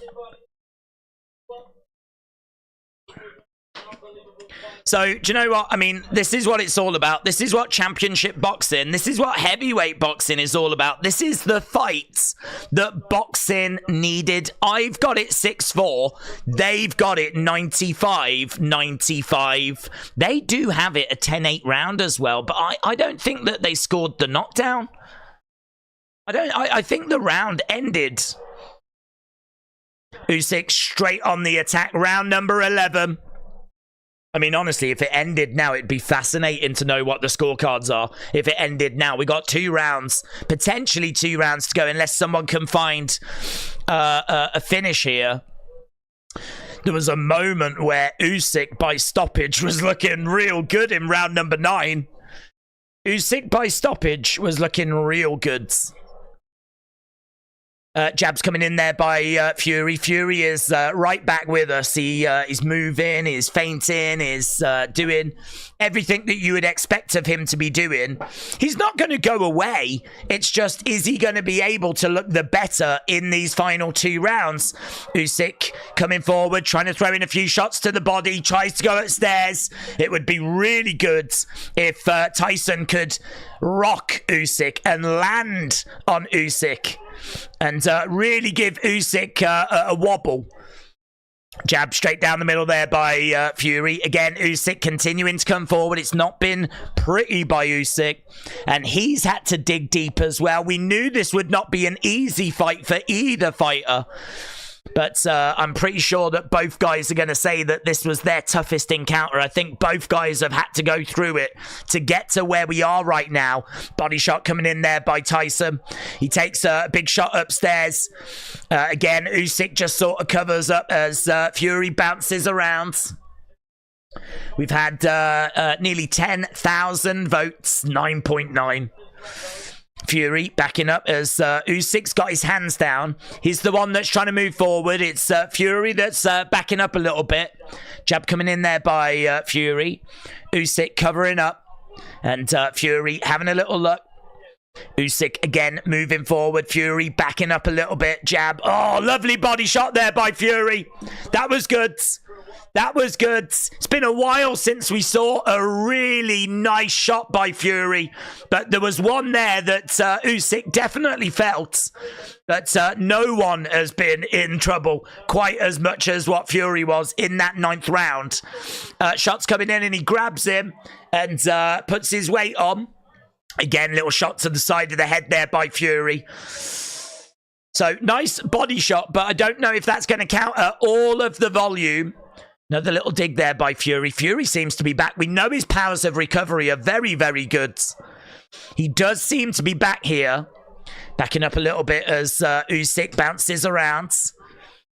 And again, he's backing up. Well, straight down the middle into a clinch. Little dig coming in there by Fury. He backs up. Oh, lovely shot there by Usyk. Lovely overhand, side of the head. One left.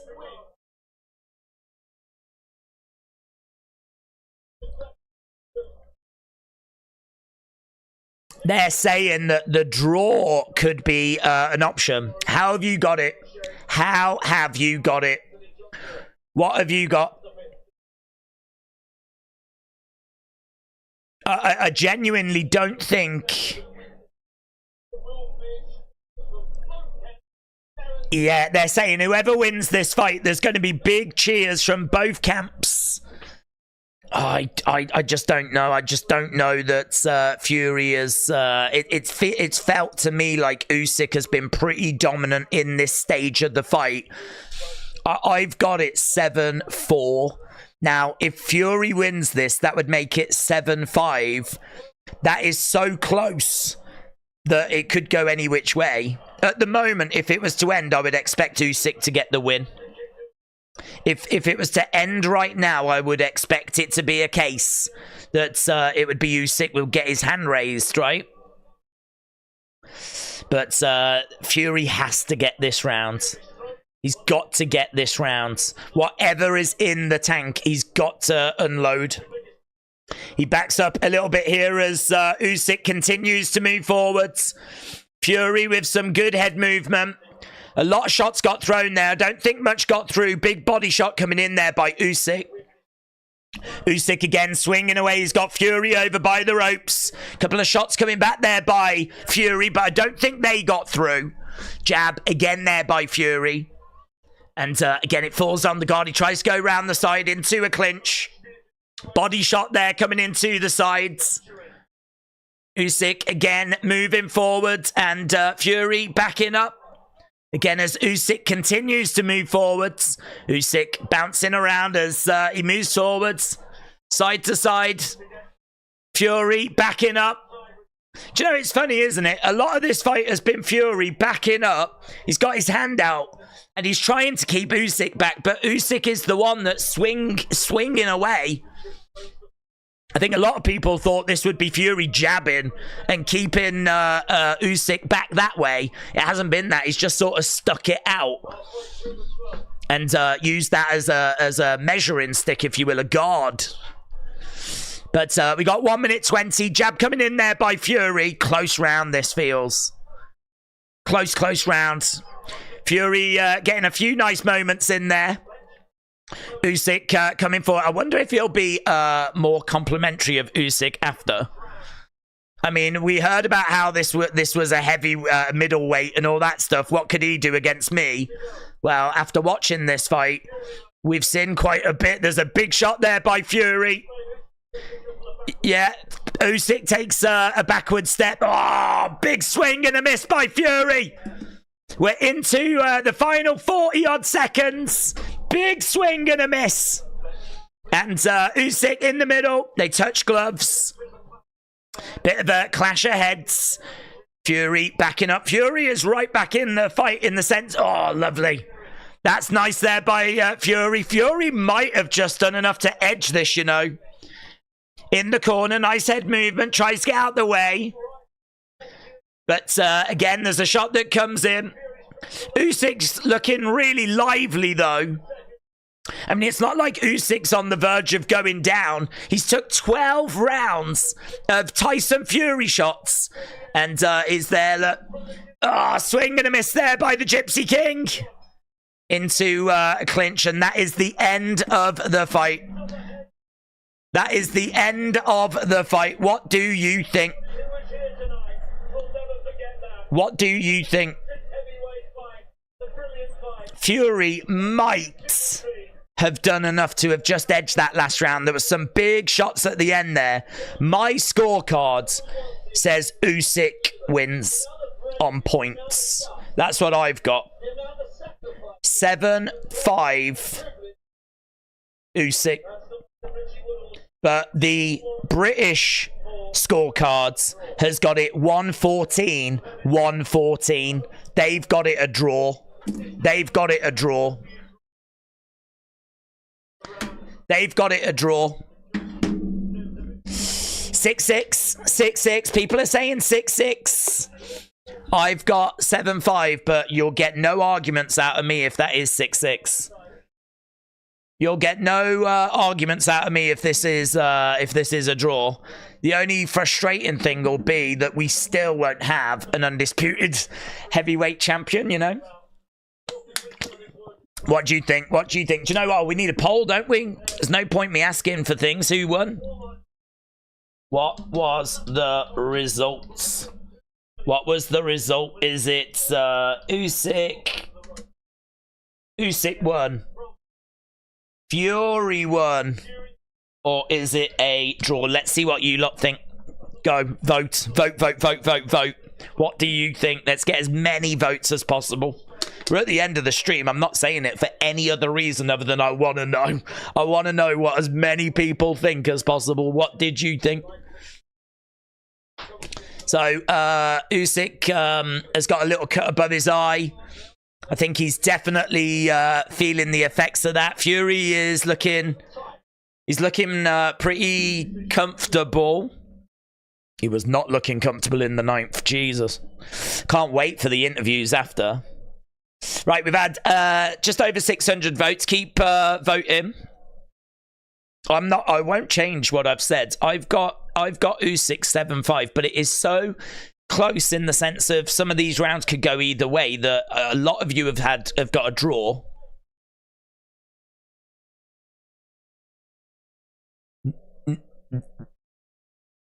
Fury is over with Usyk. Yeah, there is a lovely moment. There's a real show of respect. There's a real show of respect between Fury and Usyk. I mean, this is absolutely not what Fury has ever been saying. He's come over.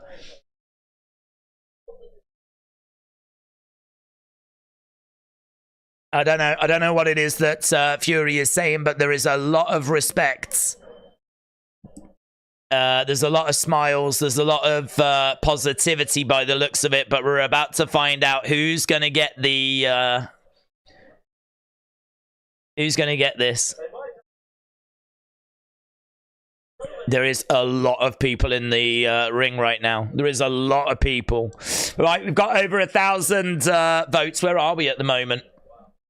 Oh, it's pretty unanimous. 54% say Usyk, 22% say Fury, 25% say draw. So, Usyk 50-odd%, Fury and draw the other 50-odd%. So the vast majority are saying it's Usyk.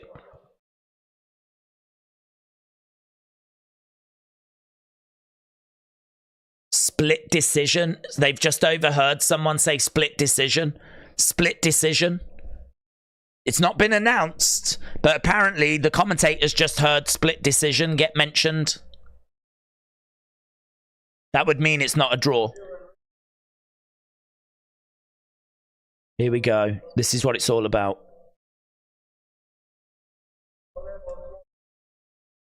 $115, $112, Usyk, 115, 112, 114, 113. Fury, 115, 112. It's split. Oh my god. 114, 113. Split. It's Usyk. It's Usyk. He's done it. He's done it. Usyk has beaten Fury by split decision.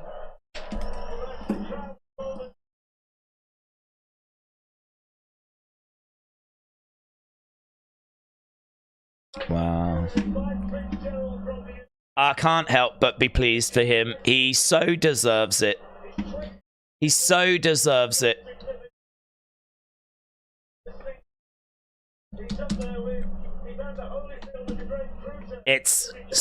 I mean, it was really, really close. I had Usyk winning on points. 7 rounds to 5. We've got 115 to 112, so that means Usyk by 3 rounds. We've got 114 to 113. That's Fury by 1 round.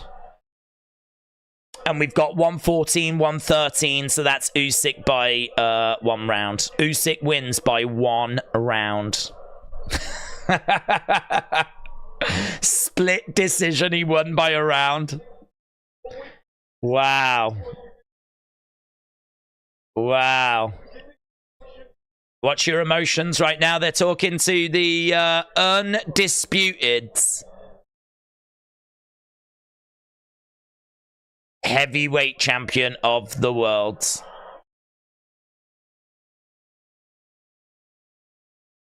Tyson Fury loses to Usyk. He won't retire as undefeated.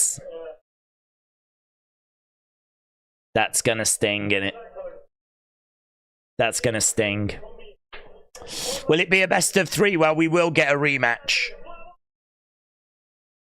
We will get the rematch. And people are going to be so pumped for that rematch.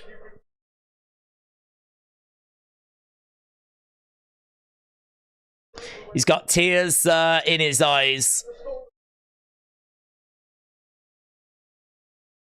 Can't wait to see what Fury has got to say. They're having a word there with Tyson Fury, a couple of people. I mean, Usyk's not a man of words, really, to be honest. It's not really a round because of the knockdown. That gave it 10-8, says Ahmad. I need to see the scorecards to see if it was a knockdown. I don't know that it was scored as a knockdown. He goes against the ropes, is all rocked. The ref came in, and I thought he had counted it as a knockdown. But it was actually the end of the round. Tyson doesn't actually go down. It did look like he had him in trouble. He says, I want to thank the Lord and Savior, Jesus Christ. I believe I won it.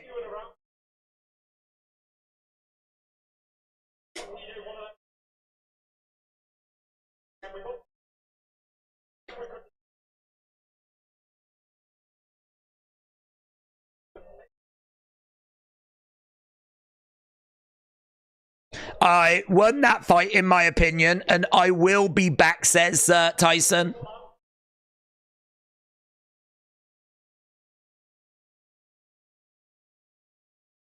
He says we go back to our families and we'll run it back in October. So he says, I think I won that fight. He wants the fight.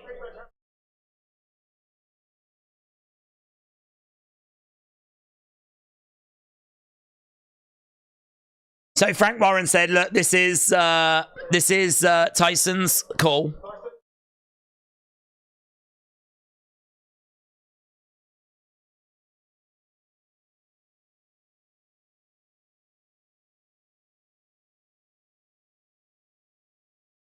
Tyson, he's took it really well, you know. He says, I believe I won the fight. I'm not going to make excuses. I'm not going to stand here and cry. But I believe I won that fight. And he says he wants the rematch in October.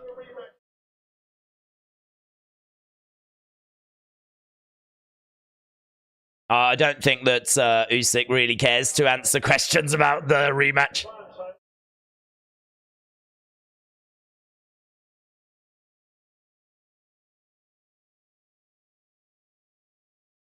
Said if he wants the rematch, I'm ready for the rematch.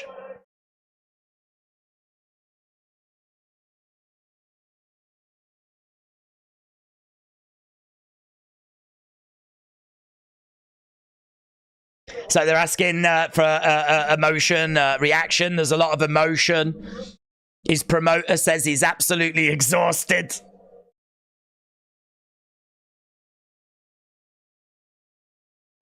There's Tyson is making his way back to the locker room, and he just waves to the fans, gestures to the fans.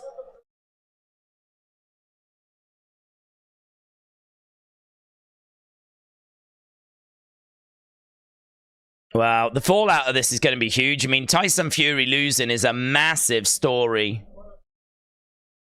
But there we go. The first undisputed heavyweight champion in the 4-belt era is Oleksandr Usyk. And I think it was deserved. I don't have any complaints with that whatsoever.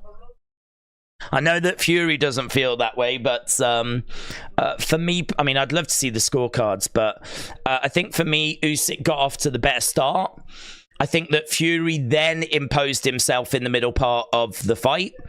And then I think, you know, Usyk then ran away with the later rounds. Round 8 was, you know, the start of the comeback. 9 was a disaster. A disaster. So 9 was a disaster for Fury, and then he took 10, he took 11. I'm not sure about 12. I think 12's really close, and I ended up giving it Fury. I actually had it wider for Usyk, if I didn't give Fury that last round. Yeah, the commentators say they're not going to argue with the decision.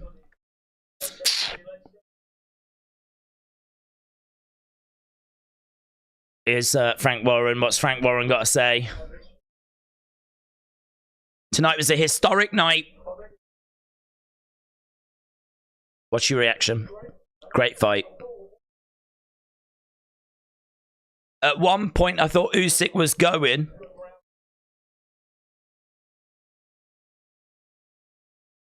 Okay, so he thought that Fury won by a few rounds as well, Frank Warren. We're not complaining.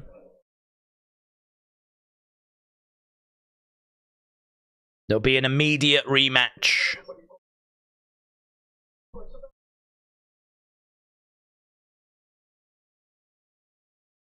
The loser has the right to call for a rematch, and that's what Tyson Fury immediately did so.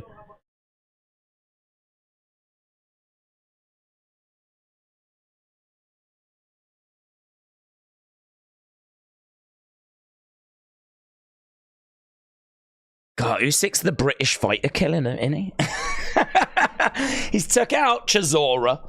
He's took out Anthony Joshua. He's took out Daniel Dubois. He's took out Tyson Fury. We ain't got anyone left. We need Lewis. We need Lennox Lewis to come back. The UK has got an Oleksandr Usyk problem. He lost because he lost, says Lee. A fight deserving of a rematch, said Tame Impasta. Usyk, Crawford, Inui, said Dick Togo. Yeah, I can vibe with that. Do you think Usyk won by more? I had him winning by 2 rounds, but that didn't include a 10-8, right? Because the point I was making, and I could be wrong, but the point I made was that he had him all at sea. I mean, Fury was against the ropes. He was all over the place. And the ref comes in and he, like, you know, seems to call for a knockdown. And so I was like, oh my God, he's got him, he's got him. And then it turned out, I believe it was the end of the round. I mean, the ref did not start counting. So I don't know that, I think he got away with it. I think he managed to just stay like against the ropes and be all at sea, but it not actually be classed. I mean, you're talking seconds away from him going down and that being a knockdown. But I think that Usyk's just won without that even being a 10-8. So I only gave him 1 mark for that round. All the rounds I scored it as just 1 mark. So if you feel that was a 10-8 round, then it's got a, you know, yeah, that could be even wider. One judge scored it 115, 112. I wouldn't have a problem with that. 115, 112. I had it 7 rounds to 5, so I had it by 2. That judge had it by 3. This judge had it by 1. I'm actually nicely in the middle, actually. The one judge that went for Usyk had it by 3 rounds. The other judge that went for Usyk had it by 1 round. And I'm snuggled in the middle with Usyk by 2 rounds. I don't really understand the judge that scored it Fury by a round. I don't really get that. I'd like to see his scorecard. I'd like to know the second judge that had it 114, 113 for Fury. I'd like to see what rounds he saw and gave to Fury. I mean, I suppose there's a few at the start which were quite close. There was a few at the start that were quite close, which I went Usyk, Usyk, Usyk. Usyk, to me, went to a 3-0 lead. It was only when Tyson started in round 4 that we got to 4-1. And then, you know, round 5, round 6, round 7, you know, we got to the point where it was 4-4. It was 4-4 after 8 rounds. That's where I was. So this very much was a story of 3 fights, really. There was the first part, which was all Usyk. Middle part, which was all Fury. And then the last part, which was all Usyk. So is that his wife, is it? Usyk goes over and embraces yeah, I'm guessing that's his wife. So yeah, massive, and that's going to be massive for the people of the Ukraine as well. But the work that he's put in to achieve this. Tame Impala said, on a good day you could give Fury a draw. A Fury win is a little hard to explain. I was rooting for Usyk. I was betting on Fury, said A. Jobson. May have got that one wrong, but I'm glad that Usyk won. I was kind of worried at times, but damn, that's a fight that I will remember. Do you know, I really like the comments. I think that that is a fight that was worthy of being the undisputed. You know, it was a great fight. It's not the best like heavyweight fight that we've seen in recent years. I really love I thought the third one between Fury and Wilder was really good. Obviously the moment at the end of the first Fury Wilder as well, that was really good. But I think it was the third one that was a really entertaining fight. So I don't know if this got to those levels, but it's really good. It's a really great fight. If you saw this fight, you got 12 rounds, and I think you was really, you know, I can't imagine anyone feeling cheated after watching this, you know. It's a brilliant fight.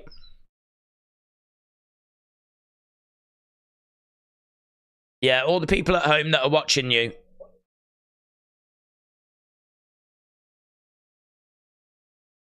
How does it feel that you are now undisputed heavyweight champion?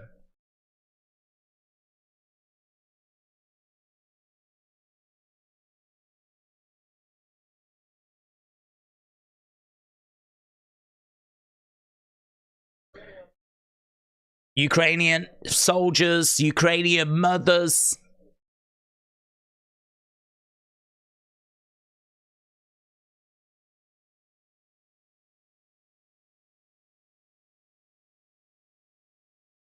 Yeah, what? That is a great question. I like this guy. He said, what does Usyk want to do now? What do you want to do? You might have to do the rematch, but, you know, what's next for you?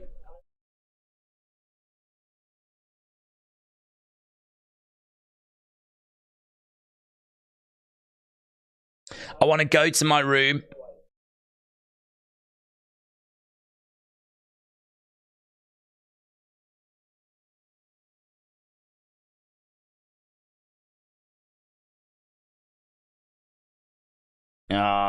He wants to eat, he wants to pray, he wants to sleep, he wants to make love to his wife. Living the dream. Days, I was wrong. I thought that Fury would take over the fight until he got caught in the 8th. Congrats to Usyk. I underestimated him. Chris, shout out to you, my friends. It's, you know,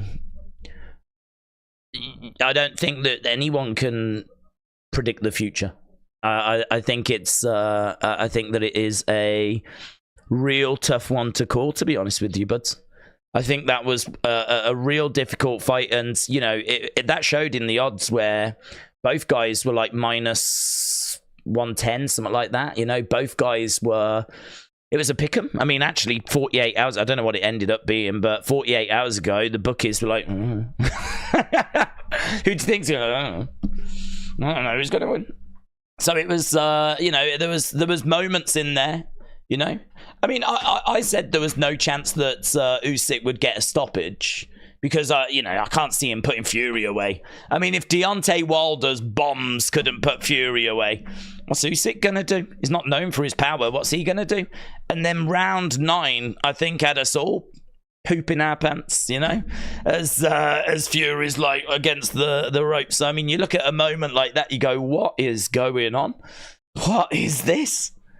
You know? But then you look earlier in the fight and you've got them body shots that are really hurting Usyk.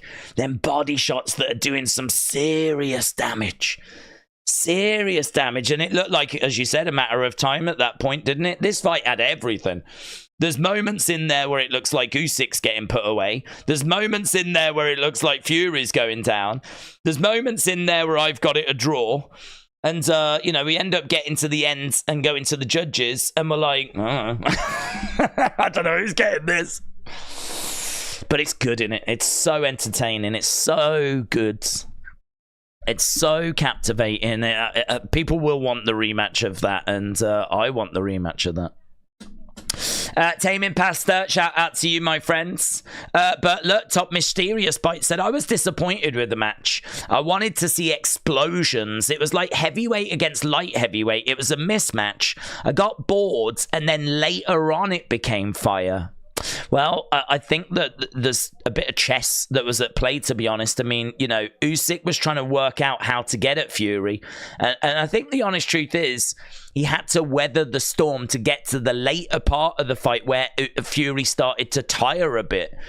Fury started to tire, and this allowed Usyk... Look at him, man. They're showing a replay. Oh, my God. How he doesn't go down. How he doesn't go down. I mean, he basically did... I mean, by the time that Fury hits the corner, his shoulders are in line with probably yeah, they are in between the middle and the top rope. He's like his ear. He got smashed. He got smashed. How he didn't go down. How he didn't go down. Incredible. Had he have gone down, I'm sure he would have got back up. Had he have got down, I'm sure he would have got back up. But it's funny to go back and look at the start of this with the, you know, all of that kind of, all those games, you know. Lots of showboating in the early stages by Fury. Lots of showboating. I mean, look, he's picked up a loss. He's got a loss on the record now, and I wonder if that'll change his approach to the rematch. You missed a QR code. Very good. Fury needs to bulk up and go all in on power. He looked like he was training to play Usyk's game instead of his own. Oh, I like that, Shane. I like that. Do you know, that's a really good point, actually, because some of them body shots, could you imagine if he had a bit more about him? Could you imagine if there was a bit more to those body shots? I mean, I think the notion that Usyk is weak to the body, I don't know that that will go away because he showed that he was hurt, but I think we kind of have to take away the fact that he's going to just crumble. I think we've got to take away the fact that if you land a good body shot on Usyk, he's done. Like, that is just not true. That's not true. If you land a good, serious, meaty body shot on Usyk, he ain't folding. He took a lot of nice looking body shots there, and he kept going, he kept standing. So, yeah, so good. I hope you all enjoyed it.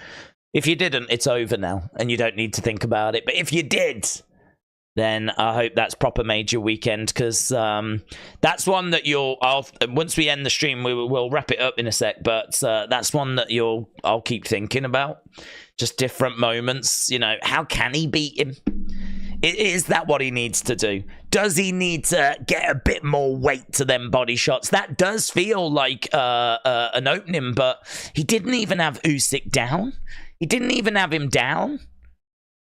Didn't even manage to get him down. He had him hurt. He definitely had him hurt, but he didn't manage to get him down. You know, if you're Fury's corner, if you're his camp, if you're his, you know, his trainer, like, have you got the information you need for the rematch? You might even think that you do, but there's no guarantee that'll work, you know? There's no guarantee that it'll work.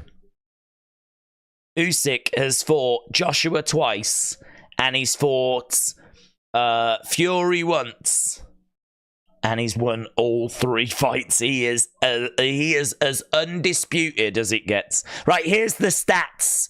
So Fury, 567 punches thrown, landed with 135. Usyk, 482, landed 185. So Usyk landed with 50 more punches. Punch accuracy, 24%. That's low for Fury. 24% by Fury, 39% by Usyk. Body punches, only 39 by Fury. It felt like more.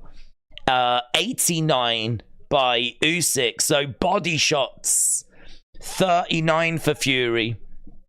Pressure, 64% of that fight was pressure from Usyk. So Usyk, he didn't throw more, but he landed more, and that's obviously more important. His pressure was greater. Can't see how, I mean, maybe it's just talk, but I can't see how people would look at that and think that would make an argument for a decisive Fury win, you know?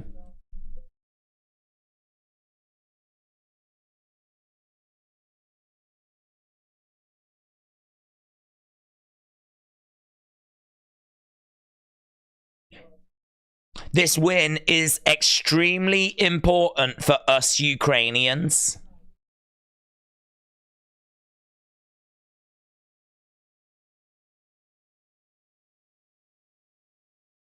So they're talking to Klitschko right now.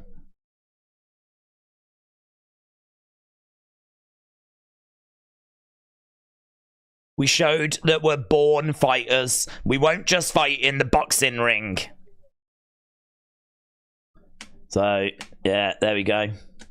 Geekbox, shout out to you, my friends. I have to admit, Fury was fighting like against Ngannou, but versus Usyk, said Joshua. Kieran said, Days, Tyson needs to be in the Hall of Fame. Bobo said, Tyson Big Mouth lost. It was an appalling display. I would say both he and she, Days. It say she one time in the QR code. Oh, you think he and she is mentioned, but I could see that. How could you say that Fury took it well and didn't make excuses? He blamed the judges for giving him the win because his country was at war. How can you say that Fury took it well and didn't make excuses? He blamed the judges for giving him the win because the country was at war. Now that's what he said. He said, I'm not gonna make excuses. That's what Fury said. So Fury said that, and then he said that he thought he won the fight. I'm not going to make excuses. The judge, I didn't hear him say that it was because of the war, to be honest. I heard him say, you know, the judge's scoring is kind of, you know, what it is. But I didn't hear him say about the war. But it was Fury that said, I'm not going to make excuses. And then apparently you're telling me he made excuses. Scott said, was a great boxing match. Could have gone either way. Fury's last 2 fights were embarrassing, says Bobbo. Oh, I don't think this was embarrassing, to be honest. I think he lost. I wouldn't say this was an embarrassing defeat. It's a split decision loss. Right, listen, with that, I'm going to go and have some food. I'm going to have some dinner. I haven't eaten all day. And we have clocked in. Oh, do you know what? I'll stick around for a few more minutes, only for the fact that we're sneaking up to 9 hours stream. A 9-hour stream. Hey, they said I didn't have it in me. They said it couldn't be done. They said that I was a boomer and that was all in my past. And here we are, eh? Look at us. Look at us, kids. So, right, we've had 2,000 votes. 64% of people said Usyk won. 20% said Fury won. and 16% said draw. So actually the draw people aren't too bothered about, but yeah, I mean, that's decisive, innit? I wanted to get people's thoughts, and we've got people's thoughts. 64%, pretty decisive. Seems like there's not too many people that are siding with Fury, that he did enough to get the victory. But either way, it doesn't matter. He'll get the rematch. I'm sure he'll watch the tape. His corner will. His trainers will, and hopefully make the required adjustments. Fair enough. He said the judges gave him the win because the country was at war. Something like that. I feel sorry for the country, so they gave him the win. Well, I didn't hear that. I really didn't. I did hear him say about the judges, and I heard him say something like the judges' scoring is, you know, you can't trust it in boxing or something like that. But I didn't hear about a war. But I think if that's what he said, that is disappointing because, well, you know, I mean, that's not a factor, and I don't have that as a factor. I mean, I'm British, and I gave it to Usyk, so I didn't have that as a factor. But I think that yeah, if he's made that's disappointing, maybe there's just a, you know, I'd imagine there is some disappointment there. I'd imagine this is a tricky one. We saw the breakdown that Joshua had. You know, this is the first loss that Tyson has suffered. And, you know, he's gone around saying not a man alive can beat me. I'm the greatest of all time. Well, you can't be the greatest of all time if you've just stepped in the ring and you've just been beat. So, you know, that's going to be a hard pill for him to take, man. That's going to be a hard pill for him to take. So I wouldn't hold that against him too much, you know. I think it's an off comment, but I wouldn't hold it against him too much. But yeah, I said, and I still stand by it. If there's anyone, any non-Brit that I think I'm perfectly happy, you know, I won't lose any sleep over this. I'm not down at all over this. I'm pleased for Usyk. I've got so much respect for him. He's actually one of my favorite fighters. He's one of my favorite fighters to watch. I really love watching him. I wish Fury had done it. I was rooting for Fury to do it. But, you know, it is what it is. And the right man won, got his hand raised. And we'll have to see what the rematch brings. I'm very much looking forward to that now.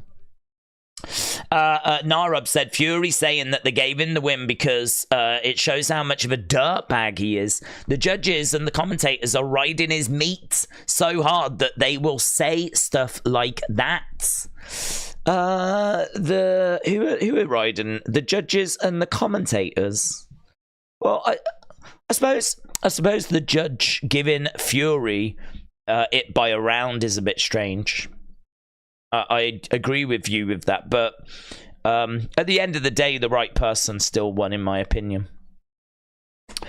Fury lost this time, and the rematch will be different, says Patrick. I like that. I like that. Let's see. We all want it to be a banging match again, so don't want it to be that Usyk just goes on and, you know, comfortably retains his title next time out. Hopefully, Fury can find a weakness, can figure this puzzle out, but no one's been able to figure it out yet. Yeah, brilliant. Deserves his place in the pound for pound list. I mean, I don't know where this is going to put him, but I think for a lot of people, this will put Usyk at the very top of that list. Bobo said he's 6'9" of nothing. If you try respecting your opponents, then karma might not strike your big bald head. Bobo, I get the feeling you really don't like Tyson Fury. Respect, R-E-S-P-E-C-T. It's a sport, ha ha ha ha ha. The ref stopped Fury from getting knocked out in the 9th, said Jim. Who won? Usyk won. Bing, bing, bing. And he got this beautiful belt as a result. I like the belt. It's not the most, you know, gorgeous thing I've ever seen. It's not the most prestigious thing I've ever seen.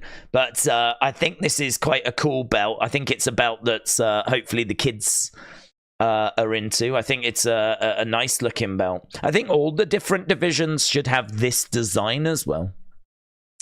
And like, you know, it's kind of modern. It's got a bit of a UFC feel to it. A very strong UFC feel, actually. I think that has definitely been the inspiration. And, you you know, maybe we can get that belt made for other divisions, and we can like, you know, make this a thing. This is the man right now. Usyk is the man, isn't he? This is the man. Right, listen, I said I was going to go, but I only stuck around so we could clock up 9 hours, and that's exactly what we've done. So, really, really appreciate the support, my friends. Thank you so much for joining us. I know there were so many places that people could have gone and shared their thoughts and enjoyed the action tonight, and I'm so grateful that people decided to spend their time with us. Obviously, if you are a Fury hater like Bobo, then this is a great night. If you are a Fury fan, it's disappointing, but there's always October, and there's always the rematch, and we'll see what comes of that. We will be doing boxing in the future as well. Obviously, we're interested in Jake Paul, Mike Tyson. We're interested in what other events are coming up. So just have to see how it fits in with wrestling, pro wrestling, because that's obviously the main focus of the channel. But as long as we can fit them in, I'm definitely here to do many more boxing streams in the future. So thanks a lot for watching. Appreciate the support. I really, really do. Have a great weekend wherever you are, and I will see you again next time. Let's end this poll. Let me just double check that we've not got any missed super chats. Oh, we might have one actually. I betted on Usyk based on the analysis. Cheers, says Evan. Let's go. Look at that. We made someone some money. Let's go.